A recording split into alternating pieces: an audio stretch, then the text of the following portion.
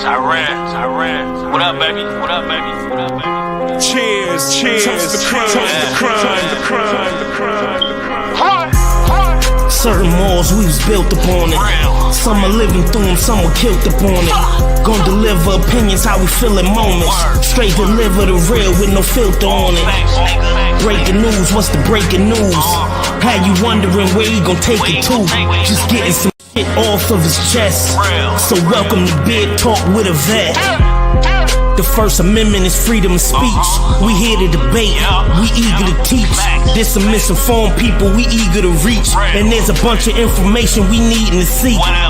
The homie Tyran got the pot on lock. Lot of props, just the equivalent of the barbershop. Some topics light, some heavy, some life, some deadly, some right, some messy. But the homie speaking his truth, so just listen. And he ain't really giving a fuck about your opinion. The mission, open your ears, you can let him in. This Big Talk with a veteran. Certain malls we was built upon it. Some are living through them, some were killed upon it. Gon' deliver opinions how we feel in moments. Straight deliver the real with no filter on it. Breaking news, what's the breaking news? Had you wondering where he gon' take it to? Just getting some shit off of his chest. So welcome to Big Talk with a vet. Big Talk with a vet, with a vet. Family Tyran Cosby. You already know what the fuck it is. No filter, no filter. Beer Talk with a Vet is a raw, uncut, and unfiltered conversation about the minority male experience. Hosted by retired U.S. Marine Corps veteran turned CEO Tyran Cosby. Whether you are a rookie in the game of life, a seasoned vet from the School of Hard Knocks, or somewhere in between, sit back and listen, laugh, or learn as Tyran sounds off about hot topics, culture, and manhood. Here's Tyran.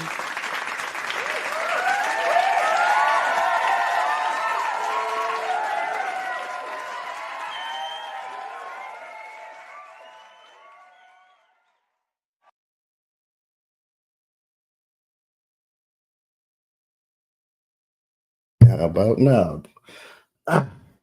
What up, good folks? How's everybody doing? Still can't hear me, huh? All right. It's a good thing I got on here early. Let's fix that.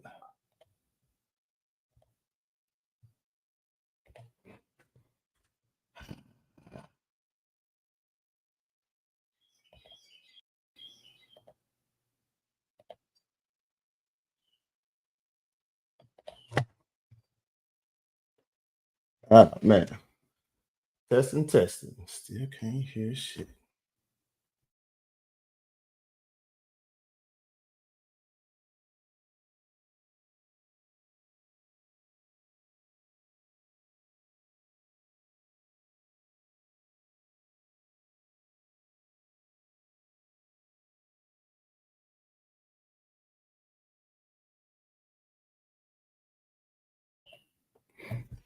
Trying to do an audio check. Still nothing.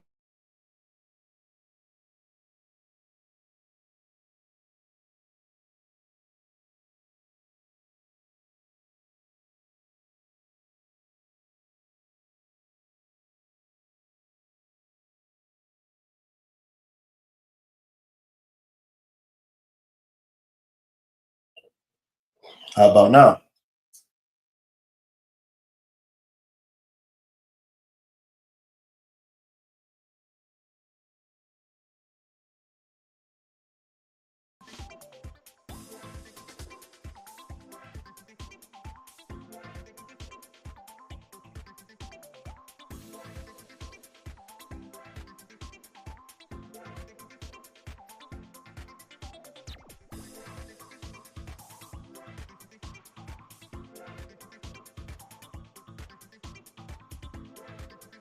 All righty.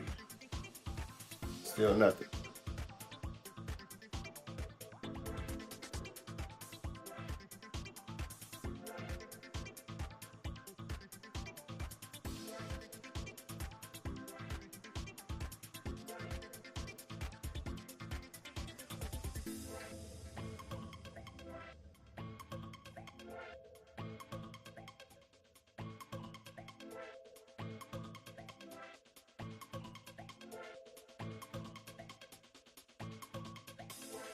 Testing, testing.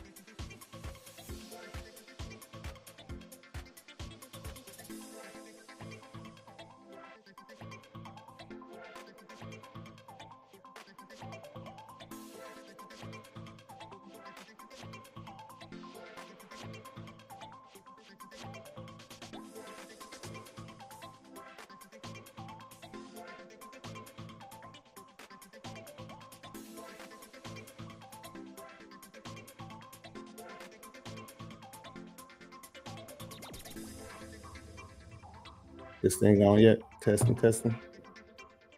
Still nothing?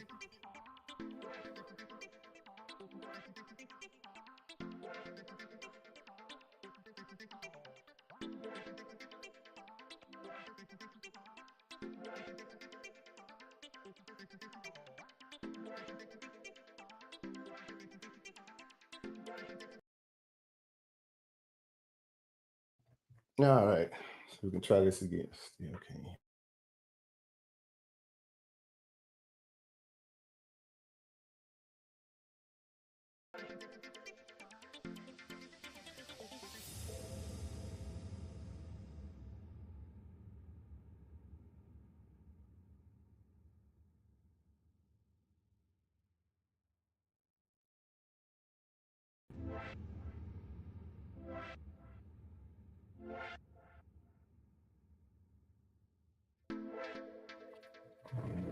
I'm trying to see here.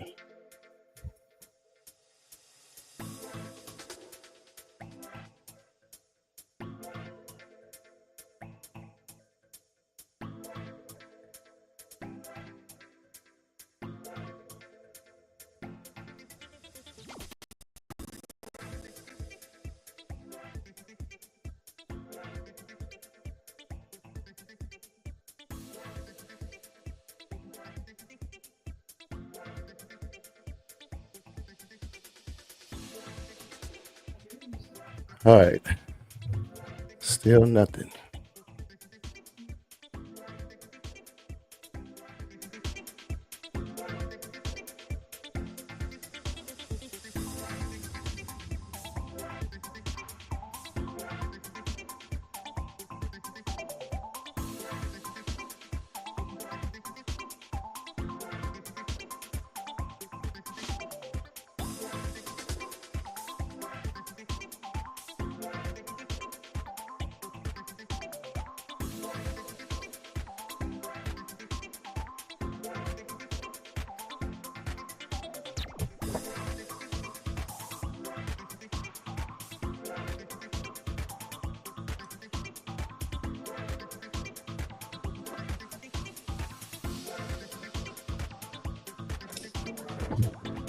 Hold on, give me a second here.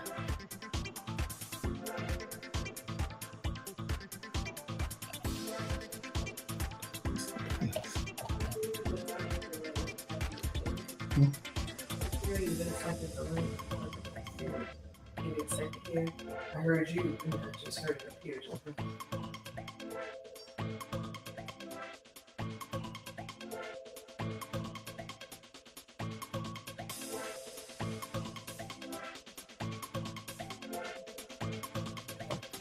All right, y'all, I'm trying to work these audio issues, so give me a second.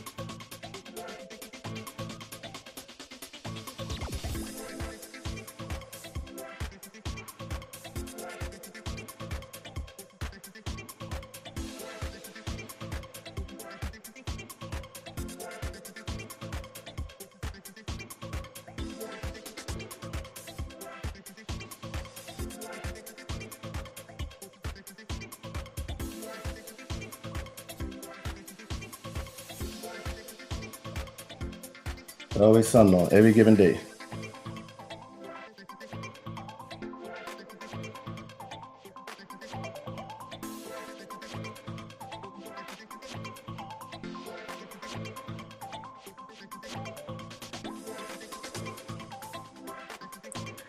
Always something on every given day.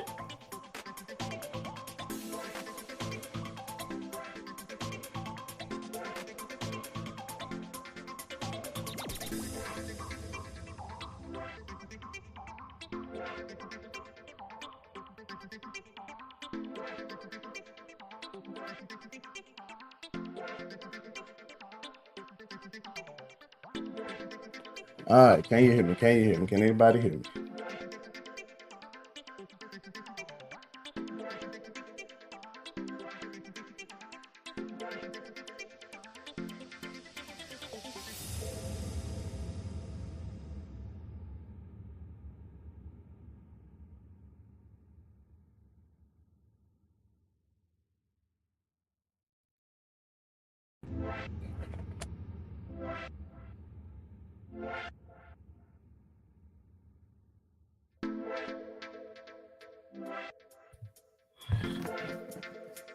All right, can y'all hear me talking?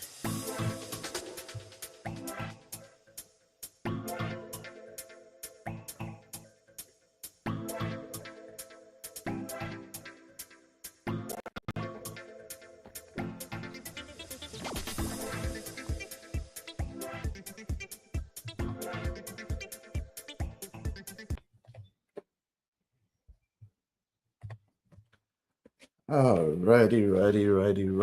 How about that? All right. I hope y'all can hear me now. Can you?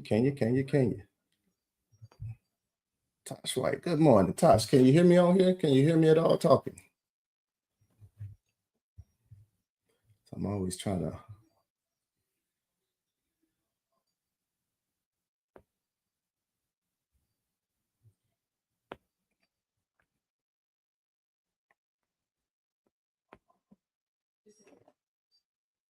All right, well, we in business then.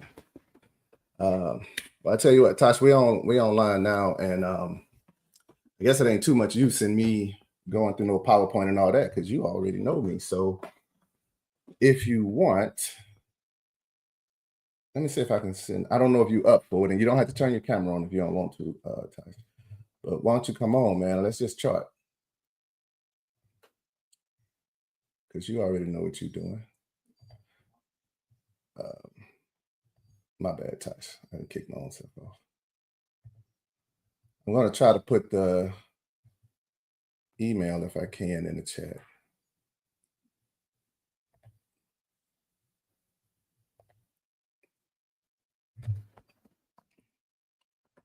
And if you will, if you want to, you can actually come on and we can just chart, man.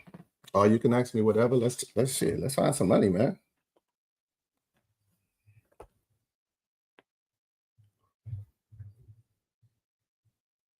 So the first thing I'm gonna do is I'm gonna show my screen, and I'm gonna just stay on as people come on throughout the day. But if you got something you want me to chart, let's do this.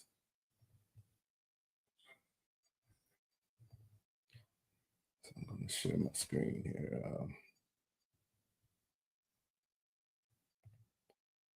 Tell you what, let's just do the entire screen.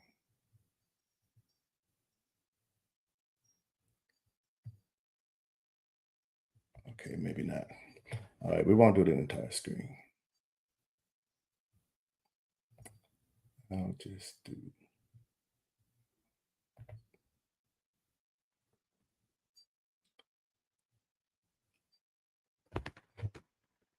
I'll just do one chart.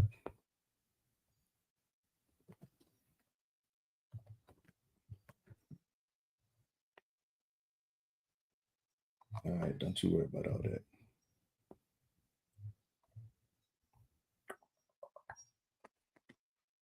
Just put SoFi in for right now. Clean that chart out.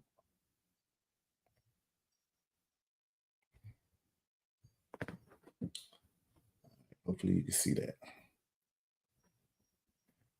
Hey, Dean. Happy birthday, you son of a biscuit. Happy birthday. Hey, Dan, you know what? I got this shirt from the PX. I got this shirt from the PX, man. All right. So what I got here? I was just going to chart, but Tasha, if you're still out there, like I say, man, just put in the chat or anything what you want me to chart, and I'll just chart it. But till then, I'll just look at something like a SoFi for right now.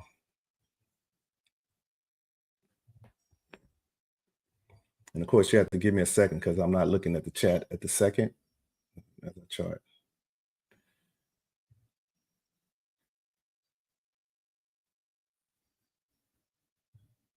All right, we're going to leave SoFi there.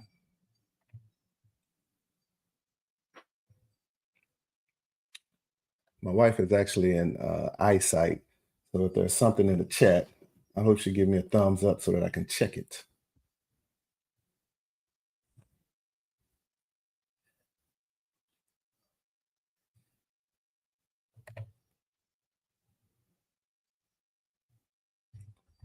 Let's go out to. So when I get to charting, most of the time, I like to take my charts out.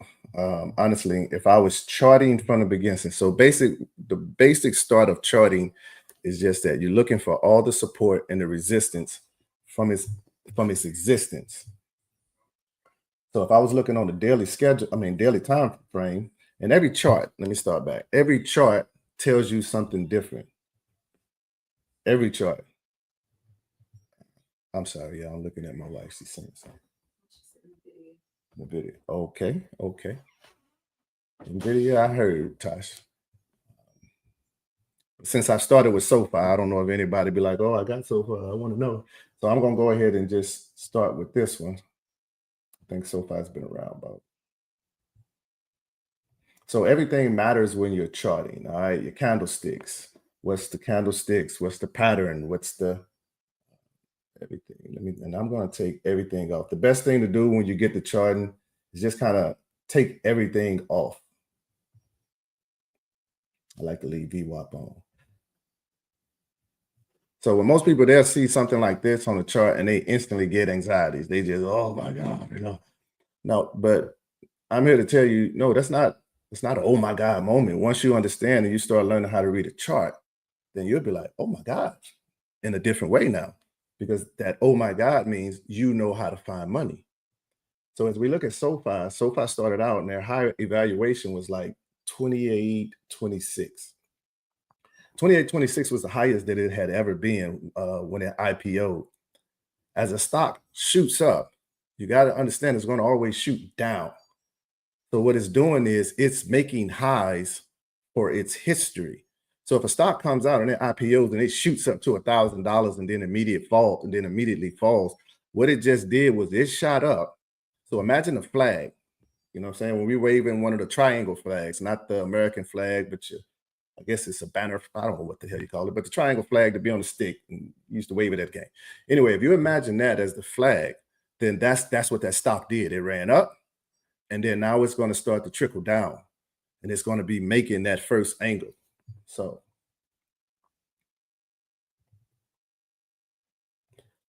instead of talking to you about it. So as I was saying, the stock shoots up.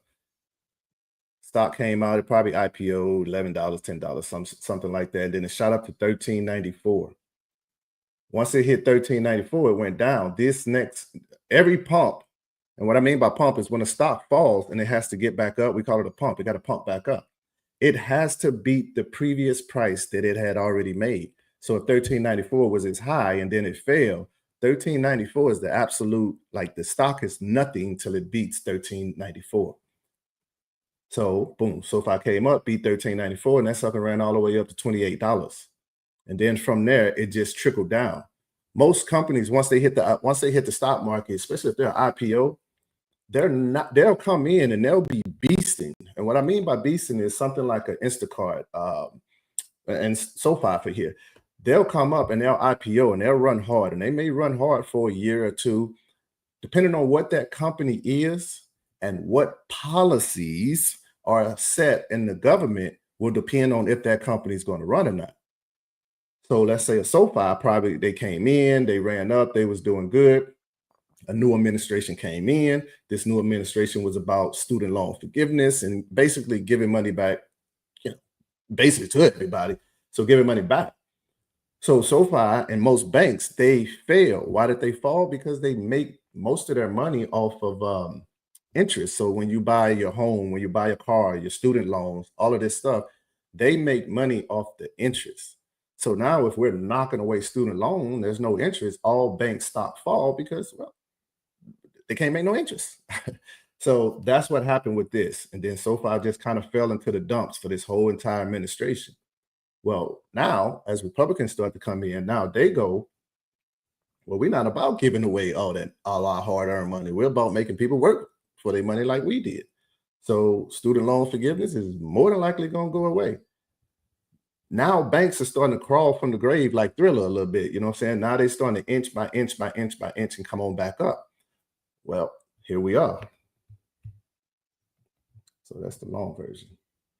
So as I say, they run up, the IPO, and I'll change this color so it don't give you too many anxiety. So I'm gonna use, let's actually use red. All right, if you can still see my chart, then as I said, stocks run up, boom, they make a ceiling. Now, each time the stock comes down, it got to try to pop that ceiling again. It got to always try to pop the previous price.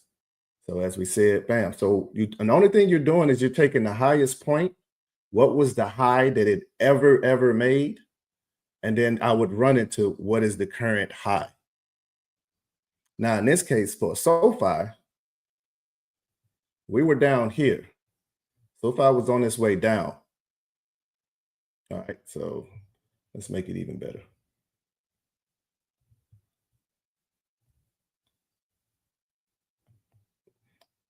SoFi was on its way down. So as I say, it runs up, it makes that ceiling. It's starting to form that flag. But she was in the dirt. So if you was a smart investor and you knew what was going on, then you knew that while this administration was in office, this is the time to be racking up on this stock because it's in the dirt. It's $5, $4, $6. This is the time to be racking up if this is the long-term play because you already know this is going to come back up. So anyway, SoFi fell.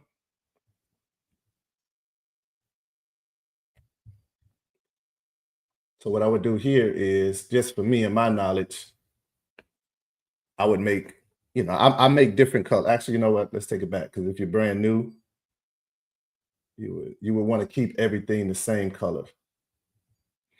And I say the same color because no matter what time frame you chart on, then I would change the colors of my charts. And what that does is that keeps you from having like 1,000 different colors on your chart. So if I'm charting 92 lines here, and then I just got different colors. Let's see, make that green. Now I'm coming here, and that's green. Right now on the out vision, that's great. But if it was me, I would leave it out. So now, if you know how to chart, you find the lowest point, and then you start making this way up to the most current lowest point. And let's just say at this time, before SoFi started pumping last week or so, we were rocking kind of in this area. So if you already knew how to chart this area, so you already know the ball game that you're in right off the rip. You already know where you are.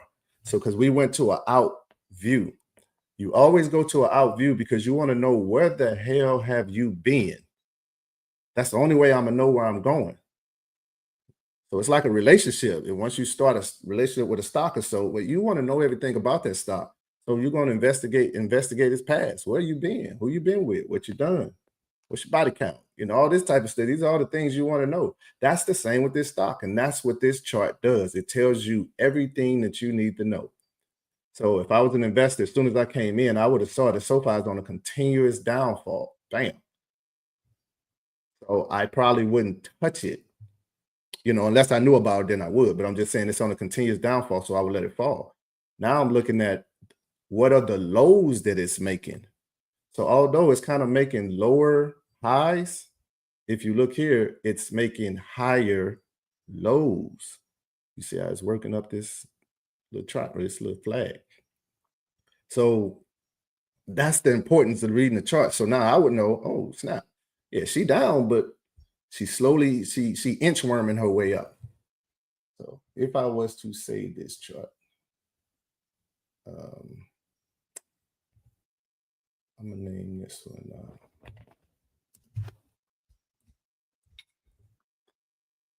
class one.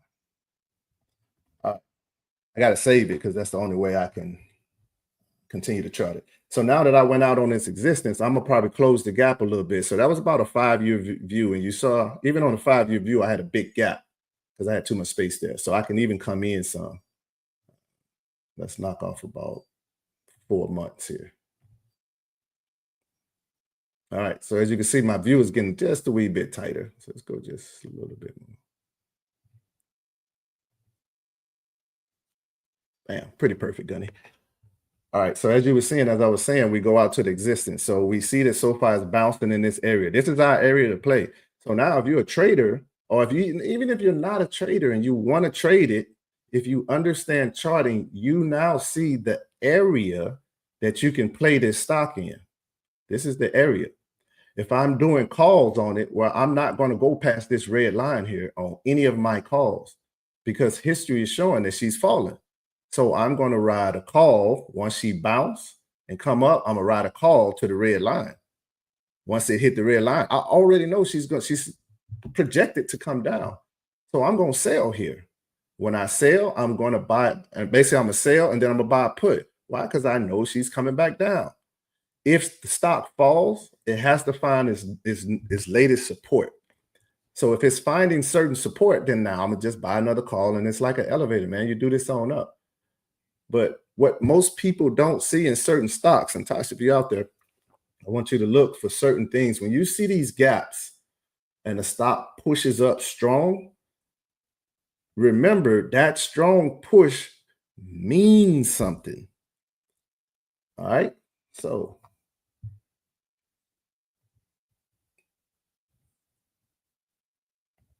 all right.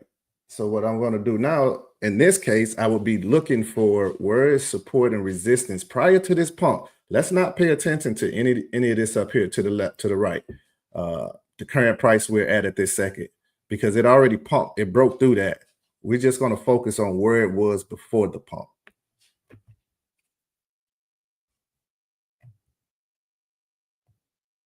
And the only thing you're looking for is support and resistance. And all support is how many times did it bounce on this line? How many times did it bounce? And if it bounced once, that's support. For the existence of this company, I don't care if back in 2000, let's just say 2000 to now, if in 2000 that stock hit $5, that $5 mark means something for the rest of its existence. All right, so I would have put this here. All right, so now once you're able to chart from a 4-hour view and you can see exactly what's going on, you can start finding the patterns here. You can start seeing, if you can see my mouse here and you know how to chart, once SoFi popped up and it rejected here, it bounced. You can see this green line that I put there started bouncing on that line and then it fell through. When it fell through, basically I would have had another line here, and which is basically this green line here. So it fell, bounced on that line, and then it played on that line for quite some time. So I knew then, hey man, so I got some action going on. So she's slowly working her way, but she could still come down to $6 and be okay. So when SoFi was at $9, $8, and all of this, I don't know if you guys remember, I make a lot of posts, I know, but I was making posts saying, hey, this mug is down. So although she's down and she missed earnings, don't stop buying it because it can fall to $6 and she's still okay. SoFi blessed us, man. She fell to $6 and then she even popped like $5 and some change, $5.75, somewhere in there. So if you knew this, that was the time to just be boss hogging and going wild. So in one of my Robinhood's accounts, I like to use my Robinhood, as I say, for, I don't know, stuff I want, TVs and motorcycle parts and stuff. I don't want to use my pension for that because I'm too cheap. So I'll do my options and stuff on Robinhood, as y'all know. When SoFi fell to that 5.9, oh man, it was like a penny bank to me, because the option that I was holding, I bought it to $20, and I bought it to $20 when it was back here at 10. Because when it hit 10 and fell, it still never broke this area. So I knew whatever pump was coming, it was going to be major. So I was just racking up. It was like penny candy to me. My option was so worthless that shit, nobody would want it. It was like 3 cents. So that means $3. So at $3, every time me and my wife would come back from going somewhere, eating out or whatever change I had in my pocket, then I would match that. I would send it to my Robinhood, and then that's what I would put on maybe my cheap options while they were down. SoFi being that. Because again, I knew that she was going to pump back up. When she fell to 6, I already knew she was already, the most she could do is 8. She could hit 8 and fall. And I'll sell. And I did. I sold a good portion. But she blessed me. She went to 8 and then fell her butt back down. But when she fell, she made a higher low. So when she made that higher low, I was balls to the wall in. Because now we see, now as we go to today, she's sitting at $13. Now, all of this stuff means something, the RSI, so on and so forth. But I just want to show you how to just understand your chart. Because when you chart from far out and now start working your way in, you already know where the stock is going at this point. It's really no guessing to it. The only guessing is the amount of time that it's going to take. Because the thing you guys got to remember, a stock could be doing absolutely great, well, everything, and the price will still fall. It'll fall because, well, the company is great, but the stock market is ran by us, people, humans. When I say ran by, it's our money that's going in there. Most of it is AI invested. So as you sit on Robinhood and you invest in it, it's AI. It's all dang AI. Ain't no people taking your orders. No, it's AI software, robotics, whatever. They're taking the orders and they're placing the orders. So I get the rambling on that part. But as you can see here, you can have a better, you kind of have a better view. So that's on a 1 year, 5 months, and 17 days. So let's just go even tighter than that now. And this is still the daily chart. All right. This is still the daily chart. So now you can see where this stock is playing at. You can even come in here and chart it even tighter. Sometimes you don't even need all of this.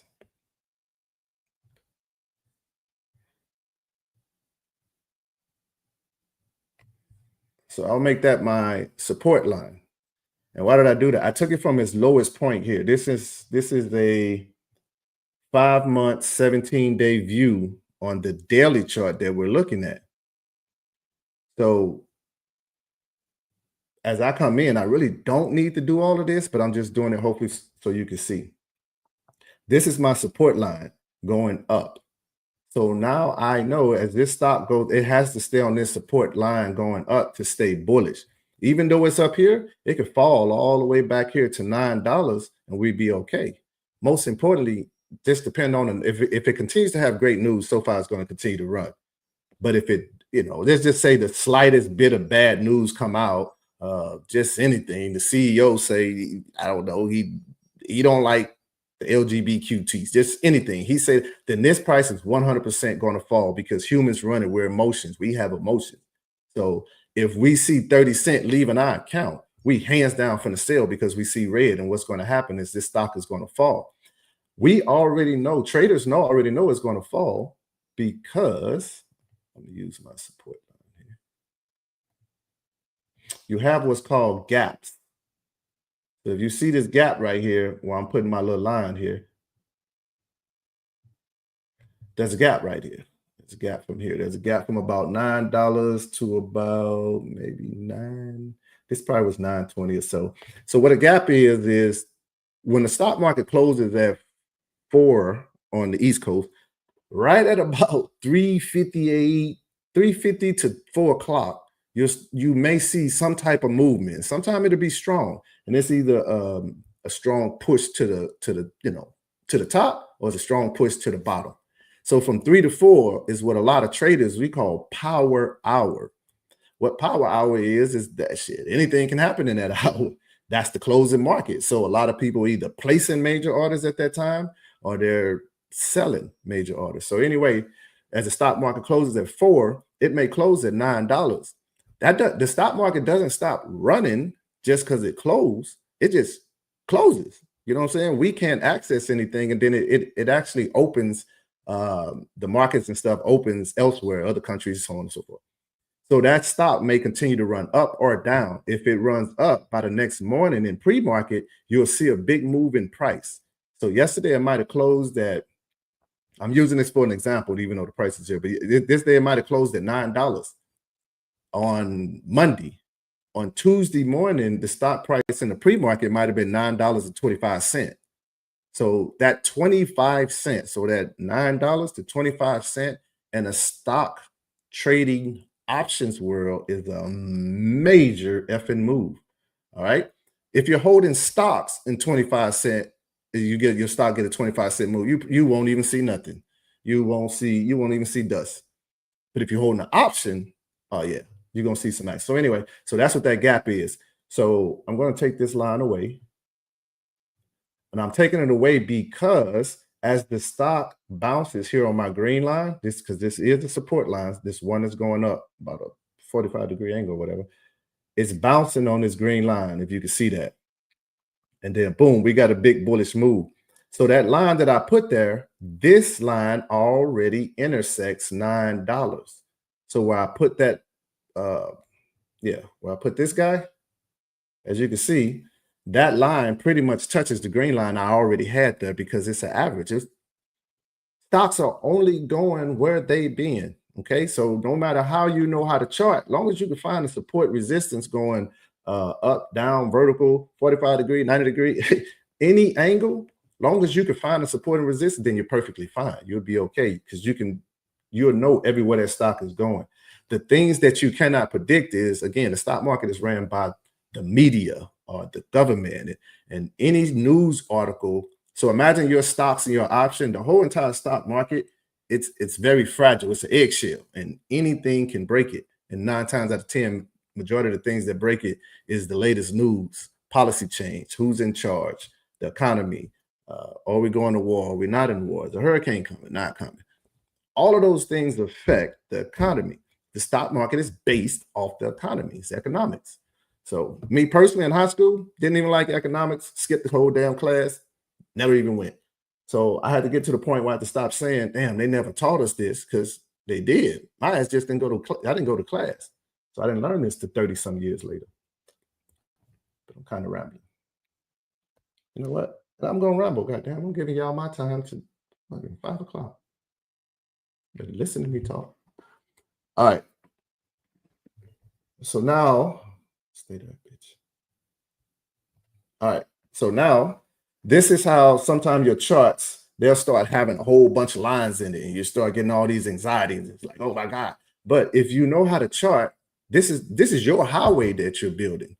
This is your highway. You chart how you chart. However you want to build your highway, just long as you can read the direction that the stock is going, that's all you need. How I chart won't be how you chart. The indicators I use won't be the indicators that you use. So at the end of the day, as long as you can find support and resistance, that's all this game is. Support and damn resistance. All right, so we got this. So I will leave this for right now, just so you can see.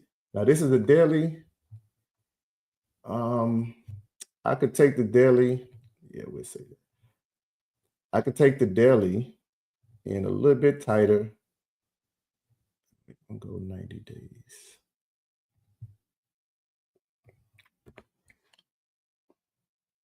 All right. So now if you you see my chart is stuff perfect, then you see the range that you got to play with from August 5th to basically Friday. This is pretty much the range you have. You would have saw that SoFi was continuously going up. So on my other chart, which I will show soon, you'll see what I charted and you'll see how I knew where SoFi was going. Boom, boom, boom. So, excuse me. So again, SoFi got these big pumps, but stocks got to close these gaps eventually. It don't mean they got to close this gap today. And when I say gap, when I say close the gap, let's use, if you can see this area here, this gap, that doesn't mean that the stock is going to fall today to close this gap. No, you see these long, if you can see these long wicks on most of these red candles, some of these other candles have it, but each candle, most of the time, they got a wick on them. Those wicks mean stuff. So when you look at a chart, a chart, and you see all these candles, you go, oh my God, close the screen. Me, I lick my chops because I'm like, oh my God, make it bigger. Because I need to see everything, because all of these wicks mean something, y'all. So as the stocks are trying to push down, most of the time, you'll see that the body, if you can see where this is, my mouse, the body is somewhere, and then there's a long wick either down or up. That means that they tried to push that price down more, but they couldn't. So the price came back up. So that's what made that wick, meaning that they tried to push it more, but it didn't go. So when you see the candles with these long wicks, now what you look for is the next candle next to it, because that one's going to tell you what direction is going. All right, so I'll use this one up here for an example. Let's take that up. So if you can see this area right here, you got a red candle, and then that sucker got a long wick. What happens is then the pre-market or the aftermarket, a stock is either running up or down. Most of the time, that long wick, it's closing gaps. So it might not have closed the gap during the day, but towards the end of the day, it'll close that damn gap. All right. So that's that. All right. My wife say, check the chat. Yes, boss. Okay. Dean, let's see what you got here. I have a question, but not exactly about the topic. Rather a stream. Would you be posting this to your page for people to revisit afterwards? I should refer you out to go. Dean, yes, I know how you are, Dean, man. I know you be busy. Dean, I'm gonna be honest. I said it will be on my YouTube page, man. If y'all know me, I am very what am I trying to say? I'm very about everybody, especially my old platoon and everybody that love me. But I'll be the first to tell you, Dean, man, my damn phone blow up so much that I'm almost ready to throw this sucker in the lake. So what happens is a lot of times I will leave it there. I'm not one of them YouTubers, I don't do this for likes, so I'm not going to go in there and try to chop it up and edit and tell y'all at what part is what. But yeah, it will be on my YouTube live page. So, man, I'm planning on going to get hammered today too, Dean. So, yeah, man, I love the hell out of you, Dean. All right, so this is kind of so far. This is the daily. We can kind of push through. Now I'm going to show you a cheat code. This is for your Robinhood accounts. If you guys got Robinhood, I'm going to instantly show you how to cheat the game of life. All right, so the first thing you're going to do is, let's close this. You're going to take whatever chart you're looking at, not chart, but stock you're looking at, and you're going to take it to its existence. Not what the hell I do.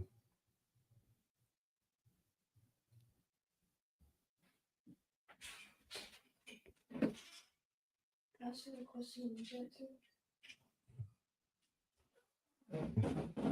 I'm sorry, I'm getting fussed at by my wife. I'm sorry. They say I'm logging on. This is still the yearly view, right? Tosh. Let me see. This is still the yearly view, right? Yeah, well, I'm on a daily, but yes, I'm going out for a whole year on the daily. So a whole year on the daily. Get back to this. Yeah, I know I'm half blind, bro.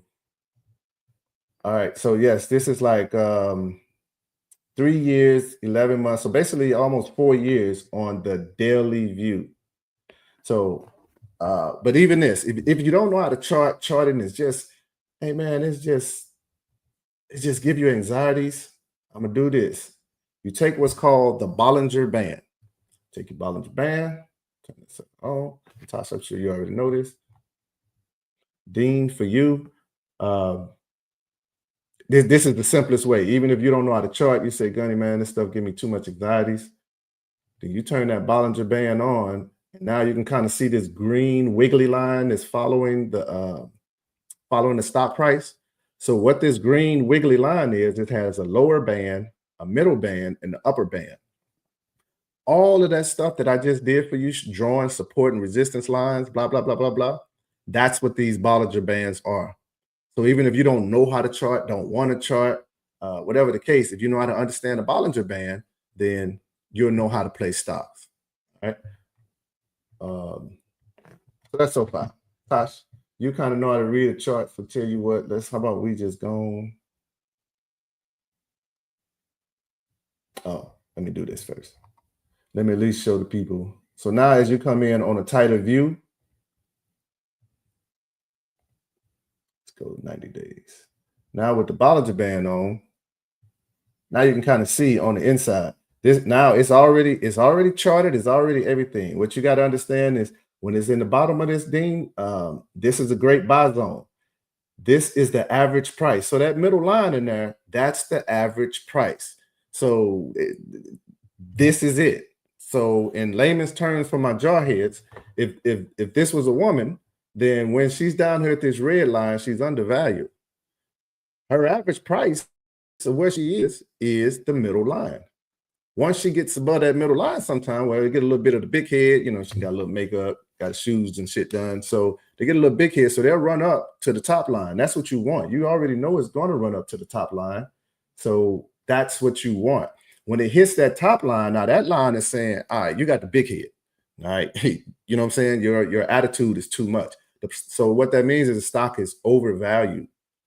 It's overvalued. Like nobody should be buying it at this price. But something probably happened to make it pump. And as you can see, you got that long wick. It wanted to go higher. So Tosh, if you're looking at any stock, NVIDIA, I don't give a care where it is. If you're looking at the Bollinger Band and you see that stock like a wick or even a long wick push up, that's saying we want to go higher. But grandma won't let us. She won't let us out the house. So you got to come back in. So what happened is the stock is more than likely going to fall. You see that long wick? It wanted to go higher. It couldn't. So as a trader, you already know the next candle is probably going to be red. And as you can see right here, that next candle, red. Now, this next candle has to basically not break the left candle. So it's always called like the strat. Some people use the strat, which is like a 1-2-1 and all this crap. I just use support resistance. So whatever you want to put to it. So, but nevertheless, this candle couldn't break the one to the left of it. All of these candles are doing is just look at this as a step. If you was walking from the highest stop price almost to where it came from, and you walk down every candle because there's steps, and you walk down of them back to the basement, that's what the stop price is going to do when it falls. It's only going back to every price that it already hit. So again, this middle Bollinger Band line is telling you this is the average price. So when a stock pushes through the Bollinger Band, through the middle of the Bollinger Band, depending on where it depends on where it falls to, then that'll depend on where to pick it up at the bottom of the Bollinger Band. So now once it goes back up, it gets over the top of the Bollinger Band. We know we're bullish now because it's above its average price. So for SoFi, for anybody that even give a damn, so that's what the Bollinger Band. What I also would do just to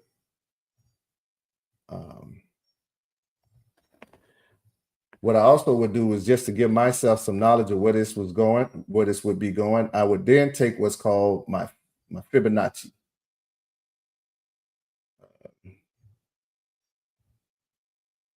And again, this is on a far out. This is only almost its existence. The fib is the same thing. I'm going from the bottom to its highest point. And sometimes I'll just go to this one. So I don't know if you can see my screen because it got writing right there. But either way, back here,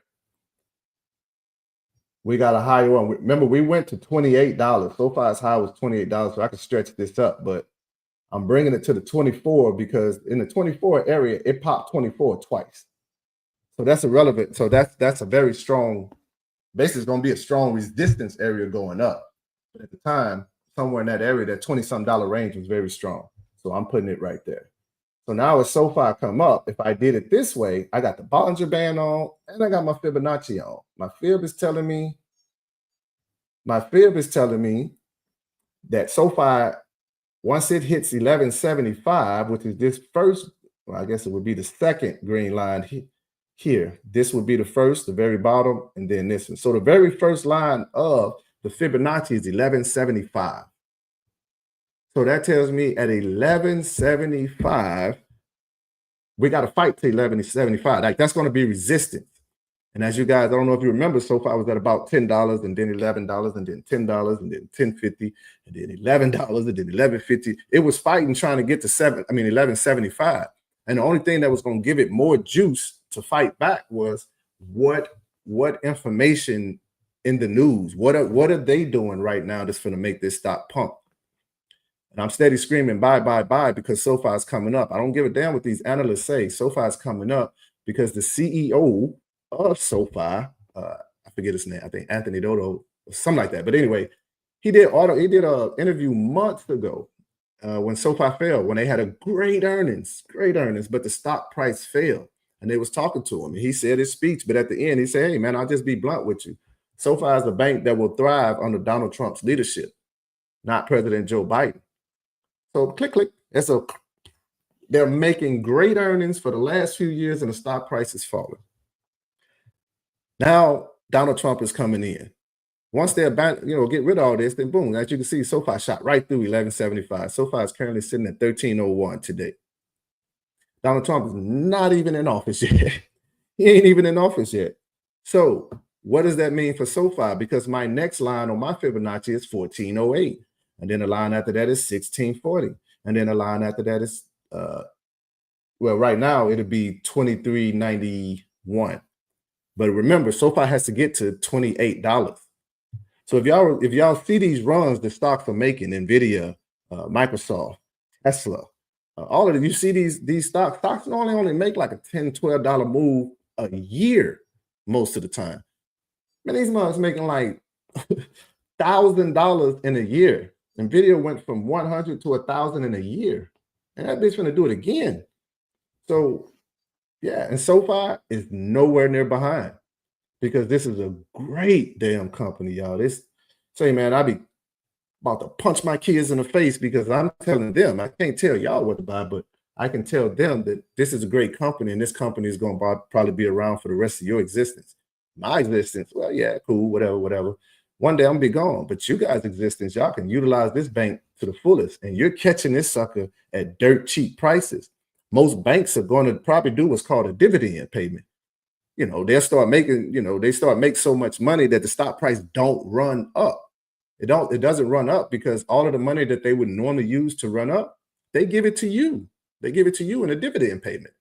So if you collecting SoFi options and stocks at $5, $6 and now this sucker run and beat its highest resistance of $28 and it run to 30, 40, you're a multimillionaire just like that. You don't become a millionaire because you're trading options on Monday to Friday and you make $1 million. Hell no. And YouTube got y'all thinking that, man. Is it possible? Hell yeah. If you can make $100 a day, you can make $1,000 a day. If you can make $1,000 a day, you can make $1 million a day. Everything is about what's your capital, what's your leverage. So it's not about anything else. It's just that, it's leverage. So if you know how to read a stock chart where I would put up $1,000, somebody's putting up $1 million. Well, in order for him to make money on his $1 million, I got to make money on my $1,000. But if he's putting millions on SoFi at $5 and $6, and now SoFi got to fight to $28 and beyond, multimillionaire. Now, he's probably billion. For us, even down here, $4, $5, anywhere in this range down here, guys, anywhere in this range down here, especially when once you start seeing these big bullish moves. So although SoFi was falling, it was big bullish moves. So what stocks do when they fall and people run from them, a smart trader, he runs to them. he's not running to him to save him because you don't want to catch a falling knife. But what these big bullish moves down normally mean for the long term is they're creating what we call an inverted head and shoulders. When they start creating those big, like violent moves down, like that sucker go from $28 to $8 or something overnight, that's a violent move down. All it's doing is just making a strong move down. It's going to consolidate, and then it's going to make a strong move back up because it fell so hard that it just went so dirt cheap. It went from Macy's to the dollar store. And in the dollar store, you was racking up. Every time they put a box out, you just bought the whole box because, you know, you said one day, I'm going to sell this. And you never did because you're a pack rat like me. But now, here we are, years later, and the damn stock is up 38 some dollars. And everything you bought at the dollar store, well, now it goes back to Macy's, and you're going to bust them in the head for the price you sell it to them for. That's how stock options are. You catch them cheap when nobody wants them because you do your homework. You're studying the company. You're listening to a company. You know they move. And no company moves without telling your ass what they're going to do anyway. On the public market, they got to be snitches on themselves because that's your money. So anyway, if you know how to use the Fibonacci and the Bollinger Band on that, you out. So that's SoFi, kind of in a nutshell. So I can show you SoFi on my chart. All right, the boss is yelling at my face. Okay, saw that. All right, Tosh, what we talking about? We say, where's SoFi at now? What is its support? Okay, good question. Good question. Yes, ma'am. Tosh, question. Tosh, I don't know why, man. My wife be kicking my butt over you.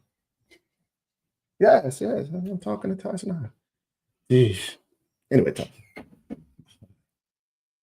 My wife be team Tosh like a mom. All right. So what I'm gonna show you on my chart. So if you see this, you see all this shit here? This is all stuff I've traded, you know, throughout my time of trading. It was way more than this as well, but some of it I wound up getting out and just took it off my chart because I ain't trading that shit no more. 9 times out of 10, because it smoked me. It took all my money from me. So I was still learning. I had trauma from it, I guess, so I got it out of there. So this is still a lot, but SoFi. So prepare to brace your eyes. Veterans Day is tomorrow. True, but Marine Corps birthday is today, bitch. All right. Tasha, if you can see my chart. This one, I like it. So this one I did, I don't know when I charted this sucker. I charted this thing probably last year. Earlier this year. I would probably say I probably charted this earlier this year. And yes, I got the white background on this one because it be changing and I fuck my colors. I hate when they do that. But anyway, as you can see on here, I'll tell you what, because I don't know what it looks like on y'all phone or your laptop. Let's see if I can change the color.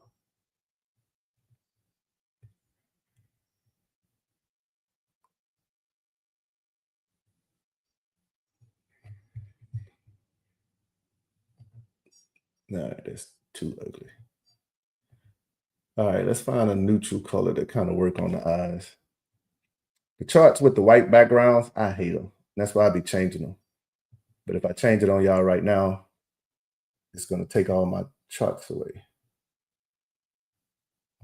About brown.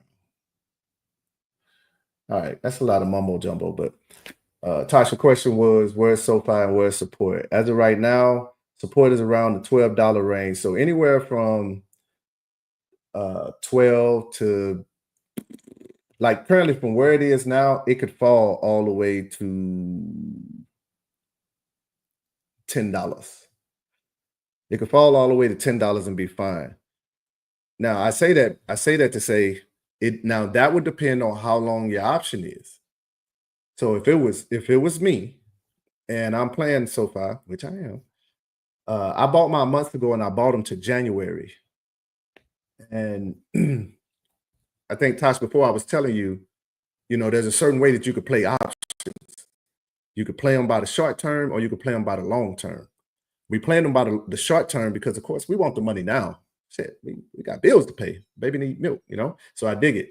But the smart way is to play the long term. And I learned this the hard way. So when SoFi fell back here, if I had been charting, and now I bought an option out of some for 2 years, then SoFi would have bounced up. So once she fell to under the 50 to 200-day moving average, I should have averaged down, or I would have been, and I was averaging down because these pops are going to be very, very great. And if we get violent moves down, then eventually we're going to get violent moves up. And you can look in the inside of this flag here. Again, I don't know how you can see it, but if you look in the inside of the flag, there's a strong bullish move in certain areas, especially right up in here. It's a strong push up. That's a flag. So from this point, from the very point that it had a strong push up, that's support. So I don't give a damn how high it goes and then where it falls. It could fall out of the absolute sky. It just does not need to break where it initially pushed up. And as you can see, SoFi ran up, and almost like a whip. Just whoosh, it's almost like popping a whip. It came down and it hit support. If we come back here, somewhere in here, bam, right there is support. It bounced off of support. There's going to be some long wicks in here, and you can see them a little bit maybe. There's some long wicks. And what them wicks did was they just went down to close the gaps that was back here. Because in order for a stock to go higher, it got to close these gaps. Because if it got too many gaps and it run all the way up to $12,000 or something crazy, then the only way to close them gaps is the stock is probably going, the company's going to have to do a stock split. Because one, the price is so astronomically high, regular retail investors like us, we can't afford it. So they're going to do a split. When they do the split, the stock price may go from $12,000 now to hypothetically, let's say $100. So they'll be like, for every stock you hold, we'll give you 50 for one or some crazy crap. So that it'll average out to still be $12,000 in your portfolio. You just got like maybe a buku ton of stock now. When they did that, that dropped the stock price. That made the stock price now be able to go down and close whatever gaps it had. You know what I'm saying? Because the 12,000 is no longer the price. Shit, fuck, price now is 100. So if it had gaps at the 90, if it had gaps all in different areas, it was able to close those. Now we're going to push up. So again, as you see this strong violent move up, you're going to get a strong move down. Bam, it found support. And what did it do? Pow, strong move up. Because when it failed, it only failed to support. So let's get a better chart for y'all. We don't want to say them changes. So you go all the way out and you put your Fibonacci on the sucker. But rule number one, and this is my chart. So don't look at it and get anxieties because I'm not going to change it. But this is the monthly chart, Tosh. Let me go back and check this chat. Okay, you can see it. All right, you can see it. All right. I'm glad you can see it. All right.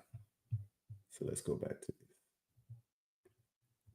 All right, Tosh. So now if you can see what I was saying, this is the monthly chart. The monthly chart, the candles are bigger because these are weeks and stuff in here moving. When we was looking at the daily chart, those were like, I can't remember, maybe every 4-hour candles or 2-hour candles or something as we're looking at them. So it's like an 8-hour process. Here, these are bigger candles because this is the monthly chart. So these candles are weeks. So on the Fibonacci here is 1287 that we needed to get to, and we was going to find resistance. So I charted this out for its existence. I put the Fibonacci up. I got the Bollinger Band. Now the Bollinger Bands on a monthly chart is a little bit different because these are bigger candles. So the stock is going to need to be around for damn near,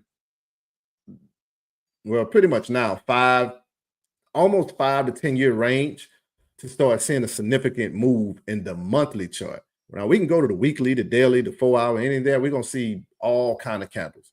But these suckers, these are the biggest ones that the chart is going to have. So it's going to look different. So as you can see, SoFi has pretty much had nothing but just red months, just red. red. Now they say, hey, President-elect Donald Trump is coming in. Market's going to shift. Now you see SoFi starting to make that transition.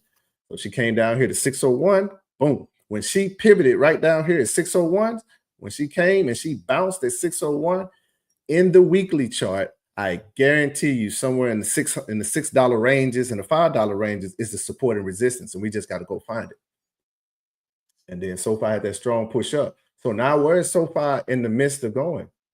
She's in the midst of going back to the 20s. But her first thing is she had to break 1287. She did, Tosh. So as you know, anything under 1287 is still support.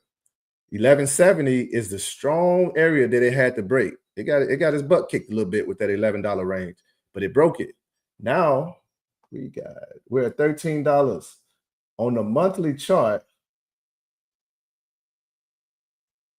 Shit. On the monthly chart, we got 1397, 1394, 1314, 1356, or 50 something. And then that's kind of it on the monthly. It don't really have too much stopping it. Shit, I don't even see no $14, no $15. It's probably a 16 there, but it's not a lot. This will be a strong resistance area. And this will be a strong resistance area. That's really about it. So that's why a lot of us traders, we have SoFi being at about $18 by the end of the year. I ain't shit you. SoFi could probably be $18 by the end of the month. We don't know, but we had by the $18 by the middle of the Fibonacci by end of year. So, okay, you see, I'm not in SoFi. So a pull back to the $10 range seems like it would be a pretty good entry point. Here's to the yeah. So let me put this disclaimer out there because I never damn did it from the first. Let me be the first to say, this is not financial advice, people, and I am no financial advisor.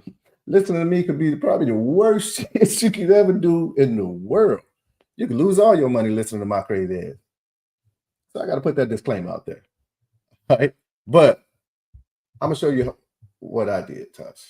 And I'm going to show you what's the simplest way that I think I would do with my money. So if this is SoFi on the monthly chart, I'm going to show you SoFi on the weekly chart. So this is SoFi on the weekly. Can I make it bigger? Oh, I can make it bigger. Did he? All right, so it's still mumbo jumbo probably to you, but understand this is my chart, so I built it and I can read it. So this is now the weekly chart. This is now the weekly chart. So as you can see, there's my flag, all right? And then bam, there's our big strong move. So at this point, the 1170 range, so on, so on, so on, you can buy. Now I have a strategy that I do. I don't really recommend it to a lot of people, but I have a strategy that I do. And what I do is right now, we don't know if SoFi is going to pull back at this second. Eventually she will, because she got a $9-some gap here to close. Just don't mean it's going to be no time soon. So for me, what I do is, depending on the price, I'll buy. So if I know that SoFi is going to go up, so if we're looking at our option chain, and Tosh, I believe you should be able to listen to me. I don't know if you're on your phone or not. If you're on the laptop, even better. But if you can go to your Robinhood or whatever the platform is that you use, I want to show you how you would do it. And we're going to go to a SoFi option. And at this moment, I'm going to tell you how I would do it to make my $1 million. So if I'm now thinking I'm a hard studier of SoFi, I'm going to ask myself, what position do I think SoFi is going in? Do I think now is this the pivot point since Donald Trump is coming into office? Or do I think SoFi is going back down? Me personally, I think SoFi just barely even putting her second shoe on. So me personally, I think it's going to violently push up. All right. So what I would do is I would go out because you already missed the pump. You missed the July to now pump. Anybody that, like few partners of mine, they got me in back during the summer when she was in the $5-6 range. They're 500, 400, 800, whatever. They're in thousands now. They're ranging from 5 to 10,000 off of that investment because they caught that $5 to the basically $13 move. So if they don't sell, they just leave it. If they just leave it alone, if they bought the option that we discussed, I won't say that I told them, but they bought the option that we discussed, which would have been into 2025, or past, then the money that they put in there, it's now like that. It was on rollerblades, for like the last 4 years learning to walk. Now that thing on a Hayabusa motorcycle, it went from rollerblades to a motorcycle, right? Crazy analogy, but that's essentially what SoFi is about to do. So I would probably push until, if I'm looking at it, I'm going into midsummer, if not into 2026. Like I'll go far out, and I'll tell you why I'll do that. For right now, if I wanted to go, I like to look at stuff to my birthday. I look at it to my birthday, my wife's birthday, anniversaries, just depending on what's coming up. I'll look at it to that date, depending on what the stock is. So if I think SoFi is just not starting to get up, let's say if I'm looking at an option right now to September of 2025 to say the SoFi is going to $20 at this very second. We don't know what it'll be tomorrow when market open. I don't even know if market open. I'm pretty sure market is open. People ain't that damn patriotic that they finna stop making money on Veterans Day. I'll be the first to tell you that. So thank you for your service. Shit. So the market may be open because that's a lot of money. So if this price holds, it is now $1.19. So we know that that's $119. If I go to buy, that has a volume of 769. No, let me back up. Here's why I live out of the money. Now, the first thing I tell you is living out of the money. And when I say out of the money, you should know what that is. If the price now is basically like $13, $12.98, whatever it is, anything past, let's say $15, and anything like the $15 and the $12 range, they pretty much right at the money. That's always your safest bet. And your safest bet is always going to cost you more. So it's just what to do. I just feel that I know how to chart. So I understand the chart. I research the companies, everything. So I live outside of the money because, well, they are cheaper, but that's a bigger gamble. You may lose all of your money on this. Me, I'm an adrenaline lover anyway, so I like the rush. I like it because if I put 1,000 up, knowing that I got at minimum 10,000 payout on that, then I'm up for that rush. You know what I'm saying? And I'm willing to lose possibly 400, 300, 200, somewhere in that range to do it. So at a $20 call right now. So the low for this option for September 19th, 2025, $20 call is 0.63 on the low. It's currently sitting at 119 now. So it's like that run up. We missed that sucker. So that does not mean it's not coming back because stock's only going where they come. It's going to have a strong push up, and then it's going to have to kind of consolidate somewhere and then push. So it may come back to 63. So you got two things to do with this. Most of the time, what I would do, 119 is not a lot of money to me. And I'm not trying to sound like I'm all that. It's just not a lot of money to me. So at 119, I'll probably go ahead. I'm going to snatch one. What's going to happen when you buy that one, you're going to instantly lose money. I don't give a damn what option you buy. If you notice, sometimes if you buy an option, within seconds, if you bought it for $10, when you look at it, you're probably sitting at 8 or 7. Yes, because it was probably only worth 8 or 7, but they were selling it for 10 or 11. You know what I'm saying? And if you bought it 10 or 11, it instantly dropped. For me, that's cool. I want to buy it at 119 because I want it to drop. All right. If I know that in the next 4 to 5 months, SoFi is going to rip, then I want to buy it out. And I want this sucker to almost fall out of the god dang on sky as soon as I do it. Because at 119, and now I got it until 2025. As long as the direction isn't currently trending all the way down, well, I know that I'm in a good place. So it should be past that. And besides, your Fibonacci's already told you what the estimated price is going to be. So at the top of your Fibonacci is right now, we're past 1206. This is 1301. So your support would be 1206. And I would say the $10, $10.50 range. So anywhere from 1206 to $10 is a great range. All right, that's our support range. So now if I buy at 119 and the stock falls to support, that 119 will now probably become like 70 or 60. That's the value. That'll be the value of this option, because the lower it go, the more worthless this option is going to become. I'm a smart trader, so I know it's only worthless because it's bouncing. I bought this sucker up. She's going to bounce. So now from 119 and now it's like 40 or 50.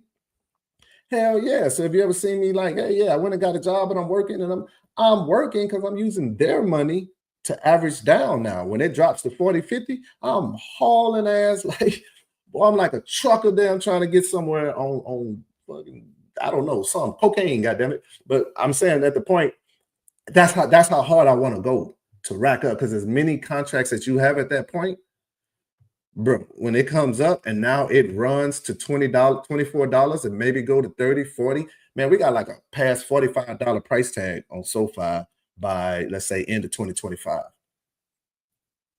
So now if that sucker running $45 and you put $1,000 in on it when it was $12, $10, whatever, you don't even understand like how your life is going to change at this point, because it's not about sitting and watching charts. No, man, it's about catching great companies when they're down.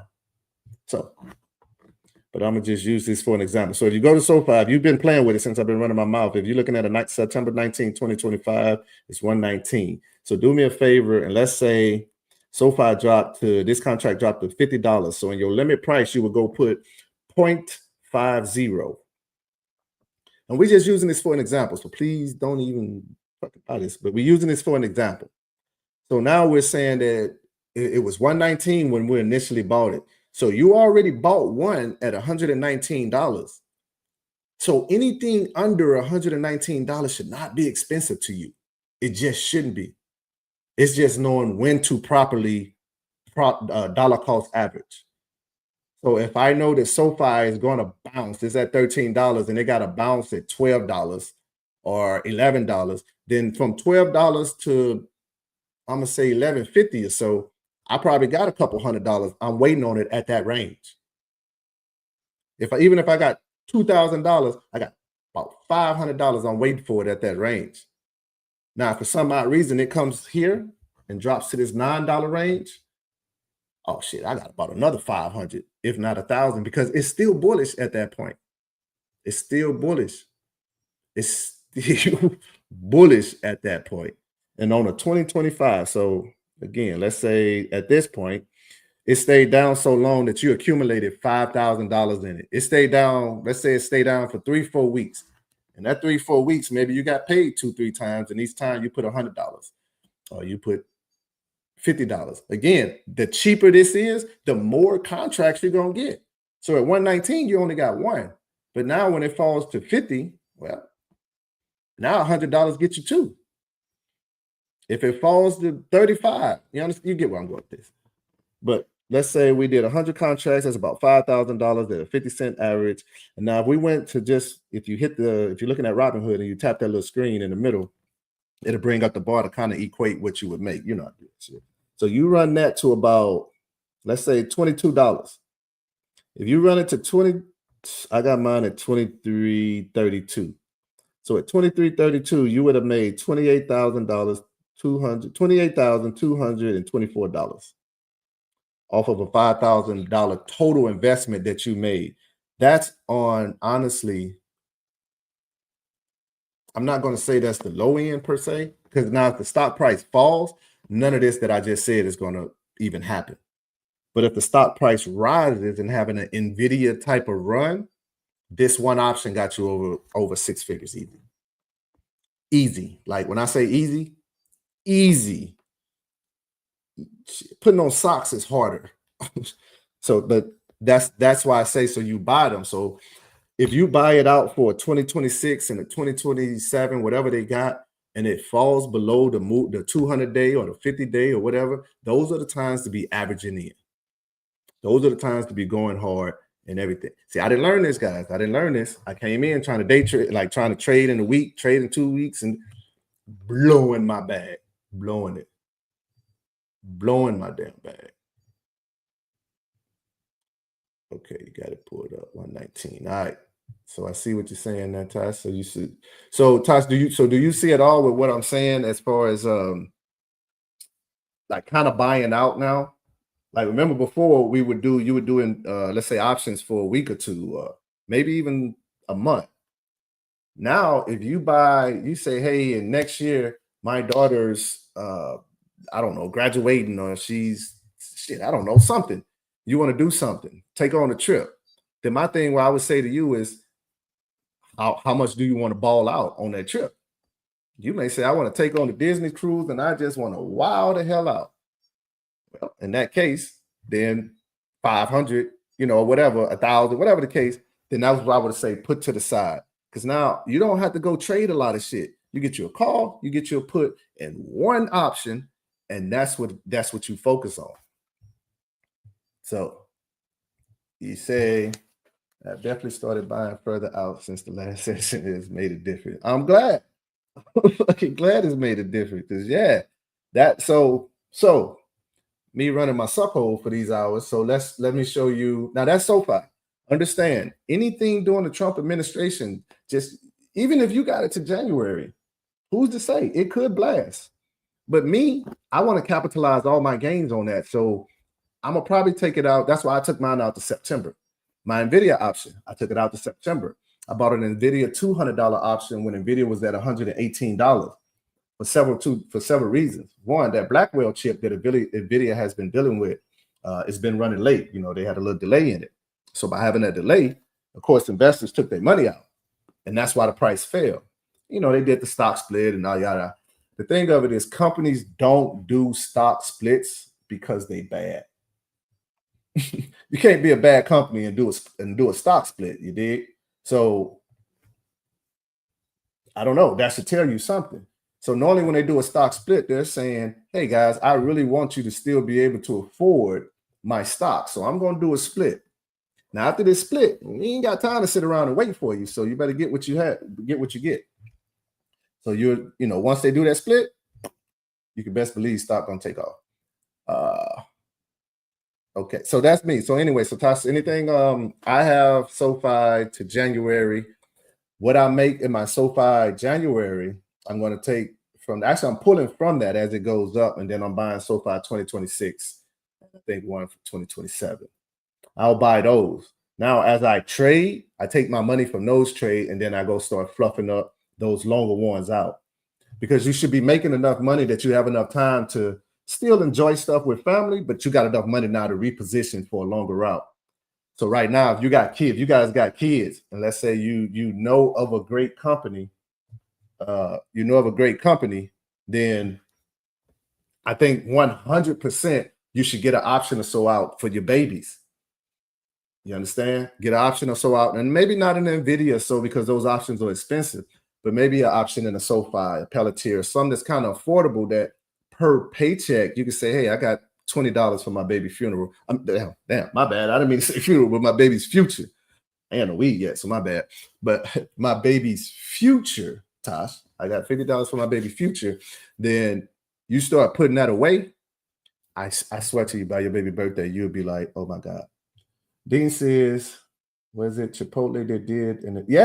Yeah, Dean, you remember that? Yes, Chipotle did like a 50-for-1 split. I know my wife looking at me like I'm crazy. I didn't mean to say that. I didn't mean to say that. But so Chipotle did a 50-to-1 split. That was bananas. So yeah. And even me, and I think I had worked out a lot of glitches in my trading at that time. And I saw that, but also I was already in other options, and I didn't want to chase a lot of options. The most dangerous thing to do in stock options is start making money, because what happened is you guys, like, you'll start using it like scratch offs. You'll be buying options left and right. So I had stuff that I was already holding from years ago that I was trying to clean up. So I didn't chase Chipotle. I didn't chase that one up, but that was insane. 50 for one. I think that's the highest probably ever. All right, so let's look at let's go to the NVIDIA again. Well, we didn't go to NVIDIA, but Tosh, anyway, so that's SoFi. So I'm holding SoFi in January. I got a $22 call on it, and if SoFi hits certain prices, then it'll probably be either close to a six-figure payout, if not higher than a six-figure payout. So that's SoFi. Oh, I gotta show you something. Okay, I gotta show you something on Tesla. This is not the chart I want. So Tesla, damn man, my Tesla. I think it's in another chart, but let me find it. So Tesla is one of those stocks that I'm not sure what is the name of this one. This one is it's like Chattel or some trend meter. So it's basically like a trend meter. So what this middle one is now, the thing that I'm looking at now is called stockcharts.com. If you don't know how to chart or anything, then you don't go pay no subscriptions and shit to chart and stuff to do it. Because it's just best to do it, just learn how to chart first before you have a subscription. But anyway, there are a lot of indicators that you can put on your chart. So no matter what trader you are, there's a zillion indicators. You guys may know somebody that's making a whole lot of money and he say that he lives by such and such indicators. I'll tell you I make a whole lot of money and I live by these indicators. You'll meet somebody else and so on and so forth. Everybody is their own preference. But what I will say is Tesla is one of those stocks that when they get in a certain area, the world runs to it. Because Tesla has a reputation of it never, ever, ever, ever, ever, ever, ever, ever, ever, ever, ever, ever stays cold on the RSI. It just don't. Not in the trader world. So even when it's cold, traders will run to it. Stock price will push up like maybe 50 cents to $1 or so, $2. Tesla's the type of stock that can run almost $20, $30 in a day on the average day. Like that's just her reputation. She's a diva in the market. Her, NVIDIA, Google, Microsoft, Meta, Amazon, all these crazy big companies, man, they run like beasts. So anyway, Tesla, so right here in this area, in this trend area, this red area means oversold, totally oversold. Anywhere in this area is beautiful to buy. On the RSI, if you're looking on the RSI, and if you remember how I say RSI go cold, RSI go hot. And the RSI is hot. When RSI is cold down here at the bottom, absolutely perfect time to buy because we know that now. So the best thing to do is we always say take your money to as far as it'll let you go out. Tesla options are very expensive, so I never really tell people to trade it. I never even try to teach them to really trade Tesla unless you already know how to chart and everything because those options are so expensive. They're so expensive because Tesla moves hard. Any stock that's guaranteed to move hard, they're not going to have cheap options. Because at that point, that's too easy to make you a millionaire. Wall Street's job is not to make you a millionaire. Their job is to take your damn money. Their job is to not help you get out of poverty. Their job is to help you stay in poverty or send you to poverty. So that's why you got to learn this game. You got to learn how to read the indicators. You got to learn how to use these indicators and all these tools they give you because it's not about what you want the stock to do, what you think the stock gonna do, what you would like. None of that shit matters. No, Wall Street wants your money. They can see if you set a set limit, if you set a set sale to buy, a limit to buy, they see all of our orders, bro. Like nothing's a secret. If you set a stop loss, they can see that. So when you see stocks go down and they'll squeeze to a certain, so when I was telling you about that wick, they'll squeeze that price all the way down. It'll trigger your stops and stuff, and you'll stop out of it. So now you're out of the trades. They took your goddamn money. Now, if you made money, you probably made a little bit and then, got stopped out. So, yeah, you made money, but it's only a little bit. But if your stop is like 10 cents below, 20 cents below or so, they're going to run that sucker down, collect all your money, and then they're going to run it back up. So you got to know how to use these damn indicators, man, to kind of predict where they're going to go. Because even then, it doesn't mean that that's what's going to happen. But anyway, Tesla was she was coming down. I had Tesla charted. Like this is from months ago. shit, probably years ago. I've been trading the hell out of Tesla. But anyway, so again, I remember telling my friends, I was like, hey man, don't sleep on Tesla, man. She said, man, she's starting to make some moves.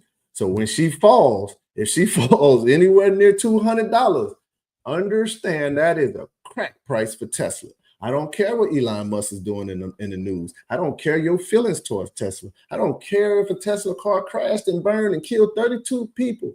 I don't care. Not that I'm heartless, but when it comes to stock, hey, when that sucker drops to that price, that is a beautiful place for you to make some money. All feelings to damn side. And as you can see, Tesla sure enough did it. She came down. She blessed us at 212. 2 damn 12. And then she never came back. Tesla is sitting at $321 today. So it becomes one of those things where people got to stop going like, oh man, life is so hard. Or that. Life is not hard. Yeah, get your ass off your ass and start understanding how to make money in your sleep. Because the people that, people in the street crying about who they voted for, those very people that wanted your vote, this is where their money is. It's behind Tesla. It's behind all the other companies in the stock market. I'm crying for it. Go put your money where they put their money. Ain't been a president to save our ass anyway. But I digress. So that's Tesla.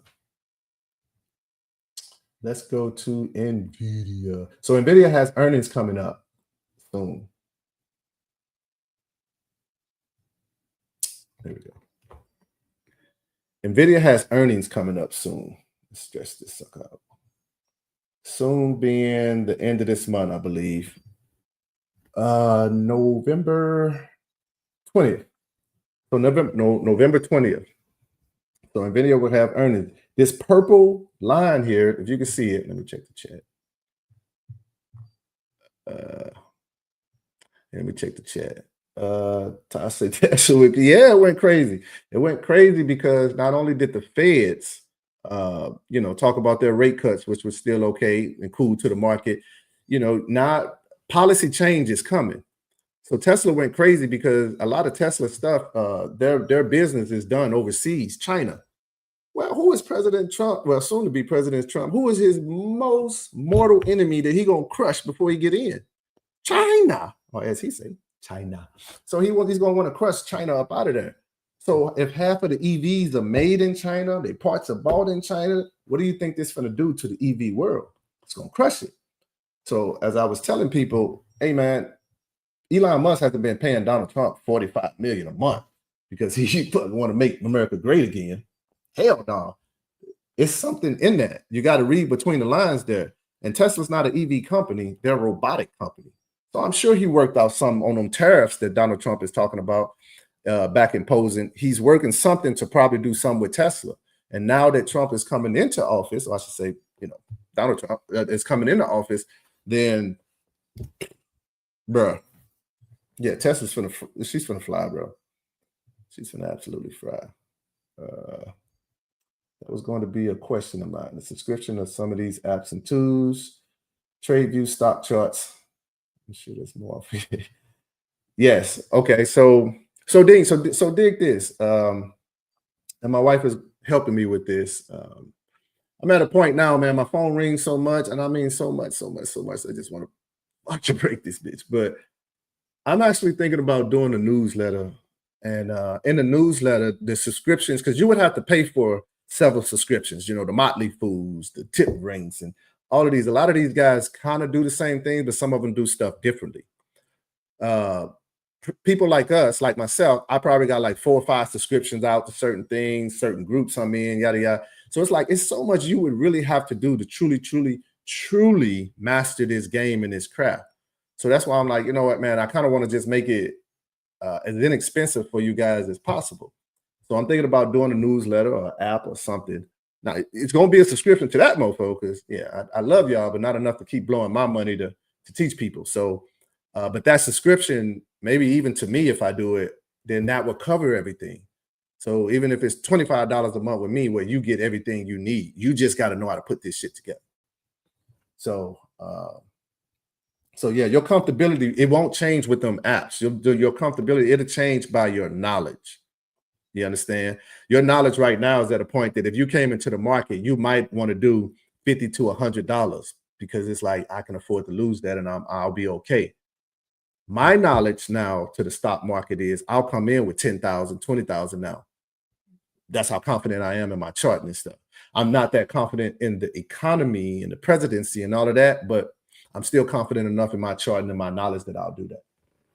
So yeah, I think I want to do that, man. I'm thinking about doing a newsletter or so, and then that just kind of cuts you guys time out. Because if I can help you make a lot of money without having to go and look at a lot of charts, then cool. And who knows, Dean? I might even open a company and I just trade for y'all. Who knows? I had to become a financial advisor and crap. But who knows, Dean? You never know what the hell Gunny gonna do. But let's get back to NVIDIA. All right, so again, this is NVIDIA on a daily look. This is NVIDIA on a daily look. Let's go. I'm gonna take you back about 6 years. All right, so on the 6-year view here of NVIDIA, you can see that she is absolutely bullish. She's absolutely bullish. Don't worry about the stock price. Don't worry about what the market say. Don't worry about whatever. On a long-term view, she is continuously making higher highs. The only way you're going to get smoked with NVIDIA is how long are you in NVIDIA for? That's the question.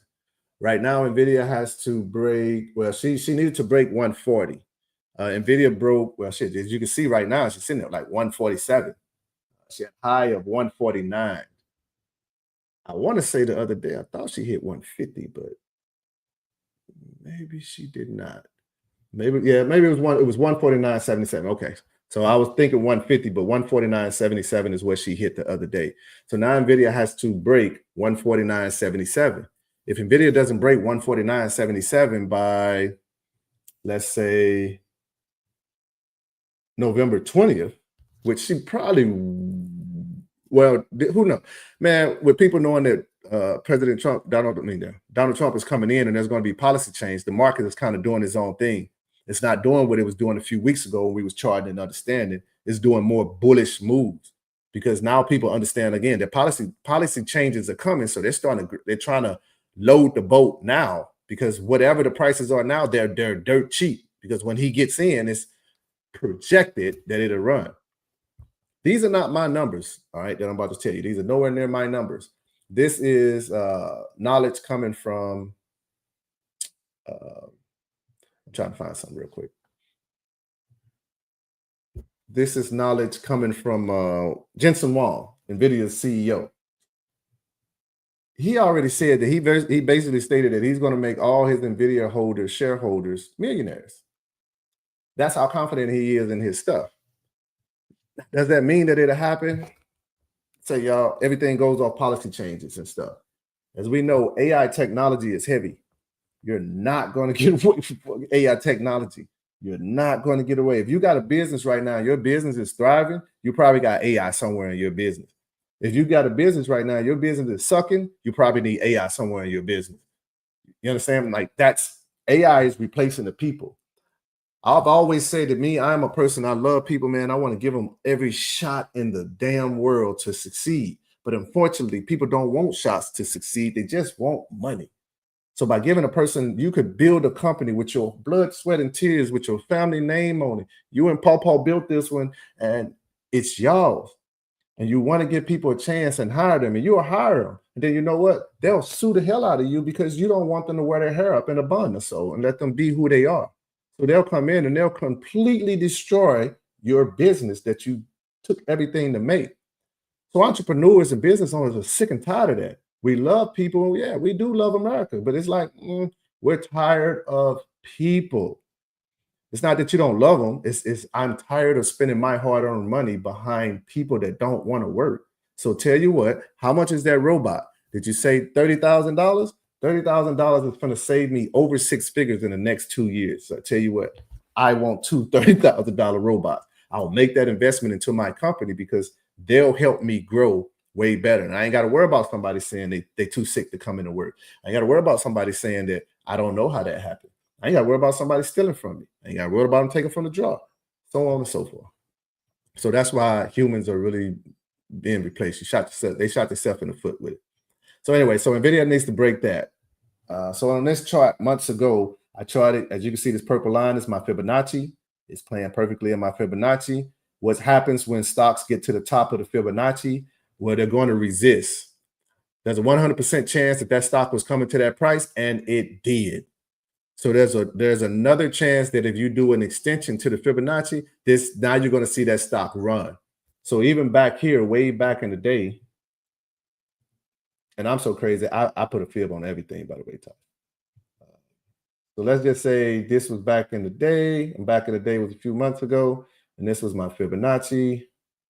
Put it there. Let's change that color to red. Let's change it to white. Maybe you can see it better. All right, so you changed that to white. So let's just say this was back in the day, and bam, this was the top of the Fibonacci. It came up, as you can see, rejected, rejected, ejected, and then eventually something happened. Great news. She took off. Now what happens? The stock runs up. Every place that it came from is what? Well, as the stock falls, it's support. Now on this one, boom, this is now the bottom of my new Fibonacci. What happens? Stock runs up. It's going to trend, and then NVIDIA is going to run up. So the numbers on NVIDIA from their CEO and other analysts is like some have NVIDIA by the end of 2025, I think 2026, at about $1,500 on the low side. On the low side. On the low side. So if you're looking at NVIDIA now and you say, okay, the price right now is 140, we already know those options are astronomically crazy. But if we do understand that NVIDIA may be at those numbers, and right now option for NVIDIA is 2026 or so is $5,000.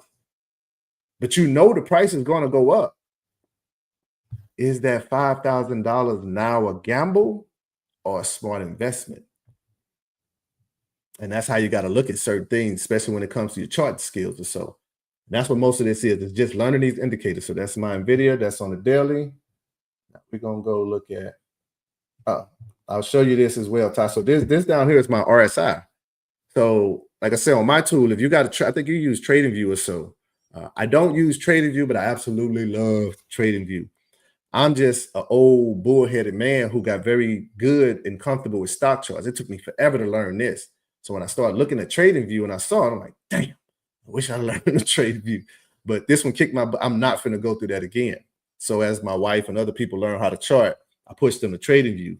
But anyway, on your TradingView app, you got different indicators that you could use than me. So on my RSI, I'll chart it. In this case, I put the Fibonacci on it and so on. So I got charts, I got support lines. So now I know in my RSI where my ranges are, where the stock is normally hot, where it's short. Where is it? Excuse me, pardon me. So if you can look here, you can see when it hit a certain range, it played that range. It poked through and then it'll play that range. So if I got in at the bottom, well, I know that I should be going to the top, and then I still know the ranges. So if it's a short trade, I know I can go to here. Once it hit here, I should get out. I should get out. You know what I'm saying? Or sell half or whatever. Because as you can see, just that, bam, stock price fall. So now we at the bottom again. What are we finna do? We finna probably run back up. This here, as you know, Tosh, this would have been that double top type of area.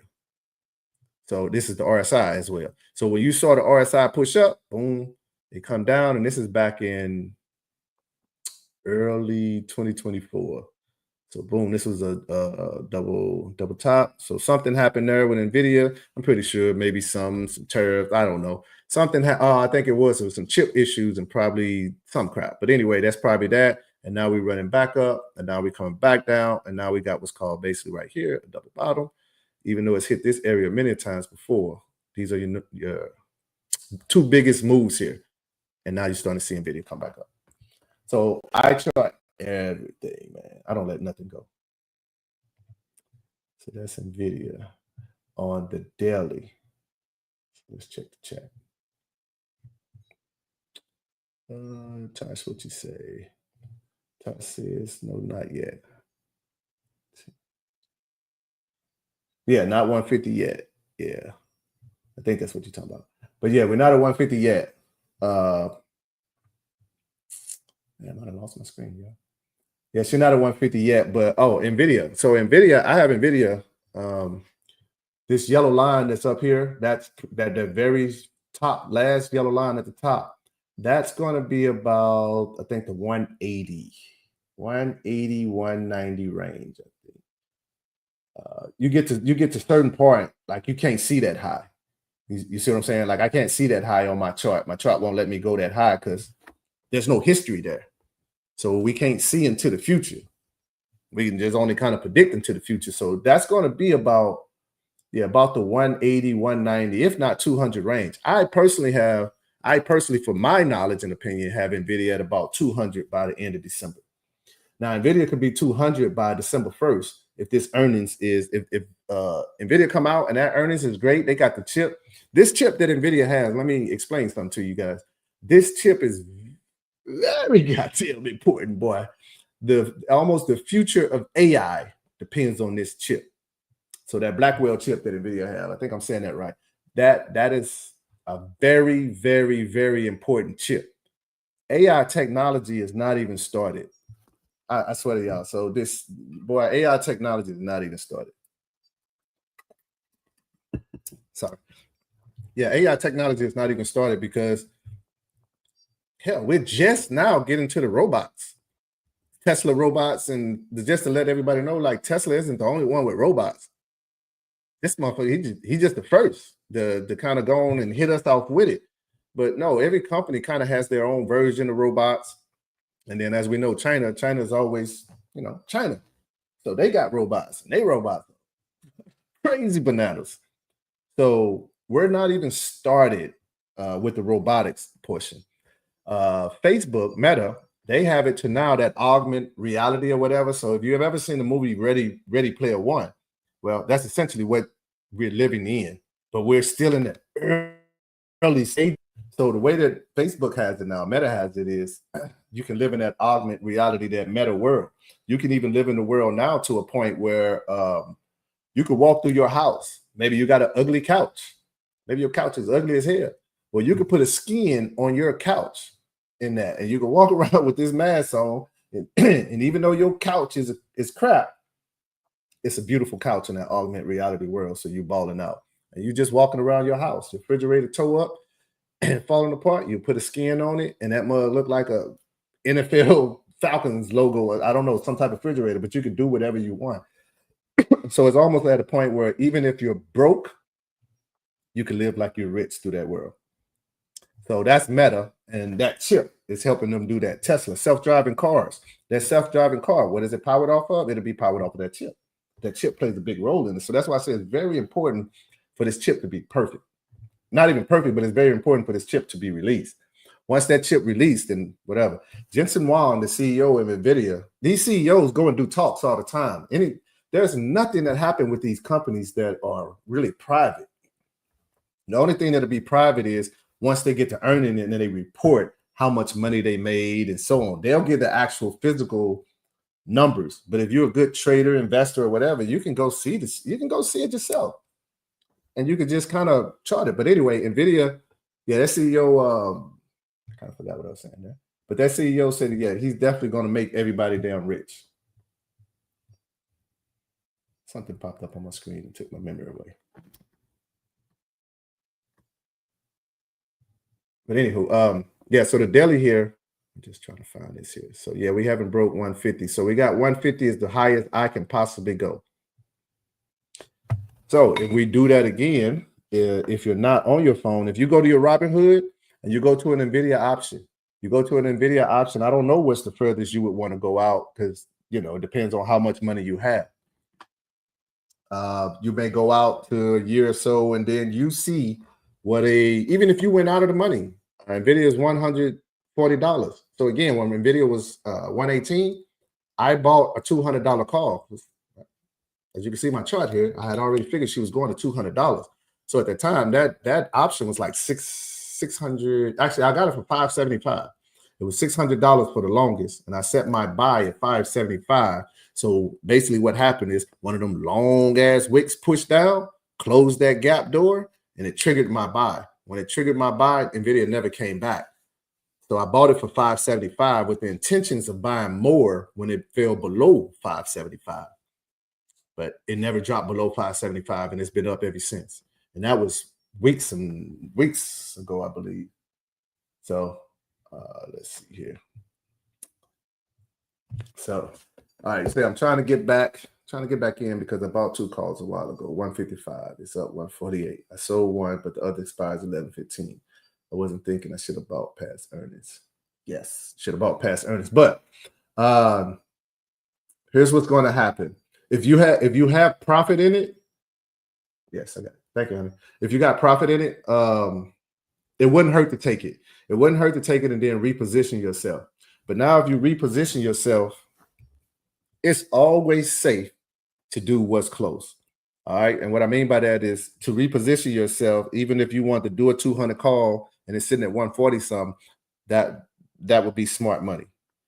It'd be expensive as hell, but that'd be smart money. What I would do with NVIDIA, I feel like we talked about so far. As a matter of fact, while my ADHD is kicking in, Tosh, I want to put these on your radar. And I'll chart them as we go, but I want these on your radar. All right. So if you could type in the phone or got a pen or something, I'll give you a quick second to try to get it. Oh, wait, I can post in the chat. Oh, yeah, I forgot. All right, I'm gonna put in the chat. So I'm gonna put PLTR. So I'm gonna put Palantir, SoFi,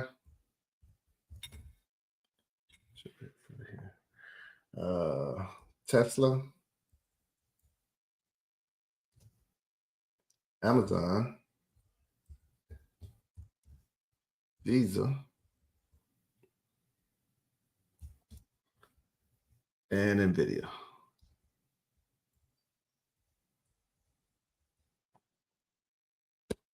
Oh, yes.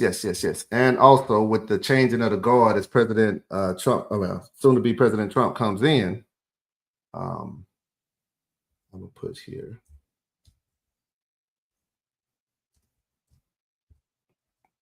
Defense stocks. Any stocks that thrive in combat. Your Boeings and all these different things. Any stocks that thrive in combat, start putting them on your radar to trade.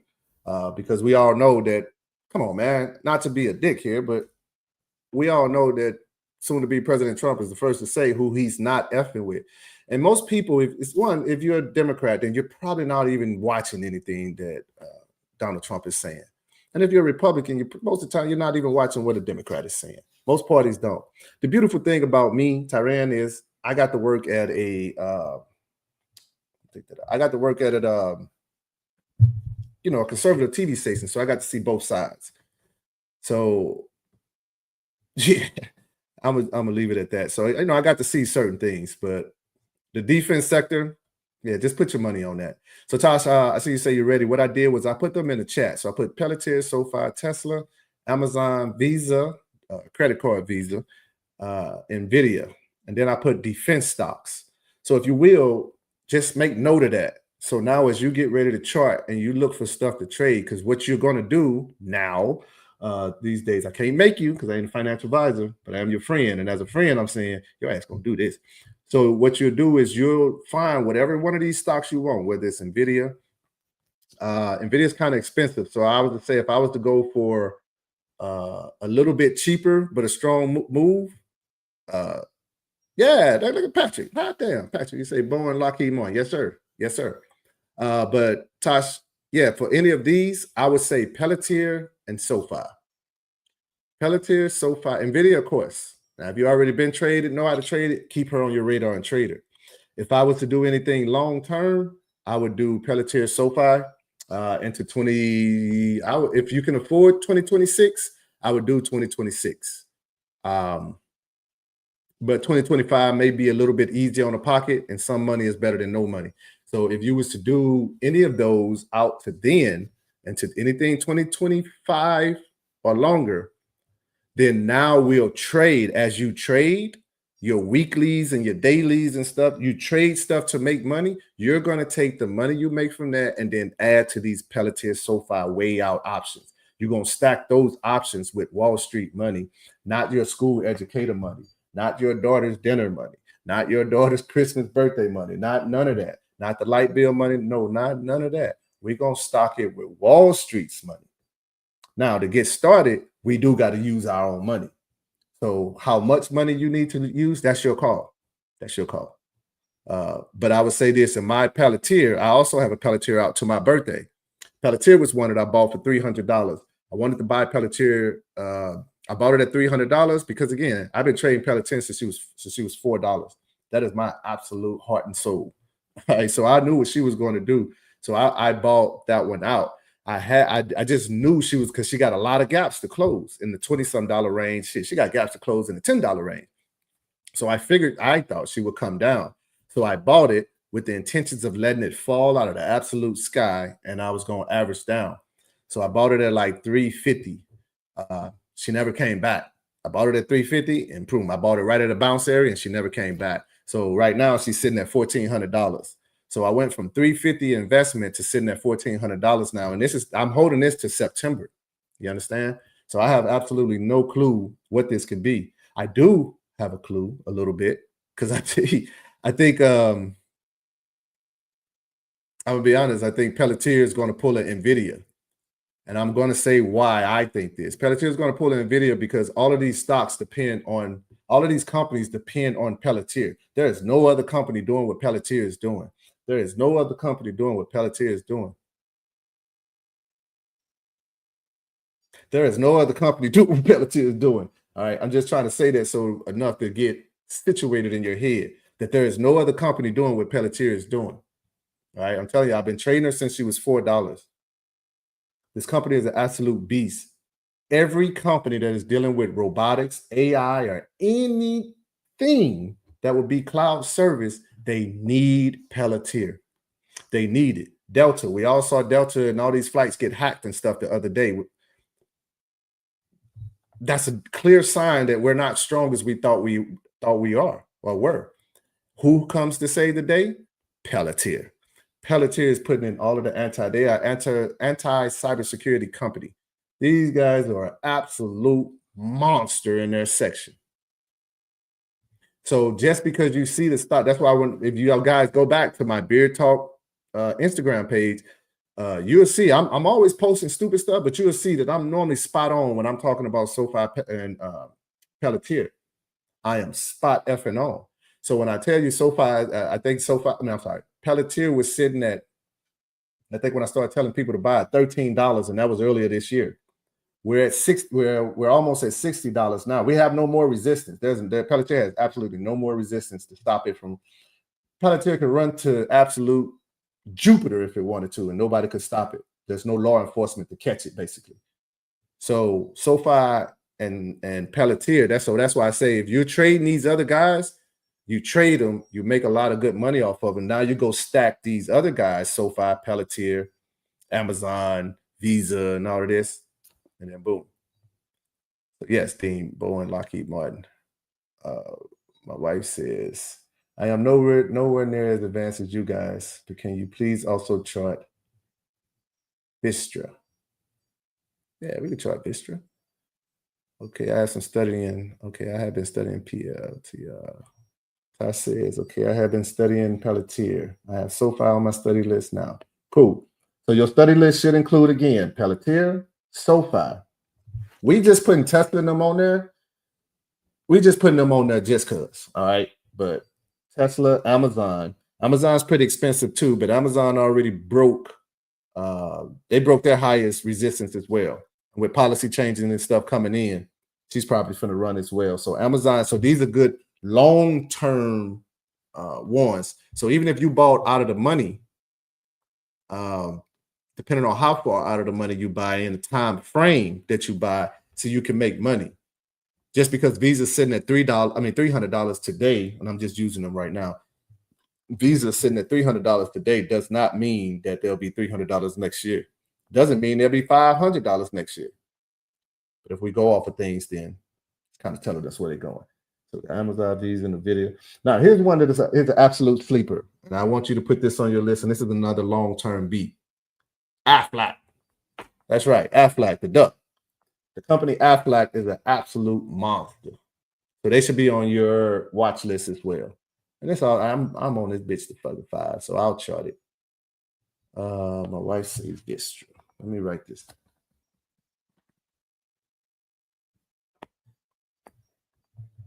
did she say? She said history. All right. And Boeing. Yeah, so actually, I thought that was Dean said that. That's Patrick said. Boeing, Lockheed Martin. Yes, Pete. Boeing, Lockheed Martin. So the thing with Boeing taking an absolute beating right now. When I say beating, boy, they are taking an absolute beating. So that beating, though, for someone that's looking to get into it, maybe long term, this is probably a great time to get into it while it's taking that beating. Because once the beating is done and they heal up, they got to get back to action.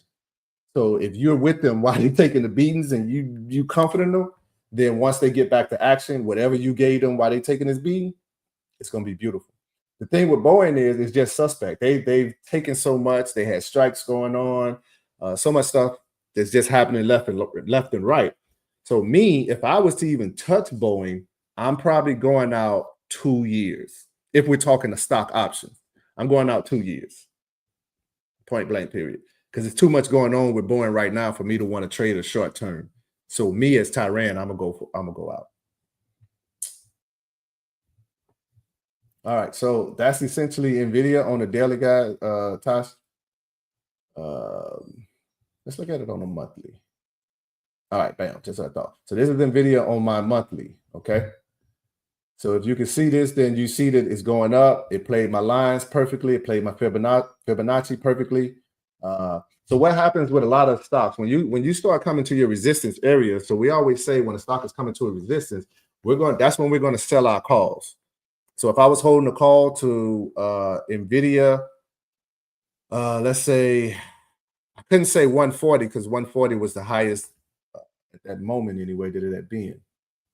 So let's say I'm holding a call to NVIDIA 120. I'm going 123 because the top of my Fibonacci is 123.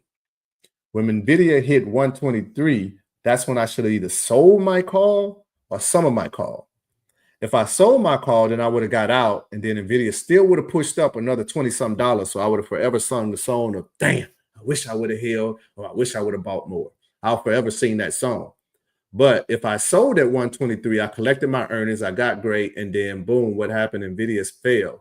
She pushed back down to support, which was like a $97 range, and she blessed us at 90 because 90 is where she could have failed and still been bullish, and she did. And she fell at 90. So whatever your profits was at 123, if you jump back in at 90, saying you were going to, now you bought it out to next year, saying that you were going to 123 because you bought it with free money anyway. So now if you got free money and you add some of your money that you was going to use anyway, you got a whole lot of money.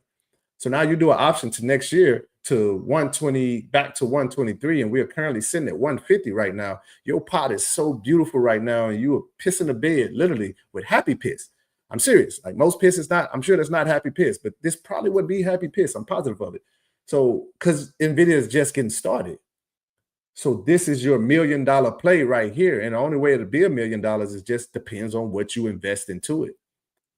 I'm positive that right here at a 5, let's say right here, you say I'm buying to next year for my baby birthday, and I'm gonna give her $5,000 because I wanted to wild out and have llamas and alpacas, and I wanted to ride an elk, and like you just wanted to be crazy. If that's the case, you put 5K here today. Whenever you did this back in June, so back in the summer when NVIDIA fell, right now towards the end of the year, your baby probably already finna get a Bentley off a $5,000 investment. So you'll be pushing, I don't know what that move, well, I'm pretty sure from 90 to 150. Yeah, you probably well over.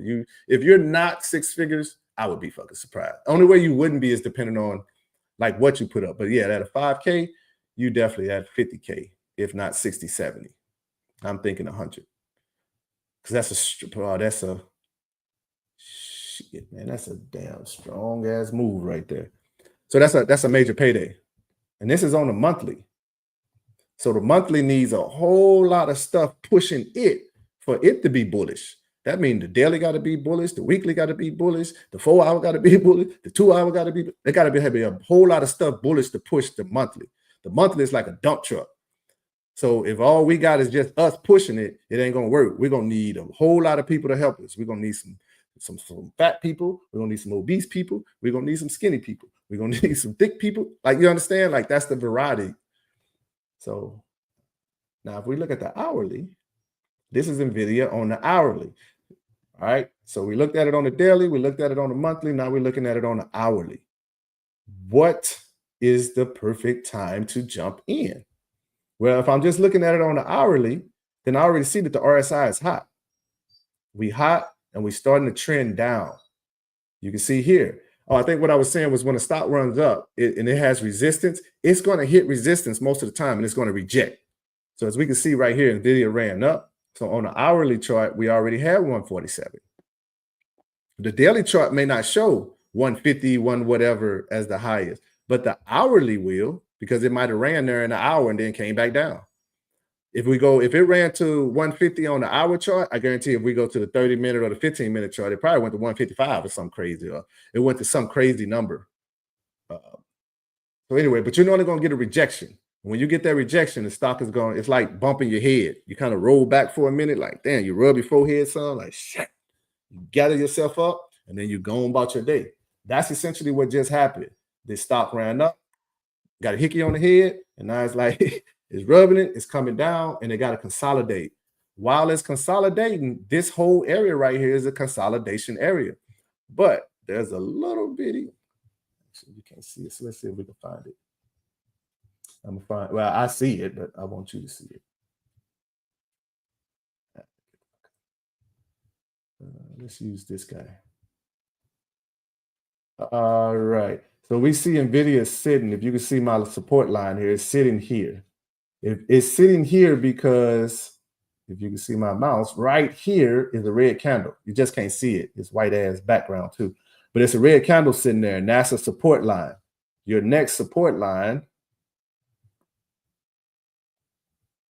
is this guy. So NVIDIA can play this whole area from 147 all the way down to 140 pretty much and be fine. Because she's going to come back and retest this. And I guarantee you her next retest, if she don't break it prior to earning, her next she'll consolidate for the next few weeks. And then her next retest will be right around earnings, or unless some article come out saying what they're going to release on earnings. It's a secret that NVIDIA is holding it. Then that type of stuff spooks the market, and people want to get in early so that they can catch the run-ups. So now the prices start creeping his ass back up, and it's going to probably hover right at resistance until the news is broken. If the news is great, it's going to blast through like a Claymore mine. It's just going to blow up. But if the news is bad, you're going to see it reject, and then it's going to fall all the way down. It's going to probably fall back somewhere down here. So I will be thinking, so where would I be thinking NVIDIA is coming to if she was to pull back? I'm thinking before earnings, she should definitely hit the 145 area, 146, 145 before earnings on the 20th. So those are good areas to average down in. So that's the hourly. Do I want to say that? No. So this is NVIDIA. So now let's check the chat. All right, nothing in the chat. All right, so that's the hourly. So now if I want to get in, I will go to, let's say, the 30-minute. Ew, look at that one. So that's one thing about stock charts, though. I don't mind it, but sometimes it'll change the color of your background. I may be able to change the background to help y'all eyes out. Give me a second.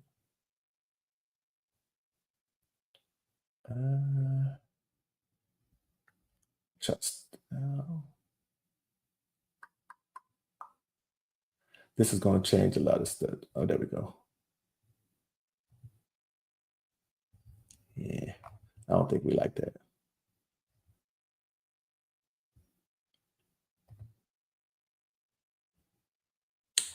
I personally like the dark background. But although this is looking like a bunch of mumbo jumbo, this is a 30-minute chart, and we're looking at it on a 9-month, 28-day average. So I'm already pretty much charted on it, so I'm not going to add nothing. But now I'm just going to take it into closer look so that these candles can open up.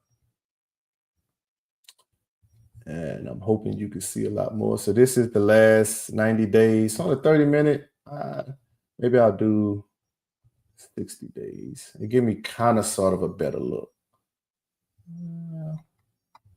Being that I'm charted, let's just go to a 30-day.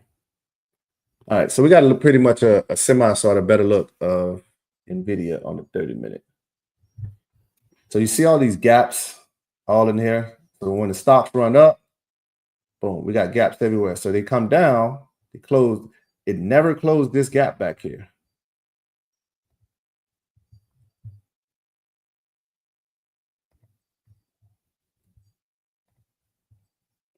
So NVIDIA came up, there's a gap right back here. You can see this gap right there. It came, it rose support, and then it bullish pushed back up. Then boom, it bearish dropped. And then it came back pretty much to the same support area right here because it was trying to close this gap right here. And it couldn't, at least not on this chart, not on the 30-minute chart. So we back at support. You kept seeing these pushes. Get back here. So when a stock breaks resistance, resistance now becomes support. When a stock breaks resistance, resistance now becomes support. So as you can see, boom, bouncing, boom, bouncing, boom. We finally fell through, and this violent drop here closed these gaps. It closed this gap back here. It closed that sucker. It was like, I'm gonna close it one way or another, and sloosh, slam the door closed. Got it. So now in this process, there was almost a gap here, but it looks like they might have closed that. But nevertheless, it started trending this way back up, right? And what happened? Because now, as you see it going back up, you see this gap that it made back here? It made a gap right back here in this area. As it's going up, where this line is, I'm gonna make it green. Boom. What this green line is, if you look back here, this area right here is closing that gap. So now as we go up, this right here, boom, gap closed. So now the gap closed. So when the gap is closed, that's essentially saying you now have permission to leave friendly lines. All right. So now when you leave friendly lines, what happened? Now we got a violent push back up. We got another damn gap. So stock fell. As you can see, my green line here is the 200-day moving average on this. So it fell right to the 200-day moving average. Now, for something that you don't know, and Tasha, I think you got this, but if you don't, understand the 200-day moving average is probably the biggest trampoline out there. And sure, there's probably other, you could probably do a 300-day and a 400-day, but basically the 200-day is normally the one that we would use. That is the biggest trampoline that there is, meaning that if it's a very important thing. If the stock is below the 200, then it's going to be a very, it's like having brick on top of brick on top of brick of a resistance ceiling. So the stock is going to have to be strong as hell to push through the 200-day moving average. So if it booms through the 200-day moving average, now when it comes down and lands on the 200-day moving average, it's like the Hulk just jumping out of the ground, and he's laying his big ass on the trampoline, and he boing his ass right back somewhere else. That's what normally happens when it hits the 200-day moving average. It comes down, boom. Because as we can see back here, it finally broke. Because back here, when they had that violent push, all of these little push-ups was trying to break that. It was trying to break the 200. It couldn't even get close. Right here, it tapped. Like I said, we're going to have a rejection. Got the hickey on the head, came back, rubbed his forehead down here. He came back like, hey, man, I'm bringing my brothers this time. And he came back, boom, pushed through. And sure enough, once he pushed through, he hit that he hit another wall. But once he closes the door, it's like they almost open another door. And this is what the stock does every day for the rest of its life.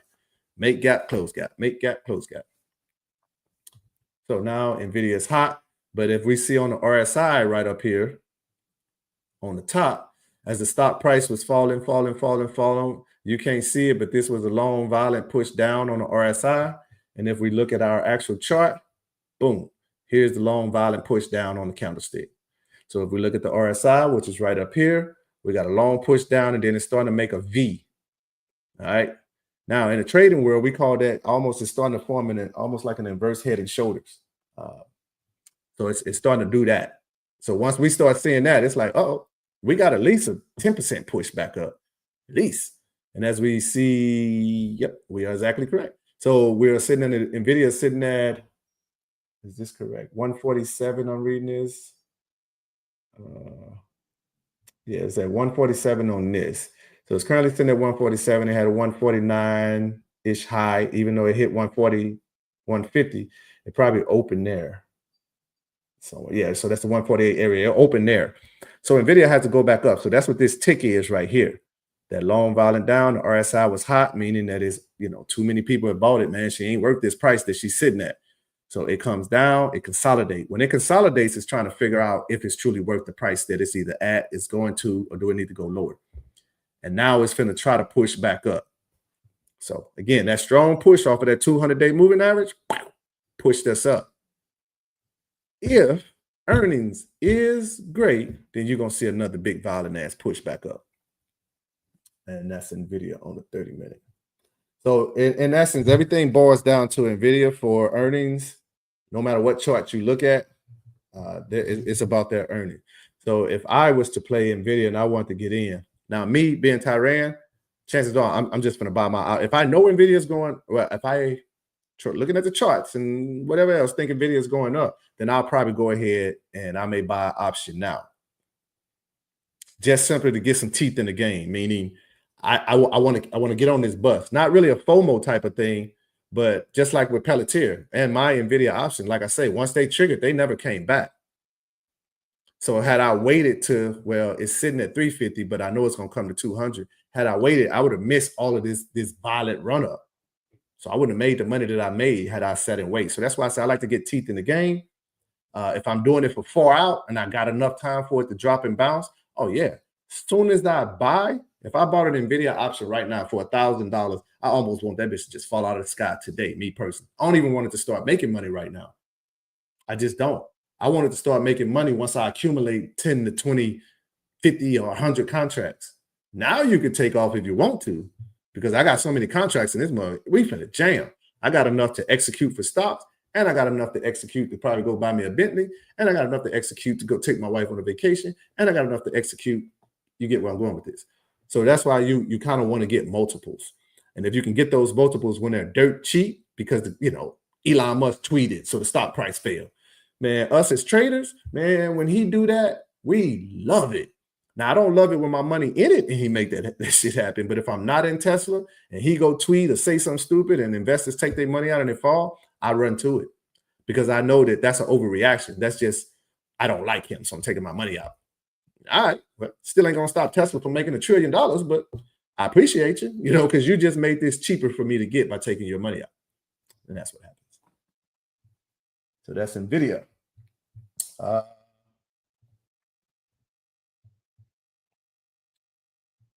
right, Tax, you say I have 146.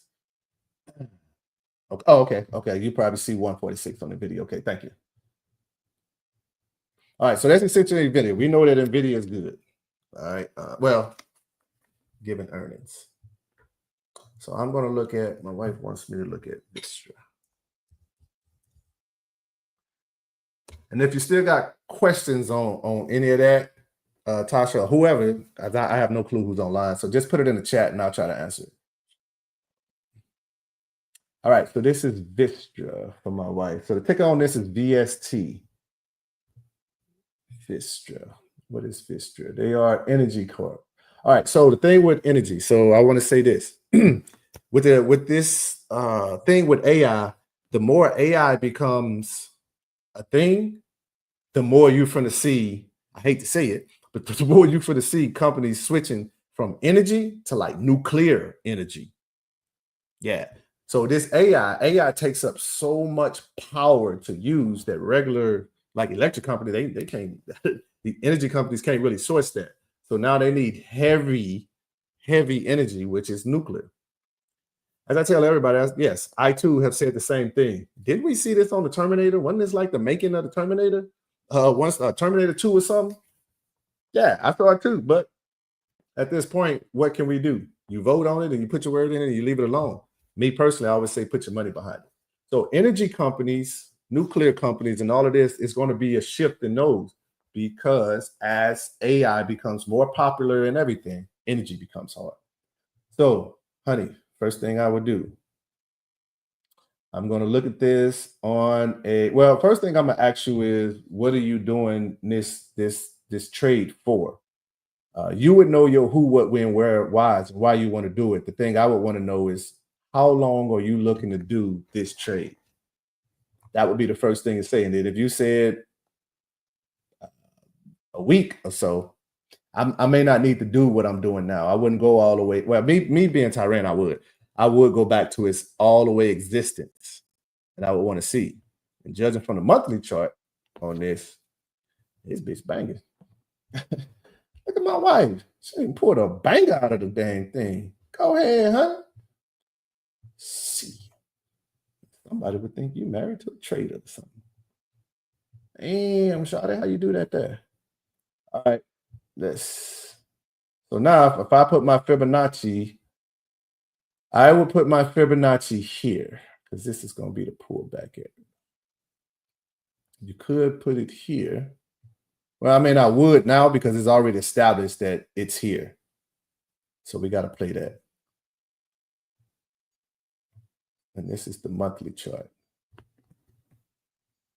All right, so this area. So it's kind of like I don't need to put all of these lines and all of this type of stuff, especially not on the monthly per se. Because the monthly, you're not really trading the monthly.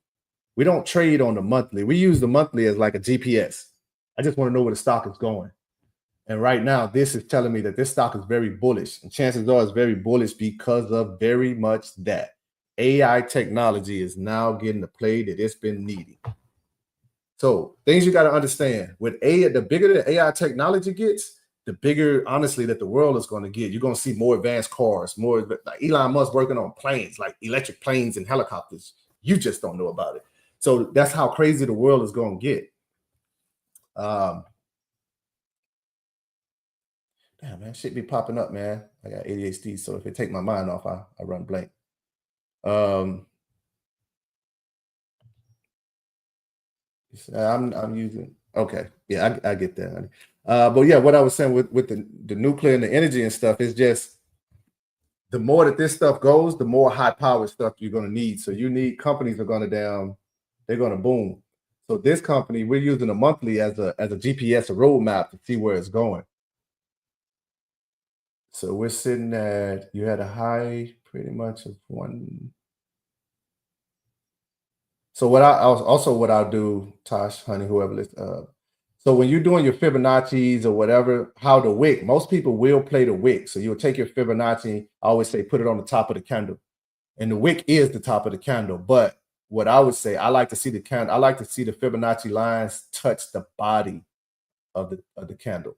You understand? So essentially like the open or the close, whatever the candle is, I want to see it touch that, not the wick, because then that gives us a better idea.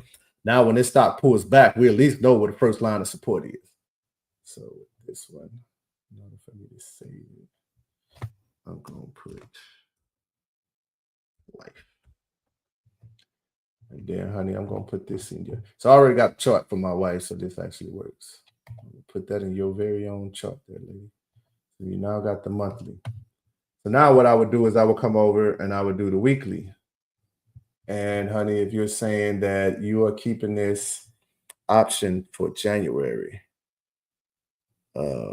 yeah, Tosh, I know it's a good one. And Tosh, let me tell you something. No, what you're not going to do is you're not going to see all of these options and then have an option and be like, oh, that's a good one. And then jump on that one. They're like, oh, that's a good one. You know what I'm saying? Be over there, oh, piece of candy. Oh, piece of candy. No, you're not going to do that. You can still look at it, though. You still look at it. January. So if we're doing this to January, honey. Gosh, I say that because I did that. When I started, I would have some, and then people be like, oh, this stock is hot. You better jump in it. I'm like, damn, I just put 500 in this, but okay. Oh, this stock jumping too. I keep doing all this. Next thing you know, I done lost all my damn money. All right, honey. So this now is the weekly chart. And this is the weekly for its existence as well. So I can probably even knock a year or two off. Okay, maybe not. Let's go back a year. All right, so same thing with this one is I'm going to come in and I'm going to put my Fibonacci on it. Keep in mind that the things that make this stock move is the stock's latest news and what is pumping in the world. So I'm gonna go from there, which is its lowest to its highest. So it's beginning to its end. Maybe we should make this red. Red kind of stands out a little bit more on this dark background. Might hurt the eyes. And you do your chart however you want. Whatever colors you want to use, you use them. Let's use yellow. I hope this works. Maybe I can make it, yeah. All right. So as you can kind of see these lines here, these are the lines for it to pull back on. I don't think you guys can see the price, but this here is like a $92 price. So it can bounce back all the way down. So this first one would be 106. So it's sitting at 141. Holy shit. That bitch opened at 117, ran to 141. Had a low of my favorite numbers, 111, 111.50. So that being, God damn, Gina. You ain't lying, Tasha. We got to put the eyeballs on this one, boy, because that bitch went from 111. So that means that it opened at 117. It fell to 111. So again, if you knew how to chart, and all we would have to do is probably go in here, and we'll do it in a second. I'm going to get to the daily and the 4-hour or the 2-hour chart, and we'll find exactly the support resistance. But on the weekly, you got some strong, good areas that it can. Oh, wait, this ain't my chart. So tell you what, honey, we're going to change this. It's your chart. I know you can't see, so I'll make these lines bright. All right, so you got the weeklies. So your first thing is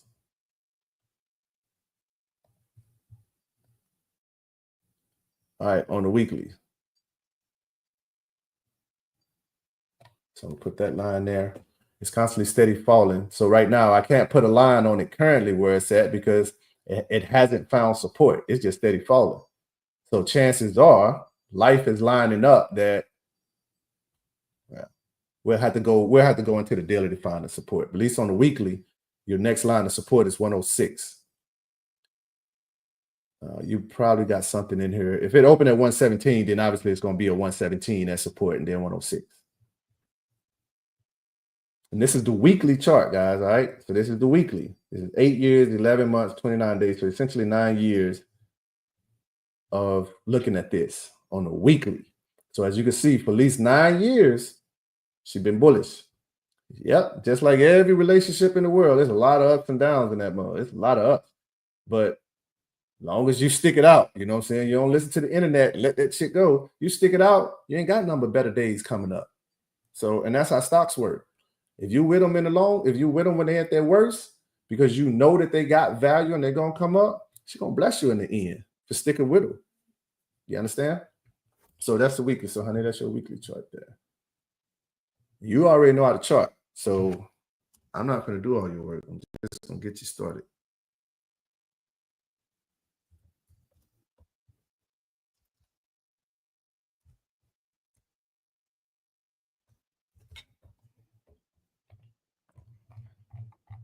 And also, Tosh, if there's something that you have that I haven't charted, put it in the chat and I'll chart it. And if anything, you can take a screenshot of it and keep it. Or if you need to call me, text me, whatever. Or we can jump back in. I got away from the Discord, by the way, Tosh, because man, I was wasting my time. It was just me. So when most time when you would ask a question, I'm probably doing 1,000 things. So I didn't really have no help. And then the people that was in there, all they want to do is gamble. They don't even want a damn chart. They just tell me what's hot. I'll tell you what's hot. You pay. I'm telling you what's hot for free. But yourself, all the people that was on them Zooms before, yeah, man, I'll talk to y'all all day because I seen y'all put the work in and I seen you try. My life just wouldn't let me sit down and help y'all like it's doing that. That's why I got to do a day now. Like my life won't let me sit down and keep doing this. So I'm gonna just sit here for 8 hours. It kind of keeps me from fucking gotta go do wife chores and shit. All right, so this is my wife's weekly. This is your weekly chart here. So now I'm gonna give you the daily. Here she comes. I'm gonna do the daily. Okay. I got you. Now, Patrick, I see you say TSM, so I'll do that one as well.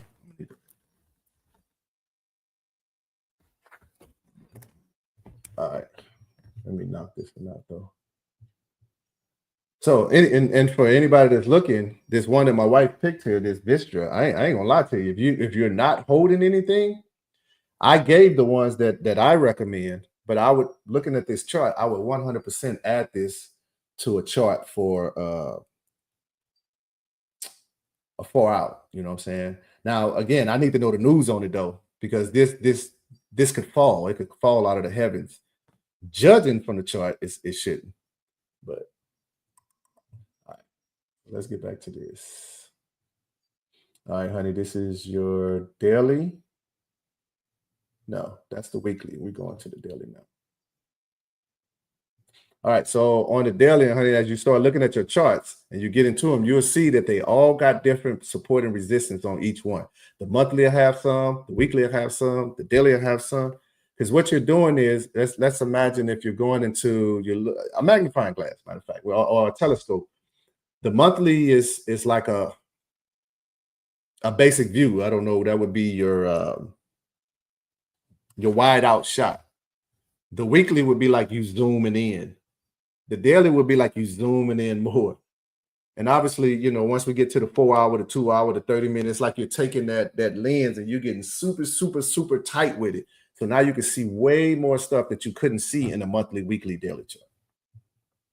So again, same thing. Me personally, I'm coming out, I'm grabbing my Fibonacci, because the fib is just gonna give me the idea, and it's already averaged for me. So ain't no use in me doing more work than I got to. So I'm gonna put that there.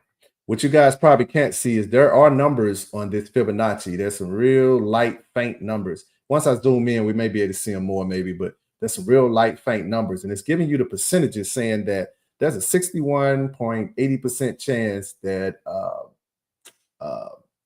what is this? Vistra or whatever, this stock, once it bounced back in here, there's a 51% chance that, boom, once it go up, there's I can't even see it. Here, it's about a 30% chance. This might be, I can't even see it, but up here would be the 100% chance. If the stock was going down, like kind of how this Fibonacci is, then it'll be playing you what your percentages are going down. If it was coming down, here you would have 100% chance of coming back to like the $11 range. So, but this just tells me I just need to know where my support and resistance lines are. That's the same with you. So it's all about how you lift the Fibonacci. Save this. Now the difference on this is the daily. We do trade on the daily.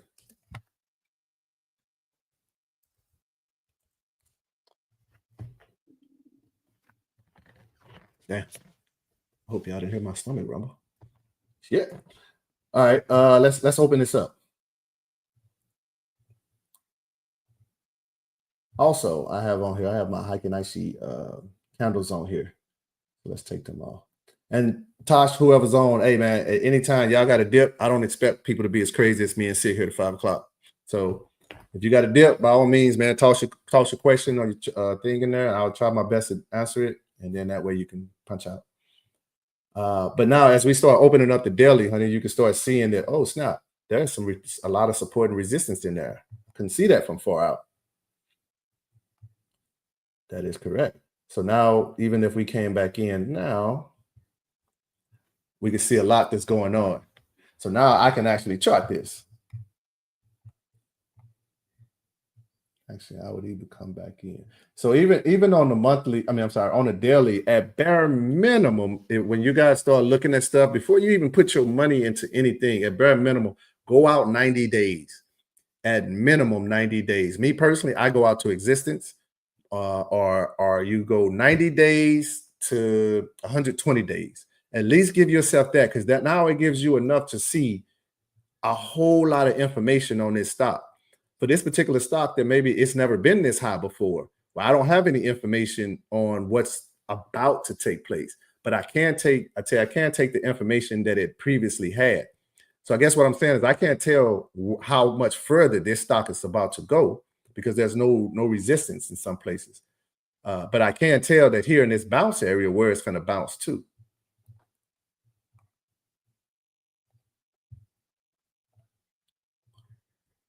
So the first place it's going to come to is probably that 140. So that's kind of a no-brainer there. But the most common spot it's going to come to is that I'm going to say right here, right where my red line is. Bam, right there. That would be where I say. The thing about trading is a good trader, man, y'all don't understand, man. This stuff took me 4 years. And even at 4 years, you still learn as it go on. So to be a good trader, it never stops learning. But to be a good trader, to start bringing home profits, I guarantee you, man, you're going to be in this game at least 4 years. With no mentor, you are hands down going to be in this game for about 4 years, and you're going to lose a lot of damn money. So, because there's things that you need to know. It's just not about support and resistance. Now you got to know candlestick formations. You got to know candlestick patterns. You got to know a whole lot of other different things besides knowing indicators, besides knowing all of those other things, you know? So that's why I look at trading as a degree. Like, yeah, you just can't come in overnight and make money in the stock market. It's just physically impossible, not on yourself. But a person with a mentor, oh yeah. So anyway, but this red line here, that's support. And the reason that support is because you see, if you can see here in this area, we got 2 hits up. This was a test, boom, came down, rejected. Popped through, came down. When it tried to come through, bam, it rejected again. So it came through. This time it failed, got his brothers and the homeboys, and wham. Now, the thing about this is it was making higher highs, and this, as you can see here, it's making lower lows. So this move was powerful. This next move is going to have to break. Well, it did. It broke one. It came to 144.77. So its resistance here was 143.87. These hits here were trying to break 143.87, and they couldn't, and they rejected. And when he rejected and went and got the homeboys, he came back. Boom, he broke 145. So therefore, he smashed 143.87, kicked his butt, took him out. So now we're sitting at 141.90. So we said that the 140 is probably its support. And before, as I told you, stocks price fall down. You got a long sell-off there, which was that right here. Long sell-off, long sell-off, long sell-off. When it finds support, there's going to be a new move coming up. So this is 11 months on the daily. So what I want to go in tighter. Is that correct? Yes. I want to go in tighter. So now, as you can see, those hits that I was talking about, here they go. 1, 2. So you got 1, he pushed through, came down, rejected, got the homeboys, came back, smashed, dude, took them out. So now this, if you see here, this is where the bullish move start. So honey, Tasha, everybody's like, this is where the bullish move started, down here, down here. Now, I know what's going on up here, but this is where the move started. And as we can see, hello, my little friend, there's a gap right there. All right. I would like to use a pointer. Do I got a pointer on this one? Yeah, there we go. I've been looking for you. All right, here's my little pointer here. So right here is a gap. So as this stock needed to break, we said 143.87. The Fibonacci said 144.77. And that's what she did. She went for 144.77 because that's what we put her anyway. And we wanted her to touch that candle. So theoretically, well, we'd have been right there. So that's where we would have caught rejection. So right now, she is pretty much there. She's sitting under what we say. Now, keep in mind, these are averages. This is average, and you can't take any of this as word.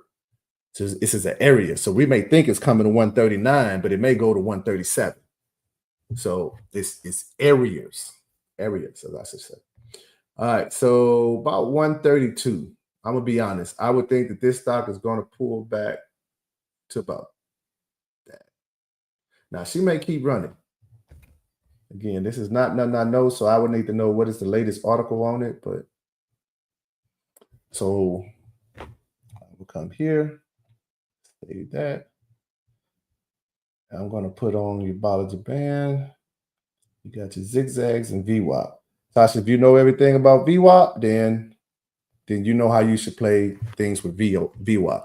If you got your Bollinger Band and VWAP, that's really all you need. All the rest of these lines is just rigmarole. It's just if you want to know certain other buy areas to get in, then you can chart. But you know that this is a buy area, this is the average price, this is the overprice. So same with you, honey. You know right now where we're sitting is at the top of the Bollinger Band.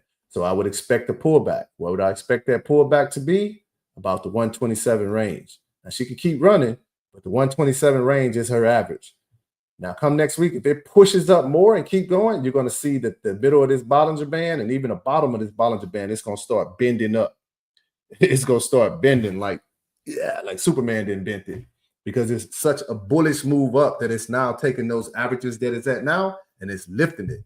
We're now coming back down to 111, would have been like a warning area, where now it's going to pull it up and it come back down. Its bounce area may be 122, 113 or what, but it may not be 111.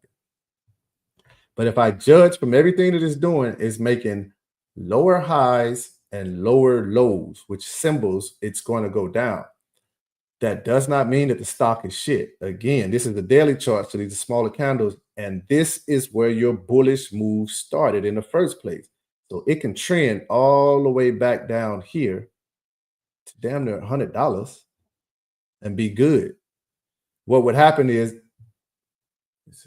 they must have just had that. Yep, here you go. Right here, 1107, they had earnings. That's what this is. That's exactly what this is. So this push here started probably pulling it. It started probably going up. Once we get above the middle of the Bollinger Band on this one, honey, we already knew. Say, man, hey, we got action. All ears open at this point, because we finna have a bullish move. And sure enough, let that sucker go. So now that's your daily. I'm not finna put a bunch of lines on there, honey, because you can do that yourself. But your Bollinger Band is already telling you what's going on. This was your long, violent move down. So now we got to see what's going on, because what it could also be doing is forming a head and shoulder pattern. It's kind of, you're inverted a little bit, but your head and shoulder. Now it form a head and shoulder pattern, meaning at the stop, it runs up, down. It runs back up, down. Then it runs up, not as much, down. It basically made like two shoulders and a head. So right here in this area, that's kind of what this is. This is a shoulder area. This is a shoulder area. Wait, where did my pointer go? Hold on, y'all. Oh, because I took it off of that. My bad. All right, so this is a shoulder area, and this is a shoulder area. Shoulder area, shoulder area. So shoulder area, here's the head. So when it rejected that, so it needed to like really break that, but it didn't. It rejected it. It came back down. It made a lower low. It came back up. It made the shoulder. When it made the lower low, it bounced off of this. This was the average here. This was the average price. It bounced off of it. It came back up. When it did not break the previous area that it needed to break from its past, we knew it was coming down. Because again, it's a head and shoulder pattern. There you go. Violent move down. That violent move down is now causing a violent move back up. Now this violent move up needs to basically keep going. Will it? I guess we'll see next week. So you got your Bollinger Bands, you got your Fibonacci.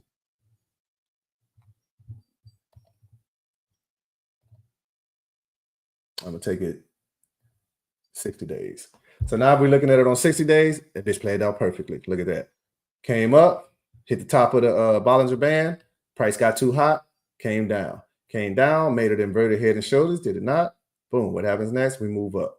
And this move up, this move here needed to break 143. So where it went to 139, it needed to break 143, and it didn't.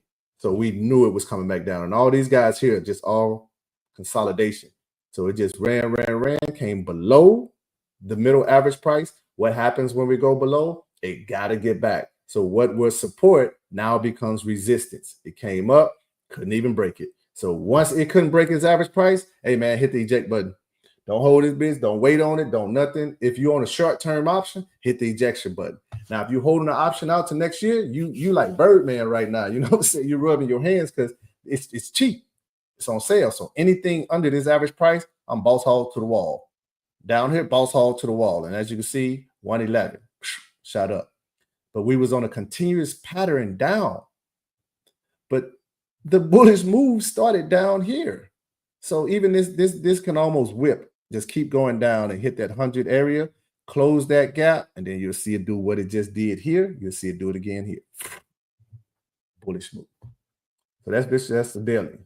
So now you would say, well, how do I know when to get in? When is a good time to get in on this stock? Well, the daily has just showed me that we just poked outside of the Bollinger Band. So what should you be expecting? Because chances are your RSI. Okay, so she got some more room. She could run. RSI is normally, what do we say, oversold? I mean, overbought is 70 to the 90 range. Right now it's at 66.74 on the RSI. So you can still get some push out of this, but you got to expect it to pull back. At worst case, you got to expect it to pull back to 137 because that's the top of the Bollinger Band. But smart money would be you need to expect it to come back to the 127 area because that's her average price. VWAP is normally that. It's the average price. So now if the Bollinger Band is telling you what your average price is and then VWAP is telling you what the average price is, that's two good people you should trust. You know what I'm saying? To listen to. So that's how you use those together. So this is this on the daily. So now we want to know when to get in. So things I do is I'm going to chart like the 2 hour. That's a no-brainer. And this is for the last 90 days as well. 369. Yeah, 90 days. So once again, I'm going to come in, Fibonacci. And again, like I said, I do fib on everything, and I do it because it's telling me what the averages are. So I ain't got to sit here and keep charting all this if I don't want to, because the fib is already telling me this. I wouldn't use the fib to know like when to get in and get out, but the fib will tell you when is good times to buy, good areas to buy. All right. So we got that. This is your 2 hour chart. I'll tell you what I like to do, honey. You know how I move. We're going to take this sucker all the way out, even on the 2 hour.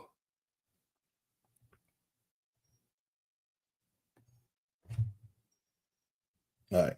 So if I just charted it, then I would go back in this history and I will go back here. So I want to go back and I want to find this highest point that it had been to. And right now that's looking like 24.45 was its highest.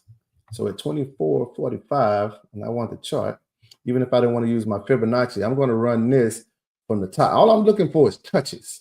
I want to see how many touches I can get. So I'm sorry, I could put a line there, and I'm just going from its highest point.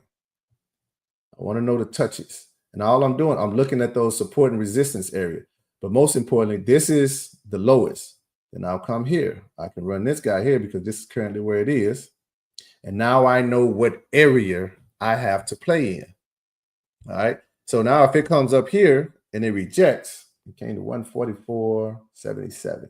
So it came to 144.77. There was no resistance there, but we projected. If I would have charted this months ago, say I chart this today, I can come back to this in July, and this stock will probably be following in that because we're only predicting where it's going because of where it's at.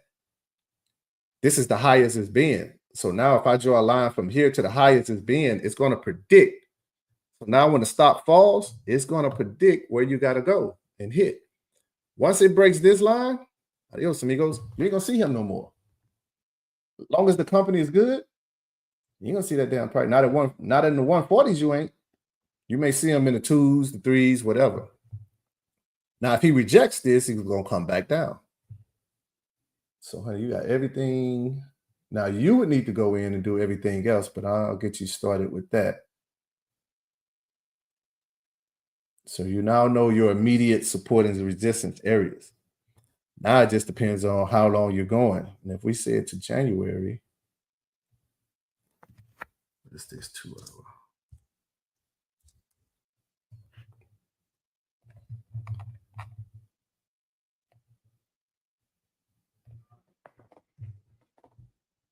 All right, so you got that area to play with. Now, when you take this, which is your 2 hour, you go in tighter, you can see a whole lot more. The 2 hour is something that I would trade on if I want to go long. If I want to know when, I guess when it's a good time for me to start getting in. If I want to jump in at a great time, I'll probably look at the 30-minute chart. So let's go 1 year, 11 months. All right, so as you can see, the more you start to open this up, the more you can kind of see what the support and resistance already is. And I'm telling you, you don't have to have 19 stocks, guys, to play. If you're building your portfolio and stuff, you have a few, I would say maybe 5 or 6 in your portfolio. And out of those 5 and 6, those are the ones that you play the options on. So if you got Amazon, or even if you got this in your portfolio, then these are the ones I would play. I don't need to go chase all of the rest of the stuff unless it's something like a Tesla where she just wakes up and decides to run over $100 in a 2 or 3 day period. All right, I can't resist that. Yeah, I'm gonna jump in and try to jump out because now my mindset is I'm going to take from that Tesla trade and add to this trade because chances are the big money I make from my Tesla trade gonna pay me out so good that $3,000-4,000 at minimum. That now I can come back to this trade and a $2,000 average down price. Now I put a $2,000 in on it, man. Why? All I'm gonna say on when it comes to stock options is once you guys finally start getting it, it's gonna make you want to go talk to your mom, your teachers, and everybody that gave you guidance as a kid and said work hard. If you work hard, you have a great life. You're gonna see yourself make so much damn money by being in the bed or on the toilet, honestly, that you're gonna go back and look at everybody and be like, I'd punch you in your face for telling me to study so hard. Not saying you shouldn't study, but say, man, there's people, man, you can make millions and thousands in seconds. So anyway, I'm kind of rambling, but you already started on that. So honey, you got your 2 hour. Damn, boy, that bitch look good, boy. Man, your husband good. All right. So now you should know how to find your gaps and everything. So now we're going to do the 30-minute. And then that should be it on this. So this is just the charting, guys. We ain't even got to the research portion. It's just the damn charting.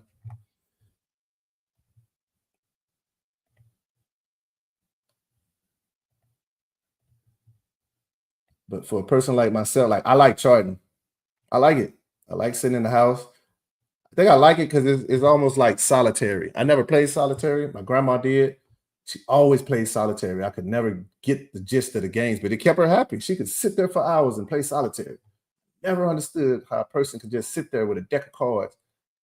And you're hearing that sometimes like, oh man, you're the only person playing. Like, it won't even seem exciting. All right, what is this? But that's kind of what this is like, man. I like to sit here because it's money. Yeah, we get up every day to go freaking be miserable all day because we need money. Now I can just sit in my house on the couch and find money. And I can't resist that.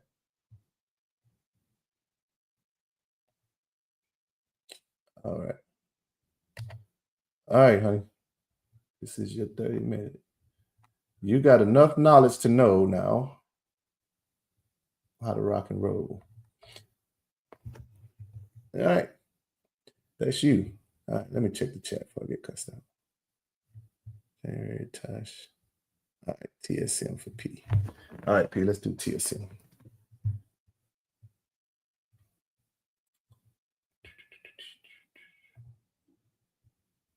Now, we all know come next week, almost everybody and their mama, once these prices start running up, oh, Lord, and damn, so once Donald Trump gets elected and the market actually responds more accordingly, price is going to run up. And all these people that beg me to do Zooms and all this crap, they're going to be coming in like, oh, teach me. I just set my ass in for 5 hours. So if you didn't show up, money is being made now. Nobody got time to talk about support and resistance no more. So this is 30 minutes. So honey, you should know how to go in there and then do that. So TSM is what TSM gets a lot of news. Taiwan Semiconductor. Now, here's the thing with Taiwan Semiconductor. If I'm not mistaken, they are overseas. Anything long term when it comes to that with Donald Trump coming in, I ain't too much trying to go too long term on it. Like me personally, I'm just not. Because again, the man very clear that he's gonna slap the hell out of them tariffs on them. Like he don't F with China at all. So if that's the case, then that should let you know that, you know what I'm saying, China makes a lot of money off the American dollar. So if he's making it hard for them to get it, it's gonna make it hard for them stocks to roll. So Taiwan Semiconductor on the monthly chart now is making higher highs. So bam, bam, bam. That's great. We started kind of forming, it was kind of starting to try to do this whole cup and handle type of thing right here, where it'll come up and it start consolidating and then look for a big bullish push. And I'm pretty sure this was 2020 during COVID and stuff. So 9 times out of 10, somewhere back here, this was the COVID drop. This is when COVID hit and we all got locked in the house. We didn't know what was going on. The market failed. The market absolutely failed, y'all. Like that crack prices. It fell and then it ran up. That run up. It ran up. You know, whatever happened, new administration come in, yada, yada, make these policy changes, blah, blah, blah, blah, blah, falls down. So it's been rising up. So I can definitely say that's a plus. So we're now in 2024 and she has made her all-time high, I believe. Let me make sure. So what I'll normally do is I'll normally bring it all the way out majority of the time. And yeah, so she's making higher highs. So this is kind of her existence. So ain't a shadow of a doubt, she's making higher highs. This was a year process. This was 2022 all the way down to 2023. So that means that like for about a year or so, this stock fell. It fell, true, but it fell to a bounce area. But nevertheless, that bitch fell for like months, damn near a year. So with these pullbacks looking on a monthly, that's why you go, is it time for a pullback? Is it time for a run up? And right now we hit resistance. 212.60 was this resistance. So now it's coming down to bounce. 194, it went to 206. So everything that you're seeing now is probably from last week's run up with expectations of Donald Trump coming in. That's what this run up was. Will it sustain? We don't know, but everybody's getting in position. So 212 is its high right now. So it'll have to fall. P, they've already, so if it was me, and if you can, you just make screenshots of it, man, and because you're not going to get it today, man. You're not going to understand it today. But as you sit in the house, as you listen to other videos, as you listen to YouTube, as you listen to me and stuff, that's when things will start making sense. Like, okay. But it ain't gonna really be a okay right now because you're just learning it. You'll say it, but you won't mean it. So Taiwan Semiconductor. I'm gonna leave this one at this second. I'm gonna put Patrick. Now I'm gonna more than likely delete all of these guys. Actually, Patrick, I don't never call you Patrick. I call you P. I'm gonna probably delete most of these because other than that, it's gonna fill up my damn chart. But I'm gonna put this in watching. So this is the monthly chart. So on the monthly chart, P, they run hot. They run hot, then they run cold. They run hot, they run. And I think at this time, Taiwan Semiconductor probably was around, if I'm not mistaken, around COVID and stuff. They started making some leeway because they were the only one in that, I think, at that section that could do certain chips. So when there was this chip shortage, they was the ones. I remember some type of talk about that. But the thing to show you is, all right, so as we're looking at Taiwan Semiconductor, you can see here in the RSI area, it's like here's a little shaded, and then here's a little bit more shaded, and then here's a little bit more shaded, and then here's a whole lot shaded, then here's a whole lot shaded, and so on and so forth.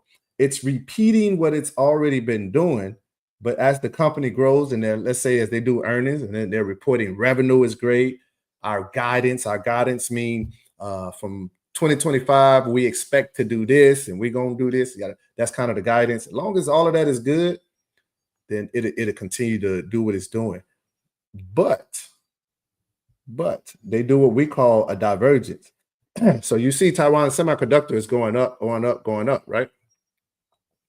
If you look on the RSI, it's hot, like it's pretty big, and then here, not so big. This is the latest move right here. So right now, it's not very impressive. It's not very impressive because it's already running hot. So back here, it ran hot as well, dipped, and then came back up. So that doesn't mean this won't do the same. But as of right now, take my trend line here. If I take my trend line and I draw this line, right now, this area looks like the highest it's been anywhere in this existence. So if I go up and look at the chart, at that time, it was 137. So when they hit 137, you see how this goes up? Boom, this little peak right here. No other guy has this peak right here. That peak means something because that peak is this right here is when it went to 137. It had never been to 137 before. You know what I'm saying? It went to 132 and all of this. And back here, these prices is kind of equivalent to it.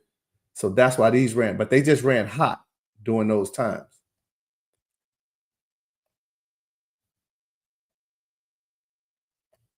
So right now we're on what's called a divergence.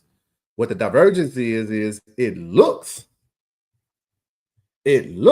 like it's going higher. It's making higher highs. But if we come here on the RSI, at the second, it's making a lower high.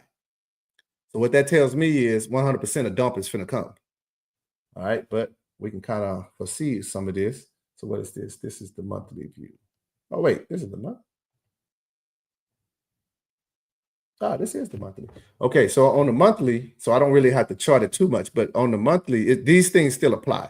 This is still a divergence. All right, this is on the monthly. So now I got to go see what it's looking like on the weekly. So right now, I would say, hey, P, I don't know. Let's go in here and let's chart this sucker a little bit more and see what's going on. But right now on the monthly, she's looking a little weak there, bro. So I would probably wait to see what's going on or whatever. So we would have to go and look at the news. So right now, P, I'm going to walk you through how I want you and everybody else to do it. But right now, we'll be looking at a chart. You'll be looking at a chart probably on your Robinhood or whatever. You can use Robinhood for all of this, but I'm going to let me see. P said he said they have a warehouse in Arizona now. So okay. All right. Well, that's good. This is shit. I didn't know that. All right. So that will probably change things. So let me see. I tried to share my whole screen, and for some reason it didn't let me earlier. So share entire screen. There we go. All right, guys. I keep a whole lot of shit open. Holy shit. All right, let's not do that. Let's not do that. All right. I'm going to share a screen and we're going to share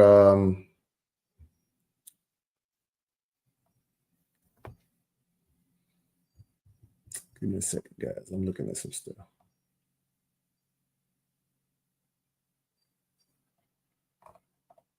How about we let's look at CNN.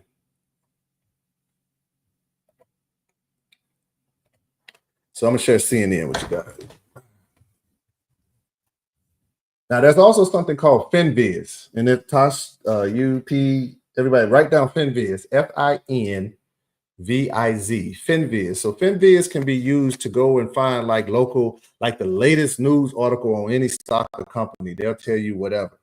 All right. The thing about trading, it ain't a person in the world that won't share the information with you. Ain't nobody hogging all the information. They'll just say, hey, NVIDIA is sitting at a 52-week low and such and supported it. You got to know what the hell they're saying to go do it. But it ain't a person that won't tell you where it's at.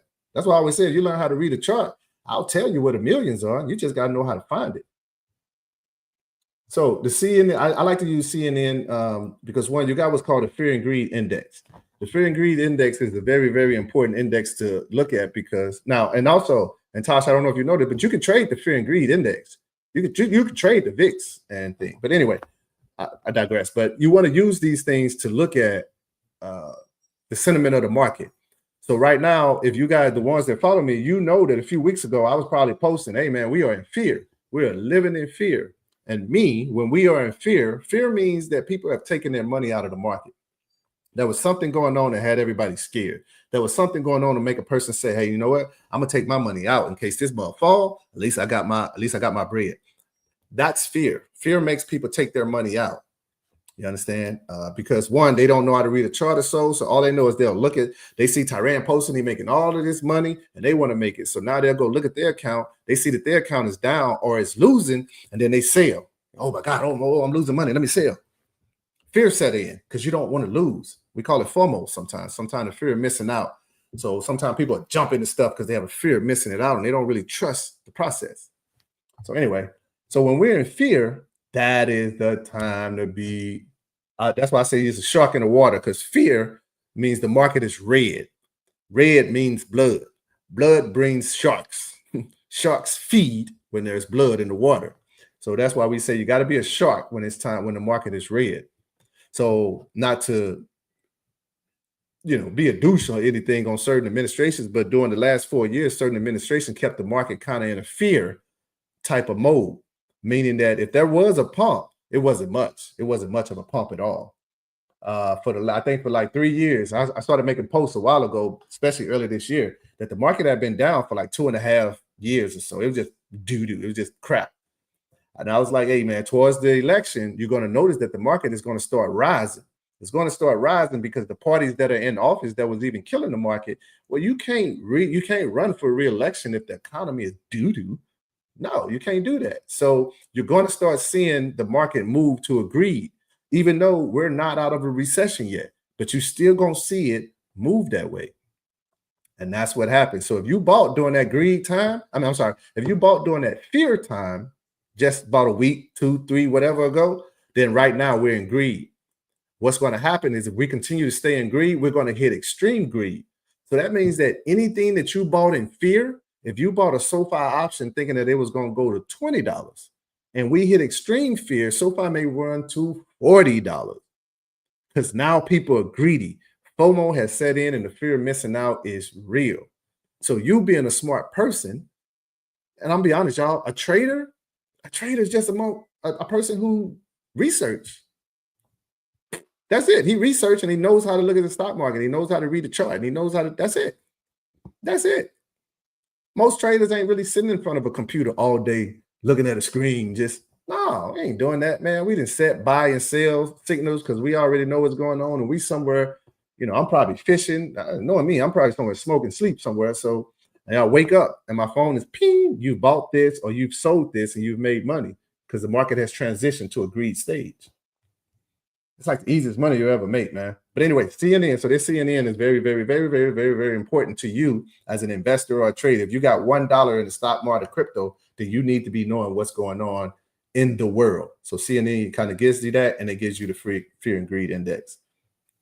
All right. So the fear and greed index just kind of tells you what's going on, what's the momentum of the market. All right. And as you can see, when we hit fear, we bounce down here to these lines because you could chart all of this. You could bounce it. When we hit these lines, that's when you want to buy. If we go below these lines, especially if you're going out long term, if you're holding, let's say Amazon or any great company out there, and it falls below the 200-day moving average, then and chances most of the time because the market may be in fear or something happened in that company that made it drop. If this is your retirement play, then why it's in fear, I ain't paying attention to nobody else. I wouldn't give a damn what Tesla do, anybody else do, because I'm only focusing on who's in my portfolio. All the rest of these stocks can do whatever they want, but who's in my portfolio? Because this is for when I retire. This is for when I retire. My back ain't working like it's working. My knees ain't working like it's working. My memory ain't what it is. I have enough money to get me back and forth and do what I need to do. So if that's the case, then yeah, when we're in extreme fear, You were balls hauled to the wall. You going crazy. So, but you would come in here. Let's go. Patrick, like, man, shut your mouth and tell me about my stop. So let's come here and let's type in.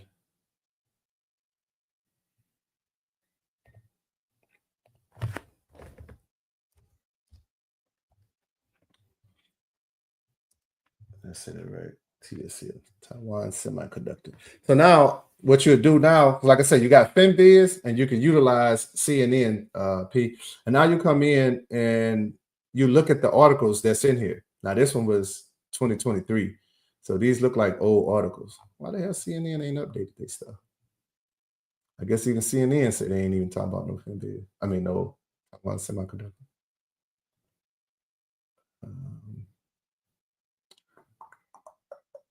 But anyway, let's just say that's CNN. You want to know about the fear and greed. Let's see if I can share I got FinViz open on here somewhere, y'all. I just got a lot of shit open.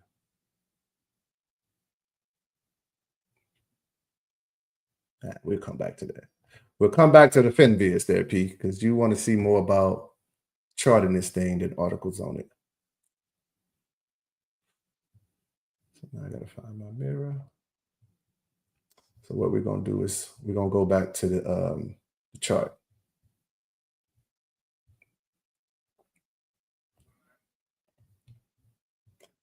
So let's go back to Taiwan Semiconductor chart. And this is the monthly. So if you have already taken a picture of that P, a screenshot or so, then good. And if you could, even this area here, because this is the RSI area. So take a screenshot of that. Because here's what's happening with this.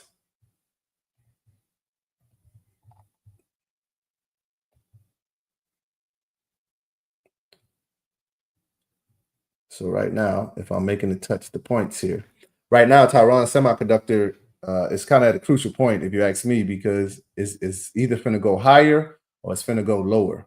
At the given second right now, it's setting up, because it's at resistance. As we spoke earlier, we buy puts at resistance. So right now, that doesn't mean it won't push through, but set to the game, it's at least going to bounce back to this yellow line. Chances are it's going to bounce lower. Because now this line here, we're finna have a drop somewhere. And that drop does not need to go past this line. We don't even want it to come here, honestly, but we damn sure don't want it to go past this line. So right now, this is a crucial moment as to where it's at going into the new year. Like I say, if they're in Arizona and they straight, then probably cool. Donald Trump shouldn't mess it up too much. Let's go to the weekly. All right, so kind of the same thing. All right, same pattern, but just a little bit more. So we'll come in, we'll do the same thing. Slap my Fibonacci on it.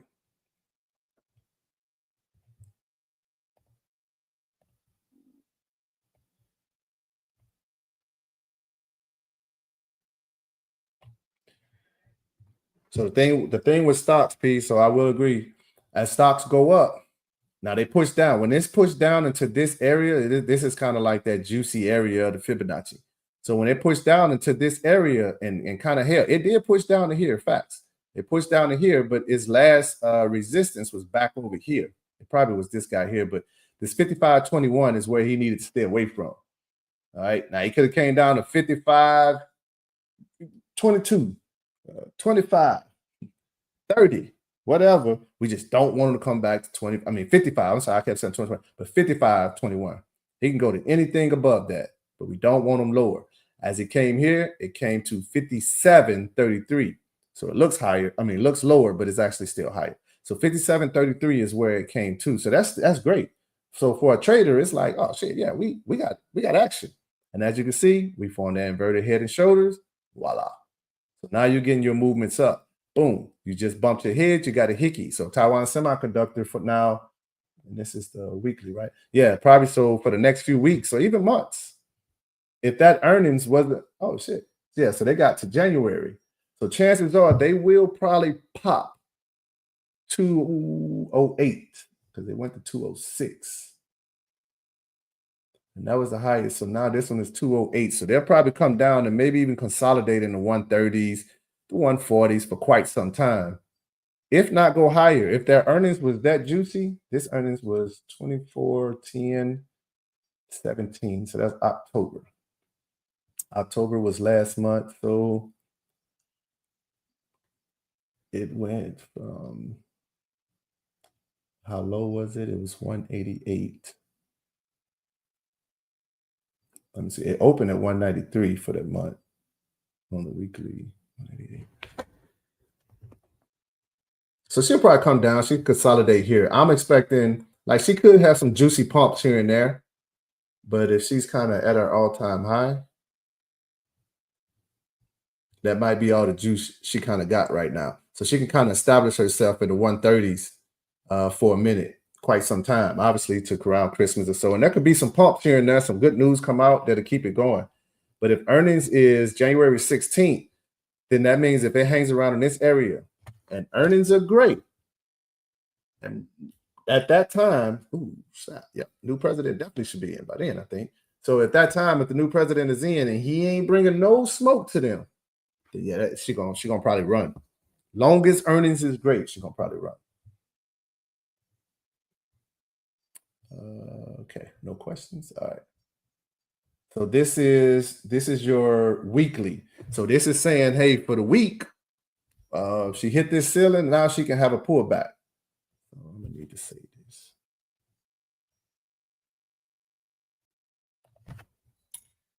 We said weekly, and I said that this is P.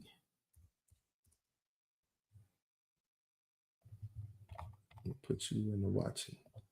Damn it. So again, this is the weekly. So the weeklies, again, it's just like the monthly. I want to use it for my direction of where I'm going. Right now, it has hit rejection on the weekly chart. So that should tell me that, well, she's probably about due for a pullback now. She might have ran out all the juice she got.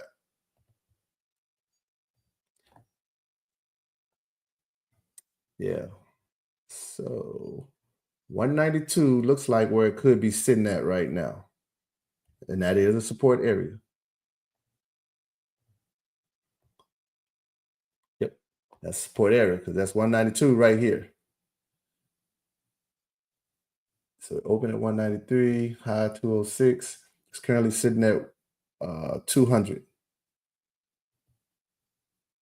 So we're going to put this right here. All right. Let's let that stay. Now as we go in closer, because again, this is the weekly. So, and this is also kind of doing that whole cup and handle type of thing that I was telling you guys about. Where it comes, it consolidates, you have a sell-off, consolidates, push up. So it'll probably come somewhere and consolidate, and then we're going to look for a big push up. So that's why I think until earnings, she's going to get somewhere and she's going to consolidate anywhere between the one, I'm pretty sure it'll be lower than the 190s, I would think. Yeah, I would think definitely lower than the 190s. If I judged off the chart, but we would have to see. All right, so we got that. So that's the weekly. Let's go in a little bit tight on the weekly, P.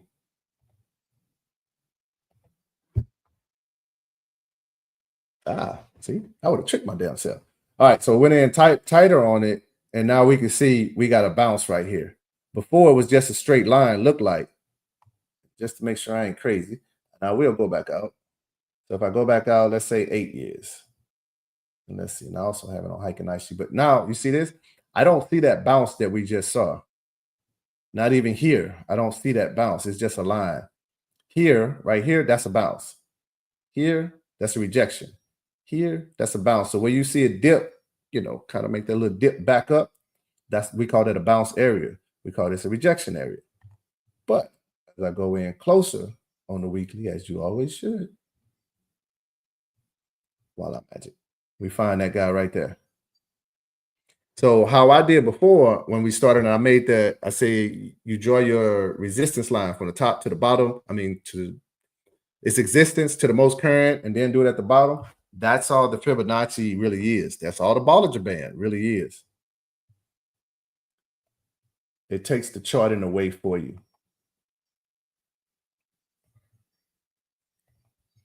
Damn, bro. I can't believe I'm sitting here at 5 o'clock doing this. All right. So if you can see it, so that's the pullback. It only failed to support. So whatever this TSM did, it failed to support, and now we're going back up to resistance. Now with my Bollinger Band on there, and we go in, you can see a little bit more. So we see that this is the Fibonacci.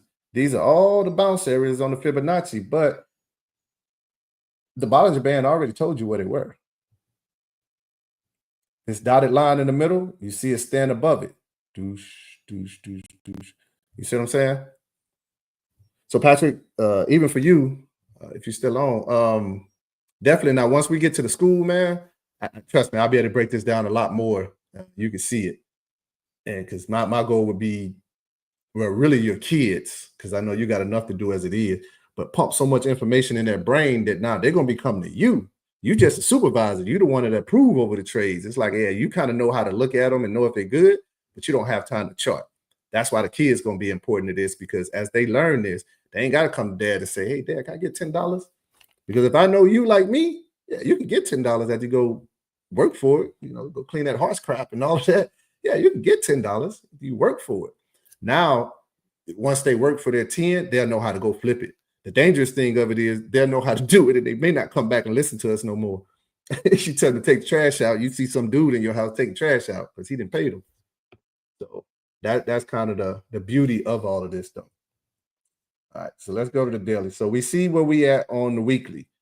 On your weekly chart now, we are at a bounce area, and we're also about to hit resistance at, I think this is looking like the 2. Look like we're at it. We're at the top of the Bollinger Band right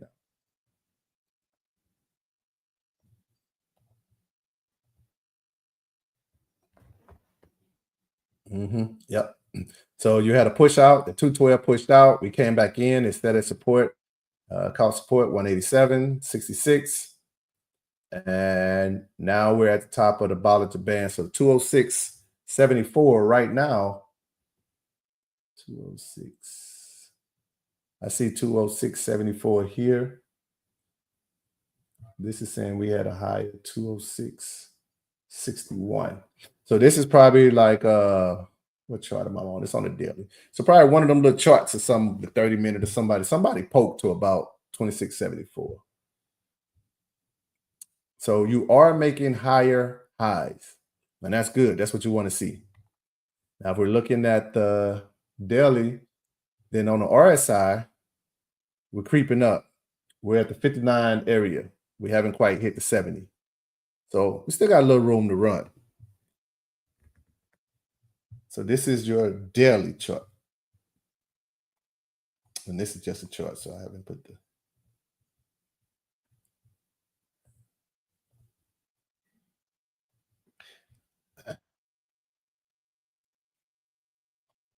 All right, P, let's change the color on that one. All right, you can, if you can, now you can take a screenshot of this, if you can. Now, what this did is, again, you're at a rejection area. We're looking at 212 as our resistance for this. So our field is saying, well, it already hit 212, So right now, our field is saying at about 210-ish, we could get a rejection. And if we got a rejection, then that means that it did not beat 212. So it would have to come down. It would have to come back down, probably to the 190 something, if not lower, and consolidate again. When it tries to go back up, if it does not break support, it's going to come back down again. And this time, like, he got to go get reinforcements in order to break it. We don't know how long it'll take. So on this one, on the daily,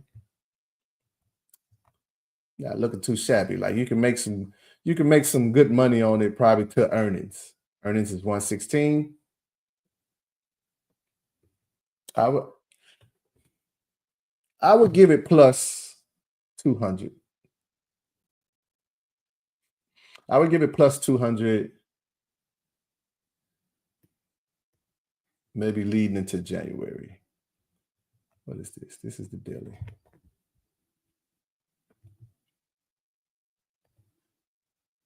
But it's damn sure gonna visit the 190s though. It's damn sure gonna give another visit there, without a shadow of a doubt. All right, so hopefully you can kind of see like a little window that you have to play in. So it's like I can't go below this line, and I shouldn't be expected to go above this line. You always want to go higher up, but you shouldn't expect it.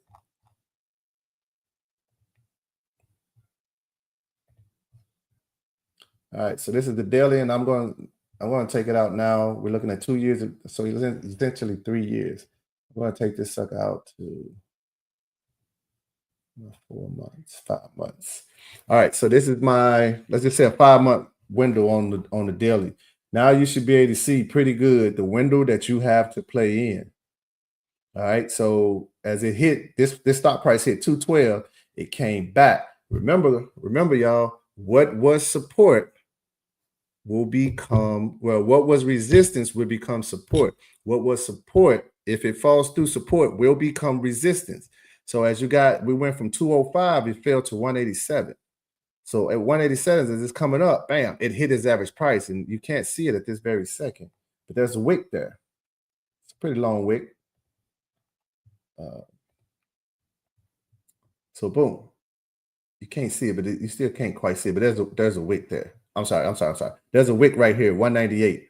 So it hit its average price. It couldn't push through. It ran up to 198.17. It just didn't have it in it. It couldn't break that line, and bam, that's why we got this red candle at. This red candle, his main job is to not break 187. That's the purpose of this candle right here. He can break this one. He can break that one. But if it breaks 187.66, we're bearish. So this one went to 190. It never broke this candle over here. And again, this is a strat type of trading strategy. It's called the strat. So you can almost YouTube that and understand it, because you won't learn it in a 5 to 10 minute talk. All right. But that's what this candle meant. So when this candle didn't break that, we knew, hey, we got action. And sure enough, bam, as soon as it ticked up at 190.60, you should have known to do your call at this point back to 198. So at 190.60, you was doing a call to 198. You did it. It came to 190. Well, it came to 198.37. 198.37 is higher than 198.17, but they're too much of twins. They almost look just the same. It's just a few cents off. So yeah, it is higher, but you're too close to your brother. I'm out of here. And sure enough, that's what happened with this candle. Traders ejected. We got the hell out of there. Nah, you didn't quite beat your brother. You know what I'm saying? You look just like him. So we got out. But now when it fell, it did fall past 190, but it did not fall past 187.66. All right. So we did fall. We broke 190, which is bearish, but it was the wick.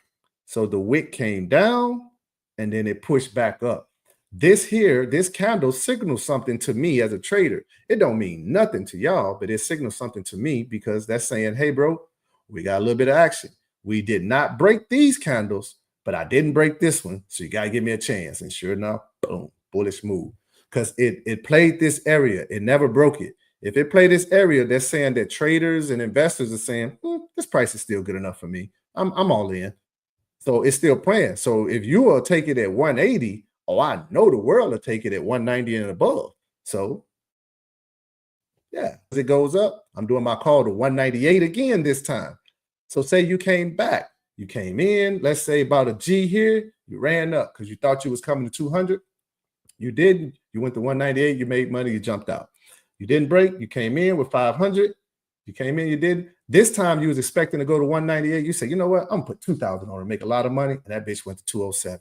Hello, baby. You got a 6-figure check at that point, off $2,000 almost. That's how strong the moves be. If they're that violent. So we got to get to the point where you don't want to hold your stuff for so long going, oh yeah, it's going up, it's going up. Yeah, if you don't collect earnings, if you don't collect money, you're going to lose it, because it is going to go up, but hell yeah, it's going to come back down. So what I do in the options world is I always ask myself, why am I doing this option? Is it for quick money, or do I got a mission here? The majority of my mission is to stack my damn portfolio. So if I'm buying an option on certain things, depending on the price, I'm trying to get more than 2. I'm damn sure want more than 1 if I can, but I'm trying to get more than 2. And the reason being is 1, I may want to execute and take the stock. So 1 stock option, 1 contract gives you the right for 100 stocks, as you know, at that price. So I may execute that one. The other 2, well, I don't know.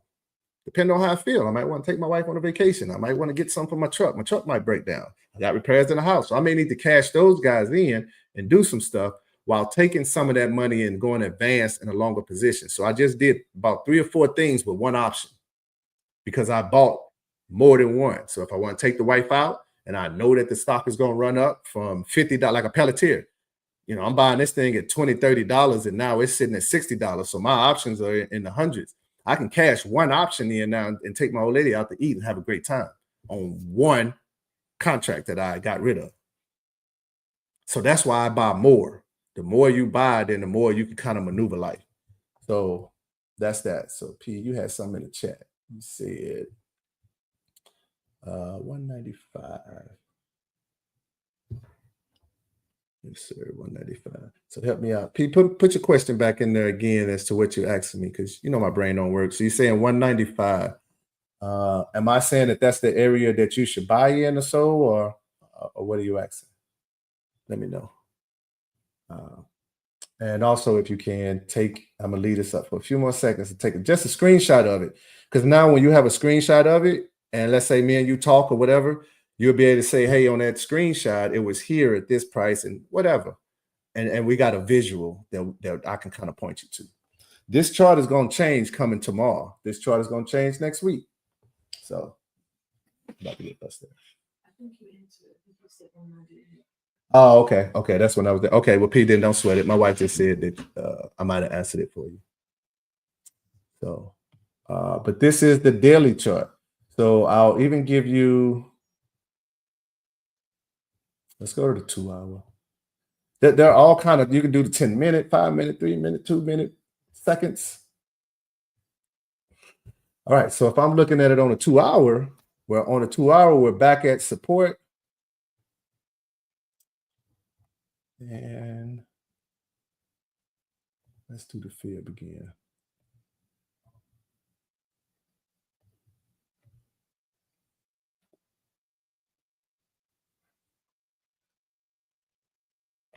All right, if I put the fib there, then now my Fibonacci, that's there. Then I want to at least put, I just want to know where she's going. So bingo. There she go right there. All right, so I'm gonna expand it out a little bit, P. So this is 2-hour.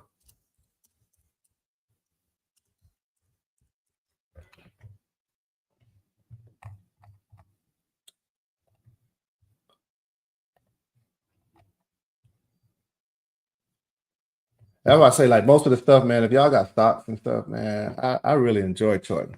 Most of the time I sit here with some food, drink, smoke or something, and I just look for money. Just all day, just look for money. All right, so if I got the fib in there, so now we can see, boom, on a tighter look, you see where your fib is playing at. So you don't really need to do a whole lot because the Bollinger Band is there, but I'm gonna show y'all a wicked little trick here. You can't really do a lot of this on Robinhood and stuff. So certain platforms, matter of fact, Stock Charts, TradingView, all these guys will let you do a free account. You just won't get a lot of indicators to you know, kind of do everything you need, but to do basic charting, line support and all that, man, it's free. So I'm gonna show you guys. This is 100% a hands down trick to know when you should buy. So as you can see, stocks run up, they run down, they run up, they run down, they run up, they run down, right? I'm gonna go back here, P, to 197. This is what the 2-hour chart to 194.25. This is back in the looking like this October range. What I would do is I would take a line from this point. So what happened is the stock ran up, it hit resistance, and then it fell down and it trended. When it trended here, we had to let her keep falling until she find bottom. We don't know what bottom is. We know what this line is. This was an average price and she fell through. When it came down in 184, as soon as that sucker went click, like it fell, and then one day it just stopped falling, and then the next day the price started going up. That made the 184.25, that made it support at that point. If we go back to its history, we'll find that support was probably somewhere before. And just for craps and giggles, I'll show you. So if this is it at 184.25, if I was to take my line, I would see right there, there's support. So back here was support. It was support. Like stock's only going where it came. Now, every now and then they will make a new support, and that's cool. They'll make a new support, they'll make a new resistance. That's fine. But when we knew right here that 84.25, she pointed up, that's when we knew it was trying to go up. She went up, she just kind of poked through her average price and came down, but she did not fall below 184.25. She fell to 186.66. So when that ticked up, it was time to go. So how would you have known that was going to happen before it even happened? Come here. You would know it because right here, this tick, like it failed, it caught. It had to go up and try to test it. Sure enough, it tested. It tested its average price. That was so beautiful that if you was a trader, you could just take a trend line and put there, right? Because you're taking it from this high to this high. Because at this point, this stock hadn't blew up yet. All right. So yeah, we can see that it blew up all up in here. But at this point, we hadn't seen that. So as soon as it went to 190 and rejected right here, sorry about that, y'all. As soon as it went to 190 and rejected right there, I would have put this line right here. I would have done it just like that. And at this particular one, this almost makes like a number 4. Let's see if we can change the number. I mean the color. I'll just use this for now. Hopefully y'all can see. But I would have put this line right here. Now what would have had to happen is this price needs to break this line before I'm even interested. Because if it comes to this line and rejects, which it looked like it was trying to do, it came to this line, boom, it rejected, and then it came back, which we would have thought it would have continued to trend down this line, but it actually held. So the second it went through it and tested this price, we would have jumped in. Honestly, most traders would have jumped in once they hit 186.66. We'd have jumped in looking to go back to 190. So your millionaires and multimillionaires are created off of these type of moves. If you came in at 186.66, saying that you was going to 190, and you put $1,000 in saying that you were going to 190, but the stock decided to run its ass to 220. Your $1,000 have now added so many zeros on it off of that move that's just one option. Like this game is so easy to make money in it that I'm gonna be honest, that's why your government, well, at least not trying to get real political and a lot of stuff, but a lot of politicians on the Democrat side, they don't like the stock market. Don't even fuck with it. They don't like it, do not like the stock market. So they want to tax the hell out of everybody that make money in the stock market. That's the way of the game. So a lot of Republicans, well, they make money from the stock market. The stock market is not a secret to anybody to make money in, so they make money in it. So it's almost like now that move would have cost you, man, I'm pretty sure at $1,000 here saying you're going to 190, and let's just say you did it, this move was in fucking days. So even if you had a 60, 70-day option out, a 30-day, 40-day, whatever, man, bro, you paid. So once you had this move, you wouldn't want to keep holding because now you're going to see your bag go up and then you're going to see it start to slowly trickle down because you got a 212 high and we ain't seen 212 since.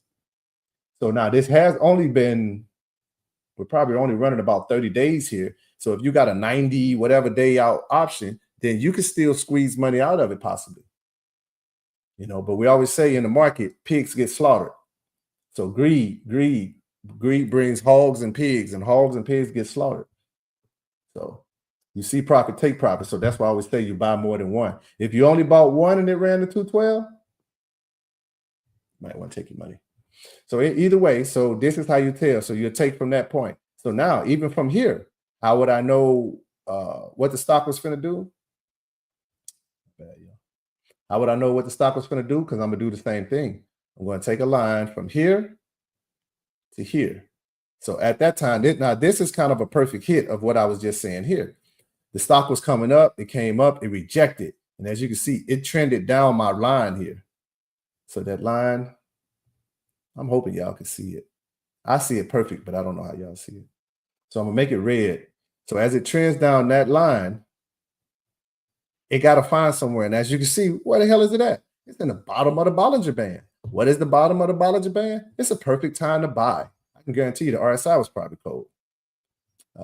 You can't really see it on this one, but if we go in, what is this? This is a 2-hour view. So now if I go into like a 1 hour, 30 minute or whatever, the RSI was probably cold as hell at this point. So what happens when RSI is cold? It came up. It had a bullish move. It needed to break 212 and it didn't. It went to 205. So we knew eject. So my wife is my scribe, y'all. So she'd be like, check the chat. Hey, good question, Dean. Oh, wait, Dean. Let me hold on. Let me make sure I'm getting Patrick situated. I got ADHD, y'all. I'll switch. So P, as I'm saying, actually, I'm gonna make this green. So better look. So as it came down, you see it's rejecting my green candle. It's the bottom of the Bollinger Band, strong push up. Now when it comes down, we want to see if it's going to stay on top of the green line. Because why? What was resistance will become support. So now as it trends, but it's steady going down. It is riding it, but this arrow is pointing down, saying that it's going down anyway. So we got to expect some type of bullish move soon, or we just going to keep trending down. What did we get? Boom, she popped, but she only went to 198.17. This was 198.79, so it's actually lower. So what is that? That's a double top. So we know she's finna come down. You guys don't know what a double top and stuff is because you're not that advanced until you're trading yet. That's why I say that it's so much to learn. So, but you know, when you do become it, you'll understand what a double top is. Even the triple top, double bottom, triple bottom, all of these things. So now on a triple top now, meaning that it came up, tested 198, failed. Came up, tested 198, kind of failed. Came up, tested. It went to 198.37. All of these guys, they're still in the same ballpark. So although it is making, in this case, a higher high, if you didn't, like if the news wasn't great, if they didn't have something great to keep sustaining it to go, it's coming down. No question about it. It's coming down. So now that's why you would do a put. Now, boom, it did not break this. What do? We do puts at resistance. So now if you did a put, let's see, 198.737, I probably would have did a put to like maybe 193 or so, because previously said that that's where it was coming. We had a 190 here, but when it went up, I would have did 193. I would have bought a put. And what happened? That bitch came 188. So if you did a put to 193 for 60 days out or whatever, and then that bitch fell to 188, then now she got to make it. Now we got another pump. She pumped up. She made 260s. So because again, bottom of the Bollinger Band, not out. And if you notice, what else? We got a double bottom. We got 180, 187 here, 188 here. So that's just saying that people say when the price is in this area, that's good enough for me. I want in. Sure enough, boom. So we went up to 206. So right now, we did break 205. We did break 203. So this is Mortal Kombat. You got to fight everybody that beat you up. So if 212 is where you went and every price after that got slapped back down, well, you got to fight all the way up till you beat everybody. So right now, 206 has been beat. It got to make 212. And right now, it ain't looking good. So this next pump, it got to beat 212, guys, or else it ain't even important. So it got to have great news. So P, this is the 2 hours. So on the 2 hour chart, so this is the day. If I'm watching it, I'll watch the daily, I watch the 2 hour, and then I watch like 30. Well, if I'm trading it for a short period of time, I'll watch the 30-minute and stuff as well. But honestly, if I'm trading it for weeks on out, months, I'm not looking at my charts every day, guys. That's a dangerous thing to do, is to look at your charts every day, unless you're doing it to understand like what you're doing. Because what's going to happen is you're going to look at it, you're going to see red, and you're going to sell. As soon as you sell, and a day or two later, the stock going to shoot up and it's going to be green. And you're going to probably sell for a loss, when if you just left it alone, didn't touch it, you'd have made a lot of money. So that's why I always tell anybody that study under me, you're going to find yourself 2 to 3 stock options at the max. Me personally, I say you do options on what you already holding in your portfolio. All right. So P, again, if you look at the Bollinger Band, this is 2 hour. She was at the bottom. She's up. So right now, anytime it's up, I personally wouldn't buy it because it's 2. I'm going to wait for the bounce. At bare minimum, at this moment, I'm going to wait for at least a 198 bounce. At least. At 198, I might buy one. She come to 195, I might buy another because 195 was my initial buy area. But 198 got some strong resistance. So how I do it is Tyran, before I take a nap, if I chart something, I'll get up in the morning. I get up, I go on my Robinhood, I'll see what things are. I go to my set limit order. And I guess I could probably show y'all that a little later, but I'll go to my, I want to answer Dean's question before I go too far. So I'll set my set limit order to whatever I think the stock will drop to. So right now, if the price is 201 and I think it's coming to 198, that particular option might be $100. So if I know it got a strong bounce in it, then I'm gonna set my set limit buy order to like 0.95, 0.90, 0.85 or so. Especially if I'm buying it 4 out. I'm going to set it to that because now I'm waiting on it to come to me. I'm not going to it on this one. The only way I'm gonna go to it is most of the time if that sucker's hot. Like if she hot and she running and she come back and bounce, I want her to come lower, but she may not come lower. So I'm gonna just grab one. In this instance, I don't know enough about Taiwan Semiconductor, so I would probably set something and then let it come to me. I'm gonna let it come to the average price. What'll happen is when it comes to the average price, it's gonna trigger. When it triggers, you're gonna get a notification saying that if you look to buy 4 options at $100, it's going to say, boom, your option executed for 4 option contracts, such and such. When you buy, as soon as you buy it, you can then set your sale. So as soon as it's bought, you can set a sale. So now you'll go in, as soon as I buy it, if I bought it at 100, now I go in and I'll set my sale, my limit sale now. I might say, hey, when this price comes to $2.50, I bought it at 100, I want to sell 1 when it hits $2.50. That now gives me my money back that I invested, and it gives me a few extra dollars to go play with something else on. I'm going to let the rest sit. And that's it. Like, you don't have to look at the chart all day. You ain't got to, you can literally, Patrick, Tosh, because Tosh, Patrick, my ADHD kicking in, but both of y'all on the phone. So Tosh, daughter goes to your school, Patrick P. So that's how crazy that is. So that just hit me out of the blue. But so yeah, but you could do that. So you could be in there teaching, you could be in there planting, you could be wherever, and your phone will go pling. You look at it, it say Robinhood sold your option contract at $2.50. You'll be like, damn, holy shit, I just made some money today. And even if you're having a bad day and you get a notification like that, I'm positive. I don't know about y'all, but I'm the type of person that I hate spending money. If I got to spend $10, I'm miserable. I'm mad. You understand? So I kind of want to go lay down. But when I go lay down on my phone, like, bling, your option executed, you made $500 off Robinhood. I'm like, I perk back up. Like, oh shit.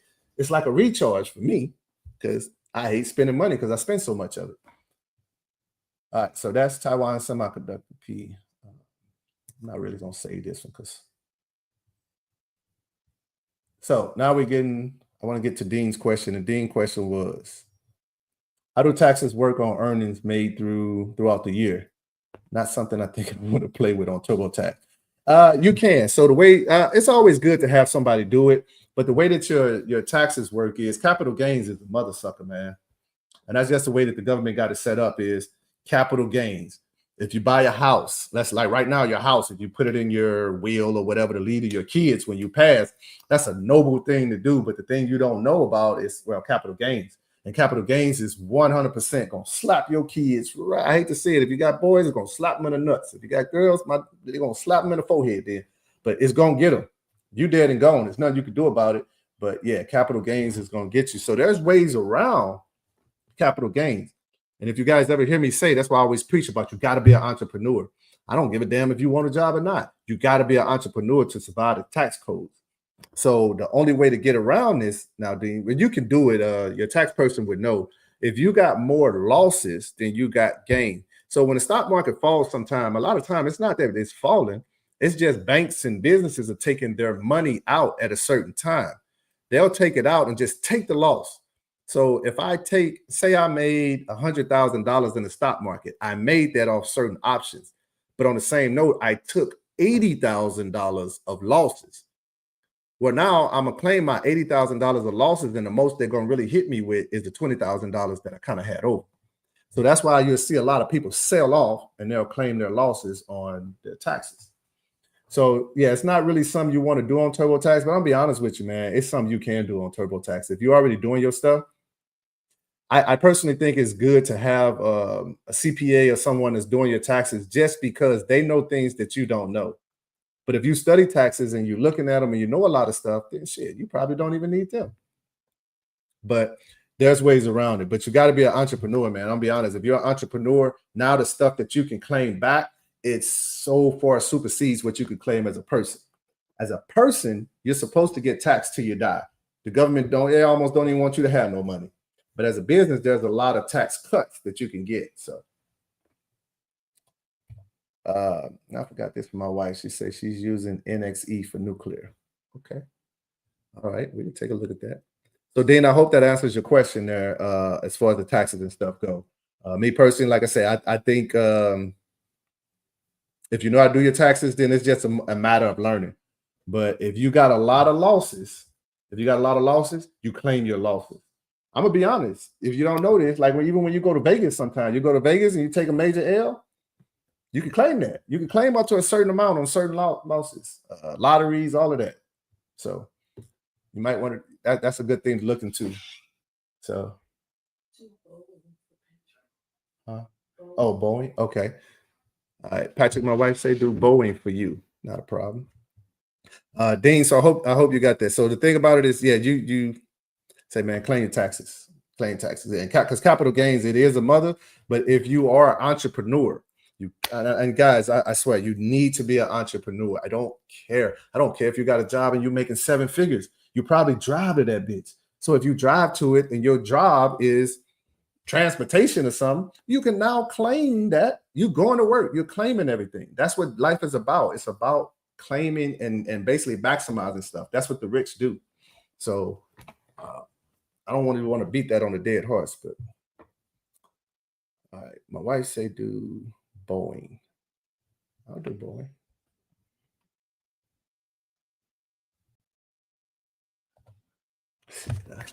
I like charting, baby. I'm turning my hat around a little bit. I'm ready to get ready. I love the chart. Sorry, y'all. I think I got an Irish pennant. All right. Let's do this shit. All right, gotta find my screen, y'all. Give me a second.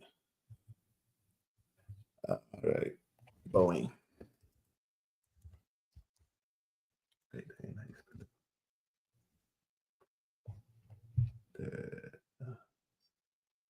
I think that's the right Boeing. Holy moly, donut shop. Boy, that bitch on the slide down. But like I said, we expect that out of Boeing. Now this is the hourly as well. So let's take a look at. Actually, let's do what we always do. And let's go out. Let's go all the way out. Now, Boeing is an OG in the game, so they probably can go like 20 years out. All right. So for 20 years, on a 20-year view of Boeing, we're looking at 20 years, 11 months, 29 days. So essentially 21 years. Boeing was kind of boss in the game. Yeah, they still are boss in the game. All companies gonna have their ups and downs. So Boeing, who used to be at like $400 something, I'm gonna show y'all something here. And this is on the monthly.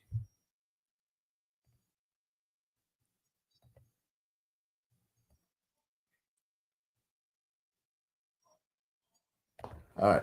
So now if I chart it out, if you say, hey, Gunny, what do you think Boeing is going to? I think Boeing is going to the $130 something range. And worst case scenario, the 140. 140, 141, 130-ish, somewhere in that range Boeing is going to. And here's why I say that. Here's the resistance back. I'm sorry. Here's the support back here. So again, this is 20 some years, guys. So this is the actual average price. So when I chart out like this is the average for its existence. So that means that every line that I put on this chart from the far, that line is very relevant. The closer that stock comes to that line, it's hands down going to probably touch it or go to that area because that is the average for its existence. So even if I played Boeing before I knew it was going to fall, depending on these, this is 2020. So we knew that was probably COVID there. 2022 time, they obviously had something going on 2023. Looked like they was having a good year until now. So Boeing is probably set to have a pretty doo-doo type of 2025. But this may be the year to pick up because it's coming to support. So as I put my line here, so we start here because this was one of the lowest here. We got up, we got a tap. We come up, we got a tap. We come up, we got a whoops. You know what I'm saying? Not quite a tap, but it hasn't quite broken through. We can still come to the 140 and be okay. All right, we can still come to 140 and be okay. But as far as this one is saying that, hey, man, that little run we was on is kind of coming to an end right now. So what do you do at this point? Well, again, the 135 is kind of what we're expecting. So this line that I put here, that's where we expect it to come. So I need to be looking at Boeing. Boeing got earnings on 129. Me personally, I think Boeing is going to lose a lot. They're going to continue to go down on stuff because a lot of things hurt Boeing. That strike hurt Boeing. And I ain't going to shit you. Doors popping off in mid-flight, that'll kind of do that for your company. You know what I'm saying? So Boeing got a lot of ground to make up from the work that they did. It doesn't mean that Boeing's a crappy company. It's just that Boeing had a lot of 1946 cars essentially that were made in 1946 still flying in the air. See, some of this shit was just bound to happen. All right, so we're going to put that there. So right now, I'm looking at Boeing. If I want to play Boeing and I'm looking at Boeing on a monthly chart, this is what I'm looking at. All right, she's playing in that range. She's not quite making a bull flag type of deal, but because 435 is her all-time high. So what we are repeating right now with Boeing is the exact same shit Tesla went through. The exact same thing Tesla went through. Tesla had about a good year or two of just straight getting beat the absolute hell down. Like Tesla used to get beat so bad, I felt bad for her. Like, I was like, girl, she's taking the ass whooping. So even though you love that, you still want to make some money from it. So I say that to say Boeing is going to do the same thing. Now, if Boeing is able to get back above this, I'm going to say at least 160 back on this line, keeping in mind that this is an area and this line don't mean nothing. It's an area. And we'll see what she do. So I'm going to put my fib on here too. This is how you start getting a whole lot of stuff on your chart and you'd be like, oh my God, that's too much. But again, if you know how to read it, it's not too much. It's just a bunch of damn colors and lines. All right. I kind of like a little darker colors on my eyes because I'm old. Not that dark.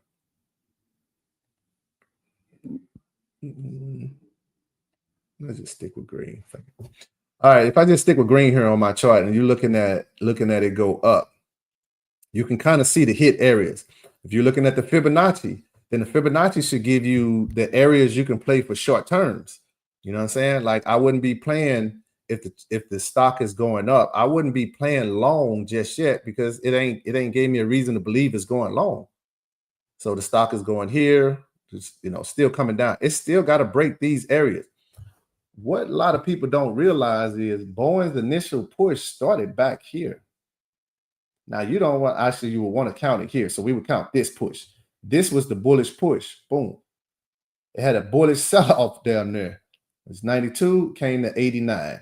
So it's not really what we want to see, but we came back up and she ain't been able to come back since. So now this flag is getting tighter and it's getting tighter. So if it falls, that means mission is over. It fails, she got to start over. But if it's able to catch itself within the next week or two, let me see, maybe even this month, because I'm looking at the monthly chart.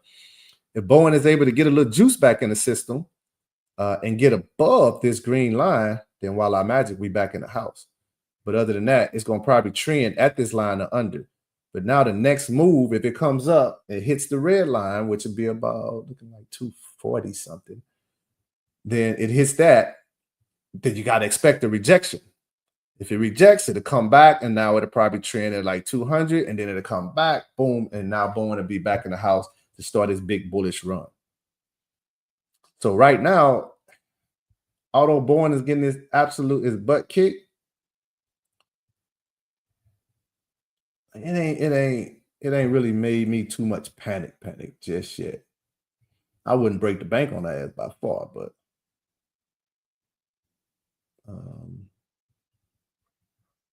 oh yeah, I wouldn't break the bank on her. And I put this line here because I want to see how many touches I can get before I get to the current price of today's price. And as I pull this, you got 1 touch, 2 touch, 3 touch, 4 touch. Even though that poke through, that's still a touch per se. All right, because it didn't fall all the way through because it caught itself and came back up. So that's still a touch. So that's 1, 2, 3, 4 essentially. Keep coming. You got basically 5 right there. These guys, yeah, they poke through, but those are still touches.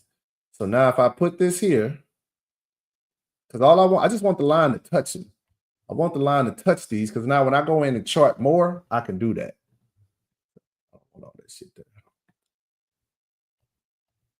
All right. So as you can see in that range, you see what you got to play with.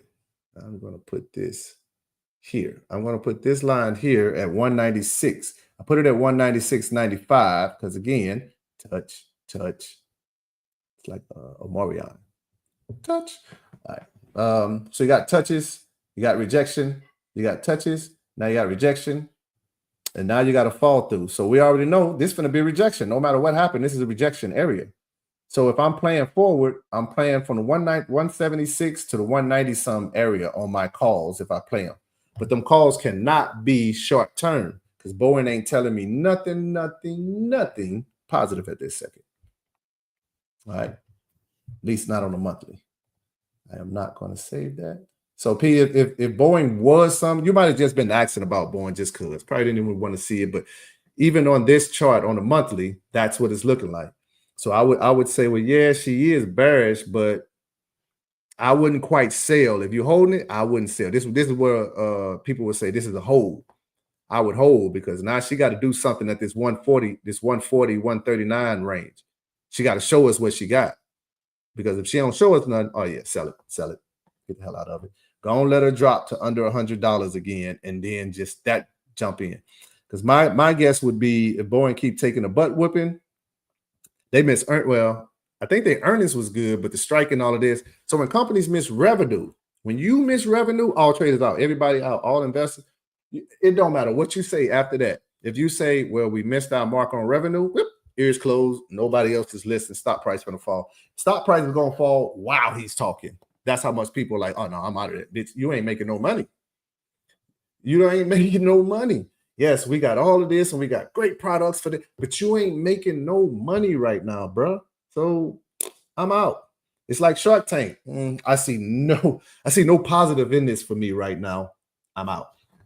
And that normally what happened. So I would look at it and say Boeing probably could fall to almost the 89, almost under $100. Anything under $100, she probably got my attention at that point. But now I'm definitely going for years out. I'm nowhere near going short term. So I'm not going to say that. All right, let's check chat.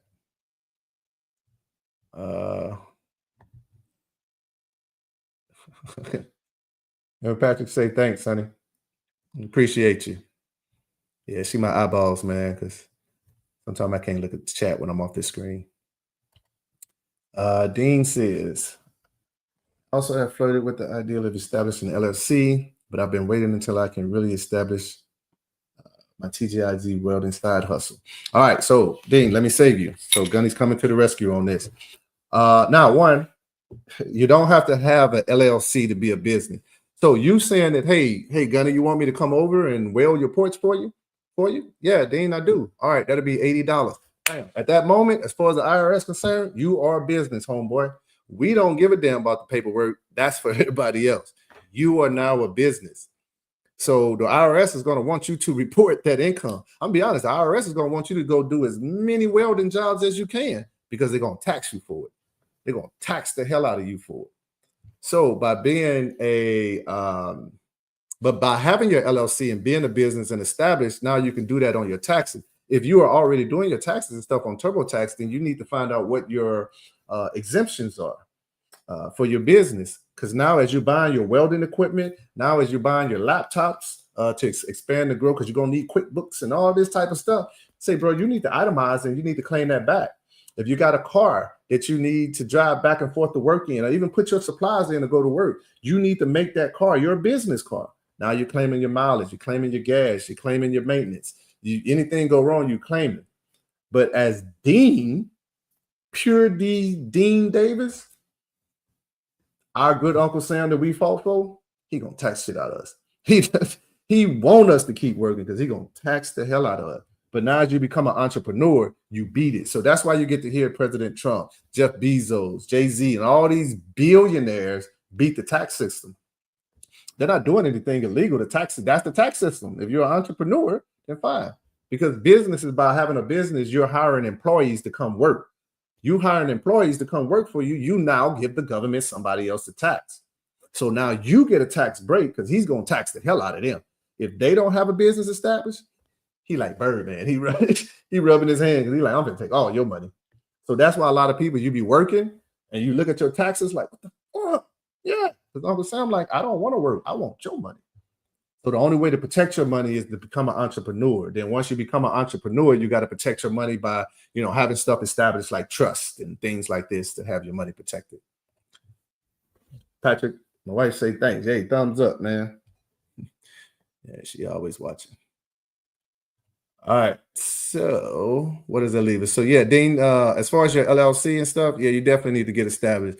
What's crazy about all this, Dean, is for some of you guys, that's why I say I want to establish a newsletter, man, and save you guys time, because just like that, there's certain things that you don't know about, one, having a business established. What most people do is they go get an LLC and they start a business just because they want to walk around and say, I'm the boss of my business. Goddamn boss. If you get sick for a week and nobody's there to run your business and your business is going to close, you are not the boss of the business. You are an employee of your business, period. You know what I'm saying? So you want to get your business established to a point where it can kind of automate without you. And by making it automate is learning the tax code. That's the simplest trick I can tell anybody. Even when people say, hey, I want to start a business so I can leave it to my kids. Let me be the first to tell y'all, if you put in a lot of hard work to establish your business, if you spent in a lot of damn hours to establish your business, if you put a lot of money in to establish your business, if you missed a lot of holidays because you was establish your business, your kids don't want that shit. They don't want that. You wasn't at home. You wasn't at home to enjoy good stuff. What the hell they want to run that business for? Kids today are strictly on YouTube. That's it. If it ain't on YouTube or some cell phone, they don't want it. So if I was a person to tell, I would say, man, damn, starting a business, just get a life insurance policy on yourself to ensure that your kids are good in case you pass unexpectedly. And voila, you got to give them the knowledge to know what to do with that money when it's given to them. Because if they don't have that knowledge, they're going to blow it and then they're going to be broke. And granted, your legacy would probably die at that point. So having a business, that's more for you to beat the tax code. Now, if that business is up and good and running, leave that to your kids, man. Yeah. But hey, man, if you work hard and shit, kids don't want that crap, man. You're like, man, my daddy was never at home. What the hell I want this business for? So my wife said, the boss man, Jalen, said we can go over Sony. Okay, we can do Sony. So Dean, I hope I have your question. And if you got any questions on anything, whether it's business, it could be marriage, anything, I got number time, man. So we could talk about it. I'm just doing stocks because I know everybody wants and need money. So once you understand this, that's that. But man, we could chop it up on anything. The boss man, Jalen, wants to look at Sony. Sony it is, Junior boy.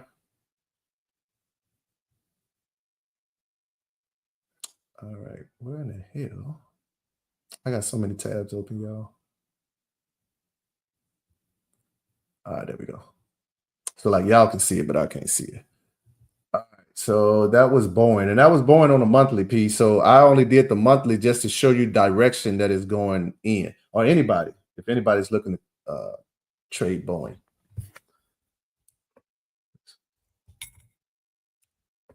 I got a cold ass biscuit I never even ate. I've been in here for 4 hours, ain't ate none of it. And I'm at home, so I'm gonna eat while I talk to y'all. Hell, I'm gonna light one up in a second.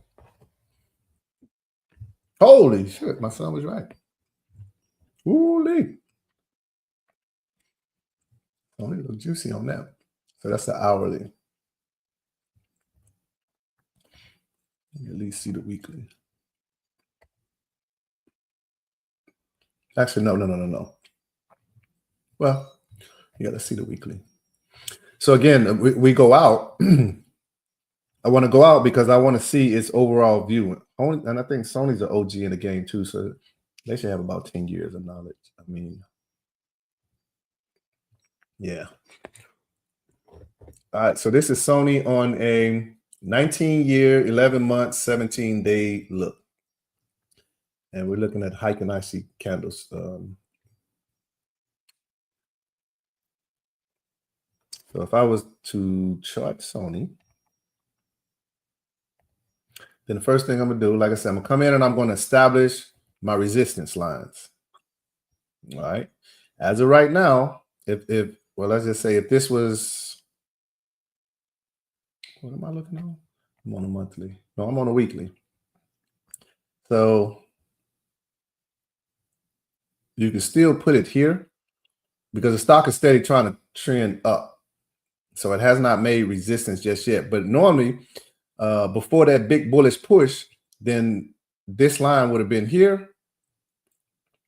We didn't have to go all the way back here, but I will. Because again, you want as many touches, so I don't want here. So I would probably come back here. Because all you think you got to do is just go back to the past. You want to find its highest highs and its lowest lows. So I would probably come here with this one.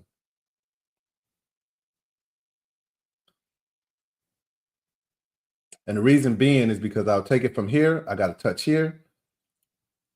Almost had a touch here. I got a touch here. And then we got a big push up. Now, if this was here before, then that means that it just broke resistance. It broke its trend at this second because the trend was down. Now we came up. It had a high of 267. 2067. That 2067 broke the 2018, the 2019, the 1835 prices that were back here. So when it broke that, it broke all of this back here. So it did signal that, hey, I'm going higher. It's 2067. So it ain't that much bigger than 2018 and 2019, but nevertheless. But this could form like a triple top. This might be like a quadruple top almost, but almost like a triple top. So that just would mean it will come back down. But if it came back down, as long as it don't break 1502, we okay. So now my question would be, if Jalen is out there, how long would you be looking to trade Sony? Is it a day? Is it a week? Is it a month? Is it a year? Because all that'll matter on your entry and exit. But if I looked at this, I would say, well, hey, she ain't looking too bad. She did just have a nice, strong, bullish movement. So I don't know what caused that movement.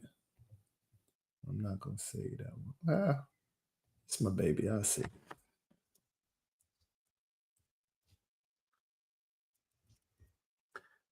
This is the weekly.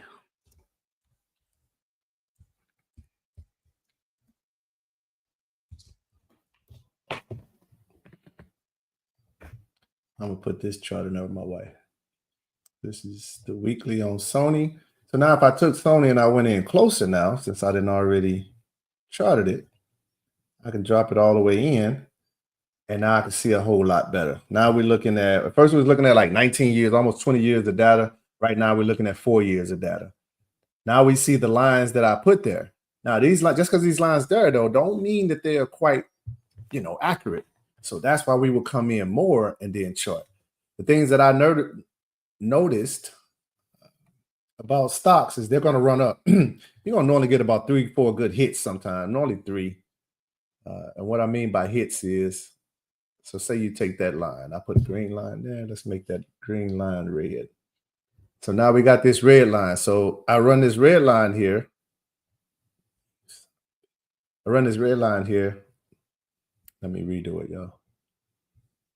Again, I make it touch the body of the candles versus the wicks. Kind of give you more accurate. You want to pull that sucker to the body. So now we're at a point we got to figure out which direction is Sony going to. Is it going to keep going up on our red line, or is it going to keep riding this green line down? All right, that's what we got to find out. The only way we'll know is now when Sony comes to bounce. When Sony comes to bounce, it got to stay like above $19. If I'm not mistaken, it could come to 17, but you don't want it to come no lower than that. So it needs to stay on this red line. So right now, she's looking like she's trying to transition and pivot and start back going up. She did make lower lows here. Then she came back and she started making higher lows. So she was making higher highs and she was making higher lows. So that's something you want to see. That's definitely something you want to see. So this is Sony on the weekly.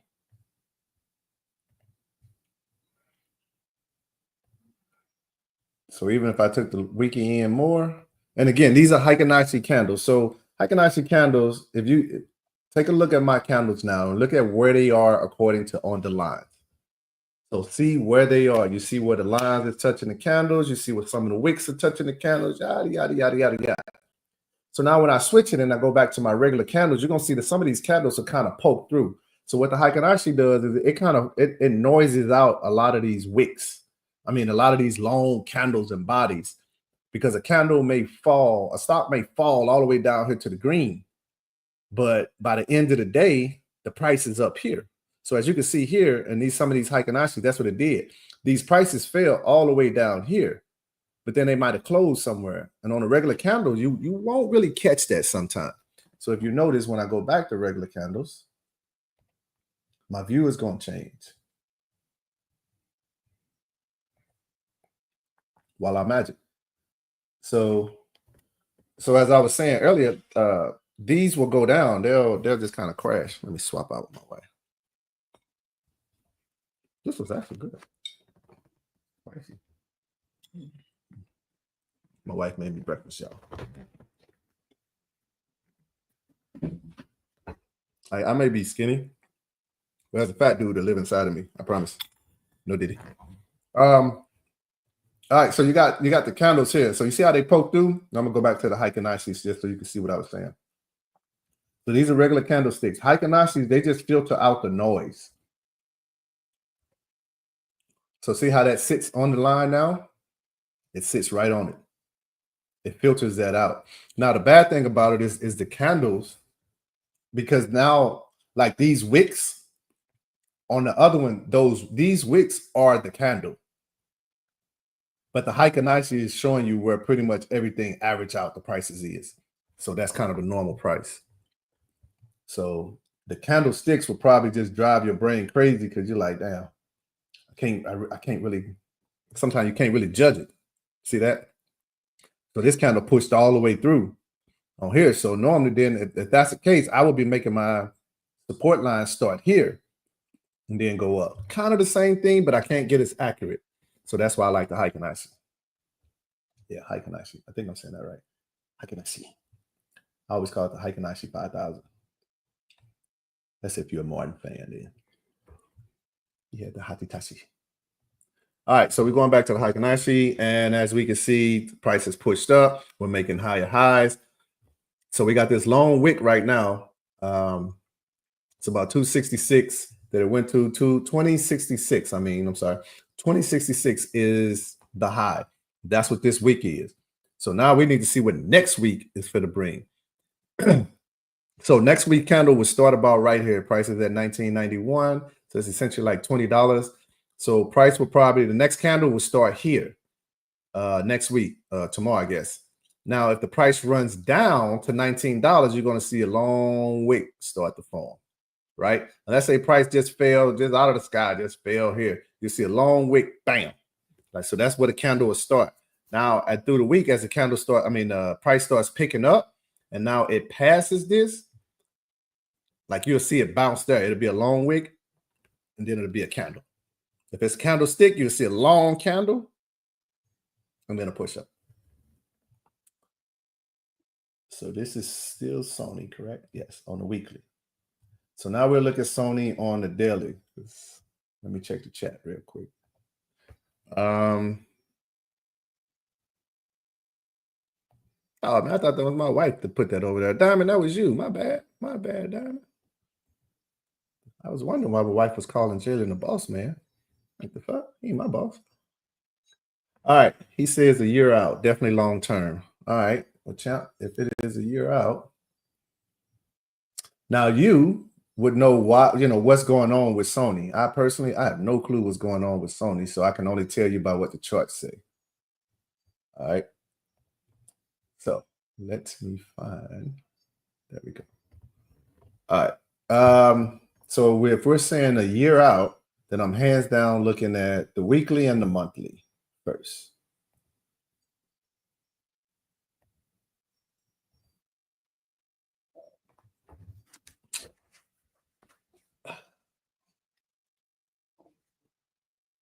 Right now, it's trending where it needs to be. It's trending on this support line. So this is the weekly. So this is the weekly look for the last 15 years. So one thing we do know is, well, she's steady trending up. She got a pullbacks here and there, and she's currently on a pullback.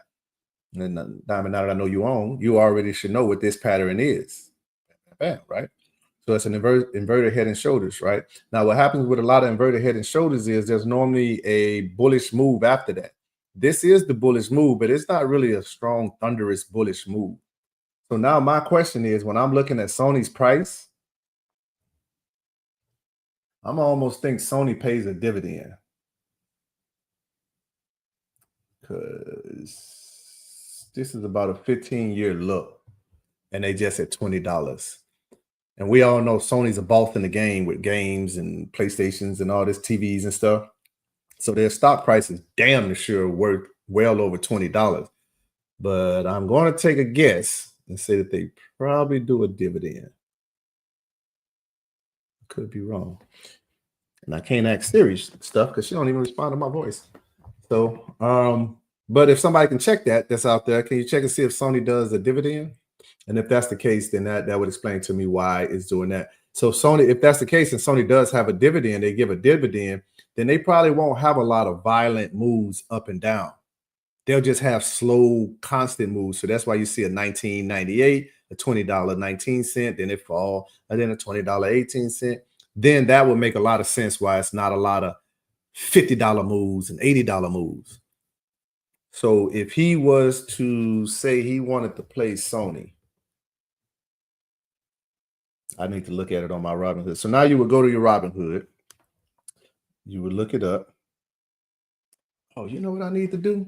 I need to put my Robinhood in the chat. If you ain't got a Robinhood, man, at least use your broad code and we both get some stock out the deal. We both come up on freebies. But let's see here. I'm trying to look up Sony now. I'm going to change the screen to Sony's 19. She had a nice bully movement. She went up $1.64. Looked like last week. So I'm pretty sure in the Sony type of world, that's a good ass move. If he say 1 year out and we are at November, if I know my child, he just mean to next year, not a whole year. He ain't that cheap. He ain't gonna spend that type of money.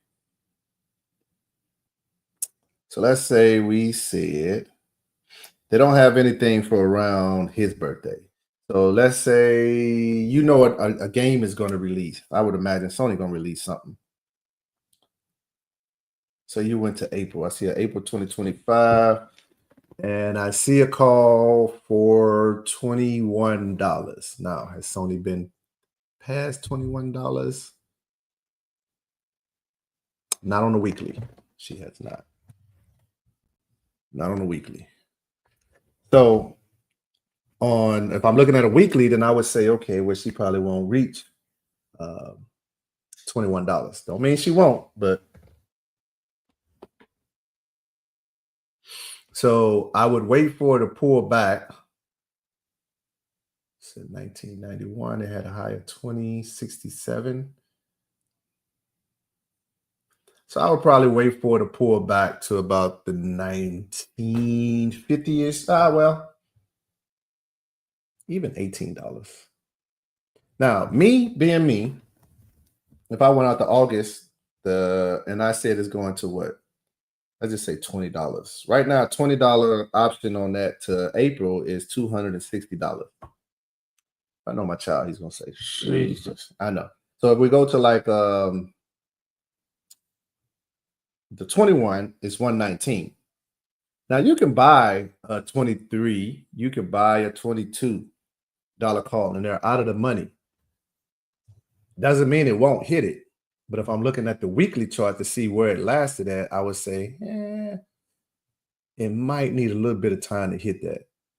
Because we're looking back, and this is 2022. She started falling. Boom, it's 2023. She came up. And since 2023, she ain't really broke $20. Now, again, that could be to who was in office at the time and what policies they had in time. And that's why the stock was hurting this long. Now, with somebody else coming in to possibly change the policy, then who knows what may happen. I don't think Sony's one of them beneficiaries where, I don't know if, like, I would think Sony's overseas or something. I thought Sony was China or some shit. So anyway, you just have to find out where it's made, what new policies are coming in. Are these new policies going to affect Sony? And if so, are they going to affect them in a positive way, or is it going to affect them in a negative way? That's one of the things to know. So again, if it was me, the options to me aren't that cheap. They're like $100, $200. But even if you bought a $21 option at $115 or an $80 option, a $22 option at $88 per call per contract, what's going to happen is those prices are going to drop. So if you bought it right now at $19 for next year, and I say next year, so you got to give it time. So you want to go to like mid-year, maybe, a summer or some crap like that. You want to go in. And now when it drops to $18 or $15 and come back for that bounce, you want to hold it. But if you got, let's say your option of 2026, right now they got a January 2026.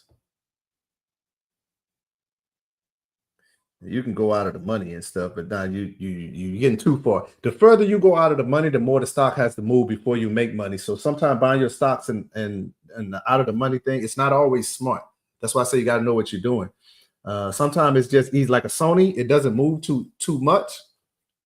Aflac doesn't move too much at a time. They don't have violent moves. They just got slow, steady growth. Then that particular one, you want to give it at least a year or two.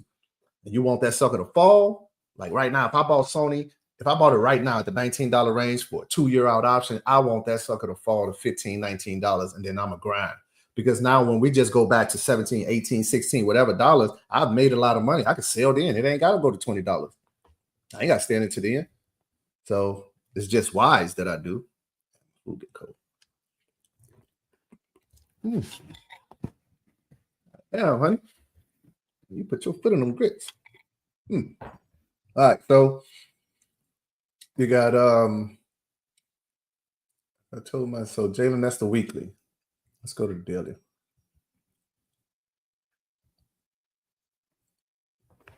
All right, so if I'm looking at the daily on a 15-year look, kind of almost getting that same action.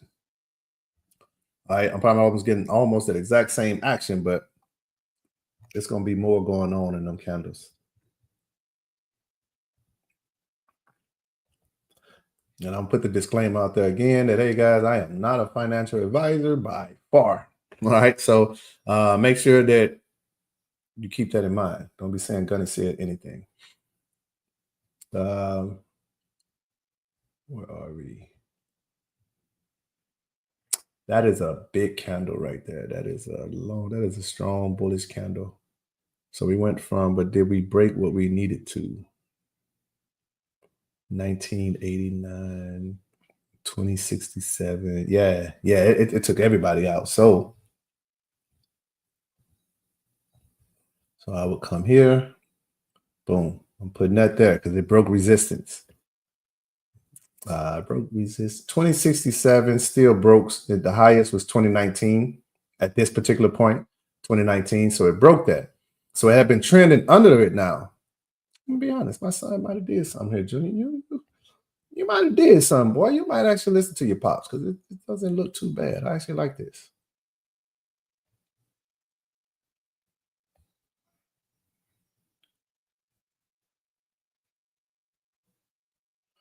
So the smart thing would be to do it there.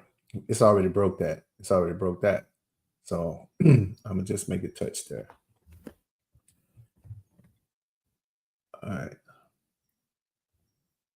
God damn it. I gotta save everything in order to keep all my annotations on there.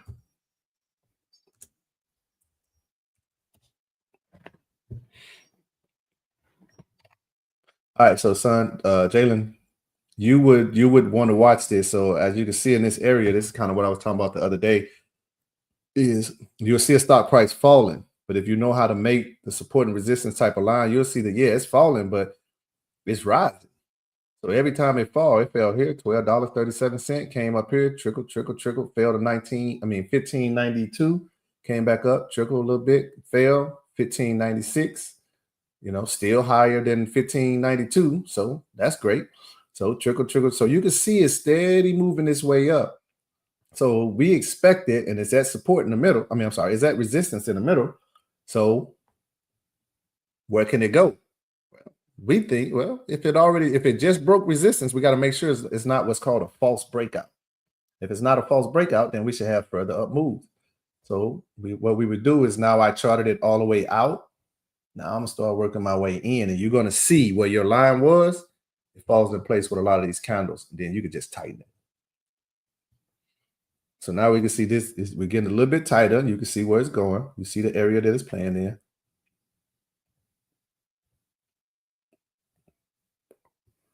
All right, same thing. So now you see the area that we could play in came in. This is the resistance area. What do we know about resistance? Anything that's resistance when broken will become support. So until this price, and we can't fall just because it's here, we can't get happy thinking that it's going up, because it also touched here, broke through, touched here, broke through, here it touched, here it fell, but here it touched and broke through, and it still fell. So there's nothing exciting to make me say, oh, this is the time. But as we can see, we are slowly, steady going up, almost like an escalator. So if you're not in a rush to become rich, then you would give this stock minimum a year. You give it a minimum a year. Now, what are you going to get out of it in a year? I don't know. What are you going to put into it in that year? Because right now, if the stock option price,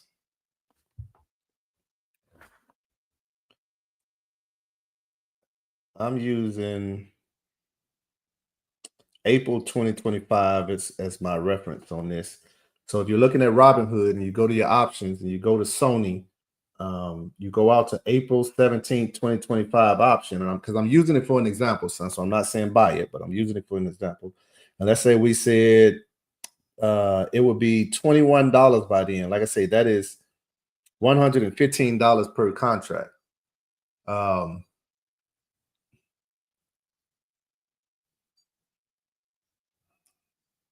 I would really need to see it above this 20 before I got too happy. But I'm sure somewhere back here, someone bought it saying that it was going to $15 and it went to 20. And then it cost, and it trickled its way back. It did whatever. And then it came back.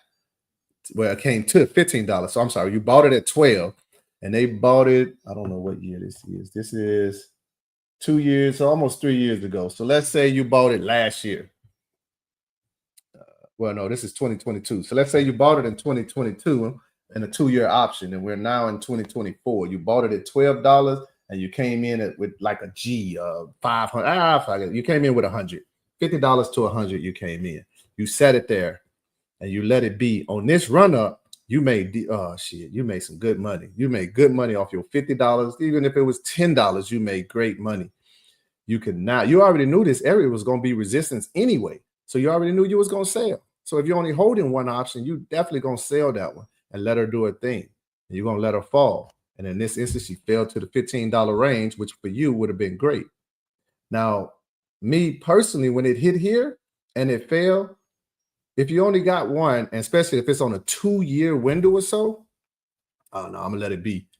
I'm gonna let it be. If anything, I'm gonna buy more, but maybe I'm in the life position where I can't afford to buy more for the next 2 years. And this is my magic beans. I will take these and I'll sit it in the option, just let it be. I'm not looking at it every day. I'm not touching it every day. I'm setting my alerts that if it hit a certain price, I want to add more. You know what I'm saying? If I bought at 12 and I'm holding it for 2 years out, and let's say 6 months, maybe 6 weeks later, it came to $11 and I had a sale there at 11. I had a buy there at 11 to pick up another $500 if it came to this price. Then boom, when it hit, it's going to trigger and it's going to go up. Now, as you see, it has never come back to $12. It ain't even looked back to $12 way. Back here, $15 was the average anyway. Bam, bam. $15 was his average. Something happened here. I don't know what it was, but I'm sure it was something stupid. So something happened there, dropped the price. When the price dropped, it hit 12 and it fought its way back to its average price, and it stayed in the 15, anywhere from, it's looking like $18 to $15. So $15 to $18 is about his range. So you could just kind of play them ranges. Now, where do I think it would go? Well, what is the one thing you need on this sucker? You need your Bollinger Band. Now I got my Bollinger Band on there. I can see exactly where it is now. And it hit resistance. What did it do? Not only did it hit resistance, it poked out of the Bollinger Band. Now, this was a bullish move. Watch this. Let's spread this sucker out. Look how big this candle is. So you got this long. Now the wick push up, and we're on a Heikin-Ashi, so let's put. All right, bam. See that? See that big old gap? So the Heikin-Ashi, it takes all of that out. That's the downside to the Heikin-Ashi, is you won't be able to see the gaps on the Heikin-Ashi. So you got to go back to the candlestick view to look. And if you look at this sucker, man, on the daily view, all it's only do is jump, fall, jump, fall. You got gaps all over, just everywhere. So me, I'd be riding a put right now. And I would be riding that put. I'll be riding that put at least to the end of the year, and I'll be somewhere at about the 1850 range, because this this strong bullish move is great. So now what's going to happen is the next candle has to keep this trend going up. It got to. So it could be another gap up or something crazy, but the next trend may get it to go in there. So we said that 417.25 for I wouldn't go $22. This don't make me think that's a normal price that it hit. So I would make the sacrifice and do a $21 call at $115. At this moment, I probably wouldn't jump in and get it, because all of this is telling me we do for a pullback, especially on a daily. So if they're asking 115 for it, I would probably put, knowing me and how cheap I am, I'm gonna probably put anywhere between I'm gonna put 0.85 to 0.90. But $115, $1.15, $115, I'm not paying that. Not for this, because it's already outside the Bollinger Band. So normally I would, just to get teeth in the game, but I don't really know enough about this, and it doesn't have enough violent pushes to make me excited about buying it right now. So this one I probably would let fall. But if it came down to an $85 average, I always say if you could buy one at 100, you could buy at least 3 or 4 at 80. You know, you just got to work. You got to get out there and sacrifice some of that BS and do it. But let's say if you did 3, that's $255. If in the next, and we say this is till 2025. So now if it does come back, and let's say it go to $20, see, this option is a slow mover. It's a grower, not a shower. So your $200 would almost have to get to the 22. $22, $23 range to start seeing significant gains on it because it's a slow grower. Is it possible to do? Yeah, it's possible to do some, but you got to know the news behind it. So right now, I probably would. I'll let it just drop a little bit. I'm gonna keep her on my watch list. That hey, if she hits about $19.50, ring my alarm. You know what I'm saying? Wake me up. Let me know because she's going down. So now I need to see where she's gonna bottom because she's gonna drop. Just like here, we went from 1928, drop. Came down to 1742, like drop. It hit 1742. Somebody said, hey, that's cheap enough for me. I'm in. And they jumped in. And when they jumped in, they said, you doing it, I'm doing it. And that's when everybody jumped in. So we had a nice push up to 1811. And then if you was in it long then for a couple days, months, or whatever, you might have held here because essentially this rejected the average price. So you want to see where it was going to fall to. If it failed, if it just kept falling, once it hit 1742, you should eject because you got in at 1742. So if you rolled it up to 1811 and you only had one contract and like let's just say you didn't sell it, well now when it comes to 17, if it comes back to 1742, you might want to consider selling it, or you may say I'm willing to lose whatever, $10, $20 in this. And in this case, it would have fell back. You would have probably made that money, and then you would have said maybe you would have made $100, $200, who knows, $50. Well, I'm willing to sacrifice $22 out of the $50 I just won to see if it'll go back up. And at this point, it got to 1756, and sure enough, it caught resistance. I'm sorry, it caught support. And we would have known that because again, back here, I promise you, somewhere back here is the support. It was already back there. You just have to find it. So once you found it, boom. I don't even know if y'all can see my screen per se. I don't think I can blow it up, can I? Nope. I can't blow it up like an iPad, but either way, it's a little candle here, and it poked up. So it poked up. When it poked up and sat on that line, that there told us that it's above its average price. Like it's at its average price and it's sitting on it. It's no longer under, it's above. So hey, y'all, we got action. And if you was one of them ones like, yeah, but I wanna, you see, boom, you missed that ride. That bitch gone. While you was going, yeah, but I wanna, it's that mug gone. So we got the weekly, daily, and I'll give you the 2 hour.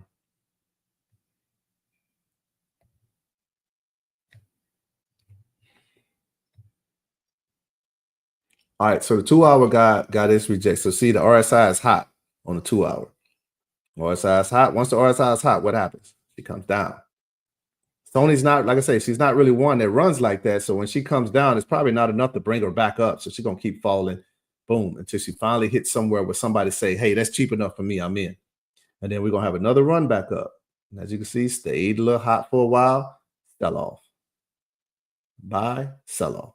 Buy, run it up, sell it off. And apparently this just happens all the time with this. So the goal with Sony now would be to catch it when it's cold, not hot. Now, if you do it again for 4 out, you already know that it's hot. Chances are history has proven that, well, it's going to come down now. It may fall for 30 days. So now if you're doing your option out to next year, mid next year or so, oh, this is Gucci. I just got to make sure she ain't finna continue to fall.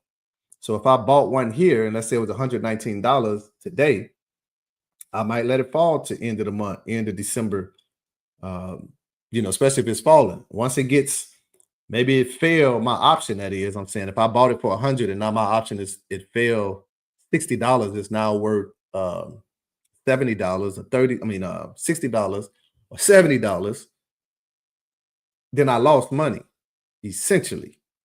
But I have my option for so long that now I'm going to dollar cost average and buy more to bring my average up. So where I would have bought at 100, now if I buy 7 or 9 at 50, my average is not going to be 100 anymore. I had a $100 average because that's what I came in with. I bought more when it dropped to 50. Maybe I bought 5. Now my average will go from 100 to about 70, maybe 60. It just depends on how low. Now, what does that mean? That means that, well, your option doesn't have to wait till it's back to $100 where it fell from to start making money. No, it's going to make money from where you just added money back to $100. And now if it just decides to run crazy parabolical and go past $100, then everything you made from $50 to the very first dollar you put in is all going to start doing jumping jacks together. And they're going to just be crazy insane, going bananas. So on 2 hour, I would definitely say that she is en route to come down to about the 1950 area, 1970, somewhere in that range. And if that's the case, if you're going 4 out, it probably wouldn't hurt. All right.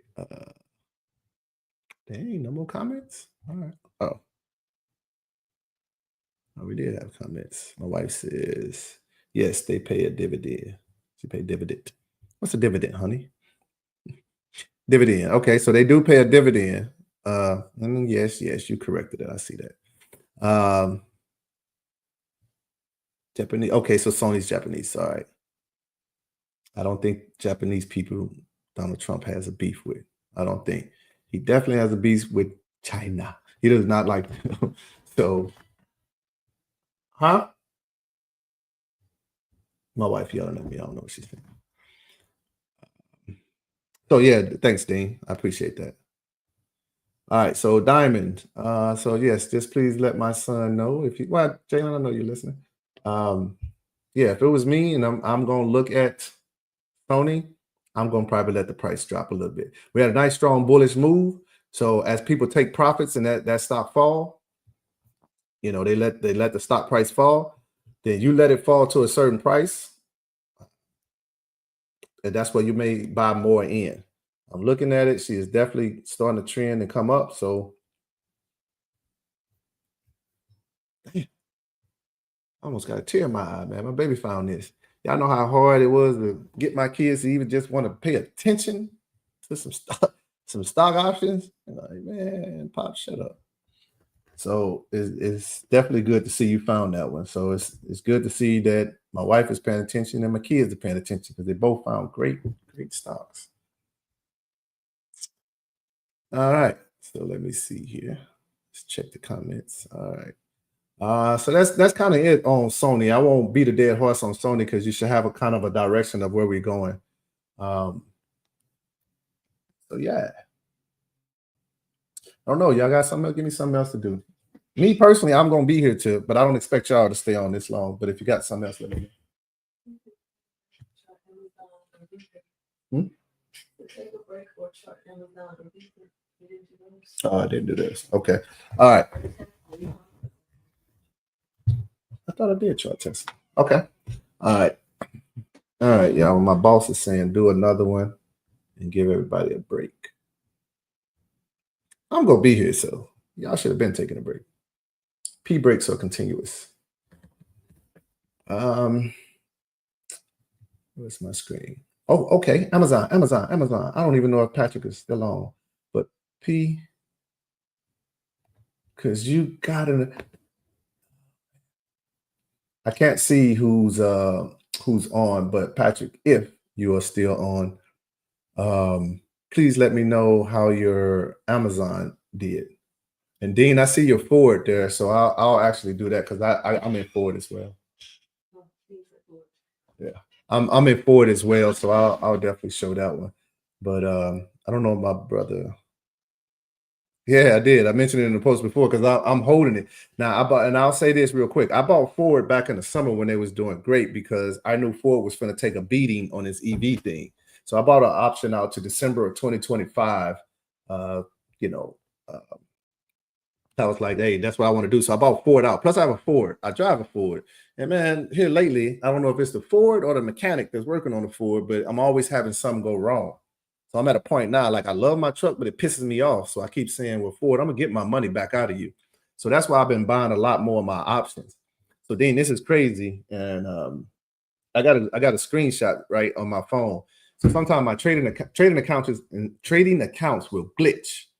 So I started buying Ford back in the summer, and I might have put 500 in expecting it to drop. It did. It dropped when they just had this crappy earnings. I dropped like another 1,500 in it, not 1,000, but 1,500 in it at that price because my option failed. Now, again, this is a very crazy strategy because if if we're not right, the stock could go to crap and never come back up. So now if you bought in it, you just constantly steady losing money. So that's why it's very important to know how to chart, trust your chart and read research. But yeah, Ford fell, they bounced, and I'll show you on the chart here in a second what I'm talking about. But yeah, I'm trying to add up because now when my thing glitched, my option popped up one morning and like everything that I averaged down on was telling me I had a total of like $100,000 in just that one option, only Ford, not my account as in a whole, but just my Ford options. So you know, of course, I'm waking up like, oh shit. And then like, but 45 seconds later, it glitched back to its reality price. And I'm like, you motherfucker. So, but to me, I took that as a sign as to what it was going to look like if I just stick to the process. So the way that you get past a lot of this, and I'll say this, Ford, Amazon, any company, you just look at their earnings. No earnings is a secret. Earnings are public. You just got to, listen to it or so. Or a person like me, I'll listen to the earnings and I'll listen to the CEOs talk because most of the time when they talk, they tell you exactly what's going to happen in a year to come. So like Pelletier, I already knew Pelletier was going to kill this year because back in January, they got like $1 billion. They had like $1 billion in revenue. $1 billion. So they were like, oh shit, well, they definitely good at least until next year. So we knew on the revenue portion, they was going to be straight. It's just guidance and leadership.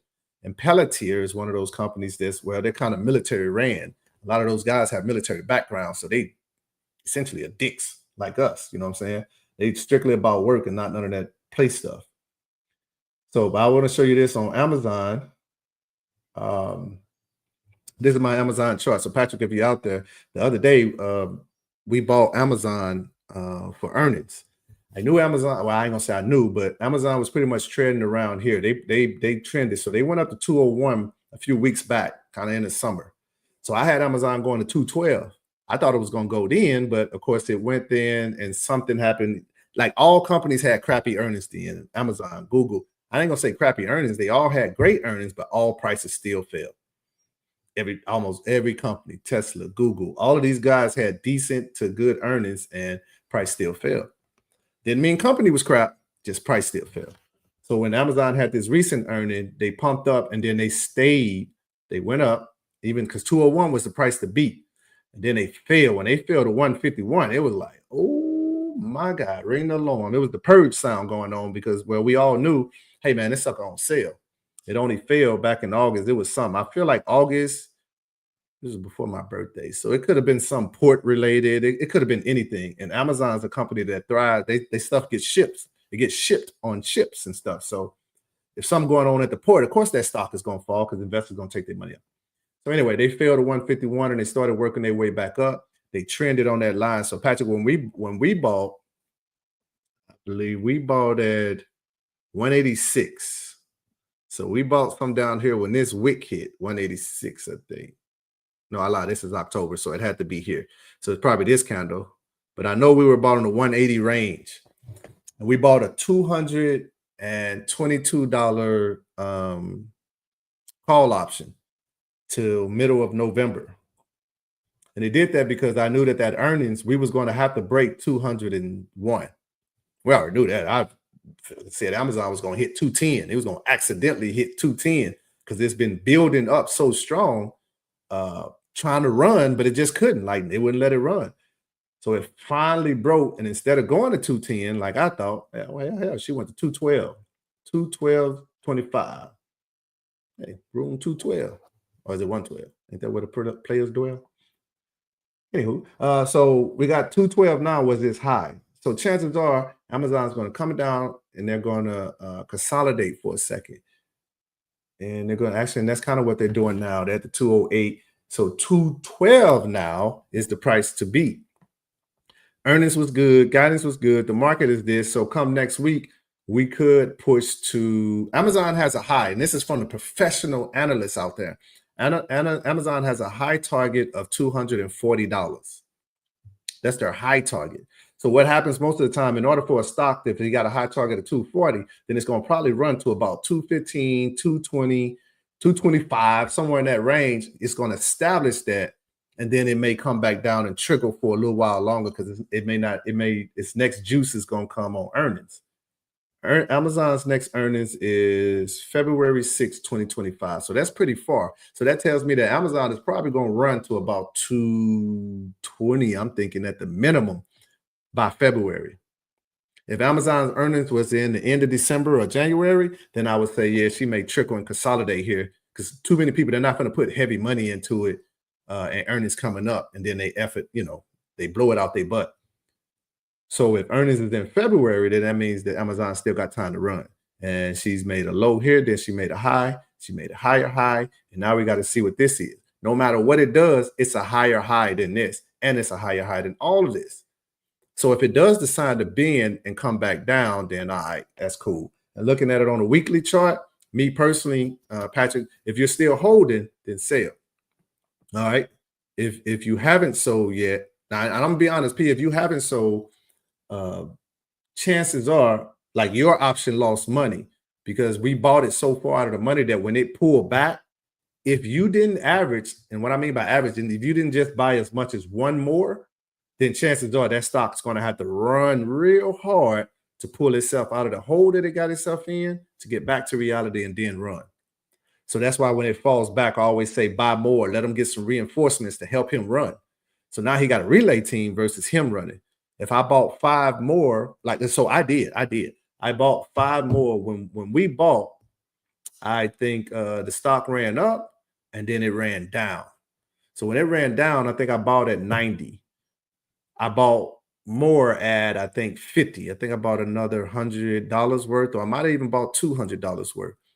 And then it went back, and that's when it went to 212. When it went to 212, that's why I had like $3,000 in that option, that one option. So, and we haven't hit our strike price of 220. So next week, we got to see what Amazon do, because now if they continue this push, then if you haven't sold that option, you're going to see that 220 option. Even if you just got one, you should still start making money. Now, yours is going to have to go past the 222 in order to make money, because you never averaged down. If you did, then all of this shit is irrelevant.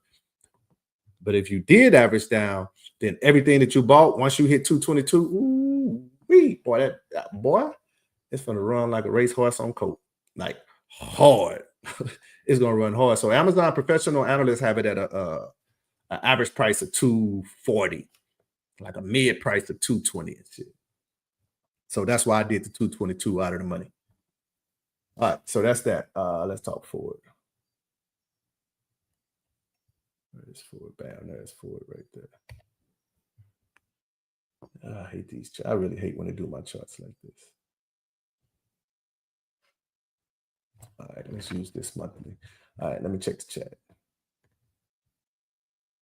All right, still good. Damn, I still got my 4 strong people. Hold on. Y'all all right. All right. So, Dean, let's find forward here. So this is what I was saying with forward. Same thing. Forward was pretty much trickling back here. Forward had a strong push up in 2022. I forget what that was. So I had to go back and research that, but that was a strong push. That push went down, and now what are we doing? We're consolidating. Forward still hasn't quite broken this area. They did. So when I bought Forward was right here. It was at the $14 mark. It had made 14. I lie. I think I bought it $14.04. And then it fell. It ran up. When is this? Okay, I'm sorry, Dean. I am lying. I did buy it this year, 2024, towards the midsummer, somewhere in here. I might have got it $13 because, again, I knew that it was going to fall and come down, and it did. So my option I might have bought for at I don't know, $30, $50 price per contract. And then as it started falling, like right now, my contracts are sitting roughly at $10 a contract. So every time I make money, just like with Tesla ran up to, I think last week I probably squeezed $4,000 out of Tesla. So out of that $4,000, I immediately took $1,000 and put it in a Ford. And then I took the other ones. I added some more to some long positions I was holding, and then I moved some to like my retirement account, and I use it like that. So now it's Ford try to work its way back up because it still hasn't really told me that it's bearish, super bearish. Now Ford is bearish because they're going through a lot of crap, man. These EVs are getting smoked, and now with even Donald Trump coming in, he stated a long time ago that he was going to go ahead and shut this whole EV stuff, not really down, but the Biden administration was saying that, hey, by 2030, we want everybody to have electric cars. Well, of course, Donald Trump is sitting over there going, well, you can't tell people they got to have an electric car. If they want a gas car, they can have a gas car. So when I get in office, all this EV, blah, blah, blah, he's like, I'm going to pretty much not kill it, but, he's going to put his hands back in it. So EV companies have kind of went down. Ford EV section has kind of, they lost a lot of money on that because they just basically did a boo-boo. So they had to scrap that. So a lot of the EVs are coming out. So it's almost like you got to go back to the drawing board type of deal. A lot of times when it's happened, just like here, when Ford failed, let's say back in 2020, I can tell you right now, this was COVID. But let's just say when they fell here to $3, most people are like, oh my God, I'm out of here. As a trader, oh my freaking God, boy, had I known what I know now at $3, just $1,000 right here at $3, Ford ran to 2019. So if you did a 2-year option because you love them, or your 1-year option or whatever, then you made enough to probably buy you 2 new Fords and still have enough to ball and wild out. So that's the beauty of catching things and giving it time. If they're great companies, not all companies work that way. If they're crappy companies, let them fall, bro. Let them fall. Don't try to catch that hot knife. Let it fall. And when it's done and it cools off, then you pick it up. But great companies, when they fall, say, man, that's a great time to start doing your homework and probably buy, because they probably failed for something stupid like an earnings, a tweet, or some customer said that they bought some off Amazon and it burned their forehead. So now Amazon price stop fall because they think that Amazon going to hell. Yeah, those are just overreactions, and that's the perfect time to grab some now. Like when this failed, that was perfect time to grab probably a 2-year out option. Easy. Because as you can see, at a $3 in 2020, where we're now in 2024. So granted, that's 4 years. Most options, they're about 2 years, 3 years out, whatever. Sometimes like now you can get some options into 2027. They're just starting to come out on some companies. So say you did that, because that's me. I'm always tell you to play the long game. If you did that, even if you put $10 in there, $3, and they're currently sitting at $10, your $3 at minimum got 2 zeros on it. At minimum got 2 zeros on it. So this is Ford on the monthly. So as we can see, we're pretty much at support of a $10 range, $10.09-ish or so. So on my December 2025 option, every time that sucker tapped below, damn sure below $11, but when she was tapping below 10, because she went to 9, I think once on one of these earnings, I was racking up. I'll slap 1,000, I'll slap another 500. So at total, I probably got about 3,000 in there now. So now if Ford is correct, and I say that Ford was going to like $22. So now if Ford does release some things and they have great news and they run to $22, I now will be in the money. And if I think at this moment, I got about 200 some contracts of Ford. So those 200 contracts, if Ford goes $20, that's almost, let's just say, it runs $20, then that means that's a $20 move per contract I hold. So the zeros will add up. So if I got 3,000 in, that's easily probably a $300,000 payday once it runs out, if not 3 million. So that's how easy this is. It's not a game of where you used to say, man, one day I want to be a millionaire and I got to wait till I'm almost 90 or something to be. Hell no. People are becoming millionaires in the stock market every damn day, like every day.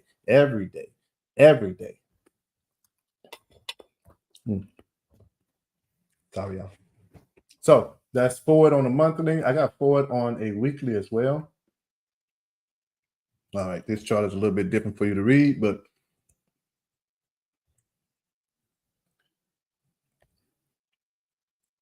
hopefully this one ain't. All right, so this is my weekly chart on Ford. So once again, we still got resistance to go through. But as you can see, for the last few years, we was 1341. Then they had that big push up, and it was 1396. It was 1404, 1442. So it's steady making highs. And your lows, they kind of mix, but it is making. But here was kind of a lower low compared to this 932 back here. But it's still, this 992 is still higher than this 891 that was back here. So what does that mean? That means that Ford is technically still playing within this range. If you look all the way back here, this is when Ford was under this red line. So what becomes, what was resistance, as I stated, will become support. So it's not fully holding that support line like we would want to see it do, but nevertheless, it is staying above that line. So right now, it'll bounce back below, then it'll come back up. It'll bounce back below. So she's steady playing. So all Ford needs now is to break that 1442, and then she can run the $15, $16, and that option that I've been collecting in, even if it don't go to $22, it can still be in damn near close to a six-figure payout. So it's like it's crazy. So that's the weekly. My tea right here. Oh shit! I forgot about my tea.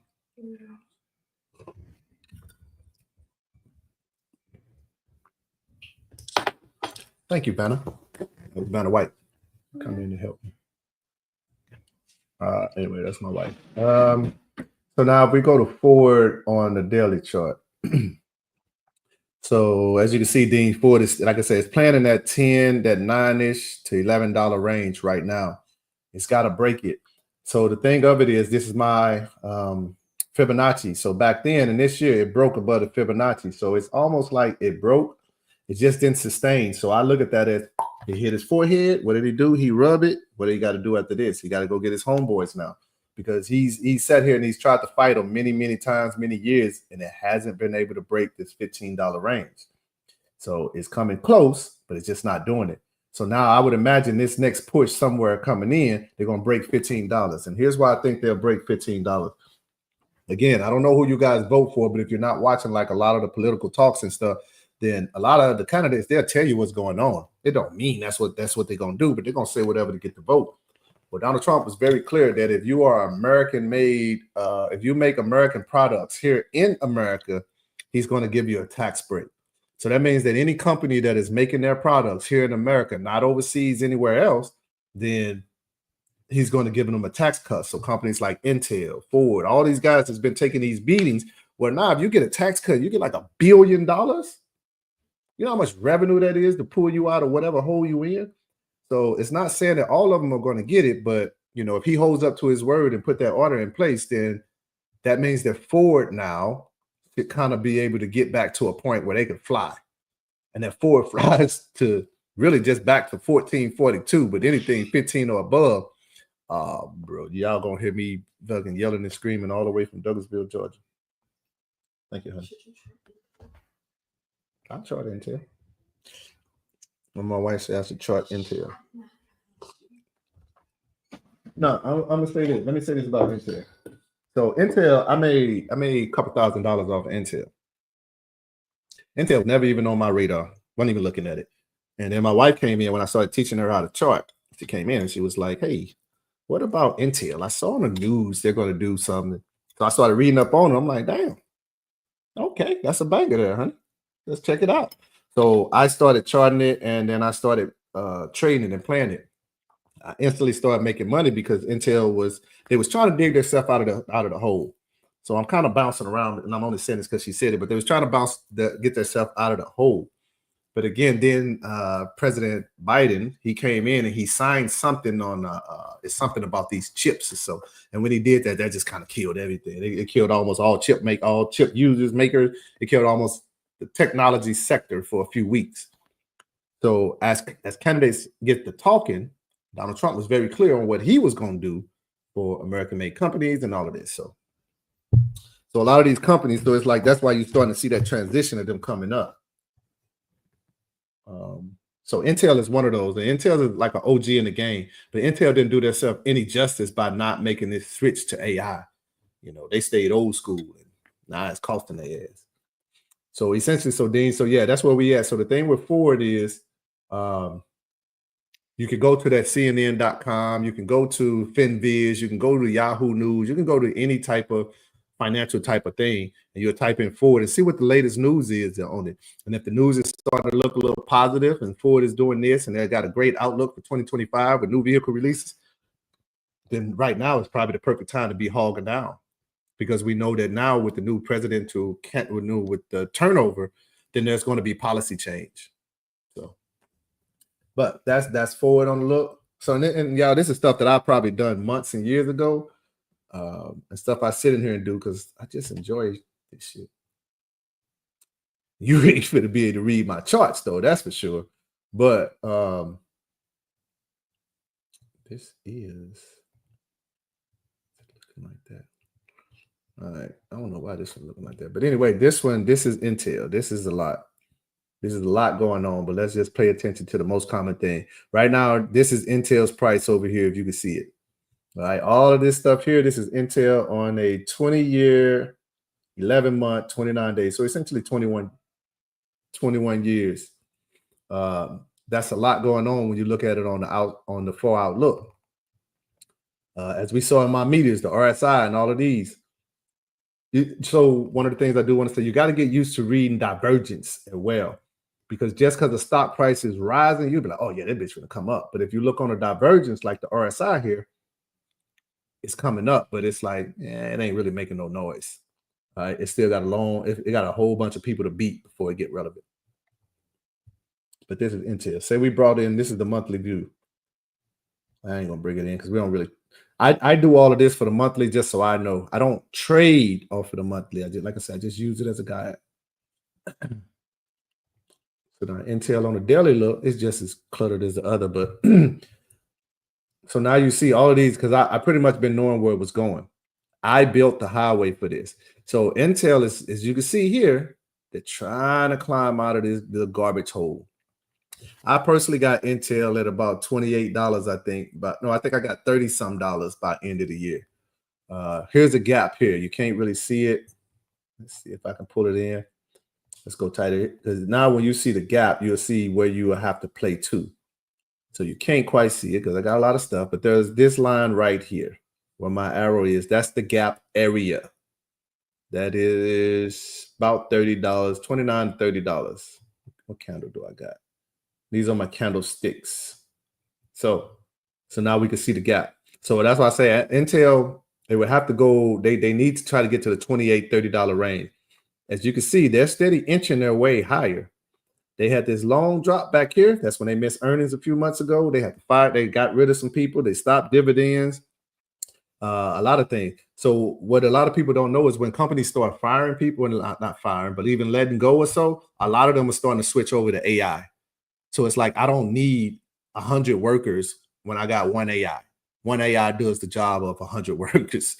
So it's like, sorry to let you guys go, but your ass got to go. So that's pretty much what Intel did. They made a shift in the pivot. So they had to cut their dividends. They got rid of some workers. They had to do a lot of stuff to save money because they got to get themselves out this hole. So this is where Donald Trump comes into play. And he says, well, if I'm elected president, all American-made companies, chip makers, all this, if you're in America, you're going to get a tax break.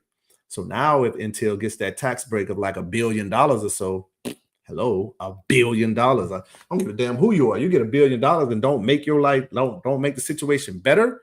They should take your ass out back and put a bullet in the back of your head because it's $1 billion.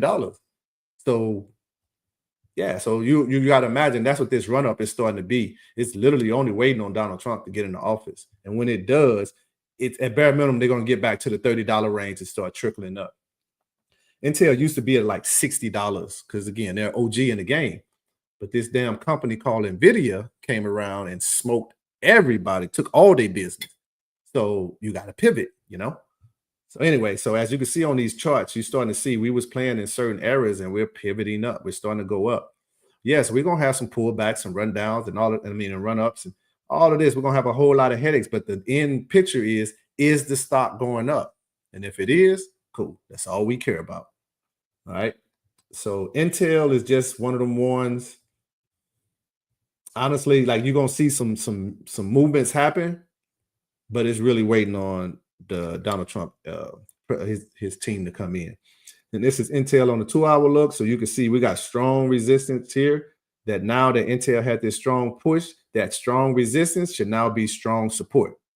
So Intel should start trending around the $22 range. And so let me see, next earnings is January 2025. What do you know? Guess who will be in office in January?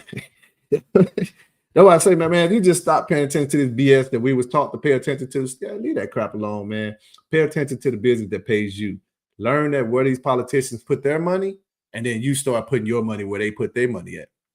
It wouldn't matter what policy they put into place because they're not going to put any policies in place to kill their money, but they're for sure as crap put policies into place to kill our money. So We just run our bank up where they run their bank up. So that's Intel. Check the chat. Right. So, so we got Ford.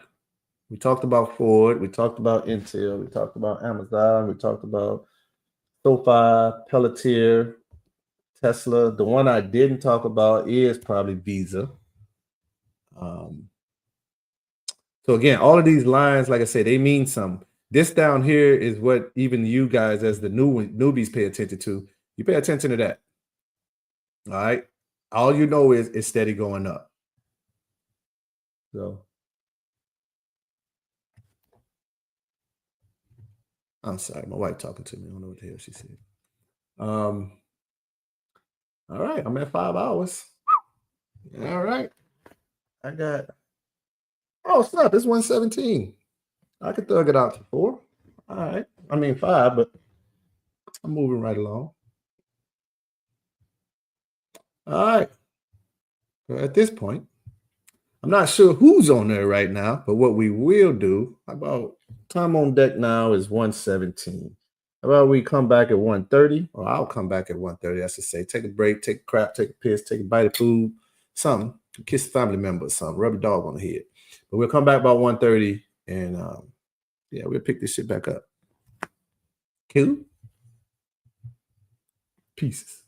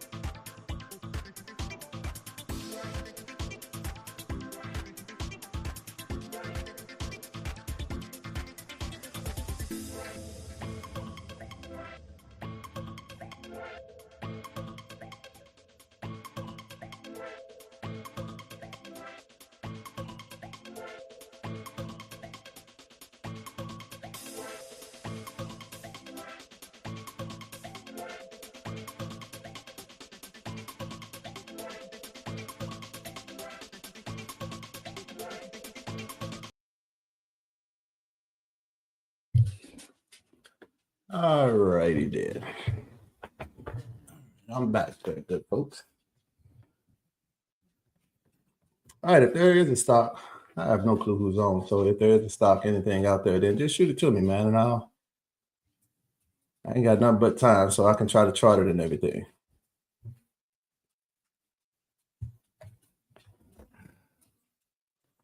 And of course, you'll hear a lot of tick, tick, tick walking around because my damn dog wants it.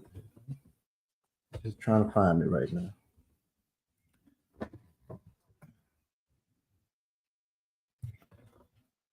All right, let's get back to looking at.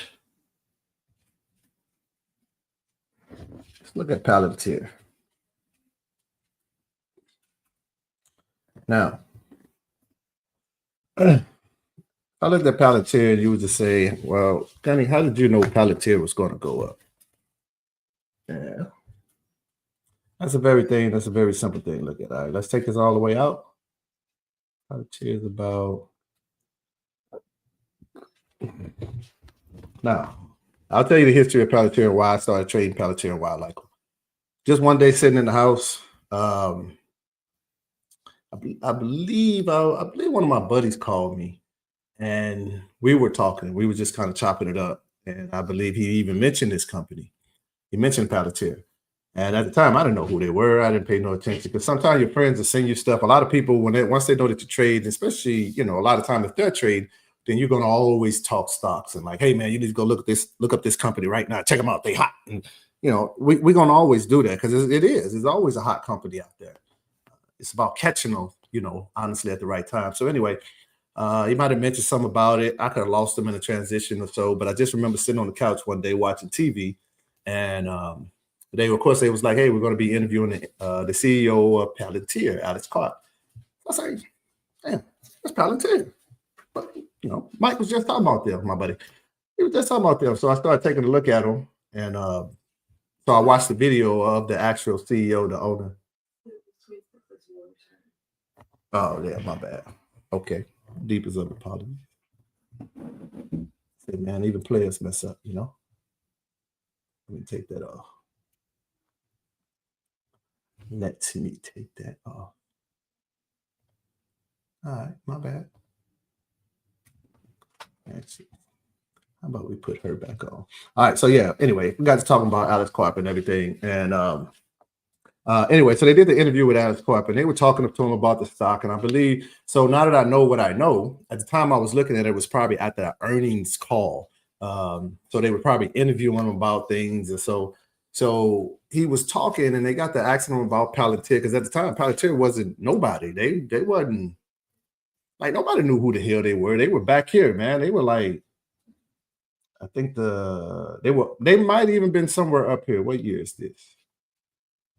This year, that's 2020. So yeah, it's a little bit after COVID. So that's probably when they were up and they were doing good. And then Alex Clark got on TV and they asked him something. And Alex Clark, in traditional military standard fashion, I should say, they asked him a question. He just got down to the point. He was like, hey, man, I tell you what, if investors don't want to invest in Palantir, then just don't put your money in Palantir. It's pretty much how it came up. Well, that's exactly what he said. And the stock price just went, dude. You know, and most of the time it does that. Why? Because investors are scary. They don't like anything to change and they don't like anybody. They just like simple stuff to make their money grow. That's why a lot of them don't like Elon Musk. Because Elon Musk is going to speak his mind. He ain't finna sit here and listen to how a CEO should be. He's like, hey, man, it's my company. I work to build this. So, yeah, you don't want to put your money in it, or you don't like the way I'm doing business, don't put your money behind me, period. So that's what Alex Clark said. Palantir failed. Me personally, at that moment, I married Palantir. At that very moment, I married Palantir, and I did it mostly because, hey, man, if I build or work my damn company, the last thing you finna do is tell me how to run it. So most CEOs they play by the rules. So, but either way, we're going to run through Palantir real quick of the chart. So I knew Palantir was going up. So this is pretty much where I projected. At this time, I knew where Palantir was going to go, at least to the $20-some range. Simply when Palantir was $6, I knew Palantir was going to $20. And I guess I'm saying how, because when I charted, this was the lowest point at that moment. This was the lowest point. So it was 644. So I took that lowest point and I already had two touches here. It was 861 and it was 906. The rest of this, if you take from that day, if you take from there on the way and take it away, the only thing we had at that time was that. And here, when it was $9 or so, this is probably when he got to talking, Alex Clark. And he pissed investors off. And stock price just started falling and tumbling. Alex Clark's exact words were, like, if you don't want to invest in us, then don't. You know what I'm saying? I know what we have and I know how important we are to the world. You will see and you will be sorry. His exact word, you will be sorry that you didn't invest in us. Those were his exact words. So me, I love the asshole cockiness. So anyway, so I took that and I ran it up. So Palantir came. This is pretty much when I was starting to get heavy in the Palantir, around the $7 range, and we had a push up. So at $9 range, I was definitely playing like, hey, man, no, I think these guys for real. These guys are serious. You might want to check them out. And that's when they had an earnings call and they went from like $9. They shot up to $17. You know, they came back down $13 or so. So as they started ranging around the $14, I'm screaming to everyone like, hey, man, you might want to check these guys out, bro. Like, they real deal. They're the only ones in their sector that do what they do. They're the only ones. So check them. You might want to check them out. Well, nevertheless, since $7, Palantir hasn't come back. We're looking at this on regular candlesticks. So, and this is weekly. So if we go to the daily chart, then we'll see gaps and stuff all formed in there because Palantir pushed up. Now, once they pushed up, bam, they fell on the lines that I made back in, I probably did that like in 2022 probably early 2023, but I'm thinking 2022 because they were still in like the $4 range. They would play around sometime there. So this chart, this started years ago. And this is a weekly, so I ain't really even went in and changed anything. So stuff that you're seeing now is from years ago. So that's why I say if you know how to chart, you can kind of predict, you can make an educated guess to where things are going. Now, when I go into my daily and everything, yeah, that's going to be different. So before we get to the daily, I'll start with the 2 hour. Okay, not that 2 hour.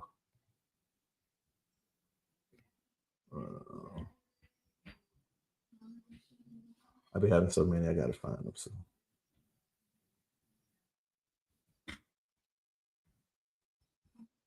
All right, guess we will use that one. I'll tell you what, let's go to the weekly first then. Maybe I'll give a better picture. All right, so same thing. This is a 1 year look.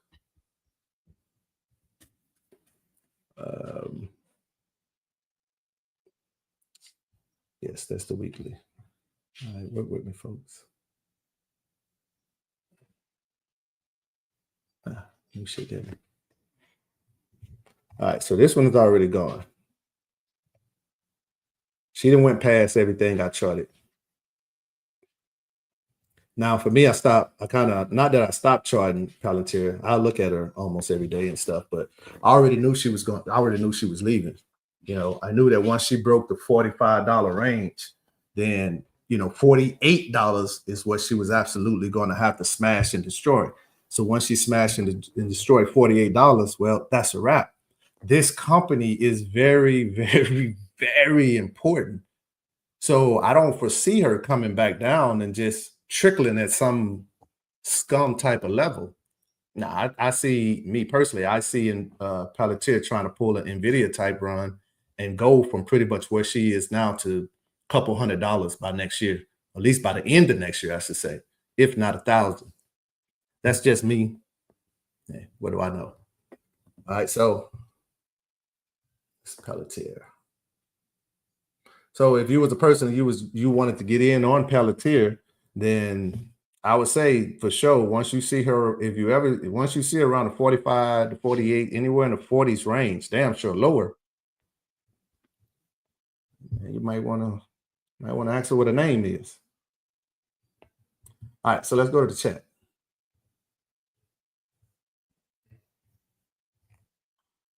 All right, we got Jalen, American Airlines, Geo Group. Let's see. All right, write these down.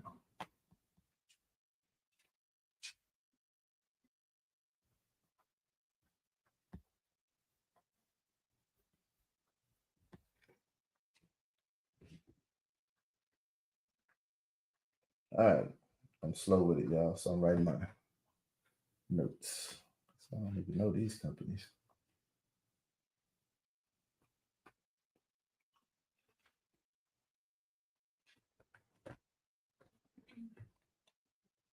Newman. All right. Let's see what we got here then, Chiefs. Chiefs and Chiefettes. Let's see about American Airlines.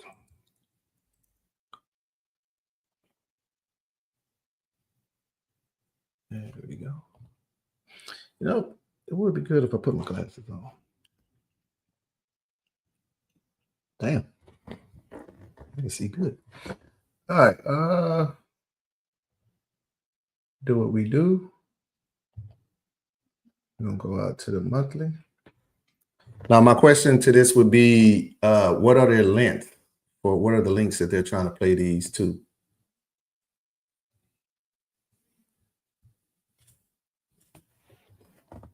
And then that'll tell me a lot.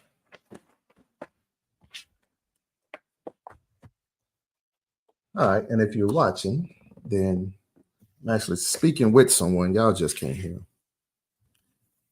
Get the stocks that they want me to chart. We're going to chart them. I tell you what, we're gonna look at majority of all of these for about a year out, no matter what, minimal.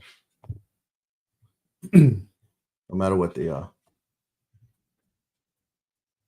Okay, to January. All right, January works. So if I'm gonna look at it to January, then again, I'm still, knowing me, I'm still gonna pull it all the way out.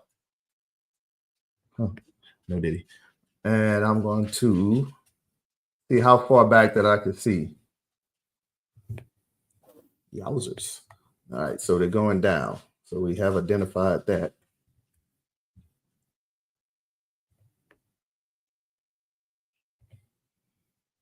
All right, yeah, they're going down.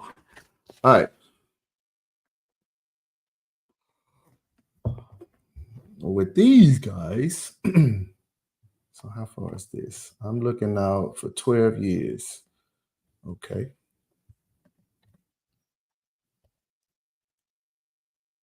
Now, from a chart standpoint, then obviously, like I said, the first thing I'll do is probably chart it so I can see what's going on.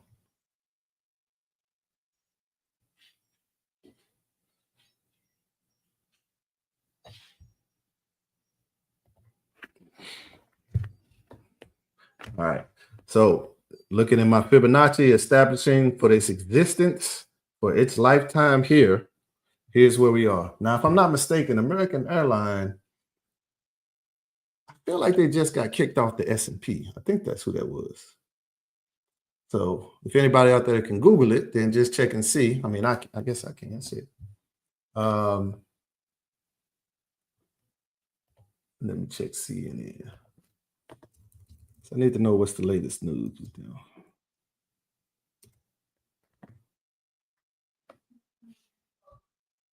Oh shit, I didn't look up CNN. Dumbass. All right, American Airlines. Let's see what we got here. Keyborn supplier Spirit 2024. What to do if your flight is canceled or delayed? All right, so they haven't, I don't see anything too hot on that. So I gotta find my FinViz, y'all. Hold on.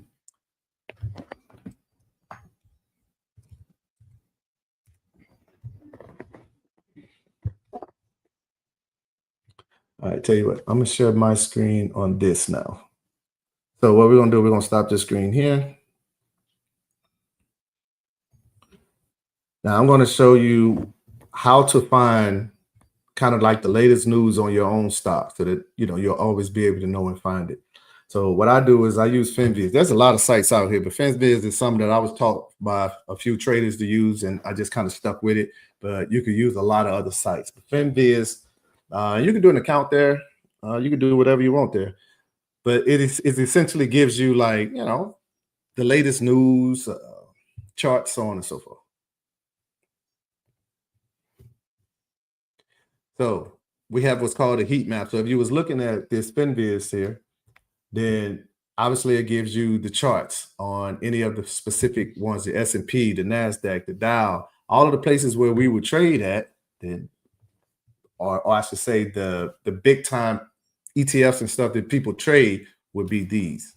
So now you can see them, you can chart them.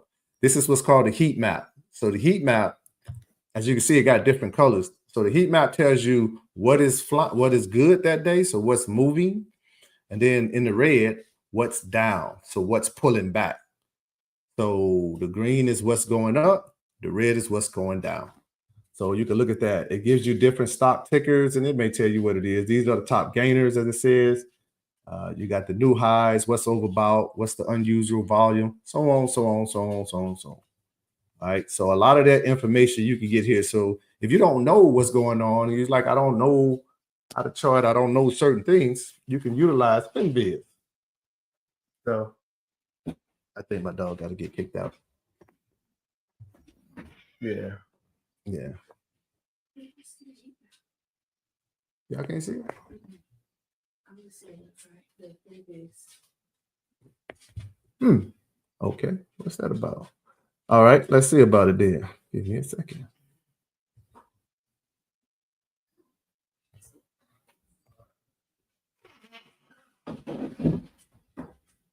I guess I got it. Okay, so let's see what happened. So when I click on FinViz, if I click on something, it opens a new window. So you guys only get to see that. All right, noted. All right, so if you're utilizing FinViz now, hopefully you can see the heat map. You can see everything that you need to see. The heat map is over here. So as I was saying, this is the green. So as you see green, then that means that's what's hot that day. That's what's moving. That's kind of what's picking up. And when you see the red, you see what's pulled back. So now, as you say, even if you was a trader, now I'm saying day trader, then you would utilize stuff like this because now you will know which side of the market to go and play. Because you can play either side. If I want to do puts, because I know certain companies are going to fall hard, then now I can already see where they are and if they're red. If I want to do calls because I want to go up, that's there too. If there's any major news in the market, you can click here, and here's where it's going to tell you. So I don't know if it's going. Let's see if it kicks me off. I don't think it opened a new window, but you should still be able to see this tab. All right, you still hopefully should be able to see my tab. I clicked on it. So what you should be looking at now is Tesla. Yeah, you should be looking at Tesla and everything. So what you'll get here is you'll get the chart of that particular stock. You get the ticker number. You get all your market cap information. This is just a lot of the stuff that like a lot of us traders go through. So you want to know like what's the market cap? What's the biggest it can hold? Tesla within itself is in the billions. Most companies are normally in the millions.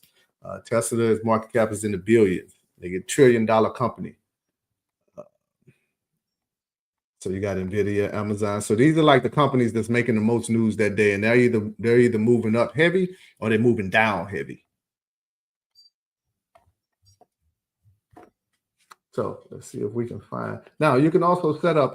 You can do certain things. I ain't gonna get too much into it because I use FinViz for knowledge. I use other things for my tickers and setup, but you can set it up to give you your tickers. So like now if we click maps, hopefully you can still see my map here. What the hell is my screen at this recording? Yeah, hopefully you can see this screen. And so this is the heat map that I was speaking about. So now as you come in, you look at certain stocks, you just hover over it. It kind of gives you a synopsis of not only like that company, what other companies are in that sector that are running with them. So like here you got Tesla, you got GM, you got Ford. In the restaurants, you got Starbucks. You see what I'm saying? So now if you come in and you heard great news on Chipotle was going to be running hard, well, now you know that you can come to like the restaurant sector, see where they are, and see maybe you can't afford the Chipotle stock.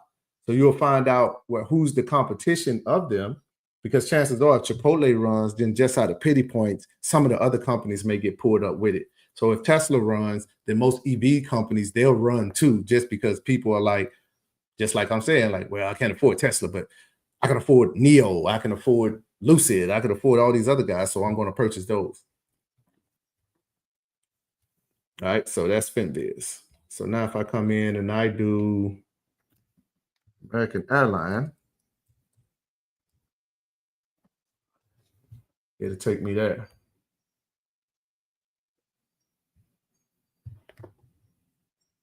Got here, shit is.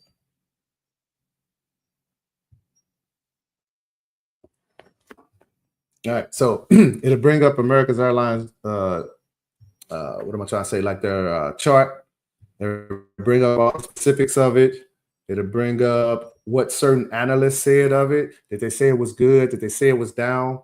So on and so forth. So now if you want to see what's the latest news, here's where you'll come. No, did he? And you'll look at everything and you'll say, you'll click on and it gives you the times that these articles came out, the date, the times, and everything. So now you can see. I'm pretty positive American Airlines, yeah, they got kicked off the S&P because they left and Palantir came on. So if I was to do anything with American Airlines, yeah, I need to know exactly what's going on with them because as of right now, I'm playing puts on them. And yeah, one of the other bad things about it, so yeah, I can see some articles in here on him. So here's the thing.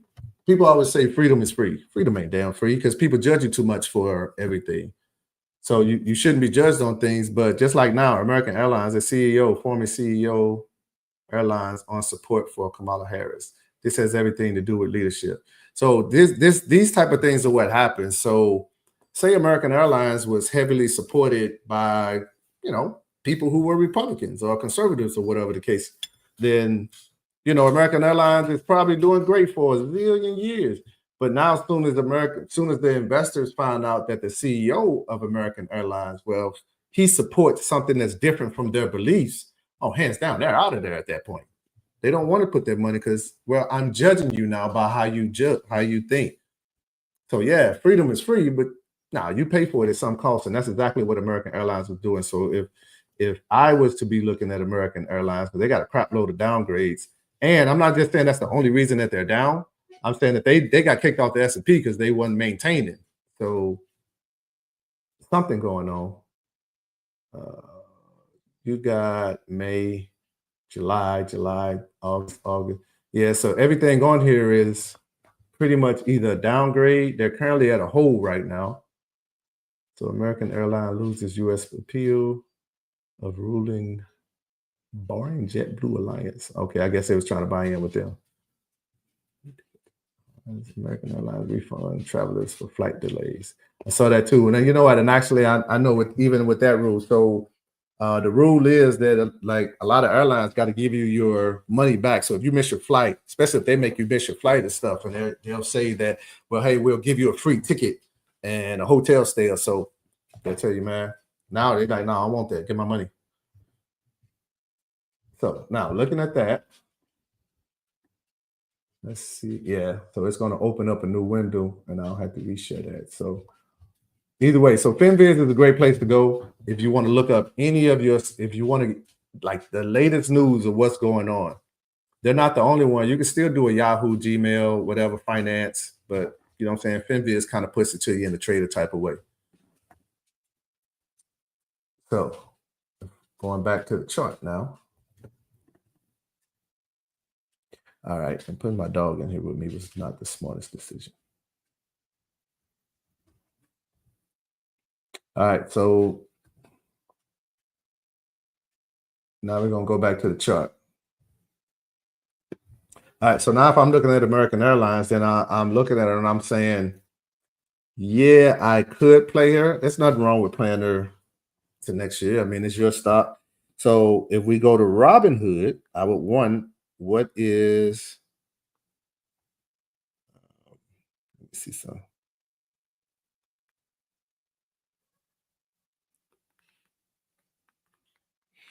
I'm trying to bring up, so you would go to your Robinhood and pull up American Airlines.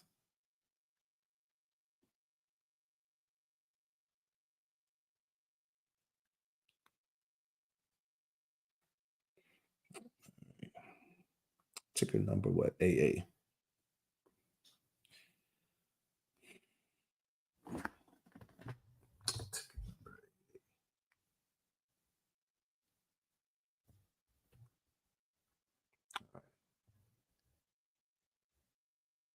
American Airlines. Now, if we go to Robinhood, so most people don't have a charting system like I have. So if you're listening and you can look at your Robinhood while listening to me, then you would go to your Robinhood, you would open it up. I know my YouTube, I can kind of close things out and still look at apps and stuff where I play. But anyway, if you go to American Airlines, then you go to its chart. What I like to do is go to the max view of the chart. I need that chart to go all the way out. So the max view, sometimes if you tap that button, depending on what chart, what stock it is or what chart, you may even have a 1 month view. Mostly when you go to max view, it's going to be 1 month, but you have a 1 month view, 1 day view, 1 week views, yada, yada. So you just got to hit the button. But anyway, I will go all the way out.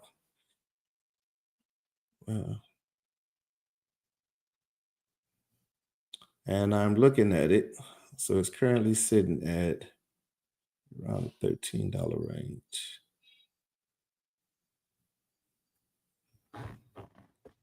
So she's actually trending lower. Yeah, she's right at the lowest she's ever been. So as even we see on this chart, it's the same thing. It's just on my chart, I can put the Fibonacci on mine. Only Robinhood you can't. So now I will go to a 1 year look because now I want to know, well, what is it doing now? So we already see that American Airlines actually is kind of forming like a head and of an inverted head and shoulder type of pattern. Like that's what it looked like it's getting ready to try to form. It already had its violent move down. So now it's coming back up. It had a high open at 1347, had a high of 1417, had a low of 1292. So it's about to come back up to its major resistance area. It's already at a resistance area. It's about to come back up. If we look at it on Robinhood and we go to again, a 1 year look. Now, if you follow me and you know the indicators, then you already have your certain indicators on there. You will see that it's at the top of the Bollinger Band.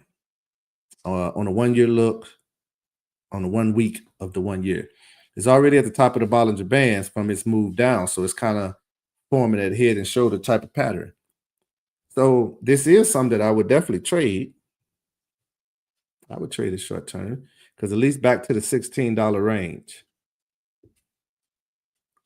Because I expected to hit resistance. Right? I expected to hit resistance at anything above 14, but definitely probably strong resistance probably the next.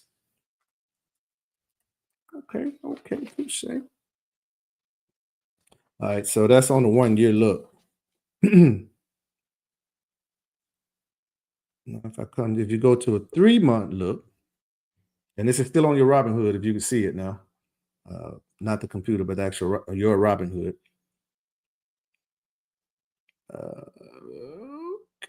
Okay. I see what you see there, Chief. I see what you see there.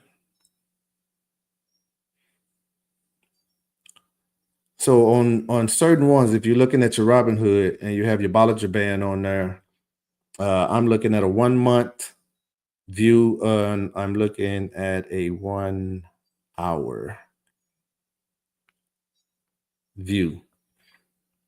You'll see that American Airlines is kind of moving like a snake, or I would call it a Chinese dragon almost type of look. It's kind of how it's moving. It's hitting those certain highs. So the thing you want to look for is it making higher highs? So if we was to look at it, it looks like a little hump in the back, or so that it's the very first one that you can see is kind of small. But as you go to the middle of the screen, you got one. The one next to it is actually bigger than the one to the very first one. So we see that she's making higher highs. Now, where we sitting at now, because the price is about $14. Yeah, it's about $14. So she could definitely make another move up. And if I look at it on the 3 month range, on the 1 year range, then I would see that, yeah, she can make a move up, and that move up would be back to the $16 that I see it. And I can see that because I'm looking on a 1 year view on Robinhood. If I look at a 1 month or anything, I won't be able to see what I can see. If I look at a 3 month, I can see it. Well, you can't see it on the 3 month. But if you go to the 1 year, then you can already see that $16 is going to be the resistance. And that's the 200-day moving line. So the 200-day moving line, we expect her to go to possibly $600 and get slapped back down. But if American Airlines has great news or something around then, she may punch right through. But she's going to at least test the $16 range at least once or twice before falling back. I should say she should. Now, if I look at her on a longer view, if we go to a 5 year view, and this is all still on Robinhood,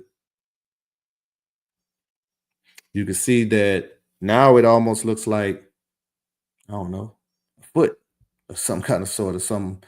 And it's still at support. It's still at support. So it's still at major support. So that is good, but it's also making lower highs. Making lower highs, but it's not breaking support. if you go and look at the RSI, if you have the RSI pulled up on your Robinhood, then you'll see that the RSI is kind of making, I would say, a little bit of higher lows, but they're not making so many higher highs. So long as it's making higher lows, you still holding. That's mean that it's, I guess what I'm saying, long as it's not going lower, that's meaning it's holding support. That's meaning that at that price, people are saying, this is cheap. This is perfect for me. At $10, I'm racking up. So anytime they try to push it down past $10, people are running in, picking it up because $10 is cheap to them. So when they try to push it up, it won't go any higher. So most people sell at about, I don't know, a couple dollars as it falls. But as they sell, the price doesn't go up. So it's like they still can't push it past $10, but they just can't rise that sucker past $16, $15.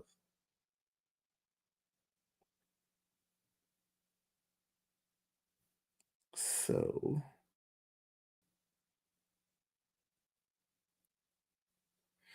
I'm looking at it.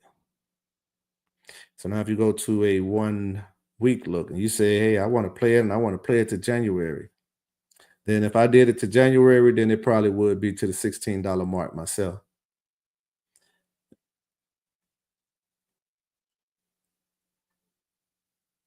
Yep.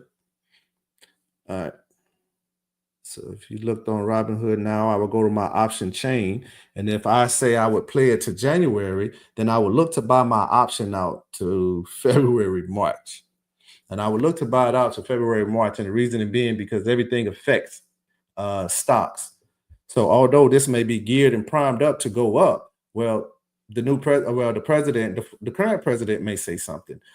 We may go to war. Hurricanes may happen again. Something may happen to drop the economy. And if that's the case, then you're not going to make it to that price by January. But what happens in the world, no matter the tragedy that happens in the world, if you give us about 30 days, we're going to totally forget what just happened. And we're going to get back to spending money and the economy starts to pick back up. So that's why I say you want to go past January. So I would look into a February, March for whatever time frame that is. And right now, American Airlines is dirt cheap. So we're saying $16 is $57 from February of 2025.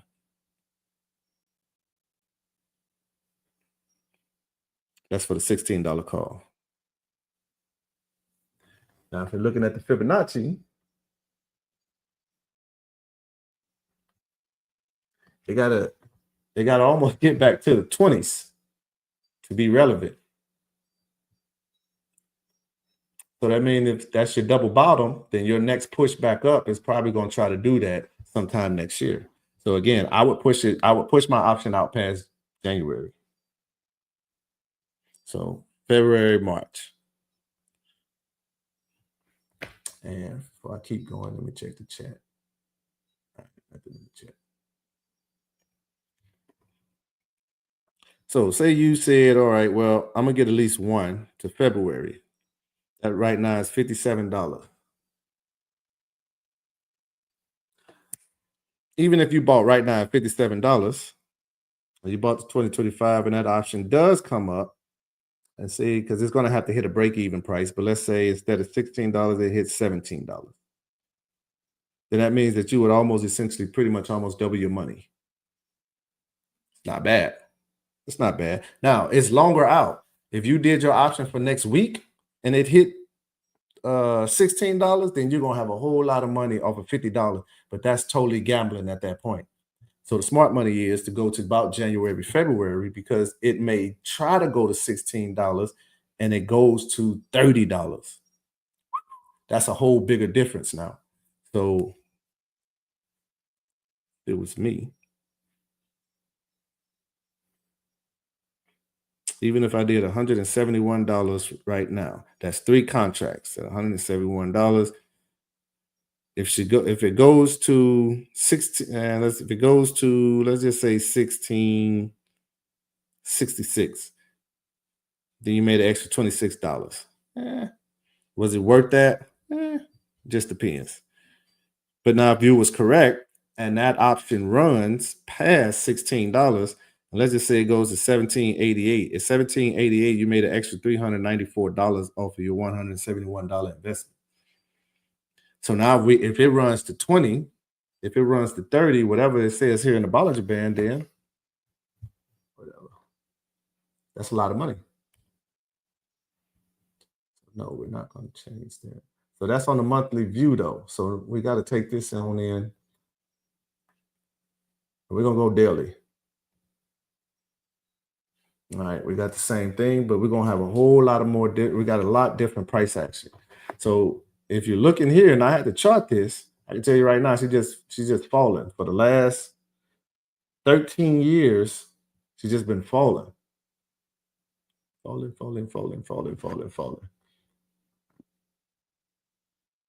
So she's almost pretty much finally met her lowest point ever. The lowest point ever was $8.25 on American Airlines. Oh, shit. Wait, can y'all see my screen? I don't think y'all can see my damn screen. Oh, you can. I must be smoking. All right, so you can so you see she's just constantly been falling. So if I'm going to play this, I'm going to play it short term for right now because I have no clue if this is going back up. So I'm only playing short terms. But the most important thing, if American Airlines is something that you like, then in your investigation, you'll find out that, well, now with the new presidency coming in, is American Airlines going to benefit out of any of this? Were they falling because they were just constantly losing money? Were they falling, whatever? I can tell you this is their existence. They ain't been profitable yet. So it looked like they're going to be going out of business soon, but they may do something to pump. But if we're looking at this for 13 years, and it's a 13-year constant drop, like long-term wise, nah, I wouldn't play it long. To January or so, yeah, I would play that. But this is a daily. Oh, you know what? Yeah, and this is the daily look. So what can happen? What happened now is, let's say stocks right now, it'll steady fall. So you'll look at it and say, oh yeah, I think it's going up. And no doubt in the world, it is going up. You know what I'm saying? But now the question is for how long? Because it got to get up. So it may go from $14 to $15 because $16, $15 was the price to beat in a day's time, and it just couldn't.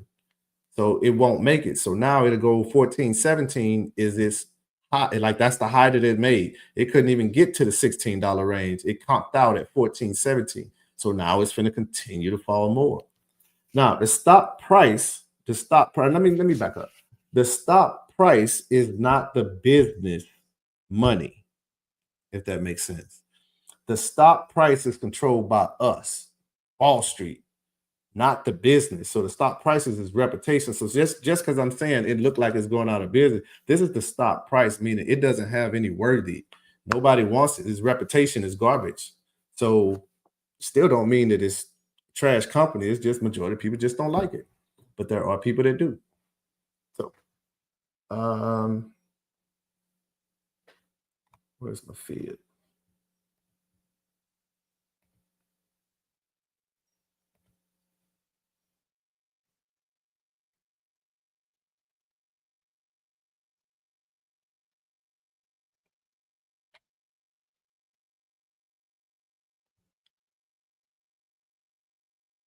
So touch that. All right. So again, it's pretty much at its bottom. So I would suggest that it may try to pump something here soon. We're looking at it on the daily though. So what we do now, we set that there. And we're gonna put where our major support and resistance is, because this is its existence. This is since it was a baby and it hit Wall Street, this is what it's been doing. So this tells us everything we really need to know. So we find all of our major support and resistance type areas. The $12 range was one. I look at where price is now, where price is going, where trying to go. I can tell you right now, to be relevant,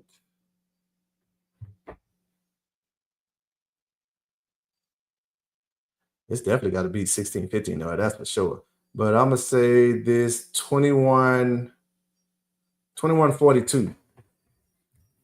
Before anybody even probably give it any attention, it's gonna probably have to get in that range.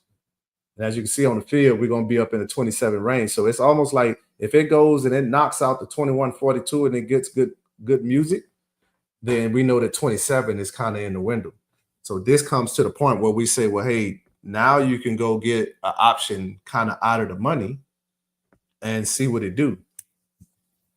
But we're only playing it though to 16. No, I'm sorry. Well, yeah, we're only playing it though to 1615.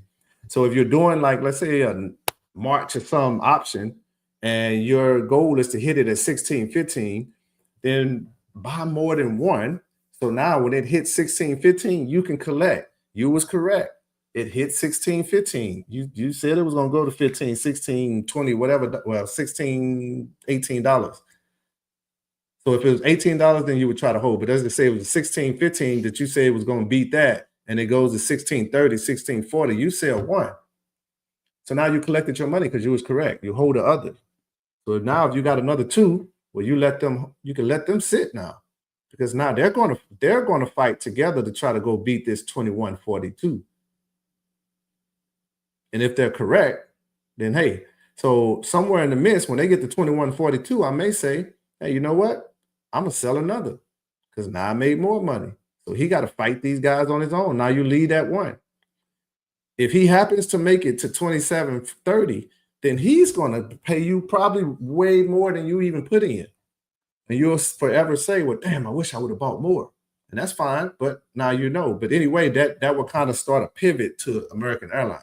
Once they start breaking 60, to me anyway, they're going to have to break that $19 range before I would get attracted to it. So if you're catching it early, and that's all traders do, they catch stuff early. American Airlines is not some on my radar, so I'm not looking at it. But if you saw it, you would catch it early. And just like now, you may say, hey, I definitely think it's going up. And then that's when you jump in and you let it ride.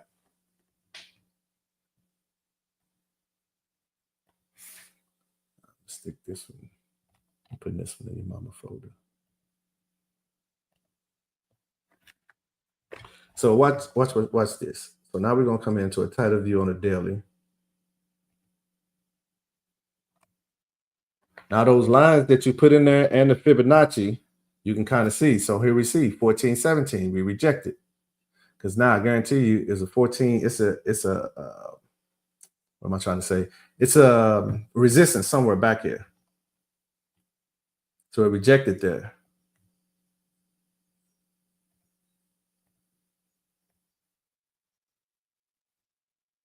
Where you at? This sucker. Ah, there you go. So we got him right there. I guarantee if we go any further out, we'll find the other one as well. So if you can see my screen, then you'll see in this area, it rejected. Here, it rejected. Here would be a rejection, and that's where it's rejecting at right now. You got another.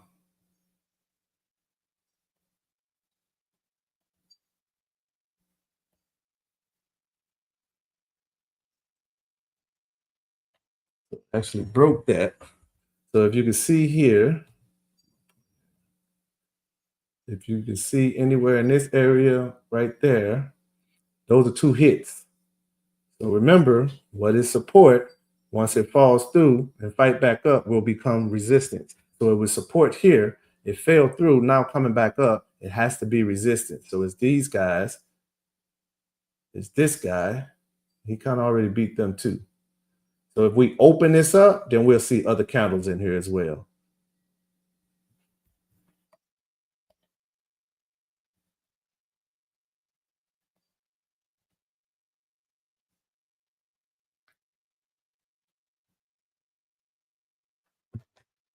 All right.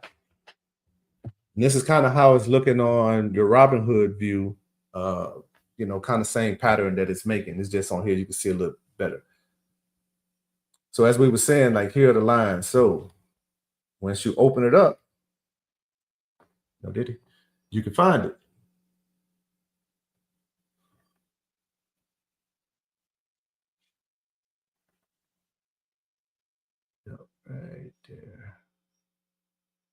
Let me put this here. You'll see it in a second. There we go. There. Right back here is a red candle. Right back here in this area is a red candle. That red candle, when it pulled back, when you see a stock run up, so if it runs to a price it's never been to, it's going to run up and then it's going to pull back. So it might pull back for a day, might pull back for however long. For its existence, those pullbacks will forever mean something. So when a stock is anywhere in near any of them prices, it's going to always stop and go see whatever the price was made. So back in 1973, if the price went to $15, and here we are in 2025 almost, and the price is heading back up, you better believe it's going to stop at $25. $25, if it's under $25, that whole line that it made for its existence, that's going to be your resistance. And that's all of these lines are. We just went back from their existence to now. So American Airlines is kind of making that route. I would definitely say they probably do. The tricky thing about a lot of stocks, when they run up, they're going to run down hard. And the reason they're going to run down hard is because, well, we want our money. Nobody putting their money in here to just rot. So even if I was to chart it and just chart it, then it would have to stay on this green line. And right now it had a nice bullish jump. So it could pull back to $13 and we'd be okay. We'd still be good. We'd still be good. It could pull back to $12 and be good. We don't want it to, because if we got in up here, we damn sure don't want to pull back to 12. But now if we have it out for mid-year, instead of January, we have it out for mid-year. Now when it falls and pull back, I'm cool with it. I'm cool with it. You know what I'm saying? It's fucking hard. I'm cool with it down pulling back. You know what I'm saying? Because now I'm going to buy more when it comes to $13. And Lord, if you really love me, you would push it to $12. And when it go to $12, you're going to buy even more because you have it for so far out now. Then now once it pumps back up and get on this green line, if it did fall, you're making a whole lot of money. And if she go ahead and go and knock out the $16 price and go on to that 22, you collected so much money off of pennies because you know what I'm saying? You didn't play that quick gambling game. You played the short. You played the long money, strong money game. So that would be me if I played American Airlines at all. But now you have this chart. And I put that in your mom's folder. So you got your chart there, homie.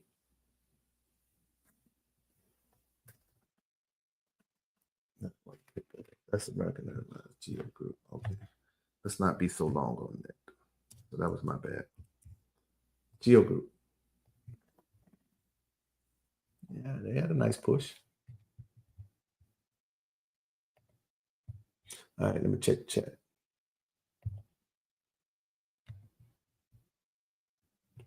All right, chat is good.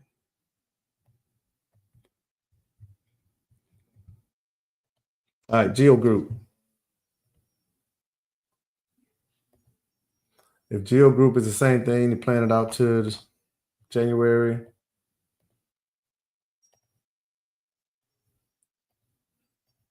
I've never heard of the Geo Group.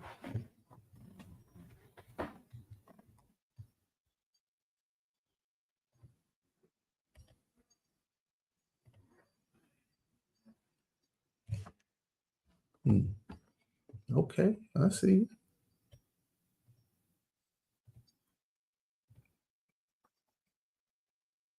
All right, so on the monthly, they opened up at 1530.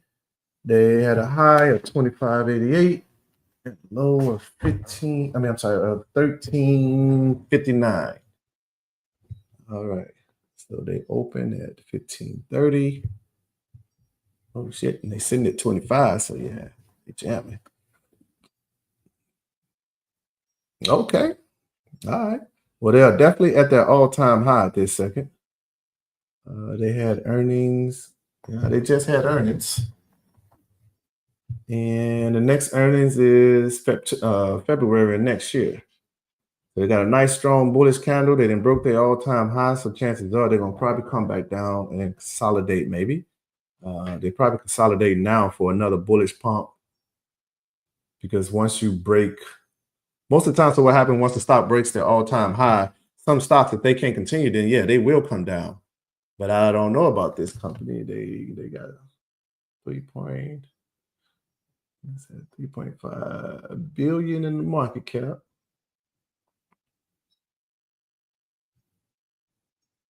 I thought it was cheap. All right, so you got November 7th. So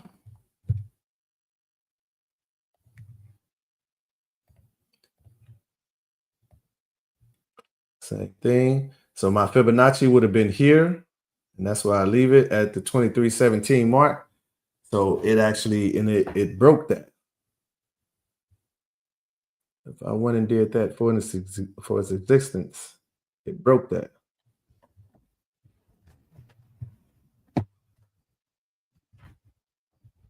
That's a pretty nice one. So what does this mean? This means that, well, the stock can continue to run, but chances are it could pull back to the $22, as it says, my Fibonacci at this second says $22.22. So it can pull back to that range, and that'll be support.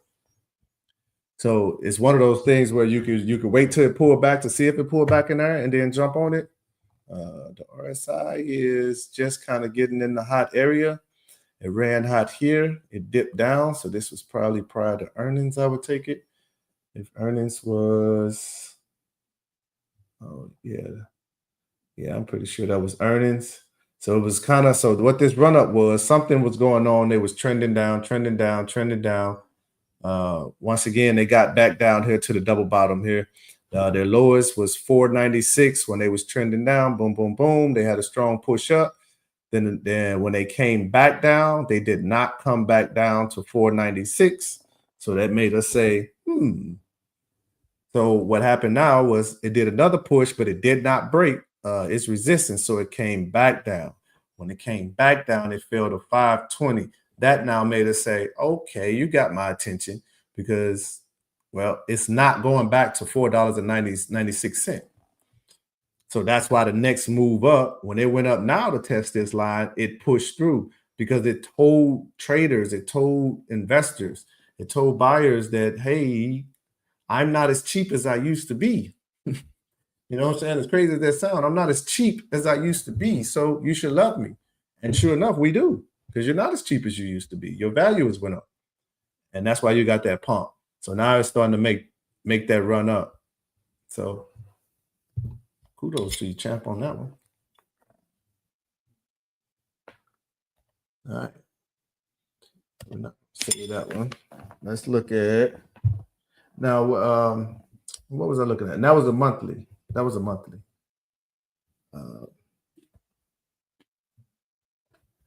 look at a daily. All right, kind of same thing. So the daily is going to have a whole lot more action than that. So I could chart this in many ways, man. I can come out here and draw my trend line from here to here. But you always want to get to the closest of where is today's price. Like all these prices are relevant. They're just not, well, they'll be relevant depending on how long I'm looking to trade. But right now, I like to stay close. So right now, this is the closest action because 1175 is the closest, basically bottom support for its existence that I see. So now if I put that there, if I start looking back, well, what do you know? 777 tapped it. And we went here. This one almost tapped it, but it didn't. So it stayed above this line. So that means that as long as it stayed above this line, that was very strong. But everything don't stay up forever. So it came down. It tapped this line and then it fell through. When it fell through, it was like, nah, man, this ain't where I belong. I got to get back home. So it fought its way to get back above my green line there. And it did. It fell back down. Now this time it came up. When it came up this time, these particular times, it tried to land on this green line, but it couldn't. You understand? Like it just couldn't. So it fell through. This time when it fell, it hit the line exactly. Bingo, we got action. They probably had earnings or some, who knows what was going on, and then stock price, it actually captured it and ran it. So again, you're just finding the support everywhere, man. So this is the daily. So I will keep this one.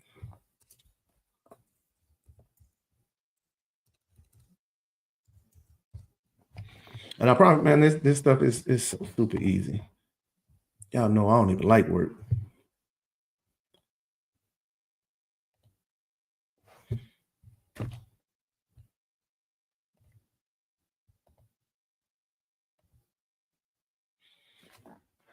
So now as you start looking in, so now if I wanted to trade this, I already kind of got a guide of where I'm going just off of this line alone. This line is for its existence. So since it's been born, this is the average. So this line is strong as I don't know what.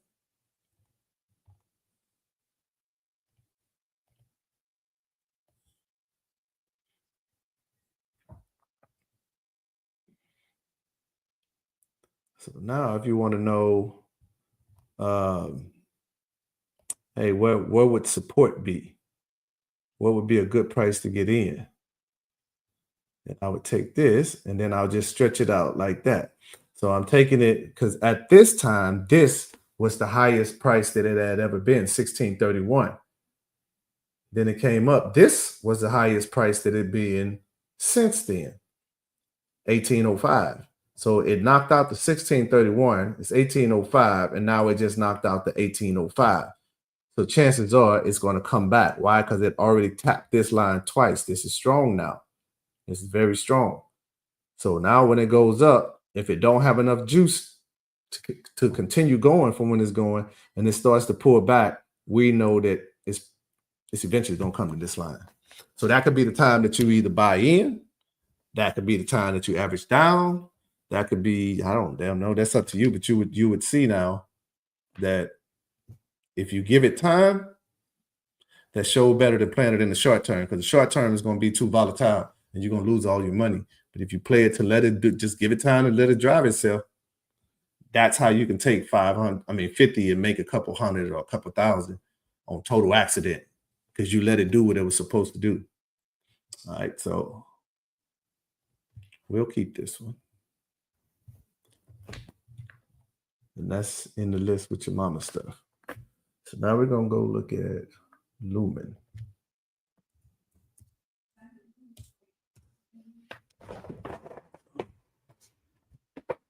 I don't believe I volunteered to stay in front of a computer this long. I ain't even got enough butt cheeks for that. All right, Lumen Technologies. Lumen Technologies. At least on the hourly, they got some action going.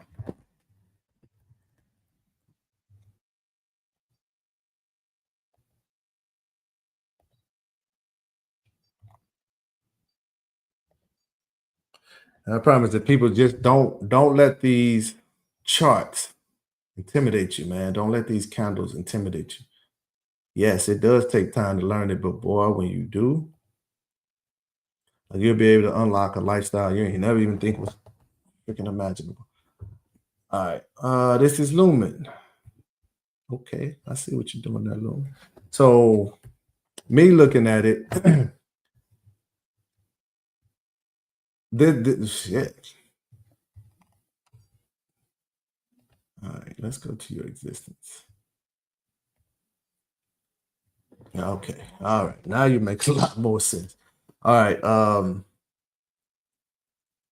So starting in about 2022, something happened with Lumen. If I'm looking at the right one, yeah, something happened with them, and I don't know what, but their average price, they was yeah, they started losing money, look like around, well, losing value, I should say. It was like 2014. So, damn, 2014. So they started falling. They even fell to 78 cents.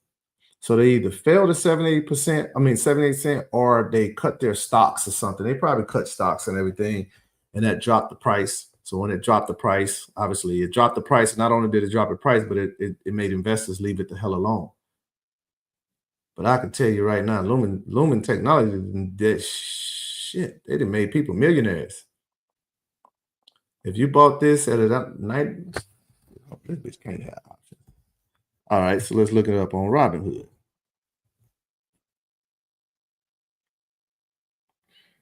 And I hope I answered that question for Jalen on American Airlines.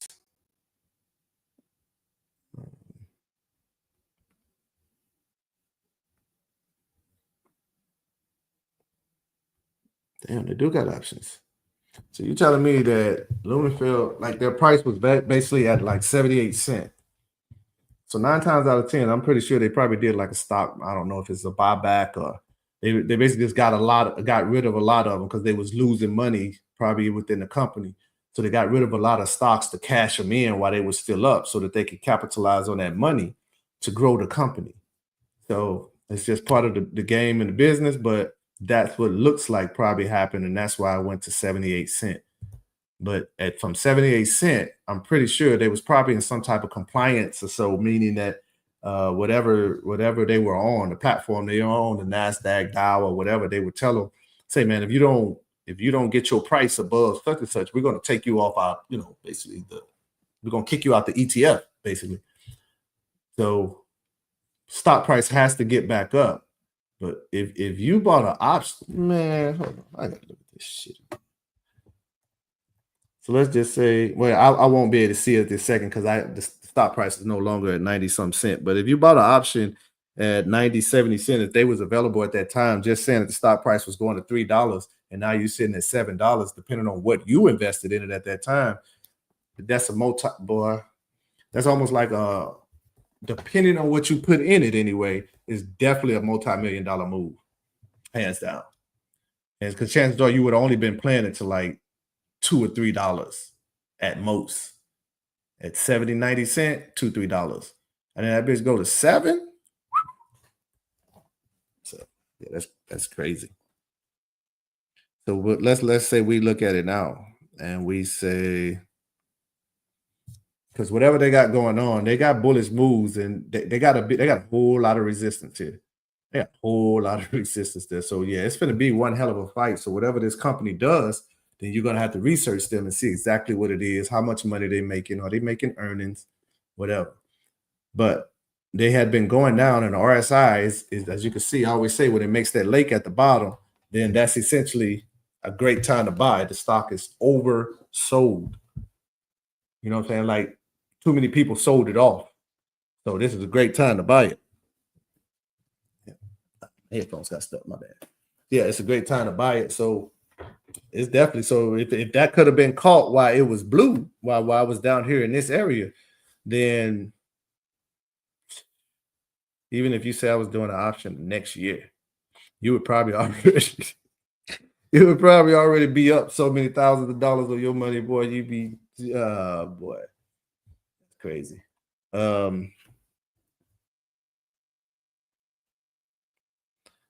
So right now, Lumen is, and I'm just going to gamble because I just like looking at stuff sometimes. So let's say we said it's $15 call. It's a 288. Even if you bought, say she did another move like that and you bought, I know me, I would probably buy 2. That's 576 on this. But actually, let's just say you young folks. Young folks, let's just say you buy 1, it's 288. If you paid 288 for 1 for 2027, saying it was going to $15, and then all of a sudden it ran 20. Then you made an extra pretty much $400. If it goes to $2021, you made an extra $400 off of your 288. So that's a pretty good return in 2 years. But now say you just happen to manage to get 100 contracts. Now, in this instance, if you're looking at your Robinhood, because I'm on Robinhood right now, looking at my phone. If you're looking at your phone and you look at that, you got a buy Lumen $15 call for 115 2027. Right now at 100 contracts, that's $28. I mean, I'm sorry, that's $28,000. We all know you're not going to spend no damn $28,000. That's just because that's the price of it right now today. So what I like to do is I like to put a average in of $1. So that's 1.00. It's $1. It drops it in half to like $10,000. So in this essence, we know that if we get it down lower than that, this will really be like if you bought one. If you bought one right now, that's $100. You understand? The stock price your option will fall. As it falls, you'll buy more. That's if Lumen is doing great. But you buy it today, it's definitely going to fall probably tomorrow. Even if the stock price is rising, it's probably going to have a dip in there where it falls in price because your stuff is so far out that if they just start rewarding you right now, then you'd be a billionaire by the time this pays out. So the value of that option will go down. So if we holding 100 contracts, no matter, and we wouldn't pay 10,000, but let's just say you got to, I just like to use it just to see the numbers. Right now, if we went to offer a $10,000 investment, if it went to $19, then you'll break home an extra $30,000, so a total of about $40,000 when it's all said and done. If you caught that run when it was 70, 90 cents, and then it went to $7, and you had that same issue in there, you had been buying when it was at 70, 90 cents because you knew it was going to $3, so you was racking up on contracts. So let's look at that. What would that be? Let's say we was 90 cents a contract. It was 90 cents a contract. Well, we don't want 90 cents. We want 9 cents. My bad. Because back then it was that thing was so cheap then they couldn't convince you to spend a lot. So at 100 contracts, that's $900. At that price, so say you had $900 in it. Your $900, well, what did we say it went to? Okay, so I won't be able to look at it that way because the stock price is already gone, and that option won't let me do it. But this is 2027, $240 option. If I just bought over time, let's say it from now, instead of Christmas gifts, I say, hey man, I'm just gonna put this money in there. Whatever I would buy myself for Christmas, I'm just gonna sit this in there. If you was to do something like that, say you was able to get three contracts at this very second at $720. Me, I wouldn't do that. I would definitely just buy myself one, give myself $240 worth, and I would buy it and let the price drop. Once it's all said and done, say I walked away with 20 contracts. For me, even at this price, that'll be $4,000, and still that's reasonable for me. So you come in and you have that same type of violent move up, and say we go to $23, then I just made an extra almost $9,000 off of my $4,000 that I invested. And that's just that. So if it was 400 that you invested, you would have made probably maybe 4,000. If it was 40 that you invested, maybe you would have made 400, so on and so forth, off of crazy volatile moves like that. So that's Lumen on a monthly schedule. So on the monthly chart, I'm not against it. It's definitely trying to claw its way from the grave. So it's gonna have to break.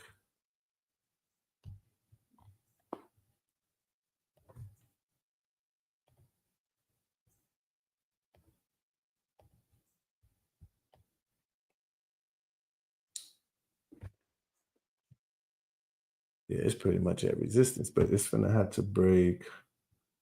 I'm gonna get you at least up here. It's looking like about $14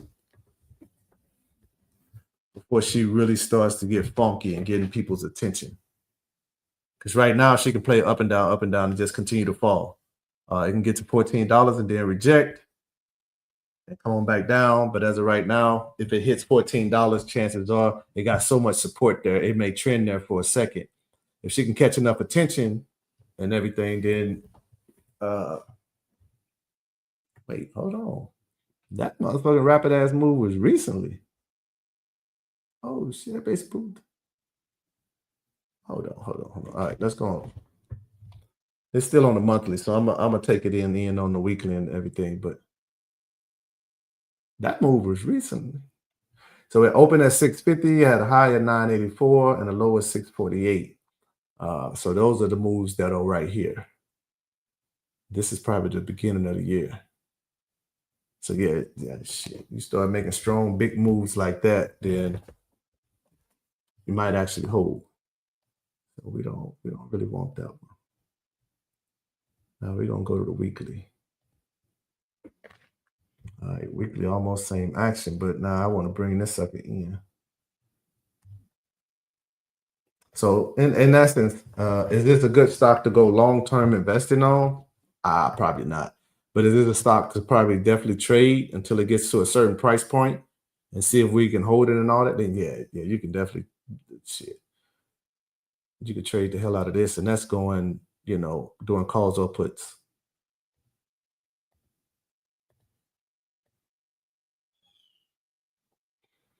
So that was a resistant area. Broke that. It's currently trying to break this area. So we got there. We got there. Got there. All right, I'm going to stay this one.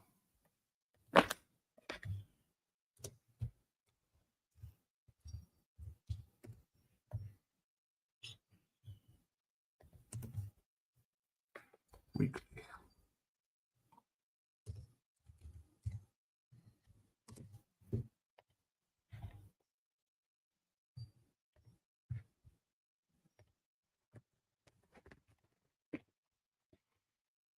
All right, so let's take it in. This was on a weekly. It's going on almost an 8-year look now. 8-year look now. All right, we see she's trying to claw back up. So now we're going tighter. 3-year look. We see that she's still trying to get there.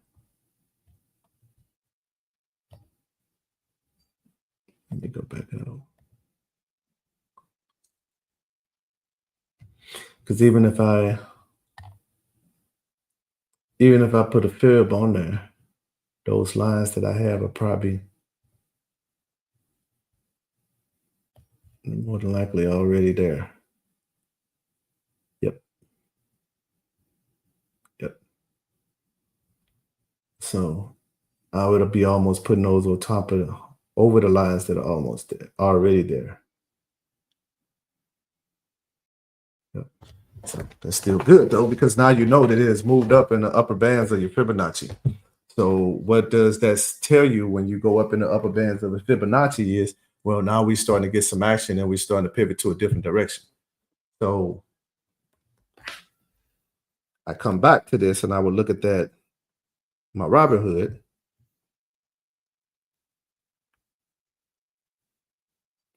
And I would give it probably to 2025 sometime.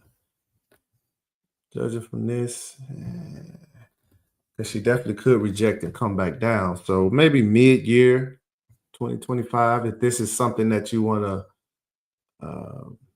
I'm not even going to say invest in, but just, trade for a long term, then I would just give it a few months. Because if it happens to break all of this resistance that it looked like it's going to fight, then it could get to the point where it doesn't have any more resistance. Now, I don't know if this stock pays a dividend or anything, because for its existence, it's pretty much remained in this $20 area. So it got to probably pay a dividend or something. Let's say it don't have a forward dividend, but there's some reason that it's staying in the $20 range. But maybe that was then, back in those days, $20 was expensive, I guess. Who knows? But I would probably trade this myself. Kudos. So that's just looking on the weekly. We're going to look on the daily real quick, and then we'll check this out. All right. I got to check the chat. Check no specific timeline for Geo Group. Okay. I got it, people. Okay. No specific timeline. All right.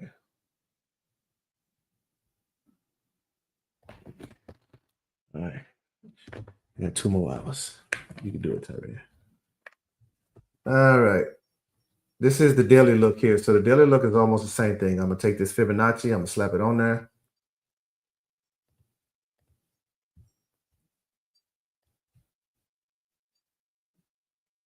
Boom. Actually, let's do this. So I need the...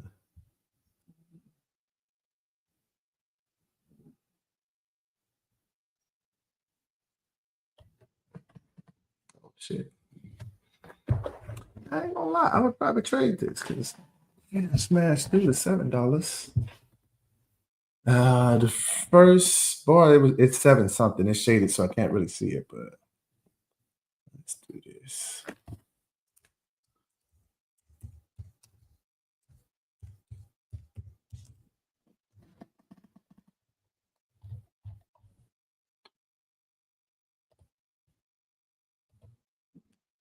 All right, so now let's go tighter.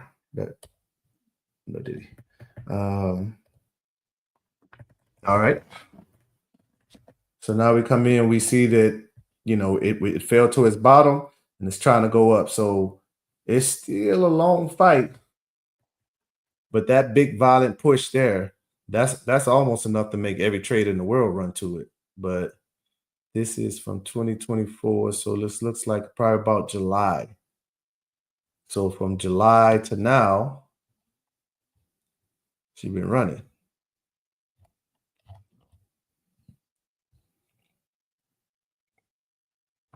So she's going to have to break. She's going to have to break that 783 mark, and it did. So it's at 959. So within the Bollinger Band, it's up there. Oh, man, why I cut that off? But it's up there. So now we go to a closer look. So now we see that we had heavy resistance in the $7 areas. 783 failed, 758 failed, 778 failed. So what does that mean now that it broke it? That area is going to be support. So depending on what it does next week, you have to see, but it's definitely going to visit this $7 area. And when it does, you have to see, man, definitely as long as it holds, when that next trickle up, going click to go up, then that's a great time to do a call because it held in that support area. So once again, say, man, you almost got a great trader within your life because that's a pretty good one right there. So that's Lumen. That's a pretty good one. It's good.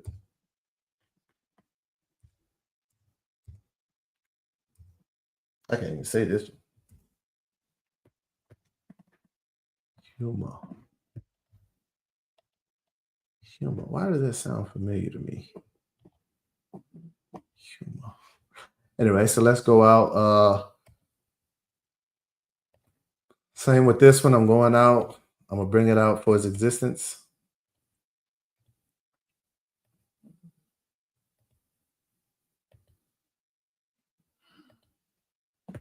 Okay, so it ain't been around that long. All right.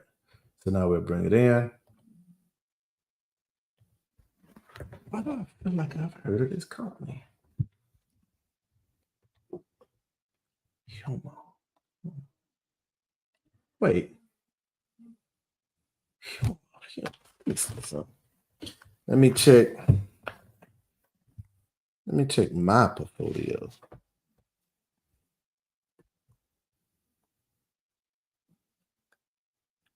This really sounds familiar.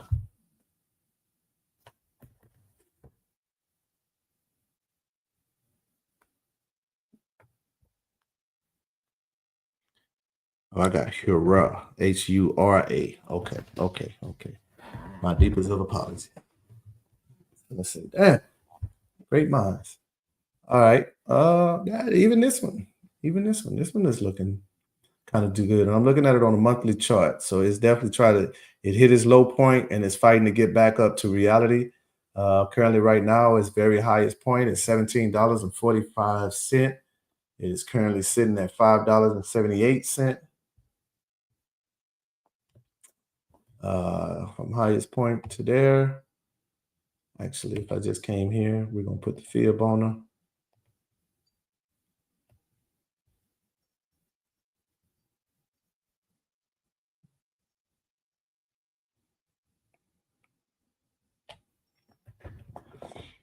All right, so we're looking at, it went up, rejected. It went up, rejected. So actually it made a lower low there.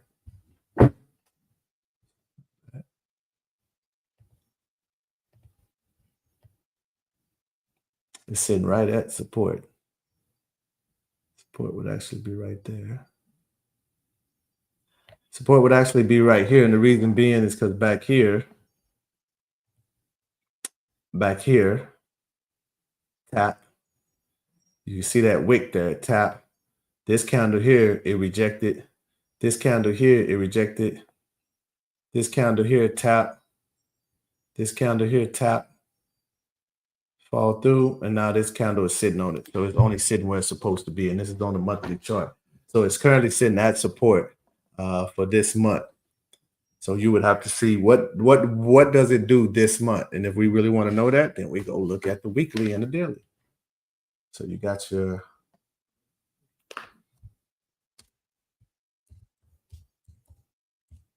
monthly.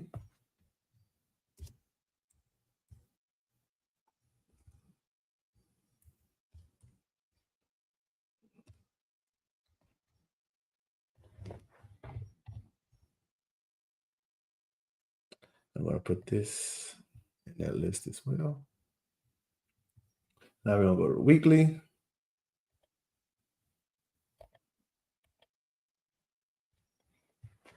Almost set up. 451. So we got coming down on this one.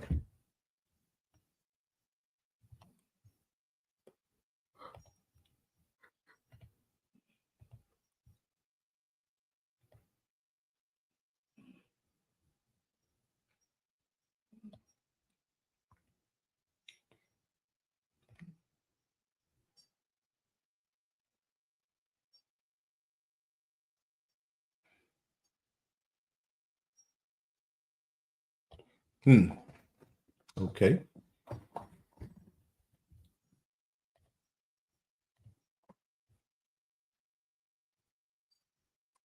It would definitely be this area. It's going to be this area right. It's going to be this area right here.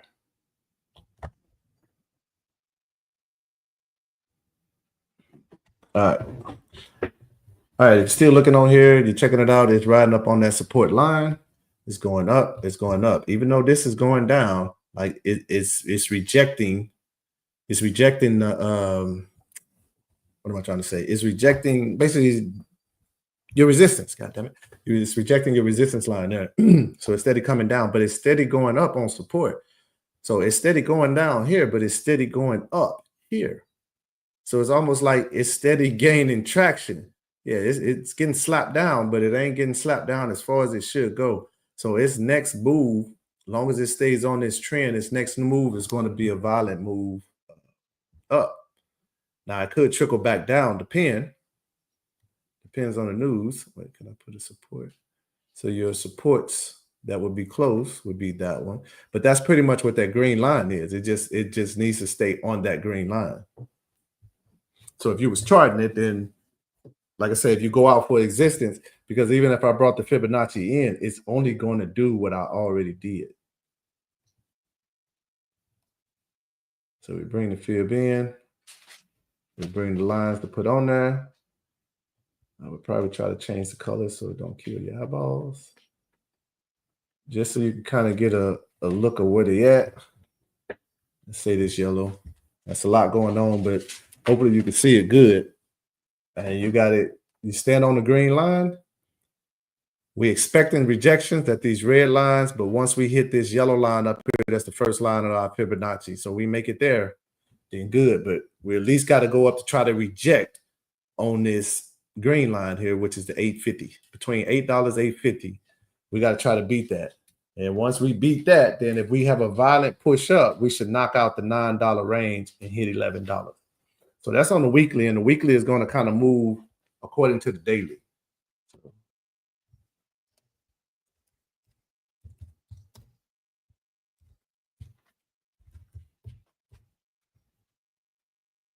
So I'll put that one up as well.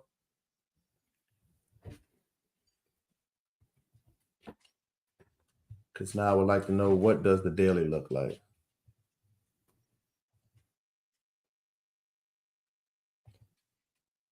Yeah, I don't think I should have put this dog in there. All right. So now we're looking at the daily here. And again, I'm saying the same thing. It's like a constant. It's almost like it's trying to make that cup and handle type of thing.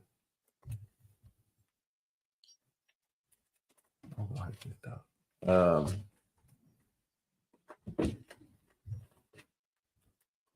now, same thing. Actually, I'm gonna do another trend line.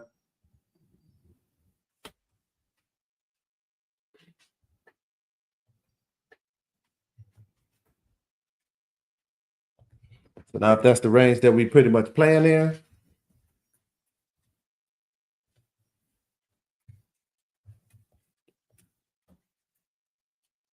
I would like to know, that's my resistance line there, obviously. Well, I would say there, but it's already struck 2 times there. And then it looks like it's another one right about there. My yellow line here, that's my support line. That's the line I don't want to go below. I don't want to go below that line. So it all depends on where do I get in on these different trades. This is daily.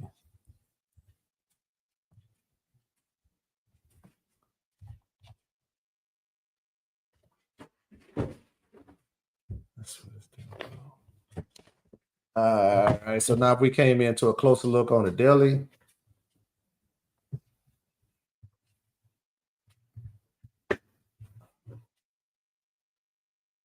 Let's go to about 1 year. And voila, magic. And that's the range that like essentially plays. So it has to break where it's at now, which is the $6 range is where it needs to smash. And it did. It went to 611. So, but that was still lower than where it needed to go. 643 is where it needed to beat. It needed to beat 630. So chances are it will come back. It may come back down and just kind of consolidate for a second, because you still got support and resistance in this area and $5 area. So it can come down, bounce off of that, and then come back up. And this is on the daily, so chances are it will. So even if you got in now, that wouldn't be bad. But damn sure, if it fell to $5, then you definitely want to snatch a few more, because and that's if you're playing everything to next year. Me personally, I would play a lot of stuff to next year after the inauguration. So, because it'll probably be a run up until then of anticipation. And if the stock prices go too high, then everybody's going to want to be catching the price before President Trump comes in. Well, soon to be President Trump comes in and signs new orders and things. They're going to want to try to catch that price before it get too high. And the more people go by, the more it's going to keep running up. So overvalued or not, it's just going to keep running up, keep running up. All right, so I think that's the Humanity, Lumen, American Airline, and Geo Group. They cannot hit everybody's stuff. No specific time for Geo Group. All right.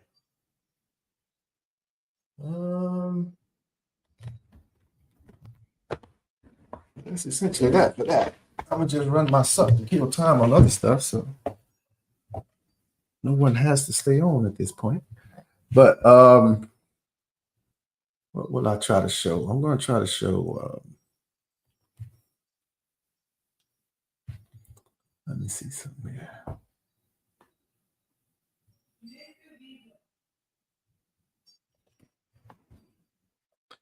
All right. So, huh? I did not do Visa. Okay. not do Visa. How did I do Visa? Oh, snap. Oh, snap. You know what? I didn't do Visa, but here's one I do want to look at. Here's one I do want to look at, y'all. I think I tried this the other day. All right, let me get y'all back on there. Let's look up. I just saw it. I saw this pop up somewhere. It's I don't even know the company. I was watching it because they had a gap down. All right, let's share it. It's just me and Diamond up there if you wanted to take a break. Okay. Yeah, I will. I'm just recording for anybody else. Let's see. I don't think I saved this company. I was looking at it because I was going to trade it. I can't even remember the ticket number. Hold on for a second. It's like BLND, not blind, but BLND. Yep, blend.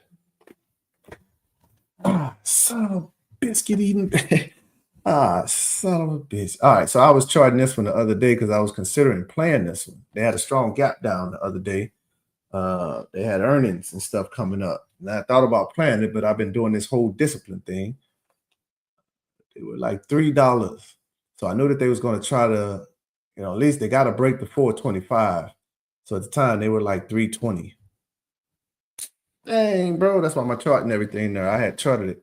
I say that to say because I was looking at one of the call things that I look at. I see an order here for February 21 for $5. Oh, as soon as I saw that, I immediately thought about this chart. That bitch did at $5. God dang. That's cold-blooded Tyrell. So anyway, so I missed that one. So good. Let me see. That was good. Because yeah, I was just gonna do like a 30-minute. I was gonna do a 30-minute trade with this mug. Well, not even a 30-minute trade. I was gonna do it for like 30 days. I'm sorry, because it gapped down the other day. It gapped down like sometime last week. That's why I charted it. It made a big old gap. So like I say, when you have a violent move down, you're eventually gonna have a violent move up. So a true example of you snooze, you lose. That don't mean that stock is done with. It's just you want to catch them while they're low. You want to catch that move while it's super, super low. Because you want that violent move up. That's where the millions come from. That violent move up is where you buy it. Oh, shit. Let's see here. You buy it low and you sell it high. So it had resistance at 382. Why the hell am I looking at it like this?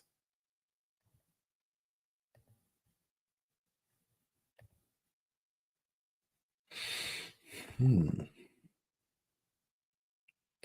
knows, shawty? I would probably trade this bitch. I would probably definitely trade it. But right now I'm holding. So as I collect on other things, NVIDIA, Pelletier, Tesla, yada, yada, as I collect on those, then I'll take from those and then maybe enter things like these. Let's say if I think that this stock is coming up for the long term, I would have to look up Blend Labs and see exactly what they do. A lot of times traders, we don't look at stuff. Well, we look at it, we research it, we check it out. It's not that we give a damn about it. We just want to know because it's a hit and quick. We get in, you get in with $1,000, you collect 4,000-5,000, you're out. You're not going to really try to sit there and collect 10 and whatever because you're on to bigger and better things. So you collect that money and you push. At certain times you'll trade a stock only to find out that mug is, well, it's not too bad. So you become one that wants to hold it. This one doesn't look like, chart-wise, it doesn't look like it's too bad. I'm just mad I missed it, man. So some of the things that can happen on stockcharts.com, you can come on here and you can, so like I say, like a FinViz and all these guys got different platforms. You can do different things on each and every one of them. So with this one, you can run scans, you can do a lot of things, but what some of them will do, what all of them will do is they'll give you predefined scans. Those predefined scans is now if you know how to chart and look at certain things, you can go through these predefined scans now and look for money. These are all companies that are making bullish moves up or down or coming with over some average. If you know how to read candlestick patterns, then you can find basically stocks with that meet within the candle stars, like hammer candles. Hammer candles normally, they're trying to give you a bullish move. They're signaling a bullish move is coming. So I like to look at this because, again, I was taught by the guys I learned from. They taught me on stock charts, so I like stock charts. But you always want to look at, so I come over here and I switch to volume, and I do volume because I want to find stuff with people in it. You know what I'm saying? Like I want to find stuff with people in it. And right now, I have a few companies and stuff, but I'm pretty sure everybody heard of Dropbox. Trying to see what all they have. Sometimes they have a whole lot of no-name companies, and you're like, man, who is that? But if you come in, you trade them sometime, because a lot of little companies, they'll run hard as a mud. They run like jackrabbits. All right, I'm looking for something to open up there. Lion Gate Entertainment. It's the movie company. Never mind. It's now I'm going to have to keep going back and forth. Okay. All right. Let's not do that. Because I forgot when I do these, they're gonna open up 1,000 different windows. So but we just go back. Because what I do want to find, so I won't go on the predefined scans. I'll just go on what I already got. My portfolio.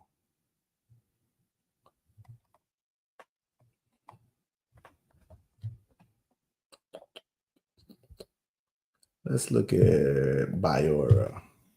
OOOrah was one of them companies too that we was just trading. And then you found stuff, it used to be called Prog.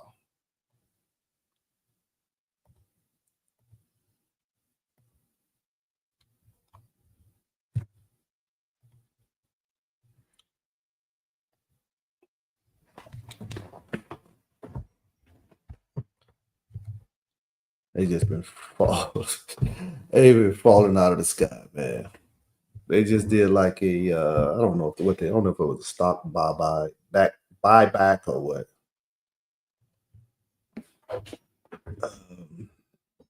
So they definitely got investors pissed off. So they had a strong violent move down. Which now means what? It's gonna have to fight its way back up. So just looking like right here, if I was to look at this chart, $5 is a 50-day moving average, and $7 is the 200-day moving average. So this stock has been falling out of the sky because they ain't been making no damn money. You got to be profitable in this thing, even though you got great stuff, great technology. So yeah. So they're just constantly falling. So if I did anything with them, it would be puts. But at some point, she's going to have to try to get herself back up. Most importantly, she's going to have to try to get herself back up soon, or else she's going to get kicked off of the platform that she's on, or the ETF or whatever that they're in. So we ain't going to mess with OOOrah. Oh, we spoke on Amazon, right? I think it was somewhere Amazon. Maybe I didn't have the right chart. No, I got the right chart. All right, so if I pull Amazon out and I go to a boom. So this is a little messy there for some, but as you can see, Amazon just constantly been going up. So they're one of them ones that if you can catch them while they're down, you should catch them. So Amazon, they was at 188. They had heavy resistance at 188. And I mean, they fought like a bear to get through it, and they did. And they wound up breaking 201. They broke 201. And you know what I'm saying? As of right now, they're at 208. They ran up to 212. So you already know the 188 and the 200 range is heavy support. But that's heavy support. Now, Amazon next earning is in February. They had a great earnings this one. So long as they continue to have a great earnings, then man, Amazon may be, who knows, 300, 400 is the way stocks run these days. So what seems out of the pocket right now may totally be in the money next year around this time.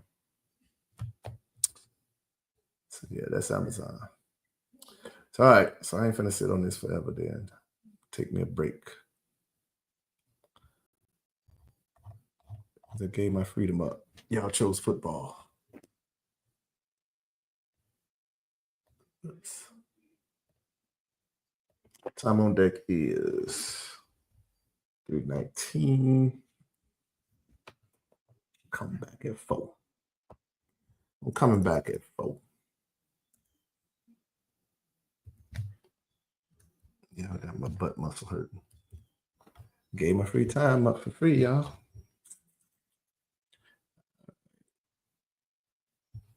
All right, I'm gonna chill out. So we'll check that out and we'll take a break.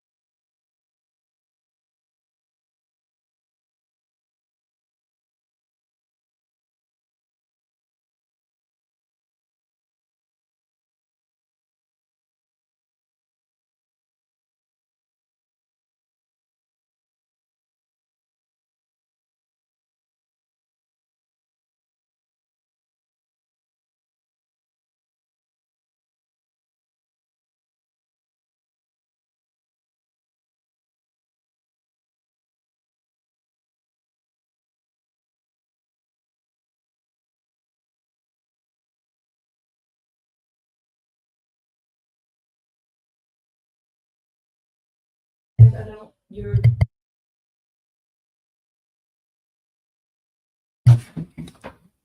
All righty then. All right, we're back. I'm sitting here steady talking and everything, and that microphone wasn't even on.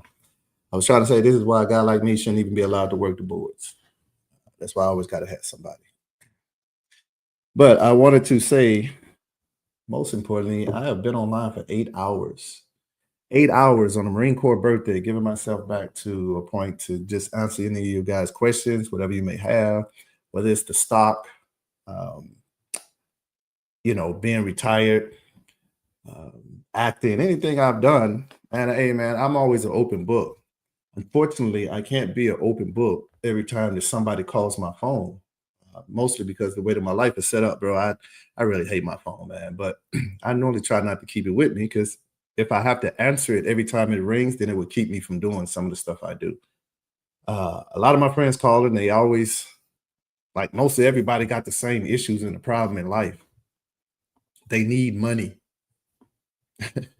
Everybody in the world need money. Hell, I need money.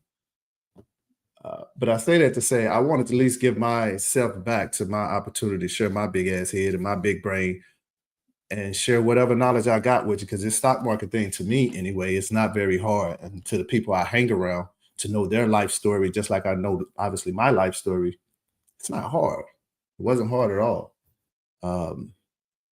It's demanding. So I will say it is hard because it demands you. It demands you to sit and learn some stuff that you're kind of uncomfortable with learning. There's a lot of other things you could be doing in life than learning this. So either way, I wanted to be able to break it down to you because I'm not in a position to give everyone money because they need money. Now, the way I see it, half of the time, I wouldn't give a damn what your problems are. Because if you would ask me for money, that means you don't give a damn about my bills. So I just always felt like one of the best things to do, instead of give a person money, I could show you how to make money so that you can never be in a position to ask someone to help you pay your bills. I would say one of the things I've always told my kids is, me personally, I don't play that. I wouldn't give a damn you're my child. It ain't my job to pay your bills for the rest of your life. You get your ass out there and you pay your own bills. You pay the bills that you make. You shouldn't be out there asking nobody to help you pay the bills that you made. The people that you asking to help pay you wasn't out there enjoying life, making the bill with you. So I wish I would catch you asking me, anybody, for some money to help you pay your bills, especially when I give you enough knowledge to never, ever, ever, ever be broke. You just got to get off your ass and do it.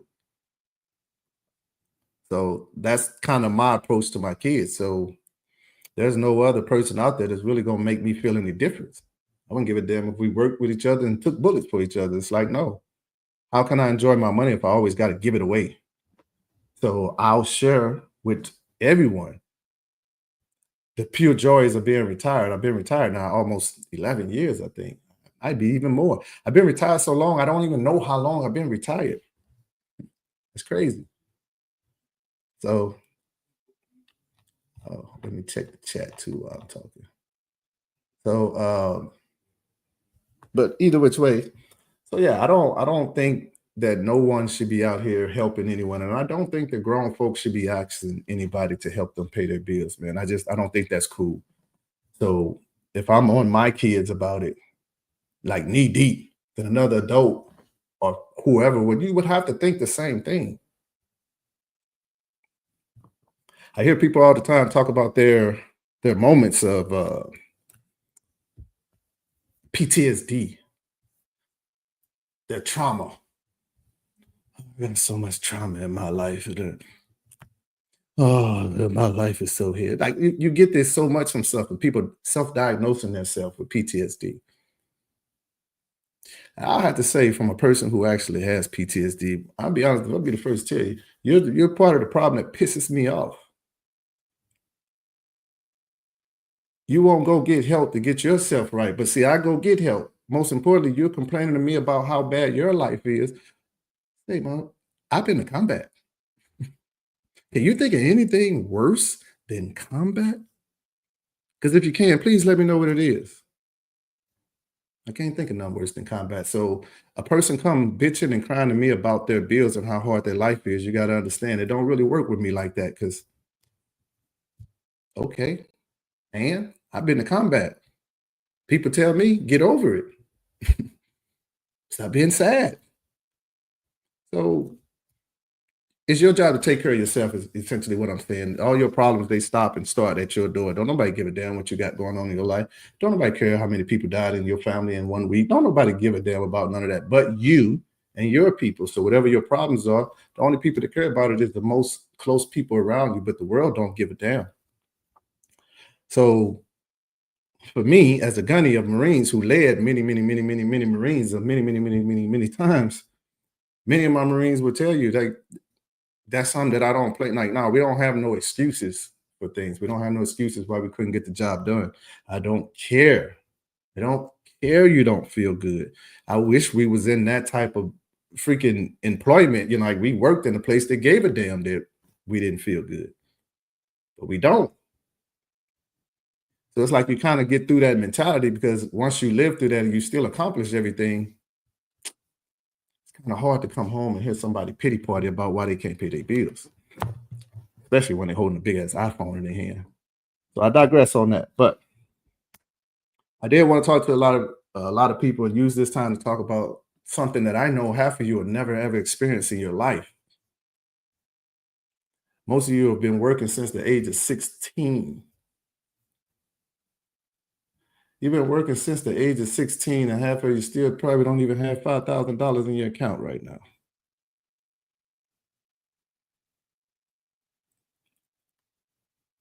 So for me, it tells me that a lot of people don't have the right mentality or the mindset to understand that, well, you're never going to be retired, not at a young age anyway.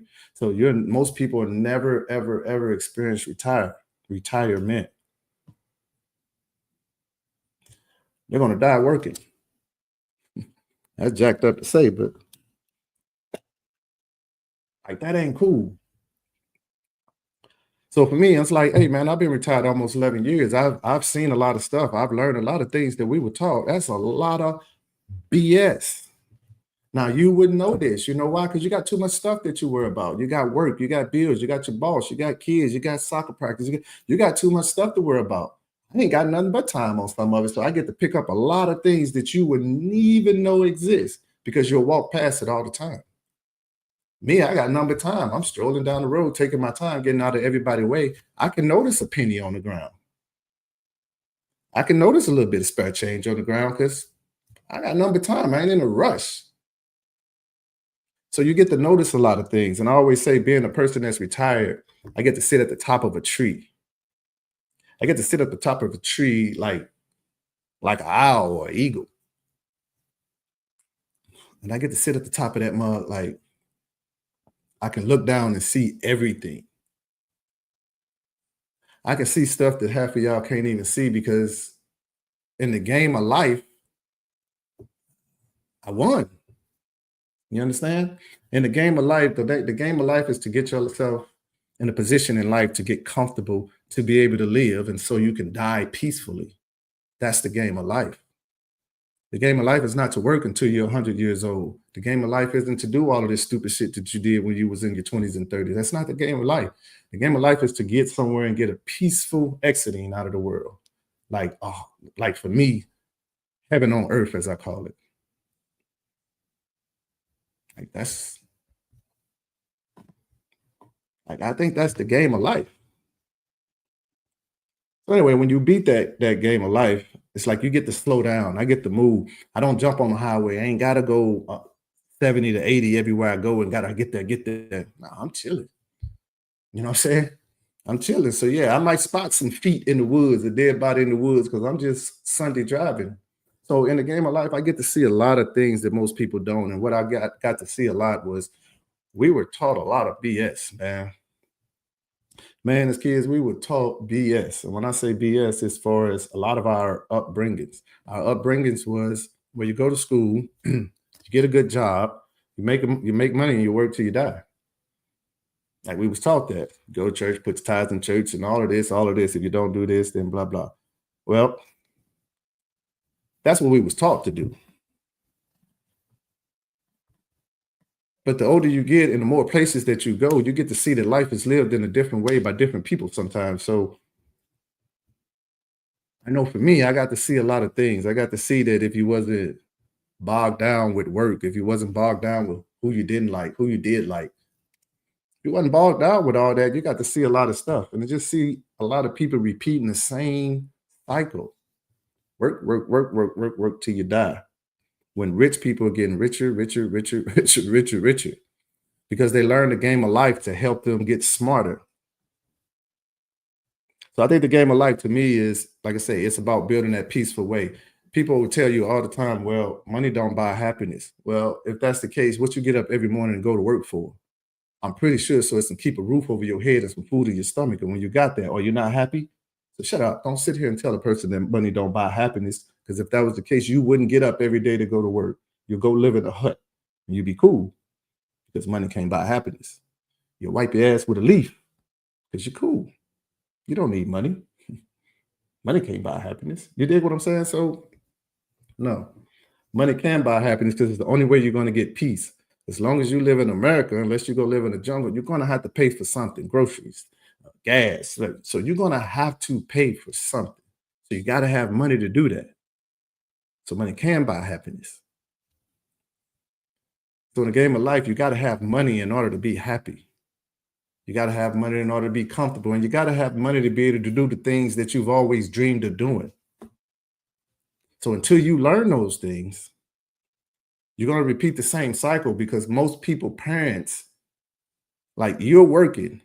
I got friends that are in their 50s and they're working. Their parents are still alive and their parents are still working. What the hell? Like, y'all don't want to like live before you die? You just gonna go to work every day? You gonna die at work? There's islands out here with water so crystal clear, man. You can almost see SpongeBob and Patrick playing down there at the bottom. That's how beautiful it is. So when I look at people and they just content with life and what they're living, it just makes me wonder, what were you taught? You got a whole universe, like a whole damn near, well, I ain't gonna say universe, but you got a whole world that you can get around and you can scoop and you get out of, you can go see nice things, eat good food. I just can never convince myself to understand how a person could say, well, I'm just cool with work until I die right here. You might as well live in a bottle. You might as well live in a bottle if that's the case and wait till somebody rub that bug, because no, the world is too big, too beautiful. So before I die, yeah, I would like to go in there. I like to go get a sunburn from another country. See, I like to go sit on their beach. I like to go eat their food. I like to go have a peaceful exiting of my life, as I call it. Because people would always say, well, I don't like talking about death. Well, you're an idiot if that's the case, because you're going to die. Unless you get bit by a vampire, then okay, but okay, your ass going to die. So these are things that you got to talk about. So how do you want it? Most peaceful as possible. Like your exiting should be matching the life you live, to me. And if you had a king type life, you should have a king type exit. So that's just me. So I'm very big on the stock market. I'm very big on families because, again, when I didn't know what I was doing. I didn't really have a mentor when I got into the stock market.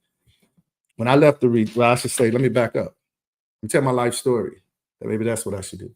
When I left the military, while I was in the military and I was a staff NCO, I had a lot of times to learn about retirement. I had a lot of times to learn about growing my money. I had a lot of times to learn about a lot of things. I just didn't take advantage of it because I didn't know anymore. I didn't know any better, I should say. Like I knew some of the things I needed to know, but I just didn't. So as time went on, I started noticing that I was going to retire out of the military. And it's like, man, I ain't really got no retirement. Like I know I'm going to get a pension for the rest of my life, but I don't think I really want to get out and work.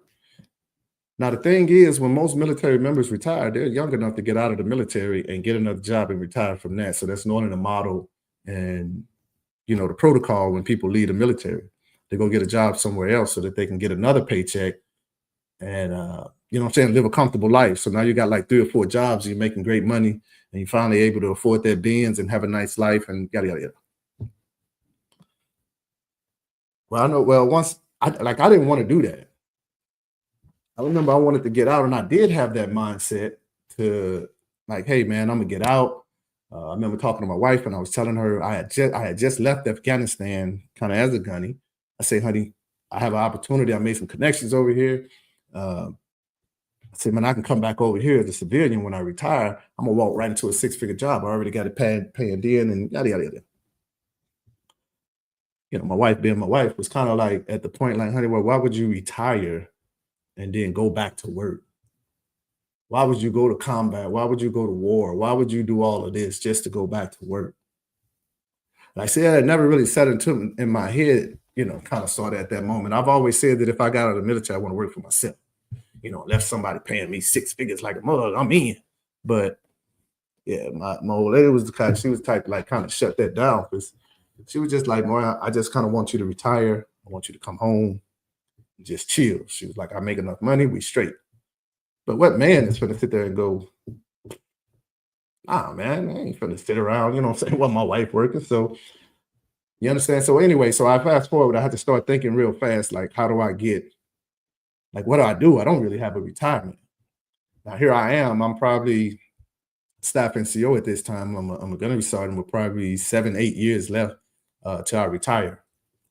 So I'm probably fresh off the staff. So I'll probably about 7-8 years. But anyway, I'm a gunnery sergeant trying to get this retirement thing all together. So I'm so late in the game that I got to think of a quick way to do it. You know, I'm always at the point where I got to ski mask and move some keys type of way to catch up for the lost time that I did. So when I fast forward everything, I look to it now when I get out, the first thing I want to do is like learn how to not have to work so much. But I can't let my wife be the only one making money. Like that's not me. That's not the way I'm built. I don't have a problem with being a house husband. I don't have a problem with none of that, but I'm still not going to let my wife just handle everything. So my wife will tell you that she can handle everything, and I know she can.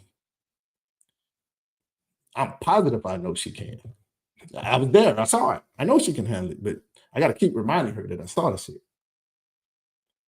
I know she can handle everything because to me, one of the hardest things to kind of stomach sometimes is being married to a veteran. Being married to a veteran is like being married to a cop or a firefighter or someone with some type of dangerous job because you know at any given moment, you know what I'm saying? You may get that phone call, well, not the phone call, but you get that knock at the door saying, hey man, he ain't coming back home. You know what I'm saying?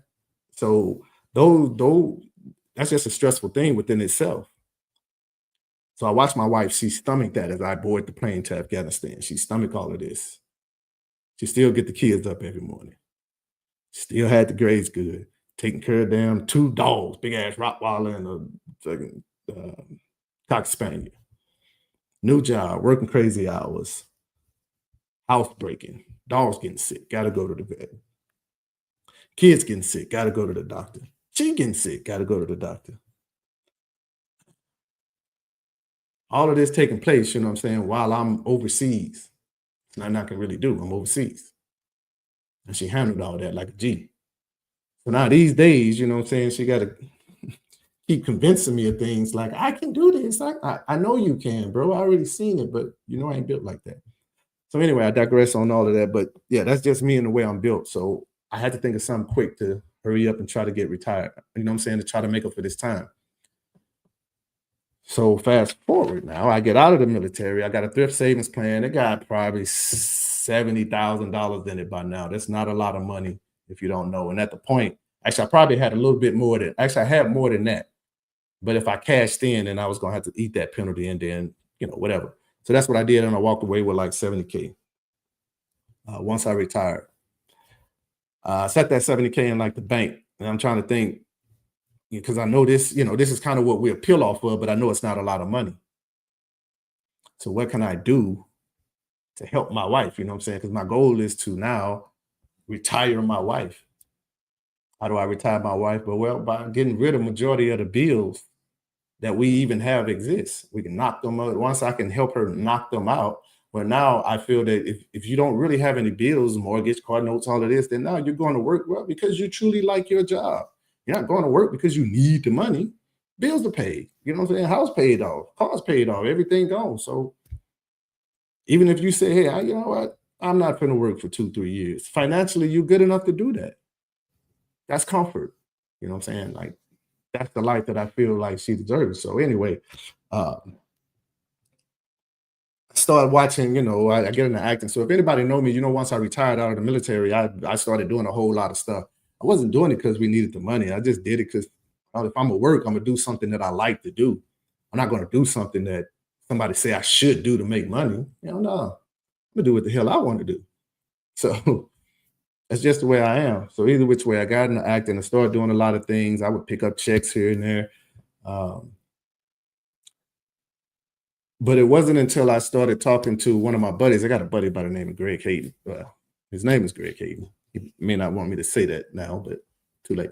But anyway, that's my dog. So anyway, we're talking one day, and I mentioned something about, wanting to learn how to grow my money. I said, man, I want to buy my wife a house and stuff one day, and I want to get this. I want to get this house that we die in.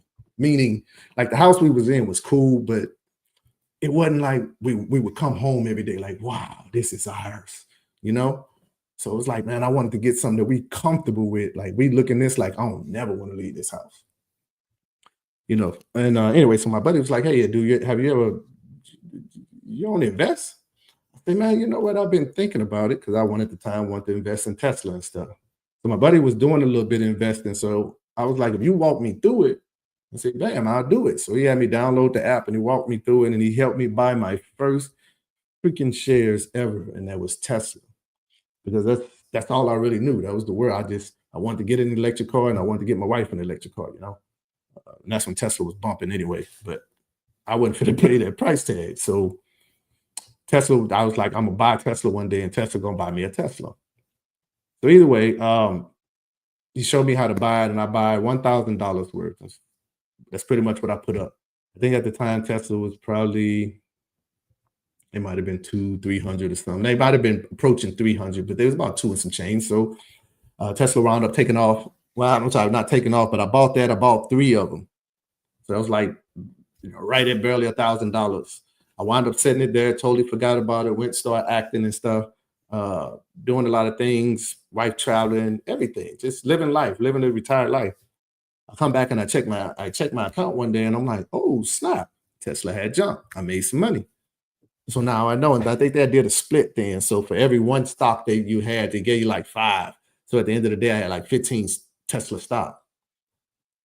So I'm like, wow, and I'm still learning this game here. And I'm seeing my money grow. And I'm like, damn, hold on. Like, what am I doing? What am I supposed to do?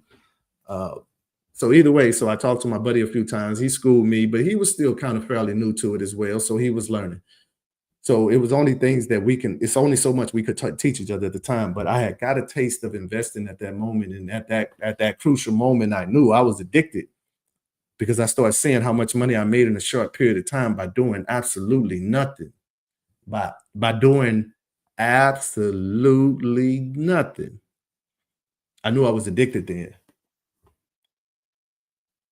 Like when my first stocks made me money and I was able to sell them and actually get that money, I knew then, like, yeah, I was addicted because I saw that, oh yeah, I can retire my family, and like not just my wife, but my family. I can retire my family and give them the life that they never thought we could have because I didn't even think we could have it.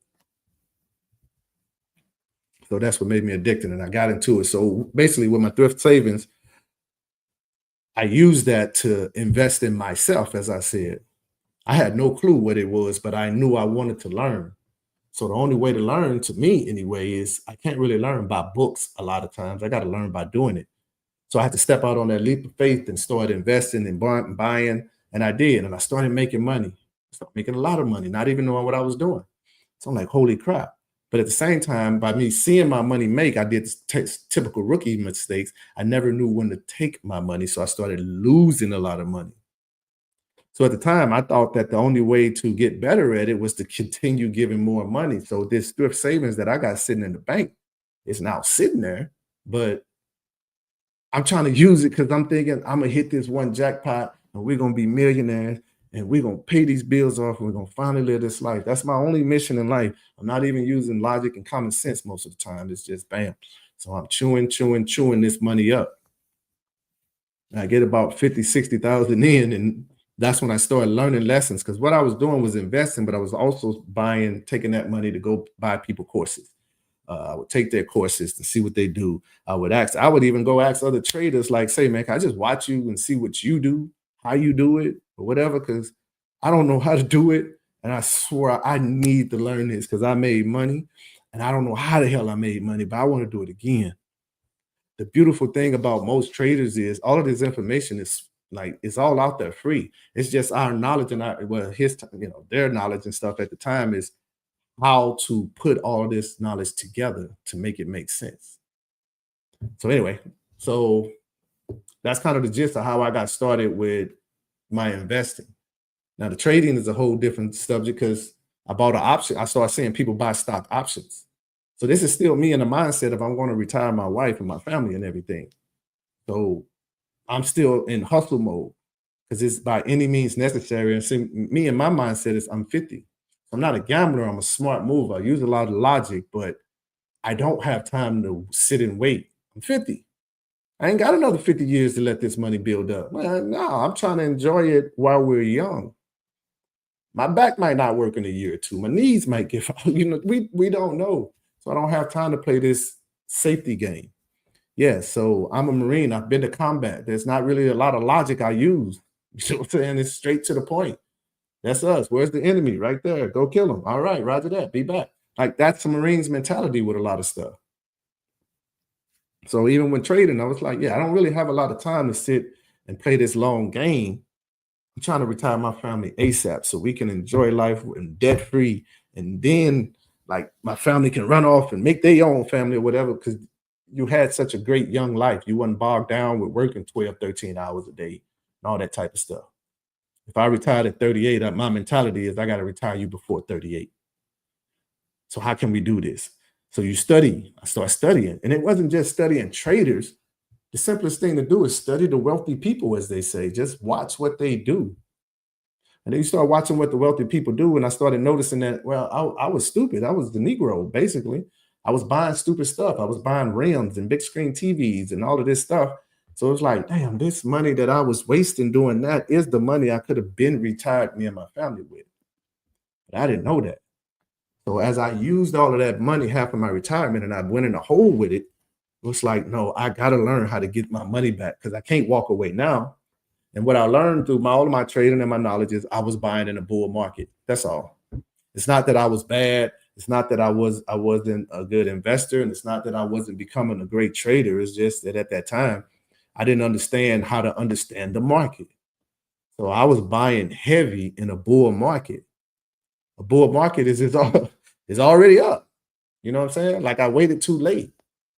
So I started buying stuff when the stock was already running. So I was buying Tesla. Well, at least at that time, I was buying Tesla at 300, but people was probably already buying Tesla at 9,100. So they was making money. So as I come in and I buy stocks and I'm buying them at 300, it's already high. So they're selling to me high. Now, thank God for me, Tesla, I use it as an example but that was more of a stock. But a lot of them, Tesla is a great company. A lot of them other companies, they weren't great. I just bought them in a bull market. They were crappy companies, some of them. I just bought them in a bull market. So as it failed, so did my money. So it was one of the most hurtful things because I'm just like, God damn it. So that I understand how people come in with these dreams of, giving their families all of this. It's like, yeah, I get it. I was that dude too. But when most people would take that L, I'm the type of person that, like, if you punch me, if you beat me up, I swear to God, you got to watch me every day. You got to fight me every day till I win. Or I just say I take my L. Because they say, man, it ain't my fault. That's just the way my brain is wired. That's the way I was raised. No, you are not going to be, we're going to do this until I win, bitch. You know what I'm saying? Like, it's my mentality. Or at least to a point I say, okay, I can't take no more ass whooping. And for most people who get into a trading type of lifestyle, they normally lose all of their money, and they say that. So for me, I couldn't. You got to understand, I've been to combat. So my mind ain't wired to quit. My mind was already wired to die. You know what I'm saying? I always tell people, for most of the guys, they say, well, hey, I didn't really see combat and I didn't do this. I didn't go to Afghanistan. I didn't go to Iraq. Okay, I get it. I understand. But you joined the military and you knew the military was going to kill you. So that should tell you something. So you already don't think, you know what I'm saying? You don't think like the average person. The average person is going to walk away from some. You literally walking to it. They're running away from gunfire. We're running to it. So we don't think like everybody else. So now you beat me, Chief. I'm coming back. So that's essentially what happened. Was when I lost my money, where most people walk away, I decided to sit my butt down. I didn't go party. I wasn't riding a motorcycle. I got a beautiful motorcycle. I don't ride my motorcycle. I had a beautiful truck. I wasn't driving my truck. I wasn't doing nothing. I sat at my table for almost years on end to teach myself how to get my money back. Because I was like, man, I'm not exiting this goddamn world and leaving my family with debt. And I got like $50,000, $60,000 sitting over here in the hole that I got to dig out. Man, ain't no way in here. So yeah, I sat there. I always laugh and joke because now we laugh about it a little bit, but there was times my kids would leave at 8 in the morning and they'll come back almost 8 at night. I'm still at the table looking at YouTube, studying books, doing this. They're like, man, you were sitting there when I left. Yeah, I look around like, damn, I was, wasn't I? So, because that's how engulfed in it I was. Because I see people around me making lots of monies and millions of dollars. Thinking, boy, I'm not built to ask nobody for nothing. So I'm damn sure not finna ask for nobody for no money, no handout or anything, but I will ask for knowledge. So I'm in this mug trying to research. I'm asking people, hey man, can I just shadow you on how you do trades? On how, hey, I'll pay you to watch you. I don't care, but somehow I gotta get it. Like some people was cool and I would learn, and others, well, you so much couldn't. So a lot of my stuff was still self-taught and trial and error. I lost a lot of money and options trying to learn it. Man, I spent so much money that I always say when you lose money in the stock market, you don't lose money in the stock market. You paid a lot of money to learn a valuable lesson. Like, so you paid, there was times that I lost $5,000 at one time. Because again, trying to hit that whammy and that gusto to take your family to the land of Oz forever. And the market will humble you as hell, because I always say the market can smell when you're desperate. So I come in that mud, boy, humble the hell out of you. So either way, but I had to get better with my craft. And I did. And now I absolutely love it. Yeah. I think everybody should have it. I think all Black families should have some type of investing knowledge and trading. Right. So either way, to cut the story, but yes, as I dig myself out of the hole, which I pretty much did, but I dig myself because I learned how to trade now and I learned how to get all of this money at one time. So it's like I can't keep this knowledge to myself, man. I be want to share it. So I teach my kids this, but I feel like if all families had it, then kids could go to school and pay for their own college. Mom, dad wouldn't have to struggle so much. That's that. So my whole goal is to stretch this whole thing to 5 o'clock. 5 o'clock in the morning. So that's the whole goal. I'm at 4:30, y'all. I think we talked about enough stocks. So just to kind of recap on some of that, if anybody listens to this 9-hour video, things that I would 100% say that people should be concentrating and focusing on as the world shifts is those certain stocks that we talked about. Like I said earlier, the defense stocks. What are defense stocks? Well, you need to look at your stuff like I say, Boeing, the Oshkosh. There's a few more that's not drawn to my mind right now, but defense stocks will probably fly because when a new administration come in, what's one thing that they're gonna do? They're gonna flex.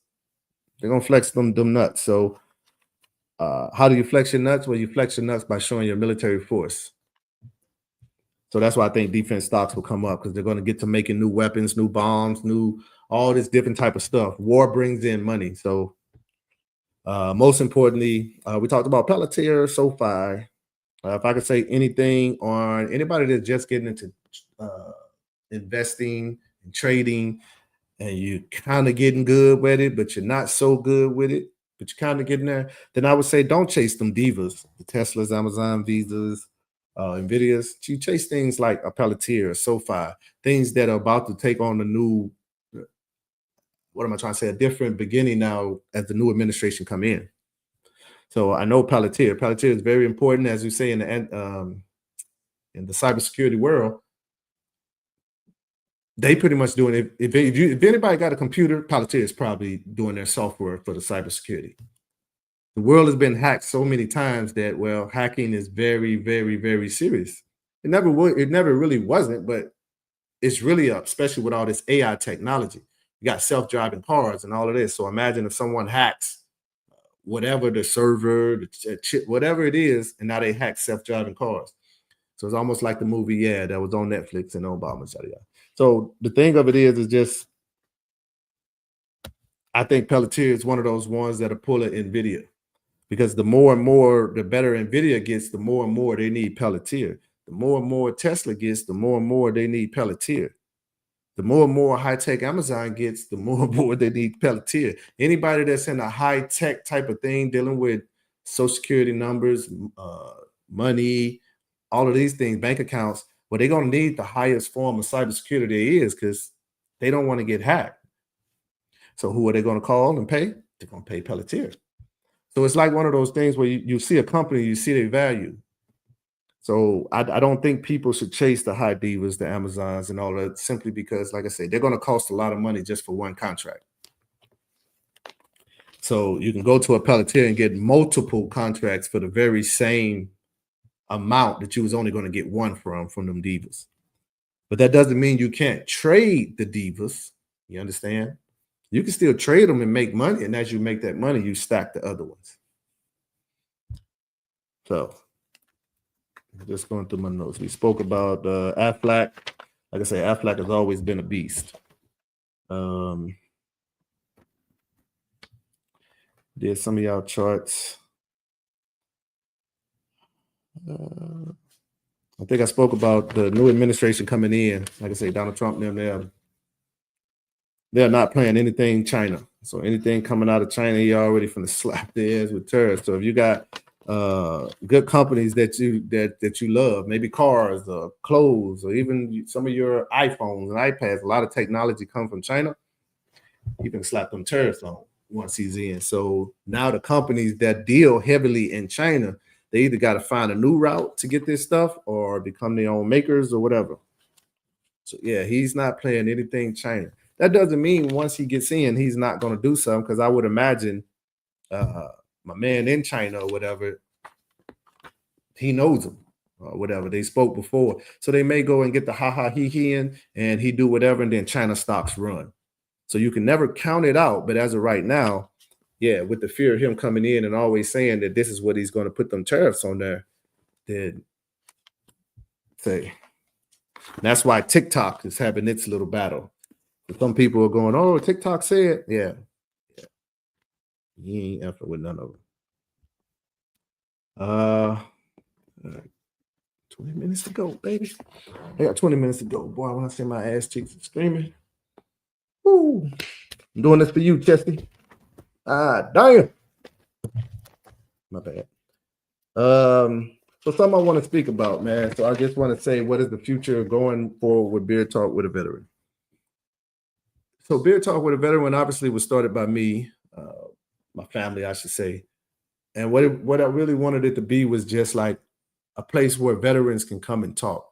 Not just me. Yeah, I'm the founder of it. I do whatever, but I ain't really got nothing to say to y'all, to be honest. I ain't really got nothing to say to y'all, but I do think everyone has a story. But I know a lot of veterans, then they have great stories. They have awesome stories. And I always tell them, man, I feel like somebody can learn from you, bro, if they just sit down and listen to you for at least a minute or two. So, yeah, that's why I wanted to start it. So I want to give veterans a chance to say, because I'm sure everybody got a story that they want to tell. They don't really have nowhere to tell it. They got questions they want to ask. Sometimes a lot of them don't have questions. They don't know where they can ask these questions at. I want to help them. So long as I ain't got to leave my house, though, I'm totally game. So I wanted to start Beer Talk with a Veteran to kind of talk about that transition into retirement. from active duty to retirement. Because the thing about us Marines and all veterans really, but damn sure us damn Marines, I don't know what the hell wrong with us. We will exit out of the military and think that we're going to be perfectly fine. Because to us, we are fine. You understand? Like we are fine. You know that we're fine because the highest military branch there is the United States Marine Corps. There's no higher than the United States Marine Corps. And I'm not throwing a shot at anyone, but come on, y'all. That's the reason you didn't join the damn Marine Corps. So there's no other higher branch than the Marine Corps. And we left there with an honorable discharge. So, duh, you're not crazy. We know that you're capable of doing everything. Your problem is now you come back and you have to be around the people that you left. You have to be around people who couldn't be Marines and didn't want to be Marines, so on and so forth. You got to be around these people. You're no longer around Marines that you can say, hey, come over here, numbnuts. Let me tell you to do this. Ha, throat chop to you and all this. So you can't do that no more. Now, when you do that, you're looked at as crazy and you got PTSD and you need some psycho help. The whole time you're thinking, no, I'm perfectly fine. Trust me, I'm fine. See, that's the part that we don't know about. So mentally, yeah, you are good.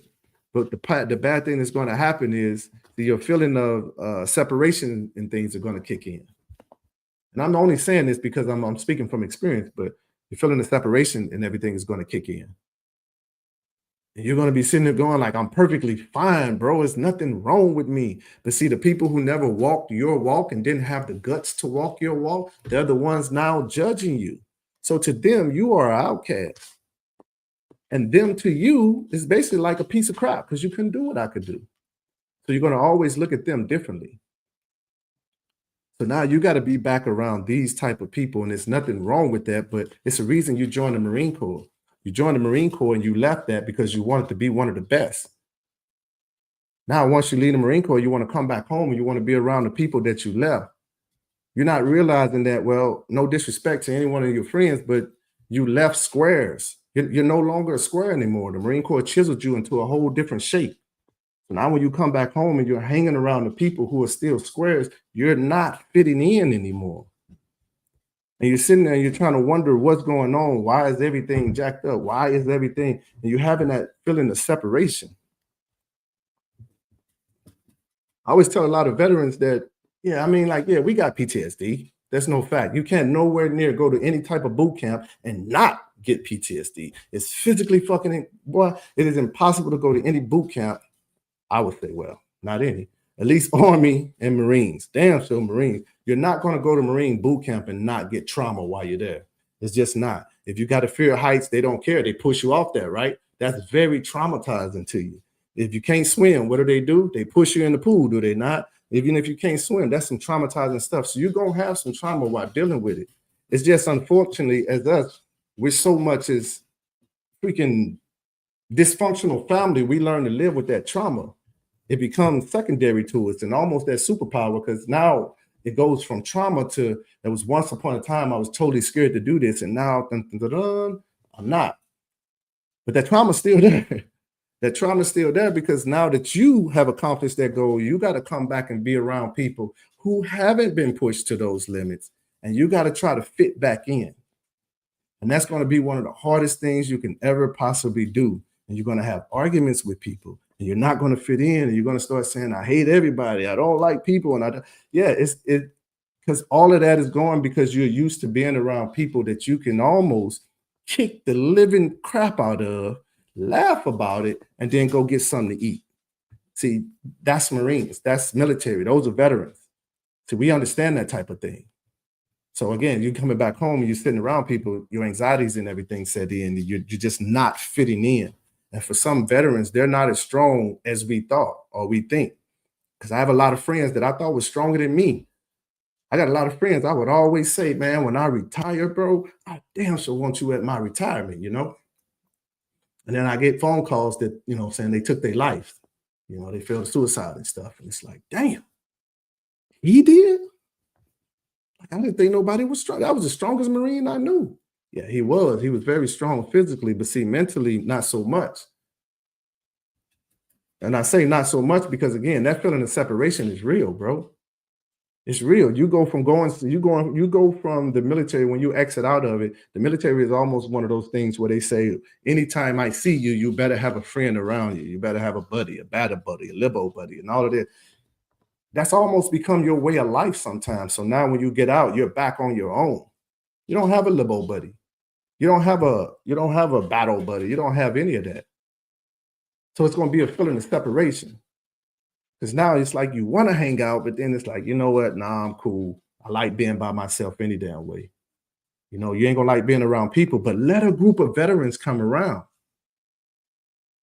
You'll get probably around a group of veterans, and we know these veterans are crazy because they're veterans. Their whole job was to learn how to kill and die. So we know that they're capable of killing.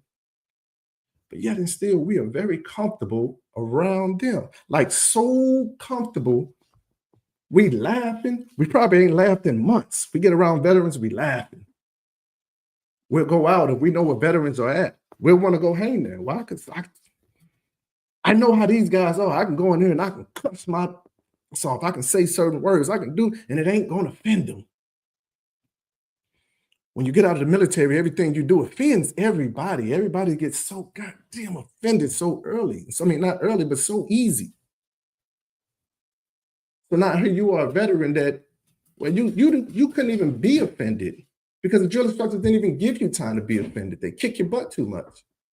There was no time to sit and feel sorry. Nobody felt sorry for you. So you don't feel sorry for them.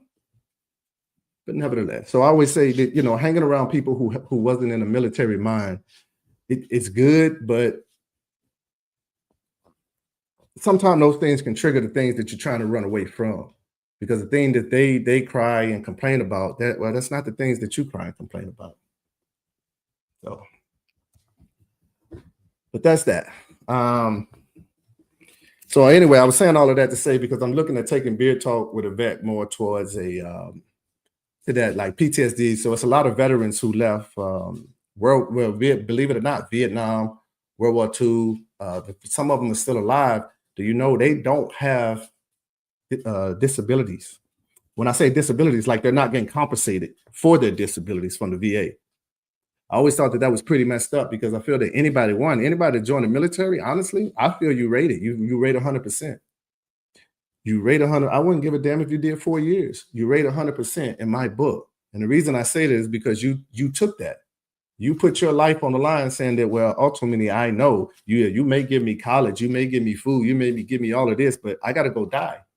I got to go to a zone where I may not come back home. That's my ultimate mission here. So I dig that. I dig it. So you signed that check. You signed that blank check with your ass. And you took that. You joined and said, hey, wherever you want to go. Me, I was the idiot. When I came in the Marine Corps, open contract, didn't even care. I don't care. I just want to be a Marine. I was a typical dummy. You know what I'm saying? So it's kind of like,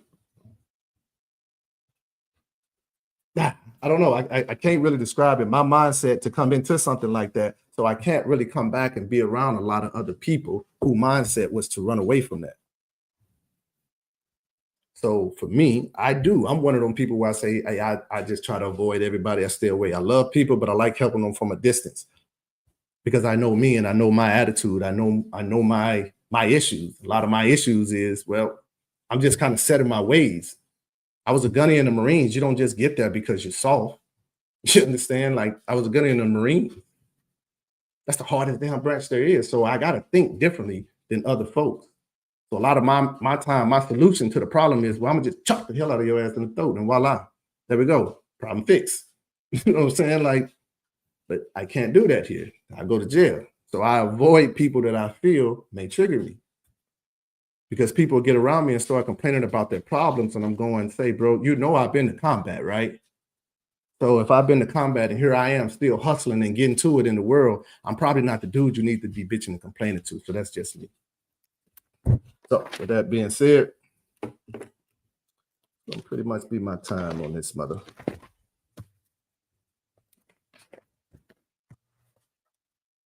Trying to make sure I hit everything I did. I gave y'all 8 hours.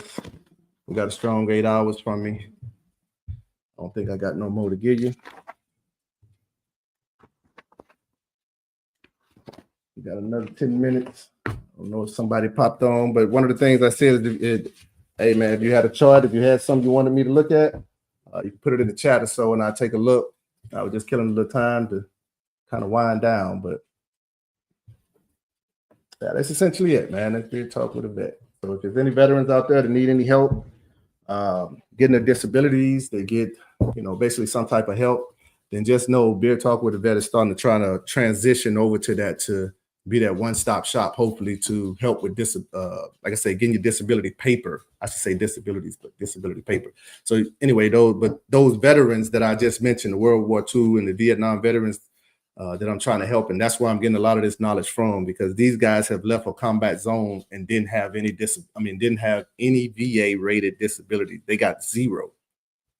I don't think you can possibly even go to a combat zone and leave the military with a 0. I don't think you could join the military and leave it with a 0. So a lot of guys, they don't know what they rate. So even if you did 4 years, there's different type of things that you went through while you were in the military. You got combat trauma, and then you got non-combat trauma. Majority of all veterans went through non-combat trauma. Yeah, you didn't go to Afghanistan. You didn't go to Iraq. The only thing those two didn't give you is where Afghanistan and Iraq, they're going to probably give you bullets and bombs. That non-combat trauma, that's what you're going through back on base, in the motor pool, in your S1 shop, in your MOS school, all of this, the sexual assaults, the sexual rapes, the beats, the fights, getting robbed, hurting yourself, breaking bones. These things still matter, but a lot of us, like I say, we put on that super armor and we say, hey, I'm straight. And when we depart from the military, we're like, no, I'm straight. So, hey, Junior, what up, dude? So yeah, so that's normally what goes on. So, hey, Junior, I done been on about 8 hours, man. I was just kind of winding down, but I did a few stocks for everybody.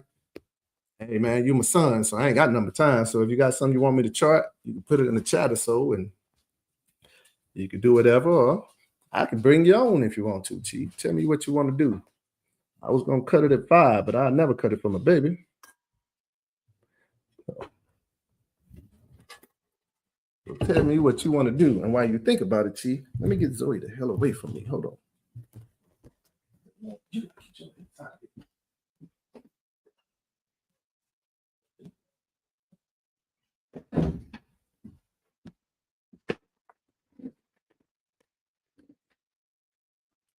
Sorry about that, Jimmy.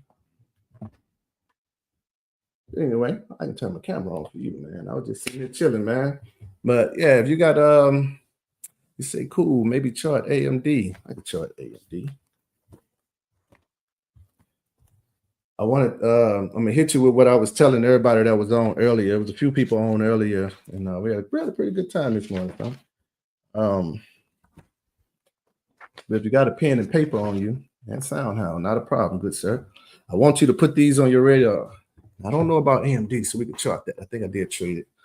But I want you to put Pelletier, SoFi. Then I also said Tesla, Amazon, Visa, and NVIDIA. You put them on your radar just for these are things that you'll possibly chart and things. But you can honestly, these are just things to watch, I should say. I like what you got here with SoundHound, and I'll check on AMD. But Pelletier and SoFi. The reason I was saying that, son, is because, as I was stating earlier, Pelletier is like one of them companies that they're very essential to the world. So therefore, what most people know of them now, they're just not finding out. And I've been trading Pelletier since like $4. So they're gonna they could possibly have a great strong NVIDIA type run right now. So as I tell people, those are ones for people who don't really know how to trade and just getting into trading and things. It's pretty cool to maybe have them. And even SoundHound, just have your certain few heavy hitters instead of a lot. And then those are the ones that that you prior on, because these are the ones that's probably geared up to have the strongest run. I say SoFi as well, because SoFi is one of them ones that, well, they're going to thrive under the Trump era, as we talked about. So you give me 1 second. I'm trying to pull my screen up here to pull up. I'll tell you what. By all means, Junior, if you want to, I know you don't want to, but I'm going to do it anyway. I'm gonna put a link. I'm gonna put a link. Put a link in the chat in case you want to come on, and then we can talk. Hold on. I would just need to make sure I be checking my emails.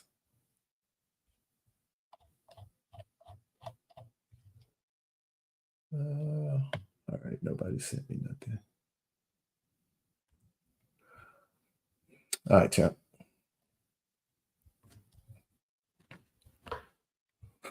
Noted. Got you. All right. I got you, champ. All right, so I'm going to share the screen here, and we're going to look at, actually, you know what? We're going to start with SoFi.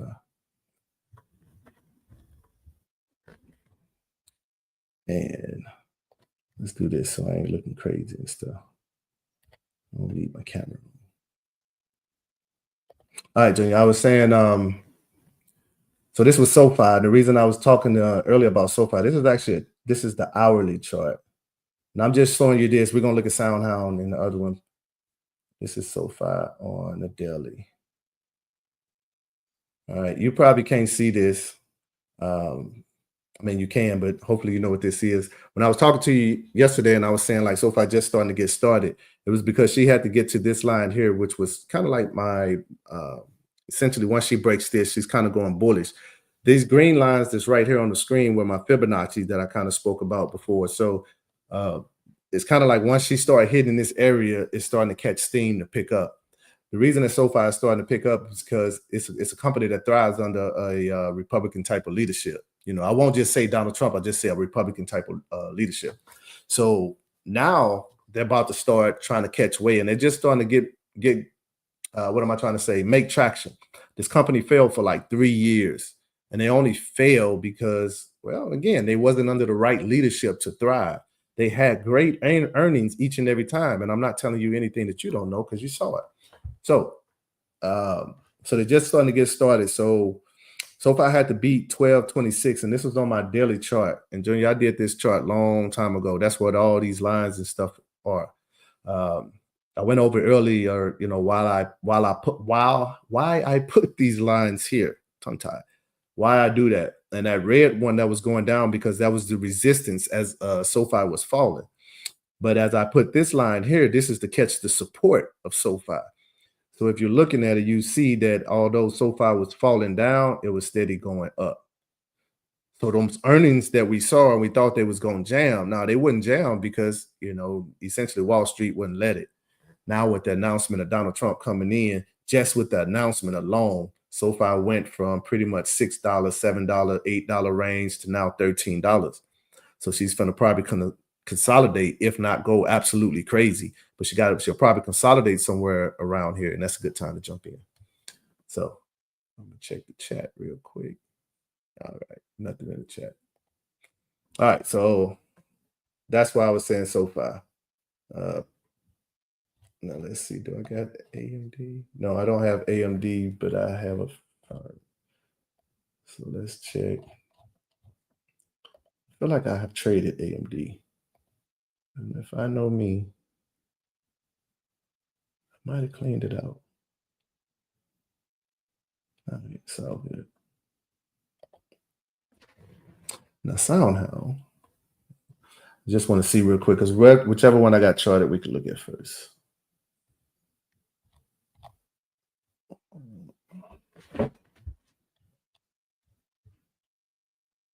Damn, bro, I know I had a SoundHound chart there.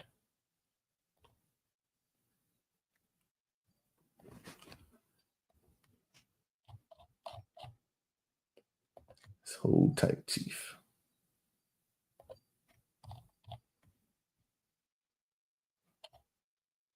What if this isn't watching?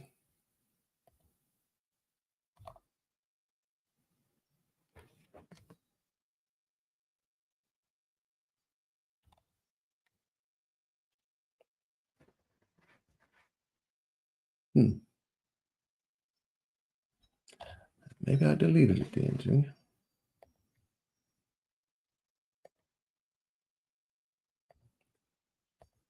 Normally pretty crazy, but I still be.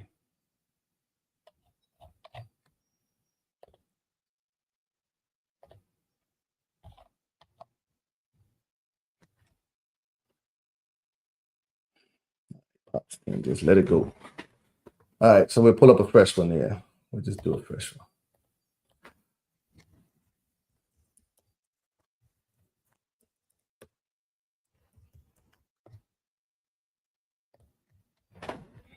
All right, so the first thing I normally do before I do anything is I pull it all the way out.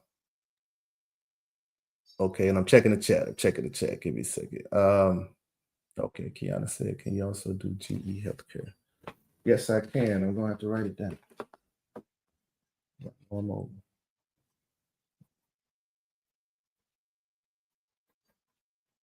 GE Healthcare. All right.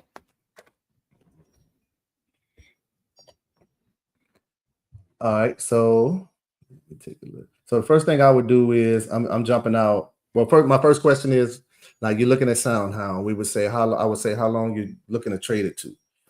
Maybe you'll say January. I'm looking to go out to at least January to the new year. All right, cool.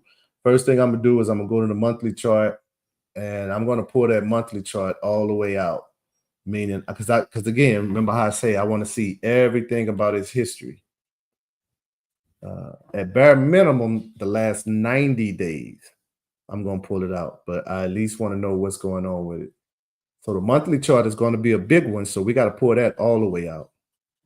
All right, so and SoundHound is still a new company, so it's still making traction. So I'm too far out, so we can actually shed some of these years.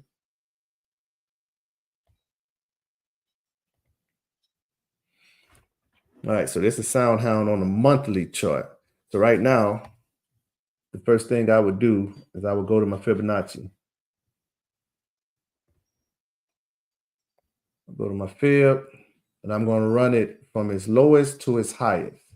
Now, again, on your type of thing, you won't really see the Fibonacci because Fibonacci and stuff is not on Robinhood. It's normally on some type of chart tool site.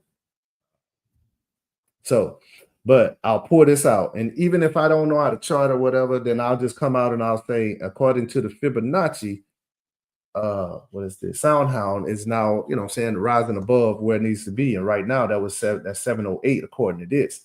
SoundHound opened at 525. It ran to a high of 726 and a low of 497. So that's saying that it's pretty much, as you can see here, that's a low, it's a higher low, that's a higher low, and we haven't established another low just yet. So we're hoping that it's a higher. And that's going to push at least into the into the $7 range. It's at 726, but now you get another push, and then that way when it come down, it can land on $7, and it'll have support there and continuous push up. So already starting on a monthly view, I would say SoundHound would be like, looking kind of bullish. You know what I'm saying? Not even kind of, she's looking very bullish because you got a low. In 2022, SoundHound was 93 cents. In 2023, SoundHound was, well, let's say this. Let me get you to understand how. The reason you want to look out at a chart all the way because you want to see the prices that it all went to. So there's a chart here. I mean, not a chart, but a candle. I'm going to take this fib off. So there's this candle here with a long wick on it. That long wick there is probably, I can't see it at the second, but I would imagine about $18, maybe close to the $20 range.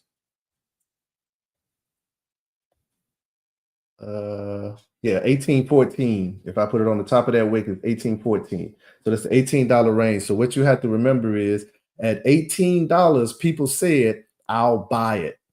It's not expensive to me at $18. So they came out, they IPO'd, they came out, whatever it was, they probably didn't meet what everybody thought that they were going to be. And then the stock price fell, and it just fell, and it just fell, and it just fell, and it went to 93 cents. If you was a person that kind of studied this company, almost like kind of how you're doing now, then you would have known at 93 cents that this thing is totally on sale. So now when you start getting into chart reading and pattern reading and candlesticks formations, then you would see right here that SoundHound was falling. It hit 93 cents. If it was affordable for people at $18, oh, come on, bro. You know, at 93 cents, the world is like, oh, bro, I'm all in. And that's when right here, you get what we call a pin bottom. And this is on a monthly chart. So that means that the daily, weekly, all of these charts got to be flying in order for the monthly candles to move like this. So And if we go in and once we look at the weekly and all of that, you'll see. But anyway, nevertheless, that's a pin bottom. So we knew that a bullish move was coming after this. This is saying that, hey, this is perfectly fine for me. I'm all in. And everybody went all in. And bam, it went from 93 cents to almost $5 damn.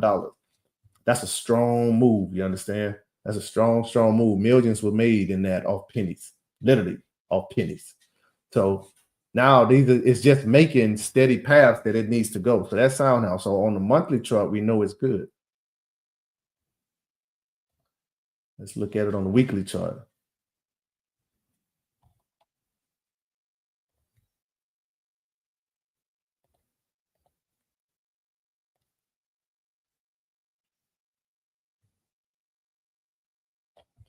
Now, when I use the fib, most people, we'll say take it to its highest point again, which is there, but I like to put it on the body of the candle, like right there. I like for it to touch the body of the candle because to me, that's a more accurate read. I'd rather it be closer, you know what I'm saying? Like if it's going to run to 750 and hit resistance, then I want it to warn me at like 730, 740. You know what I'm saying? That's when I'll start putting those there. So anyway, so that's why I pull it down a little bit more. So we get the same type of action. It goes down, it hits its bottom, and as you can see, it's steady climbing up. So if your question was, well, I want to play Sound Hound, when, like what price point should I go to? Then I would look at it like that. I would say, oh. So, well, actually, I'm going to help you be able to see it. So you got the Fibonacci there. Let me check the chat to make sure I ain't putting nothing in. All right, nothing in the chat. All right, so like I said, as it come down and it's running, you can see that it's coming up, but I'm going to take the Fibonacci off and I'm going to use my trend lines instead. So what you would want to do is the normal thing would be we'll go from the bottom to here. So I'll be charting that. And then I'm going to run it. Now, let me back up. Why the Pops put it there? I put it there because, again, I want to get as many touches as I can on this line. The more touches I have on this line, the more I know that this line is significant. Going into the future, to infinity and beyond, this line is important. So I got a touch here. That's 1. That's 2. That's 3. That's 4. It did go through, but that's still a touch. So that's 5. So I got 5 touches here that tells me that this line is very, very, very significant. So get out of there. All right, so now I go to current price because this is pretty much where we are now. Oh, damn, bitch. All right, so this is pretty much where we at right now. Right? So what I got to touch? So again, I got 1 touch, I got 2 touch, I got 3 touch, I got 4 touch, almost 5. And then this will be 5, 6, 7, 8. That's a strong support line. You understand? Now, if this stock price falls below it, that's going to be a strong resistance line. And 10 times out of 10, at some point, this is going to fall back down. But now the whole mission for this, when it falls, it's not to go past certain points.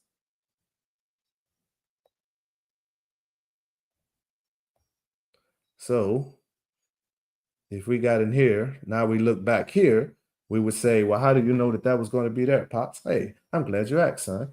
Because I'm going to go here. There's a touch right there. Remember, we're always going back to where the stock came from.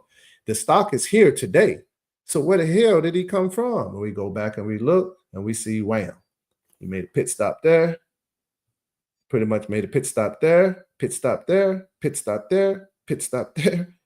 So likelihood when this stock falls, it's 100% coming here to these areas. All right. But we don't really need that there because as this line goes up, then so does, you know what I'm saying? So if I put a line there, you see that my green line was already there.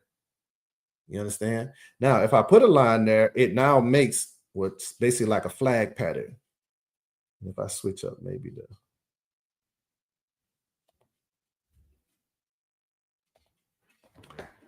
anyway, it makes a flag pattern. So as it trends here. So with this line here, it was boom, boom, Boom, because this is now your area that this stock has to play in. It's this area. And as it's going down, it's making higher lows. So even though this line is here, this line is already right there. We already knew we were coming to 550 before we even put that there. So I say we don't really need that there. But what I would do is if I want to know what was the highest it's going to go, I'm going to go from there to its next highest point. At this moment, well, it would have been here. It would have been right there because of this guy and because of this guy. All right. So we're going to even leave that. I'm going to actually leave this. I'm going to make this one for you. So sometimes there's been times y'all might have come in and you've seen my chart and it just got lines everywhere and it made you say, oh my God, I got so many anxieties. I don't want to look at it. And totally that's understood. But once you start getting it, you understand that this is like Minecraft and you're building your own bridges and your roads. Now, you may not need all of these. Maybe I do. You know what I'm saying? I eat crayons sometimes, so I need as many lines as I can to tell me where I'm going. So we're going to save this, and I'm going to name this. Let me name it Justin. And I'm going to make this, because this is the weekly, I think, with Found How. And I'm going to take this. I'm sticking it all in your mom's folder. That way, y'all could bug her for it. All right. So this is the weekly. So, and I'm going to show you something. I am going to put that line there. You know why? Because I want you to see something. So now if I put a line here, and this is on my chart too. A lot of this, like I said, you guys won't be able to do this on Robinhood. So you'll need some type of chart too. You don't need to buy nothing because that's what the hell I got it for. So we see here, we got a touch back here, and then we got touches here. So this is the range it got to play in. So now when I go into a tighter, closer look,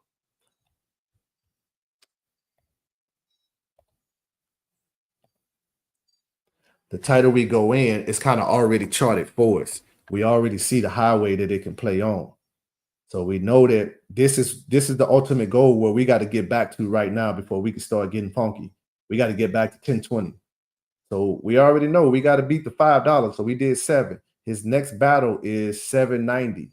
So SoundHound's next battle that they got to beat is 790. So as it makes this pump, what do you know? SoundHound has earnings coming up on Tuesday. So that's what this is. This is the anticipation for that. Now, SoundHound is probably going to rumble because NVIDIA is going to rumble. So, and it's all this AI chip, blah, blah, blah, blah, blah, blah, blah. So, nevertheless, that's what that push is. So as you can see, it broke that green line. We made that green line. This green line here is its existence. So we made that. So we already know that's a strong line because it's from its existence. That ain't just last week's line. No, this is since its birth. So if it breaks this, that means she has some funk behind her. So she may need to come down and catch her breath. So it could come back down to like $6. You know what I'm saying? It could come back down. And what is this, a weekly? So now we'll see where it starts to, if the market is open tomorrow, which I think it may be. I don't think they celebrate Veterans Day like that. They ain't going to stop $1 trillion from moving a second just for us. So if the market is open tomorrow, then the next candle is probably going to start, let me see, 720. So I have to go into the daily and the 4 hour, whatever, to see exactly where it could be at. But it could bounce back down here to like $6. So we could wake up tomorrow and in the pre-market it's down here to $6, and where most people will spaz out, or $6.50, $6.80. Well, this here is looking like $6 basically. So it could start there. It could even start at $5.25 right here. It could fall from $7.20 to $5.25, and what'll happen is everybody's going to sell because they're going to get shook out because all they know is it's losing money. They don't understand that mug's still bullish though. So we'll have to see tomorrow where it opens up, but chances are it's going to land on this green line. And when it lands on this green line, it's going to kind of consolidate because now its next mission is to beat 790. So that's why I say when you start learning the strategy of it, you understand that, okay, I'm not really gambling my money away. It's just that when we was making money, like if you were making money, you wasn't taking your money. So you made money and then you saw it leave. So But I'm going to put this line here. And the reason I'm going to put this line here is if you look in this area right here, let me get my little pointer. Right here, you see two candles. You see like a clear blue one and then a red one. They're almost at the same area. Well, if I take this down and I put it on the top of that 790 pretty much, then where is it sitting? Boom, bam, voila, it's sitting at those candles. So remember I said stock is only going to where it's been. You understand? So now it has to fight through. So now you see a lot of lines on here. I'm hoping they're starting to make sense just a little bit, because if they are, now you would understand how you would start charting. And that's why I'm charting from far out to in is hands down your better way, because you almost got this sucker trapped. You almost know exactly where you're going. Now these candles going to be bigger. So I want to show you this. So you see how my candles are hitting that wick. I mean, they're hitting that line. Those wicks are hitting that line. They're almost precise. And I did this like far out. The thing I want to show you is it's because I have it on my Heikin-Ashi candles. So the Heikin-Ashi candles, what they do is they filter out a lot of that noise that be in the market to keep stuff going. And when I say noise, meaning that you can't find proper ways. So they'll show you what a true open and true close was. All right. So on the candlestick, this candle would be all the way down and then it'll have a little wick. All right. So they'll show different price actions and things. And I'll show you what I mean by changing it.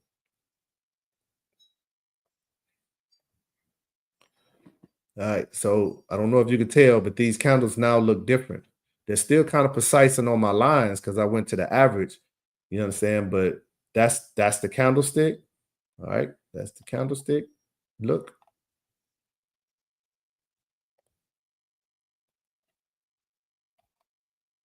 And then this is the Heikin-Ashi 5000 look. All right, so now where it was the candles that pushed all the way down there, this shows us exactly where true price really was and stuff. So we get the wicks here. So now we know it's the wicks. It's a little bit cleaner. So if I really wanted to chart now, I can put my lines there because they're very precise. So anyway, I'm rambling, but so far, I mean, Soundhound has earned, they ran up to 730. So the first stop that they're going to make on this grand tour, if they do decide to come down,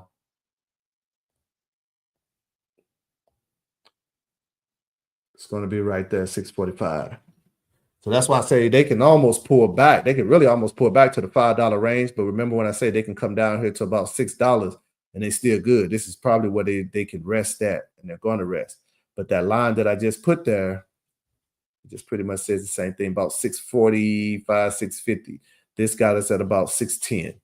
So keep in mind that these are areas. Just because these lines are here doesn't mean that it's going to stay. You understand that? Just like this, it'll poke through. So you got to remember these are areas versus precise movements. So if the thing was, if right now, if one of y'all can go open up your Robinhood, let's see if I can open mine, and we'll go look at an option on it.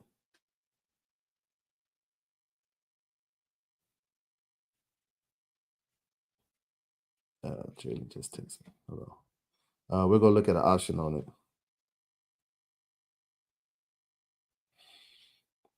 And we will go to Soundhound. What are we in? And they got earnings coming up. So if they got earnings coming up, so here's what I would do on the earnings call, because let's just say this earnings is bad. If this earnings is bad or something happened, then it's going to fall. So if you do a January call, or even if you did a December call saying that it was going up and then earnings is bad, well, you really won't have enough time to recover for that. Most importantly for me, when I buy options, the game is to try to accumulate as many options as you can.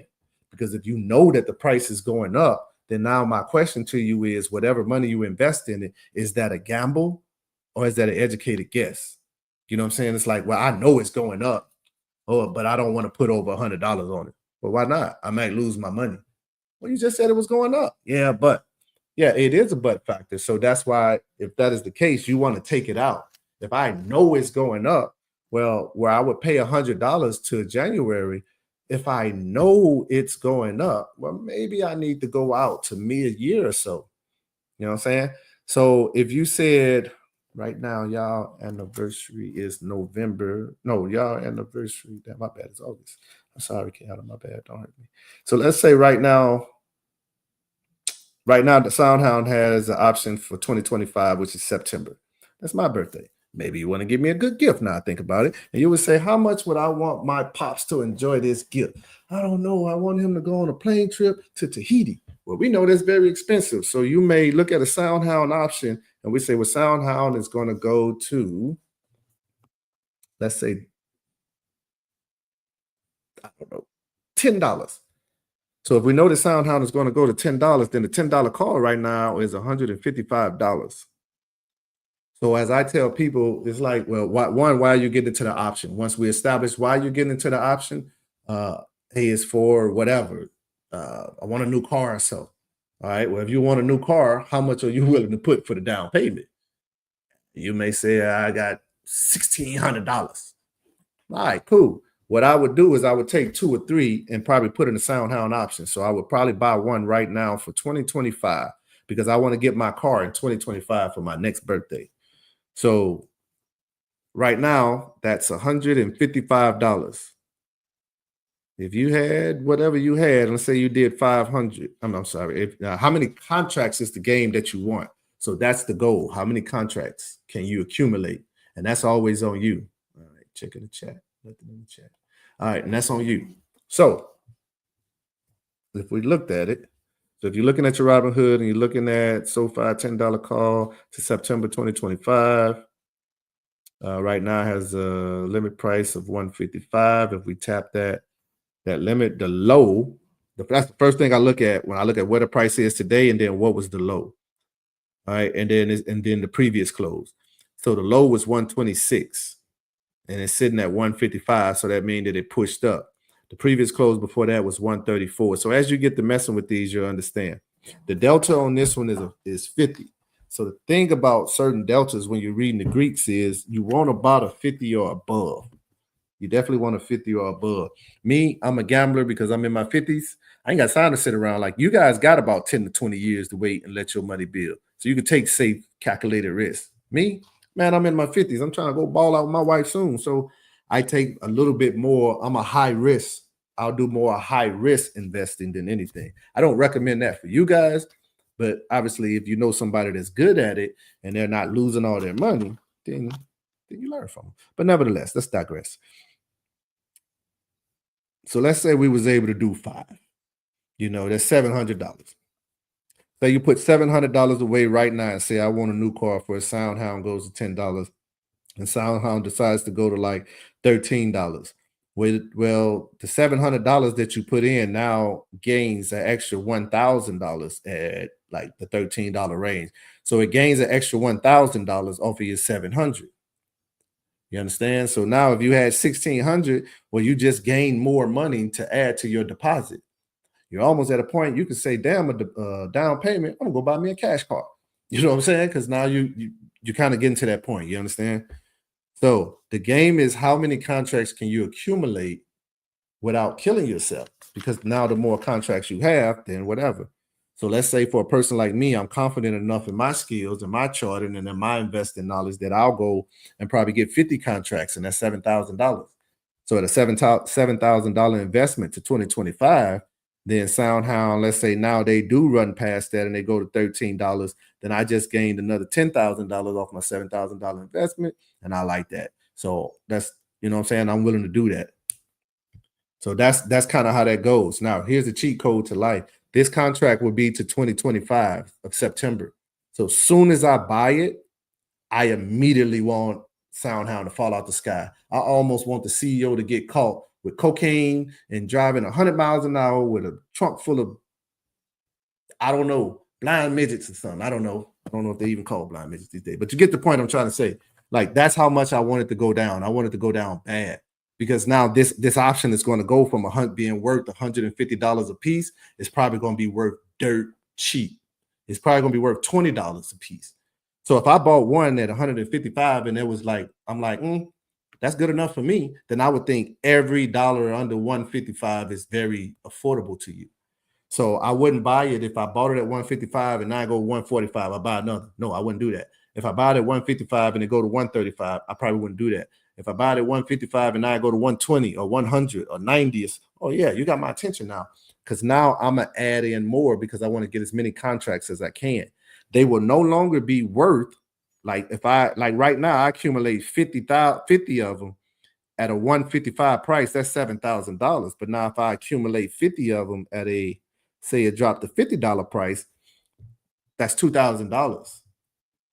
So when it drops there, say I put another $2,000 on it. When it goes back to the $155 price, you're probably already close to six figures just from it going back to where it needs to go. So now as you're looking at on this chart and you got this strong bullish move up here, well, you may be bouncing back and forth, but anyway, if you bought here at like, let's say SoundHound back here in July, when pretty much everybody went to crap, and you bought then, and they pretty much say you bought there at that bounce.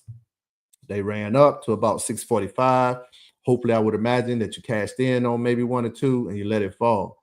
When it fell back down here, it was almost back to what you initially paid for. And you'll be holding it for like a 20, 25 or whatever. Man, you're already making money on it. So if you bought it back here in July, already right here, where are we in November? November. We're at $7 now. So you bought back in July when it was at $3 and super, super cheap. Just putting money on it and accumulating because the stock was down. Your option was worth crap. Now the price runs back up. People go, oh, wait, I want that option back again. Cool. I will sell it to you, bro. $400 a piece. But you was racking up on them when they was at $50. Because you already know I'm going to bust them in the head because I already know it's going to $10. So when this sucker hit $10, I'm going to sell 25 of them. That's a couple $1,000 right there. I'm going to let the rest sit. And when the rest sit and now I decide to go to $15, $20, that's how you accumulate more zeros. So that's SoundHound. And if it was me, well, I ain't got to say if it was me because you're my child. So I would say if you're going to play SoundHound, then my thing would be we want to play for the long money and not the quick money. The quick money would be the January. And in order to make great money out of that, you got to do one or two things. You got to put up a lot of money or you got to that stock got to run. So I think I put that in your mom's list. So you got that one in there. Let's go. Is it GE Healthcare? Yeah, GE Healthcare. So that's that. So now I want to take a look at, so this will be in your mom's folder. And not that y'all have access to that, but it ain't like that you can't get it. So my thing would be this. Here's what I do want y'all to do, or you to do. Let's see. Here's what I do want you to do. I want you to take a screenshot of this sucker. So this is just a weekly. So it's a lot going on there. But let's take a year off to make it cleaner for you. But that's how you're going to learn to know what it is. A little bit more. I can knock another year off, I guess. All right, we play with that. So it's a lot going on, but hopefully on your screenshot, now you can look at it. And as I say, I call it toilet money for a reason. So now as you sit here and you learn, you're looking at your screenshot, you won't know what you see and looking at right now. But the more you look at it, the more you'll start going, wait a minute. Oh, I see how that go. And it'll start making sense and stuff to you. Because if you already know a stock is only going where it came from, then I think the analogy I used this morning was if you look to the right, like as the stock is going up, if you look at today's price, if it's higher than yesterday's price, the stock is going up. If you look at today's price and yesterday's price was higher, and that means today's price is lower, stock is going down. So that's a quick thing. So if you're looking at a stock, if the stock is here and I want to know where is it going next, just look to the left and use these as steps. As a step. Anytime you see a red candle, it's a step. So step, step, step, step, step. You know what I'm saying? Now we kind of going back up in this scenario. So now if I want to know where the stock is going to stop at, I find the highest step and I count up. So boom. So where is price at? Price is here. So chances are we're going to stop here on the next go. Well, and I already got a red line there. Why? Because here's a step right here at 790. So again, that's why I say you got to look at it, because none of this you're going to learn right now and damn sure looking through your screen at my screen. Like, nah, it don't work like that. All right, so hopefully you got that. GE Healthcare Technologies. GE Healthcare Technologies. All right. So right now, at least on the hourly, it looked like they come in to cool off for a second. Let's go. Same thing. I'm gonna go to the, I'm sorry, not the weekly, but I'm gonna go to the monthly first. Now, I definitely want to see them. Now, I will say this, Justin and Kiana, Jalen and Diamond sent me some today for me to chart theirs. And even as I'm looking at them, I'm going, because those are like some of the ones that they sent me I would have never looked at. But then they sent them and I started charting them for them. And I'm like, oh, shit, I might play this. Because they actually look pretty good. And the market is shifting anyway, for the Trump administration to come in. So they know that policy changes are coming. All right. So they said, ooh, look at Kiana, boy.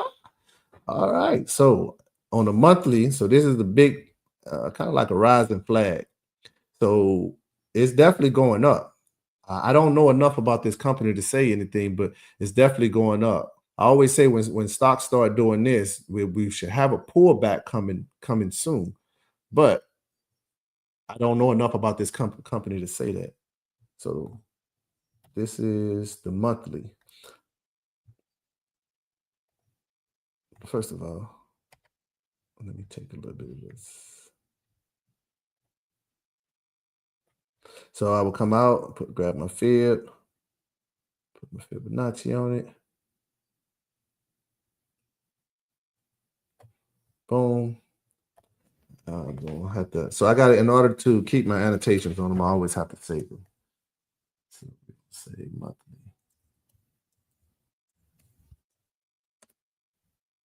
I will put Kiki. Do you love me? I'm gonna put Kiana there, and I'm also gonna put this within Didi's list. So now whenever you guys get bored, I want you guys to text or call Didi and say, "Hey man, what are you doing? Nothing. Cool. Send me a screenshot of that because she got it." All right, so I pulled it out some, and this is it on the monthly. So this is them.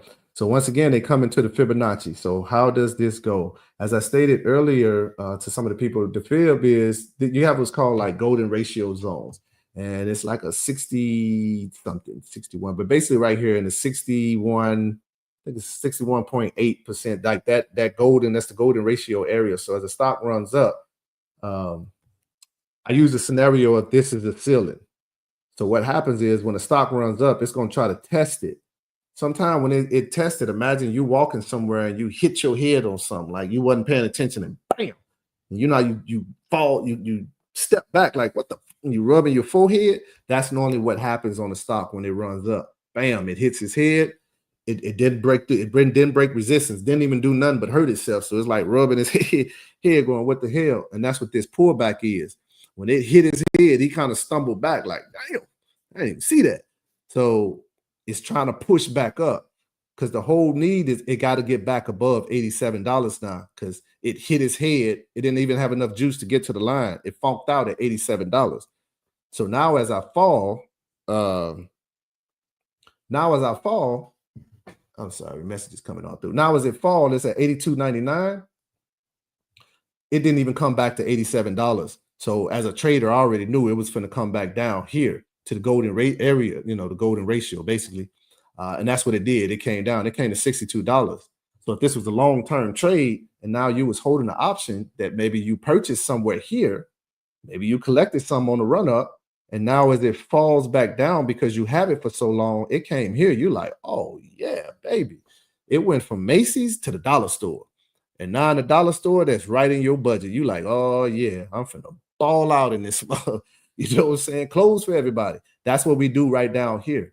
And we rack up. Because now when it comes back up, because this area, long as it don't come back down here.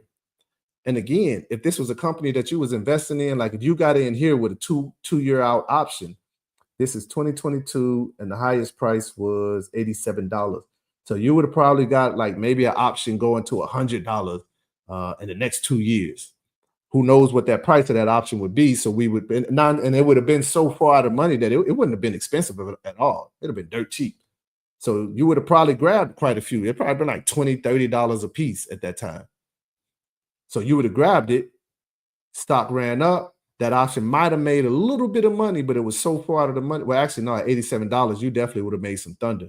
So right here at $53, if you knew that, boom, it was going to go back up, you would have probably did a 2-year option out to $100. At $50, a $100 option is so dirt cheap out for that far. It's like you gambling. You know what I'm saying? You'll become a millionaire off scratch-off money, as I say, because those options will be like $7, $8 because they're so far out of the money. But if you know how to chart, that's how you play your money. You don't need to play it safely per se, because it's like, I know where it's going. So I say again, so now if you have bought it, this is why I say we play the long game versus the short game. Now, this is still a young company, so anything can happen with it, because I'll take that back. It's not a young company. It's just young on the stock market. The company probably been around for 40 years or something, but they just decided to go public not long ago. And most companies go public so that because they know they can get way more money to operate with. So with all that being said, stock fell here. So if I'm looking on a monthly chart, I would say, damn, I like this.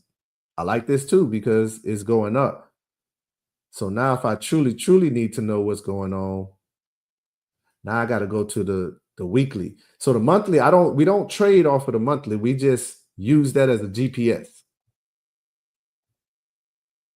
So the weekly is going to kind of show the same thing, but now the candles are a little bit different because a lot of those are going to be like days. The weekly candles are like, those are weeks, obviously. So those candles are weeks. All right. So, damn, I like that. So what you have most of the time, I always say, if you can look at this and you see this, it should almost look like if a whip, if you can imagine a whip and they pop it, that's kind of what that got that effect to. It comes from down here, it goes up, and it's like now it's going to fizzle on up. That's essentially what's happened. Long as it's going up, we consider that bullish. All right. This stock can actually, on the weekly chart, because here's where your bullish movement started. Actually, no, your bullish movement really started here. Because it came here, it hit resistance, it came, pow. Once it broke that started your bullish movement. So we could still be okay to right here. So what happens is, boom, we got a strong move up. That's going to be our highest move. So it's almost like what I'm doing now is me putting the lines there. But if you notice, I'm putting it at support and resistance, which is only starting to make it look like what? The Fibonacci. So that's why I say all of your techniques are kind of the same. So as I state, I want to go to most recent. And this is the most recent because of this price right here. So we opened up the week at $87.60. It had a high of $90. It had a low of $85.07. So we came to $85.07, 85. So that's going to be in there somewhere. We had a high of 87. We had a high of 90. So that 90 is right there. So that means that they probably opened at 87, ran down. So that's what one of these wicks would be, ran down to about 85. You know what I'm saying? And at 85, you got an 84.90 support right here. So I'm pretty sure once I pull this out, we may see that wick, and it'll be the 85. That'll be the 85 that it dropped to, and it ran back up to 90. Maybe vice versa. Because we're currently sitting at 85. It's actually coming down. So I ain't gonna lie to you, man. I like this. Because you can play it either way. You can play puts and calls on majority of them. So now as you start getting things going in, now we'll say, well, oh my God, there's so many lines. It doesn't matter how you do it, man. Just as long as you find the nearest support and resistance. Now, again, I would like to come out here to its existence. You can do things from running from the bottom. Sometimes you can run it from the top. So I will have one there because I want to know where is it going.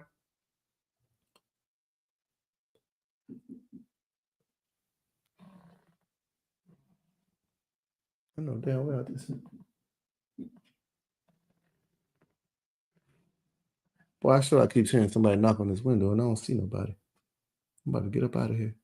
So I'm running it here. So now why would I run it here? Because I got a touch here. I got a touch here. Almost a touch here. I got a touch here. And now we bounced off of that touch. So now this is the range that I can play with. I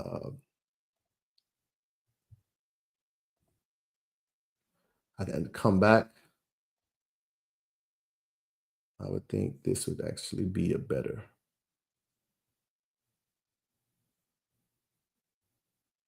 I would actually go there. I would go there, and then I would put this here. Then I would come from the highest point, run from the next highest point, because now it's not going to be relevant until it breaks $94.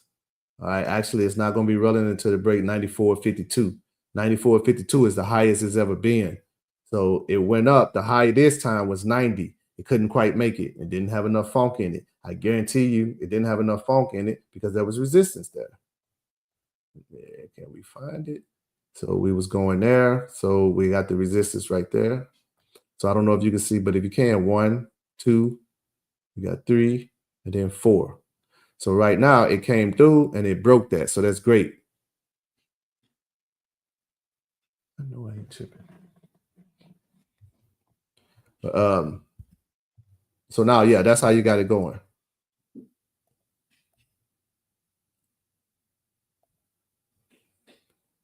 So if I want to come here, shit, hold on.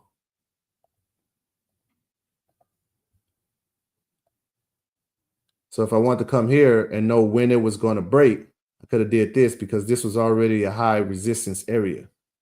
So boom, it did. It pushed right through. It broke right through. So it was an $88 resistance. It struggled at $88. It hit it twice. It couldn't do it. And then it finally broke through. Boom. It hit 94.52. So that means that 94.52 was broken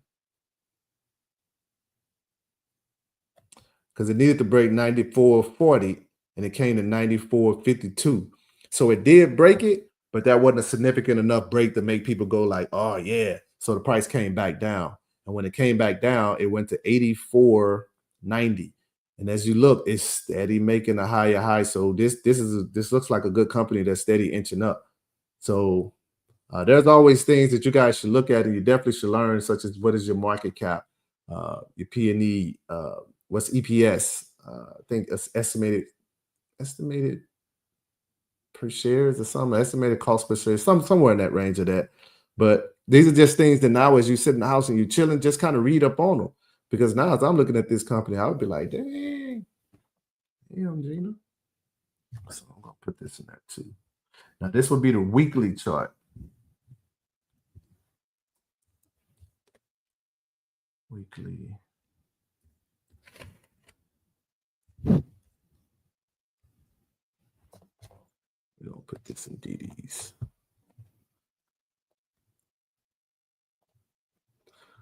All right, so we got that. So let me check chat. Okay. All right. Hey, not a problem there, Junebug. Not a problem at all. Not a problem, Kiana. Damn, hamburger. Now I like to see y'all getting this. So, but this is the weekly. So now if we went into the daily, so the weekly is going to have different prices in there than the monthly. So the monthly I have certain ones, the weekly I have certain ones, and so will the daily. So this particular company looks like, I can tell you right now, she probably finna break. She probably finna run. She probably finna run into like $100-something. Just judging that no bad news comes out, nothing happens. When is their earnings? So this, yeah, they had a good earnings apparently. So they must have had a good earnings back in October. So now the stock has continued to travel up. So if this company continues to have a great earnings, it's going to go up. So the thing about earnings is you can listen to earnings calls. So even at this company, I'm pretty sure if you Google this company earnings call, 2024 earnings call, October 30th, 2024 earnings call, it'll be there. And you can still listen to it. I think it stays up for like 60, 90 days or something. It should probably be on a YouTube or Google or something. And then you can listen to it. The earnings calls, they'll tell you what's going on for the year and what the outlook is for the year. So if they're making a lot of money, they'll tell you in that. They got to show you their financials. They got to show you everything. Companies can't do nothing without telling you. So even though a lot of times when you buy shares into a company, you may be like, well, I only got 3 shares, man. Ain't like it's making a big dent. That's true. It's not making a big dent, but you are nevertheless a shareholder. And therefore, being a shareholder, they have to give you all of the information that your $2 in that company is producing. They still got to tell you what they're doing with their money, just like they got to tell Warren Buffett what his $6 billion is doing in their company. So that's why they have earnings calls. Now, the thing about earnings calls is a lot of times we'll get to hear them, but they've been pre-recorded and crap, man. So a lot of companies already know what's going on before we do. We'll just get to hear it at a certain time. So again, I would go listen to the earnings call, because if they stated that, hey, we made enough revenue to last us to the end of 2025, you now as an investor and as a trader, you know, as far as revenue go, well, they're going to continue to make money. So on their earnings, the biggest thing about earnings is investors want to know, is this company making money? Because if they ain't making money, I don't want to put my money in it. So if he's already saying, hey, man, I'm sitting on an extra $1 billion, extra, I already got 7 billion over here I'm working with, but I got an extra billion sitting over here, then that should let you know, well, you bet not be in debt come next year, mofo. You better be good for the next X amount of years as far as money goes. And if they got that as far as extra, then they're steady doing business and making their business grow. So they should continue to make more and more and more, billions. So that's why a company, if they're making earnings, and you see this company just rising, then the chances are they're making good earnings. As these pullbacks happen, things happen, man. Companies going to have pullbacks. You can't run that high forever. You got to hit a ceiling at some point. Even if it ain't a ceiling there, you got to make one. And then you got to run your head into it. You know what I'm saying? So that's what stocks do as they run up. So as this stock hit 94.40, it ran up, then it came back, it hit 94.52. So there's still not a big push. So I'm almost ensuring that this next push come up is probably going to be a violent push to the top to like $100 some, because it already tried 94 twice. Now, if it goes back and it tries 94 again, and let's say if it hit 94.65, that's great. It broke it, but it didn't have enough steam, so she definitely gonna fall. And then it'll keep tracking, because traders will run to it, because they'll say, hey, man, she's steady making higher highs. I ain't gonna let her fall. And they're gonna keep trading it, and investors gonna keep buying. So, yeah, this one, because again, if this company was down because of a Biden era policy, like the Biden-Harris era might have had a policy that this company just couldn't thrive in too much, then that could be why it's starting to rise. But I'm going to look at the chart and say that probably wasn't an issue for them. They had something back here, but they was able to shake that off. So this pattern here, as you guys can't see, but you got a long run down here, push up, and then a long run down here, then push. This long run down here, this here is what's called an inverse head and shoulders. In the trading world, an inverse head and shoulders, when you see that, then you got to look for this move here to now break this, because if it does, this move is going to come down. We need this move to not break this area over here. We need it to not. Because now if it don't, we're going to get a violent push back up. And that's what happened when it hit 66.29. It came down. Click. We got what we needed. It signaled that, hey, it caught support. So it was going to have to break through these 2 green lines, because what was support is now going to become resistance. So it's going to have to break that. And it did. Boom. It pushed through. And when it pushed through, she was pissed. And bam, we got that violent move to the top. It established a new resistance. And it did that because 87.60 back here to the left was the old resistance. So this is the person that had to beat. So all of these attempts were failures. It failed. And now this time we went and got some homeboys, and they came back and they just knocked them out, and they established that. And they're going to keep repeating this process. I guess you can call it the hood. Stock charts of the hood, because all they're going to do is just keep trying to beat the other, keep trying. And they're going to do this until this company just goes off the stock market. So that's the weekly. And that weekly looks absolutely stunning. Damn, man. I don't like y'all picking out some stocks so good that I'm almost wondering if there's a trader in your life that you get mentorship from, because ain't no way in hell no rookies are bringing out some nice ass companies like this. I ain't never even heard of these cats. All right, so let's look at daily. So once again, I'm gonna do the same thing. I want to put it in. So now in the daily, we're going to find different prices up in this sucker. We got the same violent move there, right? So this one we're going to use the field. And I'm going to take that. I'm going to run it up. Boom. So now, even if I just played that, I don't need no more lines. I don't need anything. If I was playing this until a next year type of option, you got to remember, I told you, we're going to always try to knock at least 2 to 3 times. If we can't kick the door in on the third time, then all right, cool, man. We got to go get some more boots or something, or work on, do some squats, whatever it is, and we're going to come back and retry. And that's what's going on here. So all you got to do is just look to where she being. Where you being, girl? Where you being? Right there. Boom. So when you come here, 87.60 is very important.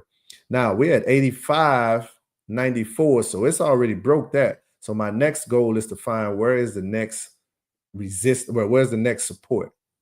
And if I came here, it would pretty much be right here. If you see this right here, bam, that got that guy right there. It pushed through there, and so on and so forth, and it bounced off here. So we're going to leave that there, because now the closer we go in, you're going to see again that, I see now. You're going to see that, hopefully. So I'm going to actually put another here. So I'm already putting the ranges in there by looking at its all-time existence. I ain't really got to go in and chart too much. I ain't got to do all that line stuff too. Like, you don't. It helps, but you ain't got to do that. So this is the daily. I got to say this too.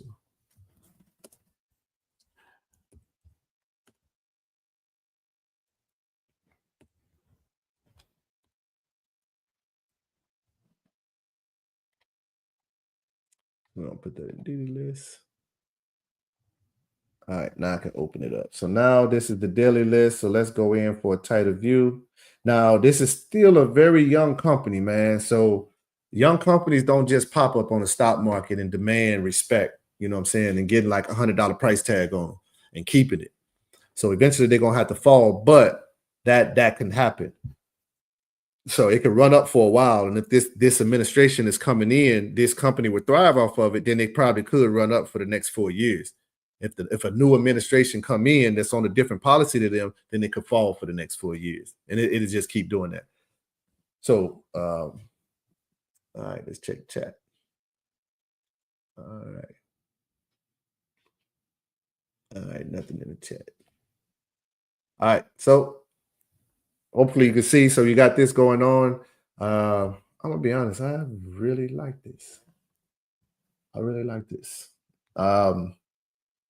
So you got your violent moves here. Well, not your violent moves, but you got the moves here that, like I say, it hit its head. So it's establishing support. It's at a support level. So we are still good on this. It's just going to have to fight these guys going back up. So all of these different candles you see in here, that's all it's fighting back, going back up. So eventually, when its next earnings, 2025. So most stocks are probably going to have what we call a Christmas rally. So as you see the market starting to transition to a lot of things, we call it a Christmas rally. So it'll start pushing, and the Feds came out and talked, said that they're not going to too much change policies and all that. So this stock is really waiting to run. You already got your long rundown that was right here. So all it's waiting to do now is whatever news or whatever it needs to make funk, it's going to bam, probably have a strong violent move to the top to well over $100. And then she's going to go boogie for a while. So if you know what you know, now you should know, go look at your option chart if you haven't already. And by the way, if y'all got any crypto you holding, if you haven't checked it, you should go. Damn, Dogecoin at 27 cents. Holy moly donut shop. So I was going to say you should go check your crypto. What's crazy is I've been pulling out of my Dogecoin to do a lot of my options and stuff. Damn. Man, I'd probably be at like $50,000 right now in Dogecoin had I not. And I forgot about crypto and Donald Trump. So if you guys didn't know, Donald Trump has already stated he loves Bitcoin. And people that's been wanting to take your Bitcoin, he's going to make sure that they don't take your Bitcoin. I'm pretty positive somebody got him on that and saying it, because I'm almost positive he called it Bitcoin. I love Bitcoin. Bitcoin. All right, so we go look at this on the option chart. This is GEHC. GEHC has a option flow. So again, I would probably at least give it to sometime into 2025 to hit. So you got, let's say we said April. Options are pretty expensive. But if we said by April, I think the stock price will be, if we'll say $94, but we expect it to go to $100. So the $100 contracts right now are $180 for the $100 contracts. So right now I don't really even have a lot of data in there, and those are so far out the money. Wouldn't make you do that, but then if you try to get anything closer to the money, if you went to a $94 or even a $95, that's $300 per. Now that's not bad, because just grabbing one is still fine. You know, even though I know younger folks would be like 300, holy moly. So I get it. So that's why I say, you know, probably go a little bit. If we know it's going to run, go a little bit more out of money to something that could be a more affordable. So even if you buy $100 call, we may only expect it to go to $90, because the whole purpose is we just want it to go up. But at $100 call, it's going to be more expensive. I'm not more expensive. It's going to be cheaper, because it's kind of out of the money again. It's considered a gamble. But as long as the stock go up, you're going to make money. But at $100 call, it may need to get to $93 or so before it starts making money. Whereas in a $95 or so call, as soon as it start making money, you'll see a big improvement. So sometimes that's what the difference is. Here's this dog. So, but let's say still, like, again, if it was me, now these are kind of out of the money, so they don't have a lot of data on them. So a lot of times they won't have data and stuff on them, because again, they're considered a gamble and stuff. I'm trying to see. We got the $95 call. Me being the renegade I am, for an April call, I'm probably looking at like 110 myself. And that's just me looking at it. I wouldn't encourage anybody to do it, but that's just me, because I know that if it goes to $95, well, I'm gonna still make money. So I look at the 110 call for April 17, 2025. It's currently sitting at $65 a call. A wild person like me would probably grab 3 right off the rip. That's just me, and which almost $200 to get some skin in the game. So now I'll get skin in the game, meaning that at least I got 3 now. It might have cost me 200, but at least I got 3, because now if tomorrow that stock takes off, those 3 can start making money. But my goal is to, well, I know that it has to bounce. It got to come back. So now if it got to come back to the 80 some dollars, or let's say 84, 83 or whatever, and bounce, my contract is now going to start losing value. And that's when I'm going to buy more, of course. But right now, just those 3 would get you, even if the stock went crazy and ran to 122, a $195 investment would get you $3,500 return. If by then, if say by January, the market responds like most of us think it will, then that's what would happen. And all you spent was $195 on it. You didn't go too wild. You didn't break the bank. You didn't do anything. You spent $195 on something that brought you a lot of money. And now when that happens, that's when you'll go, dang, I wish I'd have put more money on it. Right. You know what I'm saying? I get it. That's why I say, if it was me, I know if I'm coming in and I know it's going up, honestly, me at this point in my life, $1,000 is not a lot of money to me. It is a lot of money, because if I lose it, I'm going to be pissed as a mug. If I step outside and I lose it, if somebody take it, whatever, if I got to spend it, yes, that's a lot of money. But to put up $1,000 with the return, with the chance of returning 10,000 or more, it's like, that's just too juicy for me to pass up. So I will put probably that on there, especially if it's out. I will never do that on an option that's expiring in like less than 30 days, probably not even 6. If I'm putting that type of money up, this option is going to be out for years. I'm going to give it at least 2. I'm going to give it at least 1. And then that's what I'm going to rack up. So, and I want to say, just let it be known that if you guys got to take off and I'm talking, hey man, just take off. Trust me, I've been on this mug 10 hours. I think I'm gonna go for a record. I might go for 12 hours. I was only going for 8, but let me see, 8 to I think I was going for 9. I was gonna start at 8 and stop at 5 and still going. So yeah, if y'all got a dip, put the do signs up, and man, when I check the chat, see you gone, I'll be like bumping. Damn, I reached my damn, I did 10 hours, bruh. I'm crazy. All right. So we're back at the chart here looking. I don't know, y'all. It don't look bad. So again, I told you would return that. So say a person like me, I would come into, let's say, this very trade, and I would say, man, I really like this. And a $1,900 investment to April 2025, that's not too bad for me. And it's not too bad because, well, my other options have already made me money. So even if I lost it, I would be pissed, but I didn't go to work for it.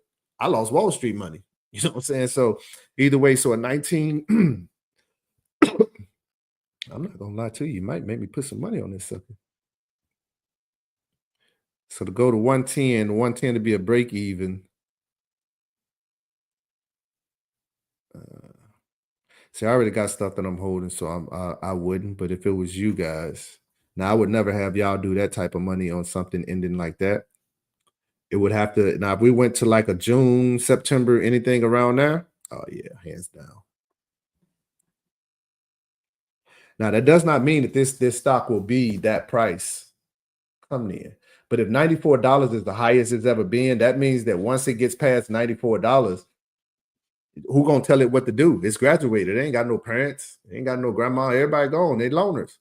So they ain't really got nobody to tell it what to do. So it could run to 200, depending on the value of that company and how valuable they are. Again, Palantir came out. They gave Palantir a $4 price tag. I done charted this thing. I done studied that company. And I'm like, $4? Are you crazy? And that's what the pros gave it. Palantir smashed that. I know it went straight to $13. Like what? You know what I'm saying? So this stock can almost do the same thing. It could almost go, by the time we come back to it around this time next year, this stock could be $300. And if this is a healthcare, most healthcare sometimes pay a it does. It pays a dividend. So that's what I was going to say. So most healthcare stocks pay a dividend. You guys want a dividend. Now, I should say this. You guys do want a dividend for your retirement, and not wishing any hocus pocus or nothing on anybody that's not ready for it. But in case you guys ever decide to start a family, then the thing you want to do is you want to start preparing now. Like when you ain't got it, it's the best time to prepare, because when you got it, it's a little bit too late. So you would go into something of a option out.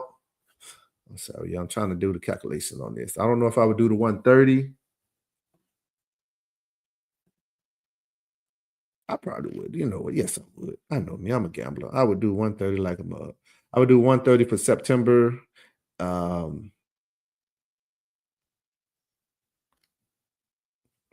lot of these don't have a lot of volume in it yet.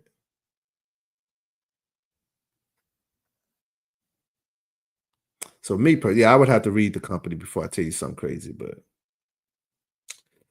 I'm gonna say 135. Matter of fact, so here's what we do. This is something else that I do. So now that we kind of got the idea, we know that the stock is going up, right? We assume that it's going up. So let's stop sharing this. All right, I'm gonna try to share. Let's tip ranks. So now we're going to go and see what the pros are saying about your company there. All right, so we ain't really too much worried about Jamia. Jamia, they gave an $11 price tag. That bitch probably got a $3 price tag now. Let's see what they got.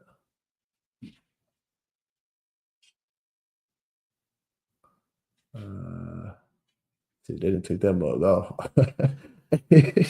ain't got a price tag no more. Somebody gave it a $14, $11, and that was back in August. So, oh, there we go. My bad. Yeah, 382. Yeah, the analyst took that mug out. There are no ratings for Jameer the last time. So anyway, that's why you make your money on the mugs, man. You dip. You don't fall in love with them too much until they prove that they love worthy. So GHC. Let's see what the pros are saying that this stock is worth. And the pros are saying that it is worth $95. On the average, it's worth $95, $97. It's currently sitting at pretty much, well, it was almost at that. So $95 is where it's going. So you got to figure the range from now until its next earnings will probably range about 95 to, like they say, 105. If they have some great news, then it's going to keep running. So it's sitting at a moderate buy. So out of 13 ratings, 9 of the professionals say buy, 3 say hold, like as in hold, don't sell it just yet, chief, hold on tight. And then 1 says sell. So all of the other ones, yeah, so 105. So yeah, I would need to look at it and see. So being that the options are kind of expensive on the closer one, so if you went to a January, well, if you went to January, a $95 call is $95. But the volume on it is very, very low. The delta on it is boo-boo. So this stock, I would make it come to me, meaning I would look at the 105 option myself. If they say it has a high price of 105, then I would look at the 105 option for January 2025. Actually, when is the next? February 3rd, 2025 is the next earnings. So February 3rd, 2025 is the next earnings. They don't have a February one, so it could possibly I would probably just keep the January one to say that it would hit 105 by January. Because what's going to happen is the stock may run down, but as it get closer to earnings, if they have different news, then things are, they'll get good news. But what we got here, say GE Healthcare price target raised to $97 from $95. So this company or this analyst, he said that, hey, man, it's definitely worth more money than that. GE Healthcare shares price target raised from $96, well, raised to $96 from $95 from Wells Fargo. So Wells Fargo is saying that, hey, once again, yeah, we think it's good. So they must be making earnings or doing something good. So to go to 105 by January, I think is very reasonable. So that option right now is $25. They don't have a high and low on it because they don't have much data on it. So if I'm looking at it, me personally, I'm going to let it come to me and I'm going to set my buy at like they're axing 25. The ax is 25 and the bid is 5. That's a big ass gap. So for me, I'm going to go right between. Right now, if you axing 25, then I would say, hey, if you drop it to 20, if you drop it to $20, I would say I would buy 6 because the ones that were far out, they were like $100-something anyway. So at this one, I say I would buy 6. Y'all know that's Buddy Bucket. So now at 6, if I got 120 in, if I put $120 in, I got 6 contracts saying to go to 105 by January, and January, boom, it hits 105. And let's just say even if it went to 105, then I'm at like you'd be at like $500 off a $120 investment. You would be at $500. But if it went absolutely crazy and ran past 105, and let's just say it went to, because stocks are very undisciplined when they run it. So we may think 105 and they go to 108 or something. But if it went to 109.06, you're at $2,316 off a $120 investment. You see how crazy and powerful that move is. So now if it just runs absolutely crazy and Trump get inaugurated and the world go, yeah, he's the savior, and now everything go crazy, you're at almost $6,000 off a $100 investment. Numbers crazy. Now, again, it depends on that company, but that's the power of options. So that's why I say I would let it come to me. So now if it come to me and I immediately buy, and let's say this this week, this month, I bought it at $20 because it came to me at $20. Then it dropped to $10. At $10, I'm definitely buying more. And then if at 10, they go to 5. You don't want to keep doing that, but those are your different buy areas. And for this option, that's probably how it's going to move. So you'll buy more. The more you accumulate, so now if we say 105, let's just look at it and say maybe we bought, it came to 15. So at 0.15, we bought 10. That's another $100 some, like $150 you dropped again on it. So now let's say you have a total of what, maybe, I can't remember if it was 20 contracts, but let's say 15 contracts. So you probably got a total like $200 in there at the end of the day. The money that you pay when you buy, let's say when it comes down, even if it's $100, that $100 won't move like the original $100 you bought. The money that you bought when it pulled back, when it gets to the original price of where it pulled back from, so if you put in 100 and then your money pulled back and you lost 50 and you put in another 100 at when it pulled to 50, when it goes back to 100 and now when it goes to 110, that money ain't finna move the same because you bought some at a cheaper price. So it's finna move like bananas. It's finna move crazy. It's gonna move buku bananas crazy. Oh shit. Wait, did I ever share my screen? I did share my screen, right? Okay, so Keanu, you say you got a few options on your watch list. Okay, cool. Yeah, and keep them on your watch list. Now, the best thing, now keep in mind, they don't do you no good on your watch list. All right, they're gonna make you no money in there. So you want to do things like set your buy and set your sale. Y'all ain't got to do these charts, man. You ain't got to look at charts. You ain't got to do none of this crap, to be honest with you. Only thing you need to know how to do is just turn on your Bollinger Band, essentially, and just get an idea of stuff. So if I'm going to chart this, share it again. So now if I'm going to chart, if I'm going to utilize this, let's say I go to the weekly. Well, I'm sorry, that's the monthly, my bad. So now I'm going to the weekly and I say it's going to $94 by January. And now we go to 100. Now we go to 100 or so, then that's going to be a big power. Damn, boy, that'd be a good move. But it won't, like, you know what I'm saying? It won't be coming back. So that's how I kind of know, like, I guess if it's going to 100, 105 or so. Well, I like that chart. I'm sure I was going to show you some, and then it took my mind off of it because I like it.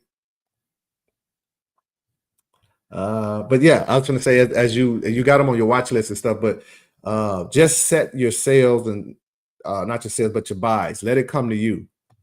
So again, like I said, if that was me in a 105 option in January, if that sucker bounced to like $20, then boom. Me again, I would probably do, let's say 1,000 or two. If I did 2,200 and they went in and it hit, ooh, Lord have mercy. And if stocks run like they run, and let's say it hits 105, chances are the estimate is that it hit 105. It may go to 110, 112, 115, who knows, and then come back. If that is the case and that happens, if it went to, let's just say it went crazy and just happened to run to 108, if I did a $2,000 investment, that's a $50,000 return on that. If it ran to 111, that's a six-figure return on a $2,000 investment. Now, that means that this stock would have to really, really move, because that means that it don't normally move like this because the data's still new. So that's how millionaires are made, just like that. Just saying. So now if I bought that many, if I got $2,000 worth, normally I would say you're good. You don't need any more, obviously, because you just bought. You didn't trade all this stuff that a lot of people did. It's just over time you bought $30 worth. Then you came back and you bought $20 worth, because as long as it was down, you just bought more. And over time, you got $2,000 in there. Me, I'll probably come in with 2,000 because it got it, bam. And then over time, as it go, I'm gonna try to get another 2,000 in with payments here at 40 if it drops here. Because again, if I ain't going out to eat with you guys and having a great time, I'm probably taking my money. I don't buy shoes. I don't buy a lot of stuff like I used to. I buy money. I'm addicted to it. So I'll buy money and then I go FO. So let's say you able to achieve 250 contracts. So that this was a joint option. This is why I say if you're a couple, having joint options work, because now instead of you both having 4 or 5 options on your own that you're working, if you got one, you're adding money to it, then you're much better. Sorry, I'm looking at my wife. Clean something up, which means Zoe peed in the house. I'm definitely staying online. All right. So I hope you see exactly, kind of what I'm talking about. So that's just one of the things. So if you're looking at something and Justin's looking at something, it's cool to have your own. But I think if you want the high-powered things, then you both have your own that you do, and then you may have one that you jointly. And even if it's jointly and you're both putting $25 in a month, a piece, it ain't got to be nothing crazy, no crazy numbers, but it's enough to now when that money starts rising, it's enough to help you guys get something. Maybe get a new car. Maybe take trip to get another blueberry facial. Maybe get him some shoes to go with the facial. Maybe even a bed to go because he sure love the bed here, so he can get his own sleep number bed or something like that. That's how a lot of that'll work, because you'll be putting the money there with the intentions of it only going to a certain price, and it'll wind up going like ballistic. You know what I'm saying? So you go, hey, I want 10% return on a $3,000 investment, so I'll be good. And you will wind up getting like an 80% return in a quick time. You can now sell half of that and let the rest sit. It's just, it's crazy on how this goes. So I don't know if that's pretty much it, guys. Y'all got anything else? I'll definitely chart it. If not, oh wait, we had a private chat. What kind of candle was it? Pops? Oh shit, Justin, you sent this at 5:18, man. I'm sorry, Junior. I didn't even see that message. So in the chat, you say, what kind of candles was it? I don't know, vanilla. I don't remember what I was saying to even make it say that. So maybe when I was maybe speaking of the different candles, you got regular candles and then you got the Haikanashi candles. So I'm thinking that's what you're talking about. But again, yeah, it was, okay, Haikanashi. So the Haikanashi candle. So yeah, if you get a chance, just YouTube them, son, and because you can go over candlesticks and then candlestick patterns. So on my YouTube page, like what's on my page is normally just really nothing. So I have a particular link. Those links, if I sent you a link, then that's like a private link to my YouTube page. So in that private link, then now you can see different videos that I posted and stuff. So I do the private link because most people say, well, you should put it out for everybody to see. I don't cater to everybody. Like everybody don't have that exclusive to me. And I'm not a YouTuber. I don't do this crap for likes. So F off. You know what I'm saying? Like my stuff is for people who are truly working. If you're showing that grind, I'll show you what everything is. But most people, they just want, hey, tell me what to buy. I'm not telling you nothing because you're going to blame me when you lose money. So yeah, so just YouTube it and then look at Haikanashi over the regular candlesticks. And then whatever video you're looking at, it'll probably go into other ones. But I know you're like me, so you'll take thorough good notes and you'll be able to kind of bounce it off of it. So the Haikanashi. But yeah, if that's it, then that's it. If y'all got another, man, shoot it to me. Oh, damn, I'm sorry, Junior. I did all that damn talking. Man, never do AMD. My bad, chief. If you got to go, cool, but went right to Kiana, because ladies first. I'll do this real quick. I'm going to go real quick with this one. No diddy. Let's see how long this been out.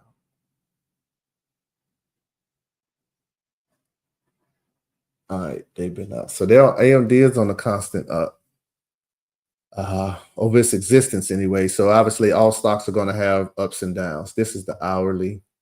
So we want to take this out to the monthly. Oh yeah, Zoe definitely peed in the house.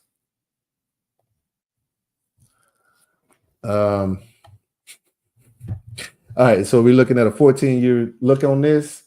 On a 14-year look, as you can see, AMD is constantly going up. So once again, if I brought it out to its existence and we just use the fib,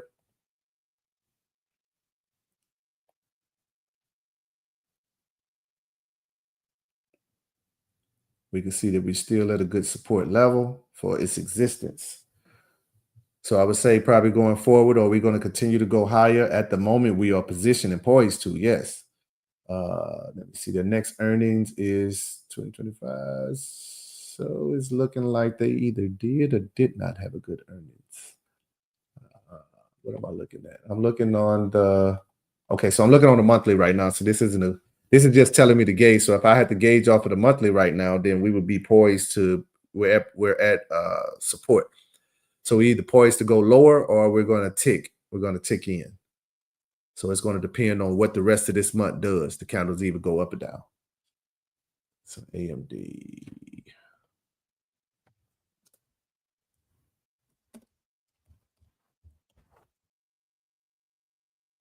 All right. Once again, I'm going to put this in your mom folder.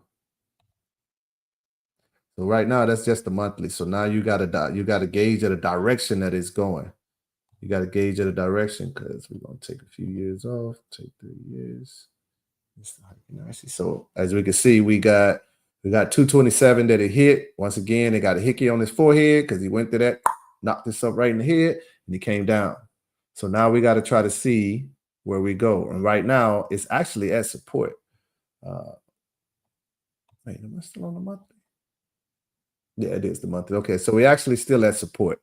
And that's there. So now, and let me see. Let me take the Heiken IC out and put a regular candlestick chart on there. Yep, right at support. So we're right at support right there. You're making lower lows, but as of right now, yeah, you kind of sort of got a lower high, but it's still within that area. Again, remember, it's all about areas.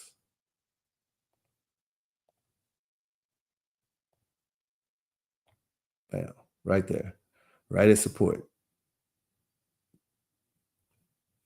So within the Fibonacci, we're still good because it's bouncing. Now we want to see where it consolidates at, and that's just the monthly. So that would tell me that at least for the month, we're sitting at support. Month kind of just started. What are we in? We're on the 8th. So the month kind of just started. So we're sitting at support. So we're either going to tick higher or we're going to tick lower. Right now, it looked like it already tried to go up to about 150. Yep, it did. 150.71 on the month. And that's pretty much it rejected. So now it's coming at support. So that's telling us that, well, we're probably going to come lower. You know what I'm saying? We may come lower. It was at 174. And now we're at 147. So yeah, ain't no may come lower. She definitely lower. But she's still at support. So that's still a support zone. So now she's going to have to at least go back and retest 174. So the mission is to try to retest that. So now we got a good idea that that's what it's going to do. All right, if we're looking at the weekly, we got the same action. This is kind of what we would almost consider close to what we call a cup and handle. All right, so this is looking at it on a 4-year look. You got this, it's running up, and then it's like not a violent move down. It's like kind of rounding off. You can see it almost kind of rounding off. Comes up. This is making like the little handle portion. So imagine you sipping with your pinky in the air and you're holding it by the handle. So as it comes down, so now it needs to come to a support level, and it is, because that's right there, like a 132s.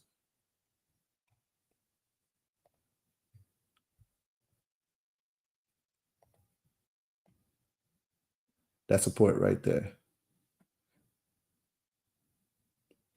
Now support because this stock trended under this line. Remember, this is a strong line, so it's been trying to break it. It just couldn't break it. It's been trying to break it, but it couldn't break it. It's been trying to break it. It couldn't break it. It broke it.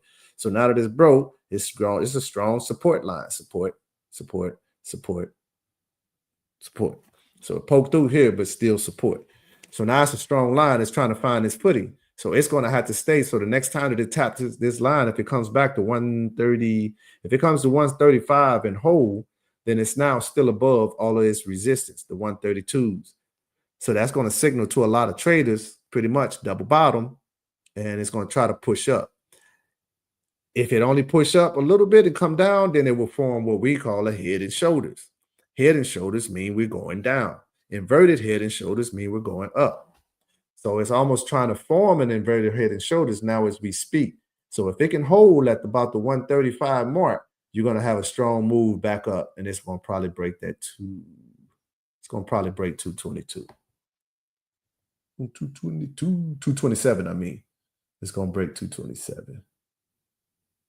So 210 would be where I would be looking to see this go. Because once it breaks this area is here, because this is probably where it's going to get slapped again in the 187 area. His whole mission has got to beat 174. But once he beat 174, he got to try to beat 187. Once he beat 187, 184 is in the mix too. So 184 is back here. So you got to beat 184 before you fight 187. So that's why you got to always poke back into the pass. So that's AMD. So I'm going to put this in your mama folder too. So that answer any of your questions and say, hey, what do you think is going to happen with it? I think everybody's going to have a nice little push to the upside. How much of their push to the upside may be different. Their push may not be like NVIDIA's push. Their push may not be like Intel's push. Intel's push may not be, you know what I'm saying? Like everybody's push is going to be different. This is the weekly.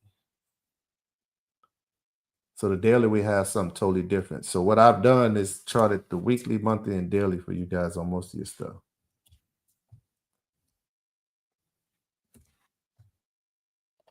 So if you can maybe take a screenshot of that mofo on the weekly, because now you can look at price action and you can see where we're going. You know, no matter what, you got to get back to 174, at least the 160s, 170s, 150s. So you got to go all the way back.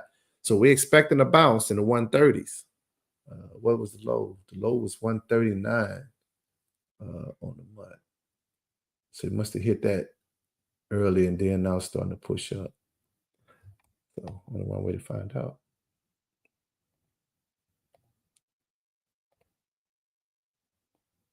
Yep.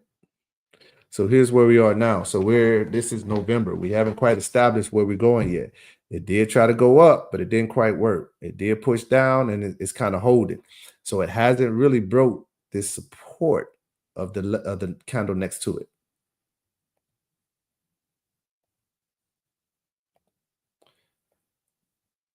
So this is where you're sitting at right now. It's sitting right at that next candle. It can still push down to this line.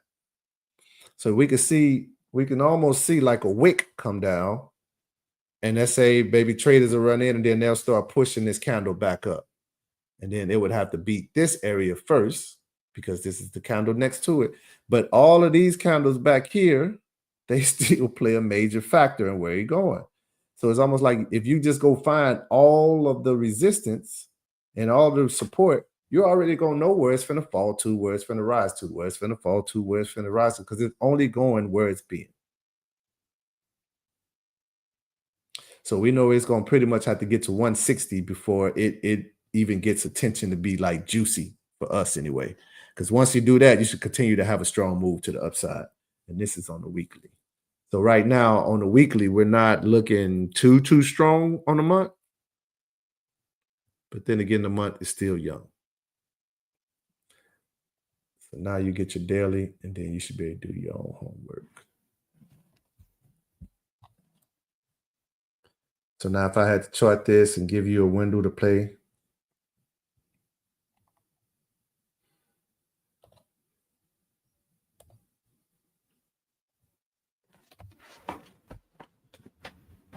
I'm gonna go all the way out. I'm gonna give you about a good 7-year look on this.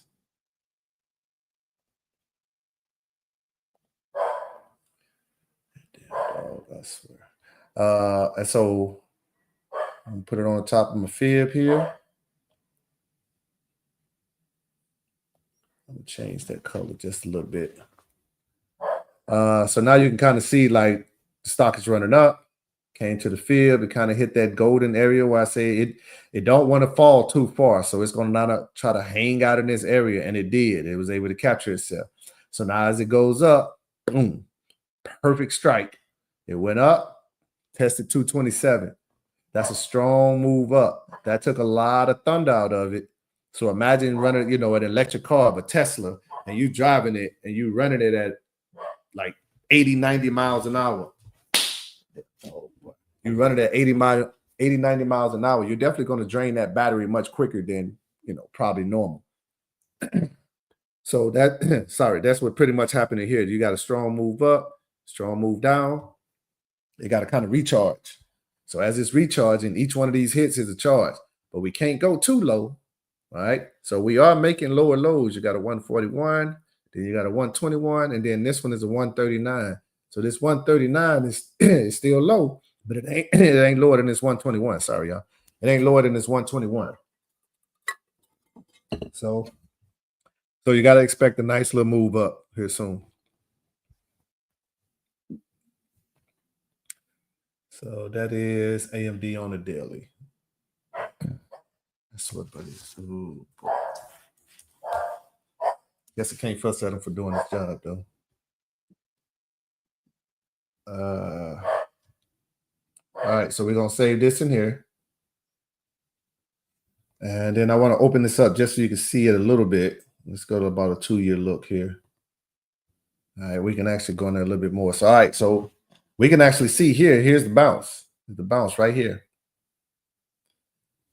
So remember how I would say we was making lower lows, but we got the 141, the 121, the 132, and then we got a 139. So we're still above all of the other ones. So that's still juicy for this. So this stop. Damn, Junior, I ain't gonna lie. I might catch that right up there. So from 140 to a 200 is a nice run up to try to attempt to get. Whether it makes it or not, that's one hell of a run up to try to attempt to get. Damn dog, I swear. He can't see none, but he know everything to bark at. But anyway, that's a nice run up to get. So, boy, but if it show hit two, if they get back to where it was, and I'm pretty sure they AMD, I forget what they do, but I know it's something computer related. So now we want to go look at the options on that. So let's look at AMD's options.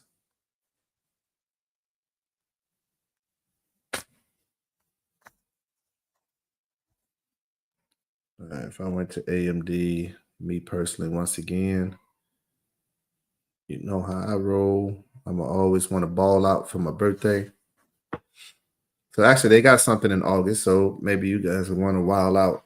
Oh, shit, they ain't cheap, though. Maybe you guys will want to wild out right now.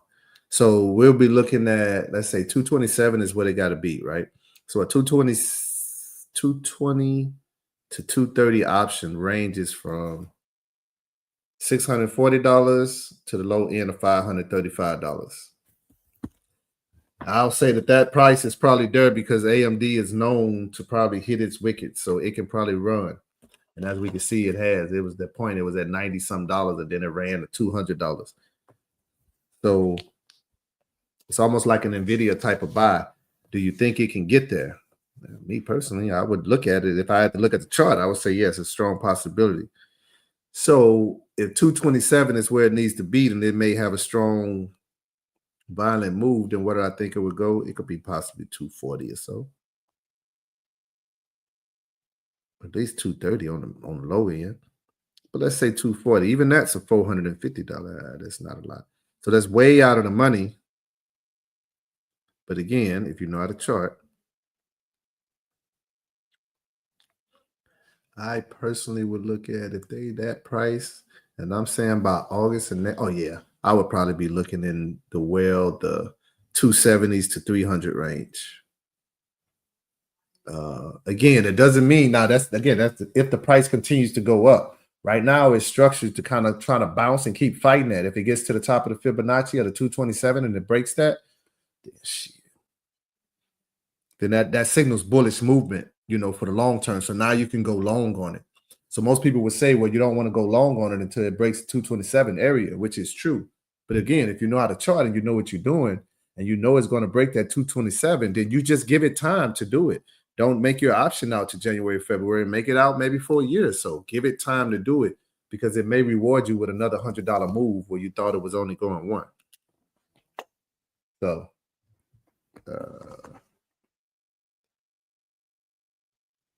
so let's say 300. 300 only got one in it. I'm gonna use this. That was 192. That option we're currently sitting at 181. Again, knowing me, I'm gonna try to get 10. I will come in. That 10 may be $1,800. $1,800, saying that the price is going to go to $300.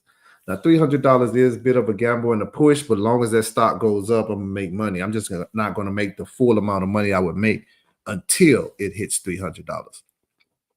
But I like to show this just to show the power of it, because if I invested $1,800 and I got 10 today, and then that stock price just, let's say, took off and never came back, and let's say by next year it was sitting at about $350, then I could possibly be on $60,000 off a $1,000 investment now. So, of course, now the less money you put in there, then the less your pot will be. But even if you did $50, you know that you would probably be returning a $700-800 return off a $50 investment, because the stock just went crazy, or they released some new gear or some new item. Crazy. So let me check the chat. All right, just say that's it. All right. All right, Junior, that's it.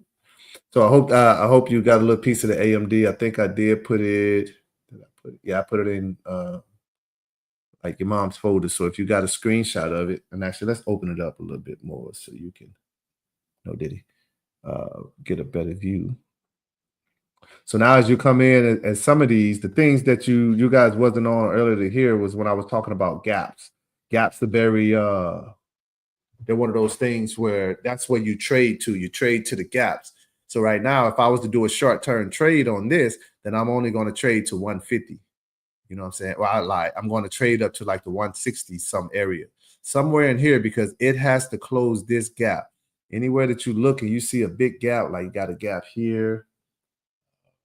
What is this? Just the daily. So I'm pretty positive if we go to the 2 hour and stuff, we'll see more, but we still got this gap here. So what happened is the stock would probably run up, hit this area right here. Let me put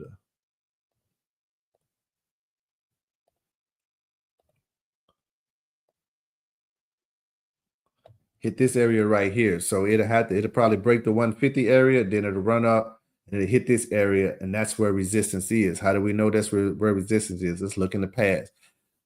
One hit there. You got a few hits. This area, even though they poke through, they still playing this area. So this area is still strong. Tap, tap, tap, tap, tap, tap. Tap, tap, tap, tap, tap, tap. So you see what I'm saying? So you got taps everywhere. Up and down, up and down. So if we know that when it's support, then if it falls through, well, now going back up is going to be resistance. If it's resistance and it breaks it, then it's going to become support. And that's what you got. It was resistance, bam, support, fell through, boom, resistance, boom, resistance almost, but it broke it, support.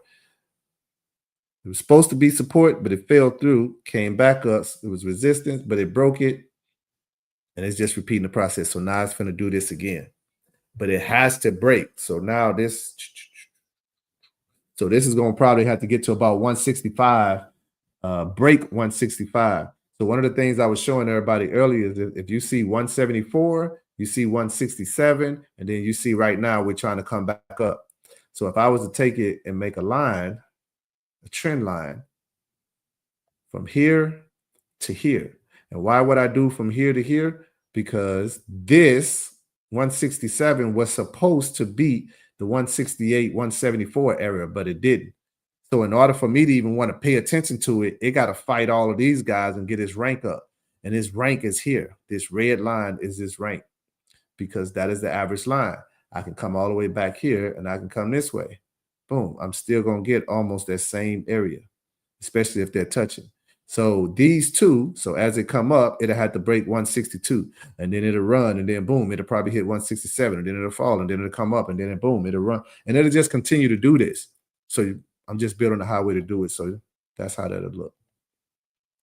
All right.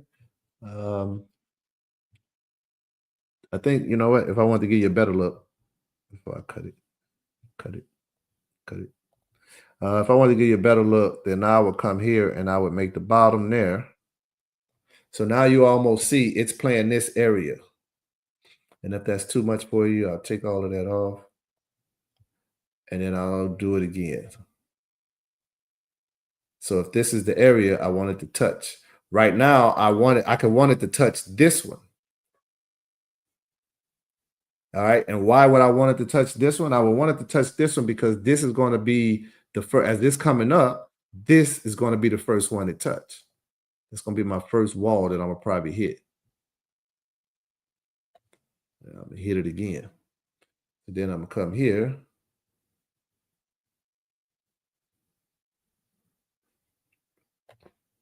So now I got the touches. I know where it needs to break. I pretty much know where it's going to hit and everything. So this is on the daily, and this is a 8-month view. So now I can come in. Boom, I can take that. We haven't physically got there yet, so I can take this area here. All right, so that's a lot of lines kind of going there per se, but now I got it blocked in. She ain't going nowhere. All right, I know exactly where you're going, which can be here. If you hit this line and you break it, then cool. I know the next one going to be here. You're going to hit this. So that's why stock prices go up, go down. They only hit support and resistance spots.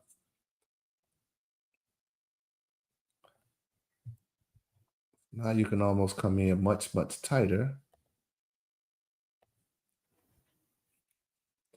And it's like you're spot on. So if we came back here to this guy way back here, I guarantee he's probably relevant somewhere here in the future. Same with these guys. Matter of fact, I guarantee 144 is the resistance. I guarantee that's probably the resistance. So now if I'm in here, I came to a tighter look. So I would come in and I would change. So where are we? Yep, right there. That's pretty much where you at. So the green line is currently where we at, and here is the resistance that is hidden. So if we look here, it's pretty much right at it. If I played it at the bottom, then today's price over here is pretty much right there in that window. It's only going to where it came from. So as you're looking at it, you're going, man, that's a lot of lines. That's crazy. It kind of is if you're putting them there, but now I know everywhere it's finna hit. So long as the market don't change on me, shit, I'm good. But that's the thing, the market changes. So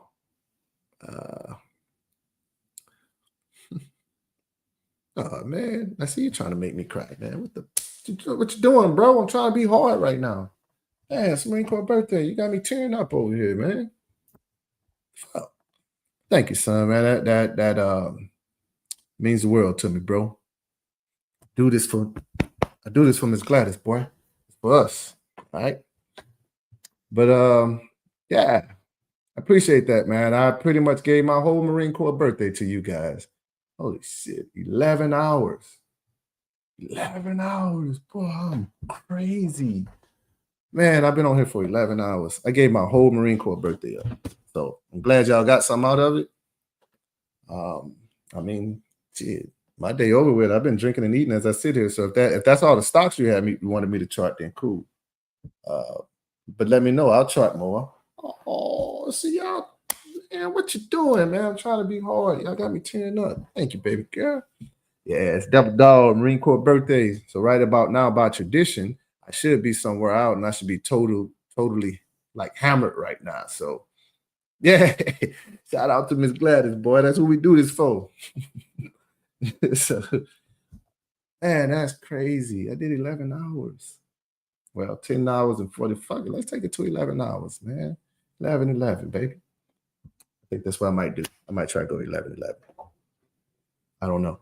But you guys are more than welcome to dip if you need be, man. I'm just kind of on there. If somebody come out and want me to chart something before I get off here, I will. But damn, I did almost 11 hours. This is crazy. That's crazy. I always say you're a crazy man, Gunny. I didn't believe it till today. Holy moly. That's crazy. Well, I'll tell you what, if ain't nobody got nothing. Something about some chill music and shit. Let's get some chill music. It's too quiet.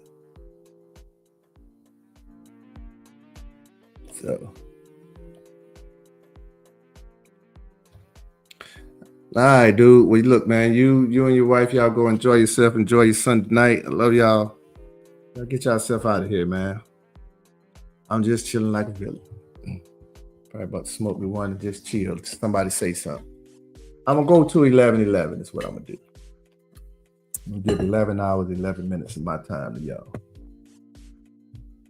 That's crazy. So yeah, definitely love y'all and enjoy your night. Be easy, guys. Love y'all.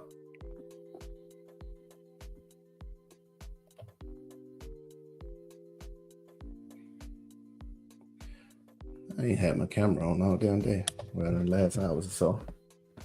Drinking up my hot cup.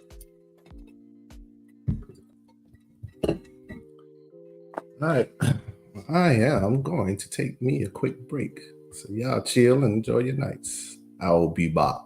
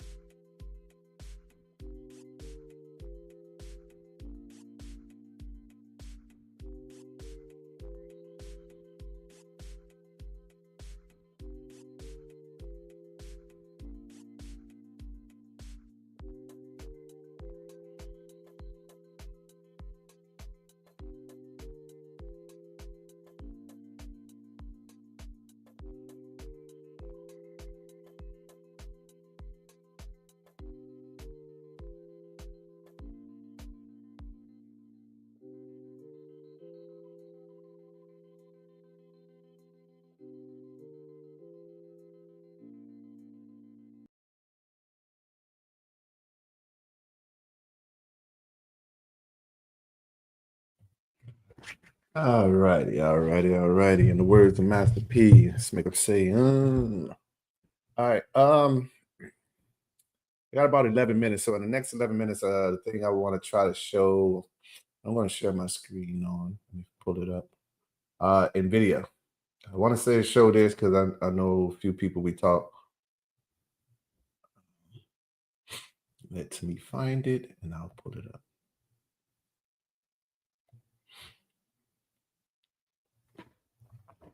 All right, here we go.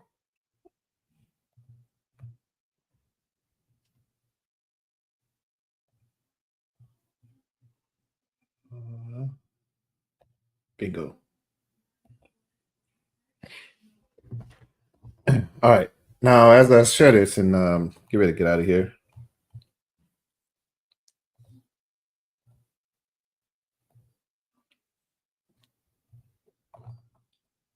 Let's bring it on in more. And this is the daily look.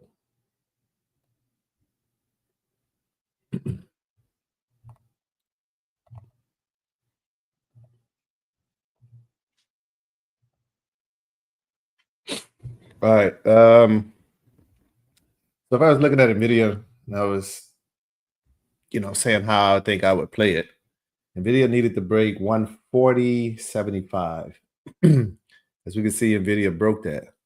So if we was to pull this line across, even if we just have this white line across, when we was under. And I told you, once we break, it attempted, it tested, bumped its head, came back, it regathered itself.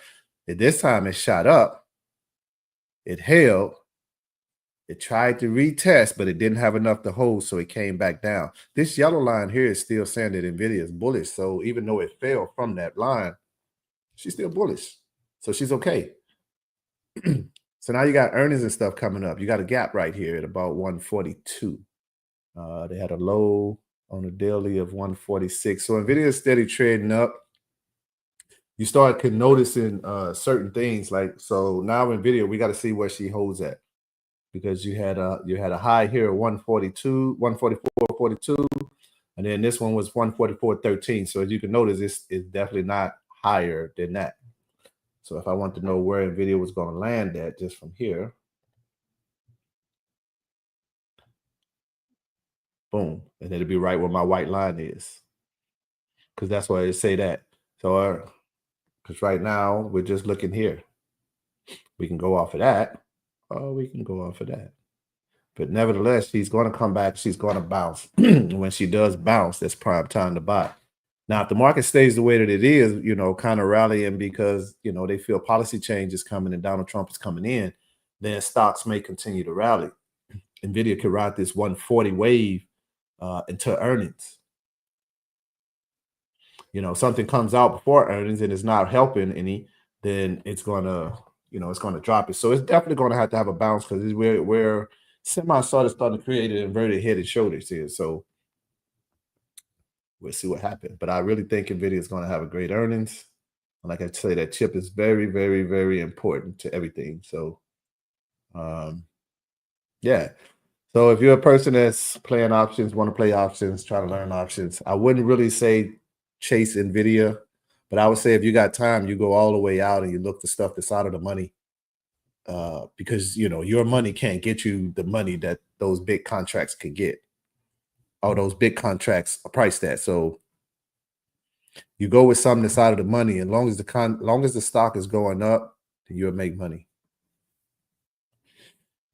So these are the type of things you want to know. You need to know. I don't know, man. Maybe we'll do a boot camp or something and do a whole weekend of just this. It'd have to be a weekend that you're dedicated to going at minimum 5 hours. And then at 5 hours, because now as you learn how to the basics of stocks, you're learning how to chart from the basics. After that weekend, once we leave each other, you shouldn't really need me per se. You should, maybe want to bounce some things off of me or whatever, but you shouldn't need me to make any money. Judging from the stocks that I've seen today, from the people that gave them to me, the stocks that once we charted them, looked at them, all those stocks look beautiful. So it's telling me that if you got enough know-how to find those stocks because you knew how to research and find it, then you are already 50% at where you need to be of knowing that you don't need me. When when it comes to trading, a lot of times trading ain't nothing but knowing when to sell and when to buy. And you know when to sell and when to buy because you do a lot of research. When is news coming? When are new articles coming? When is any of this coming? So, man, I'm crazy as hell, man. I went 11 hours straight, like barely taking breaks, straight recruiter hours in this month. I gave my whole Marine Corps birthday to y'all. I'm crazy. But the fact of seeing that y'all grasp this and you got it, say, man, it makes it so much worth it. You understand? So I'm definitely thinking of doing more with Beer Talk with a Veteran. Like I said, I'm not a podcaster. I'm not a YouTuber. I'm not none of that stuff. So that's why none of this stuff really appeals to me and it can't really hold my attention. But to see my family benefit from the knowledge that I push out and the knowledge that I get from people, I'm pushing to them. So to see them benefit from it kind of makes it like, you know what, bro? Even on my couch, I can still change lives. So why wouldn't I do that? So yeah, I want to take Beer Talk with a Veteran to a whole nother level. So with that being said, man, that's my time. I love y'all. Everything is good as Gucci gravy. I don't think I can give you no more time because now when anybody asks me anything stock related, I'm going to say, you better go watch that 11-hour video that I put up on YouTube. Because I'm not your bookie and you're not going to have the luxury of calling me whenever you want to ask something because people that do this for a living, you charge. They charge for that. So, okay, I got 4 minutes. I see it. All right. So I'm giving y'all 11 hours and 11 minutes of my time. So I got to get the heck up out of here. But there's no way in hell I'll do any of this without leaving properly. So even if I go over my time, I'll go over my time. But I'll never exit my show or begin my show. At least like having my dog, damn King Dot, the one that did my intro of the song. I love it. So I'm going to have him send me out of here properly. So this Beer Talk with a Veteran. I love y'all. Peace. And I hope you got some knowledge. If not, fuck it.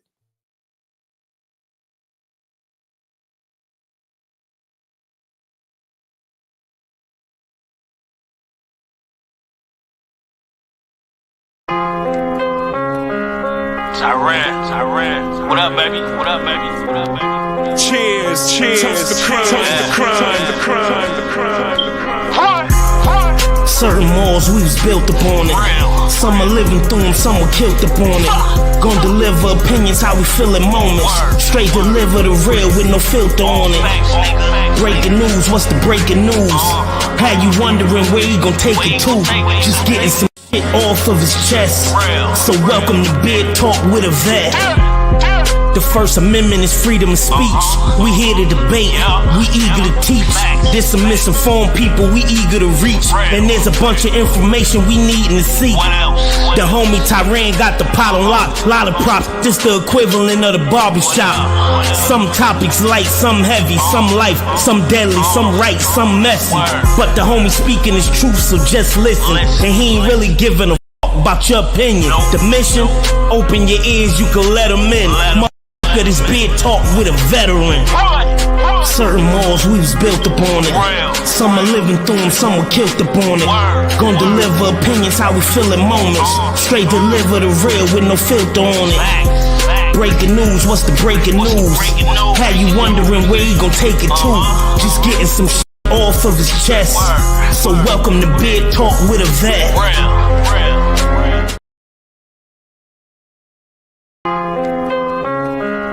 Tyran. What up, baby? What up, baby? What up, baby? Cheers.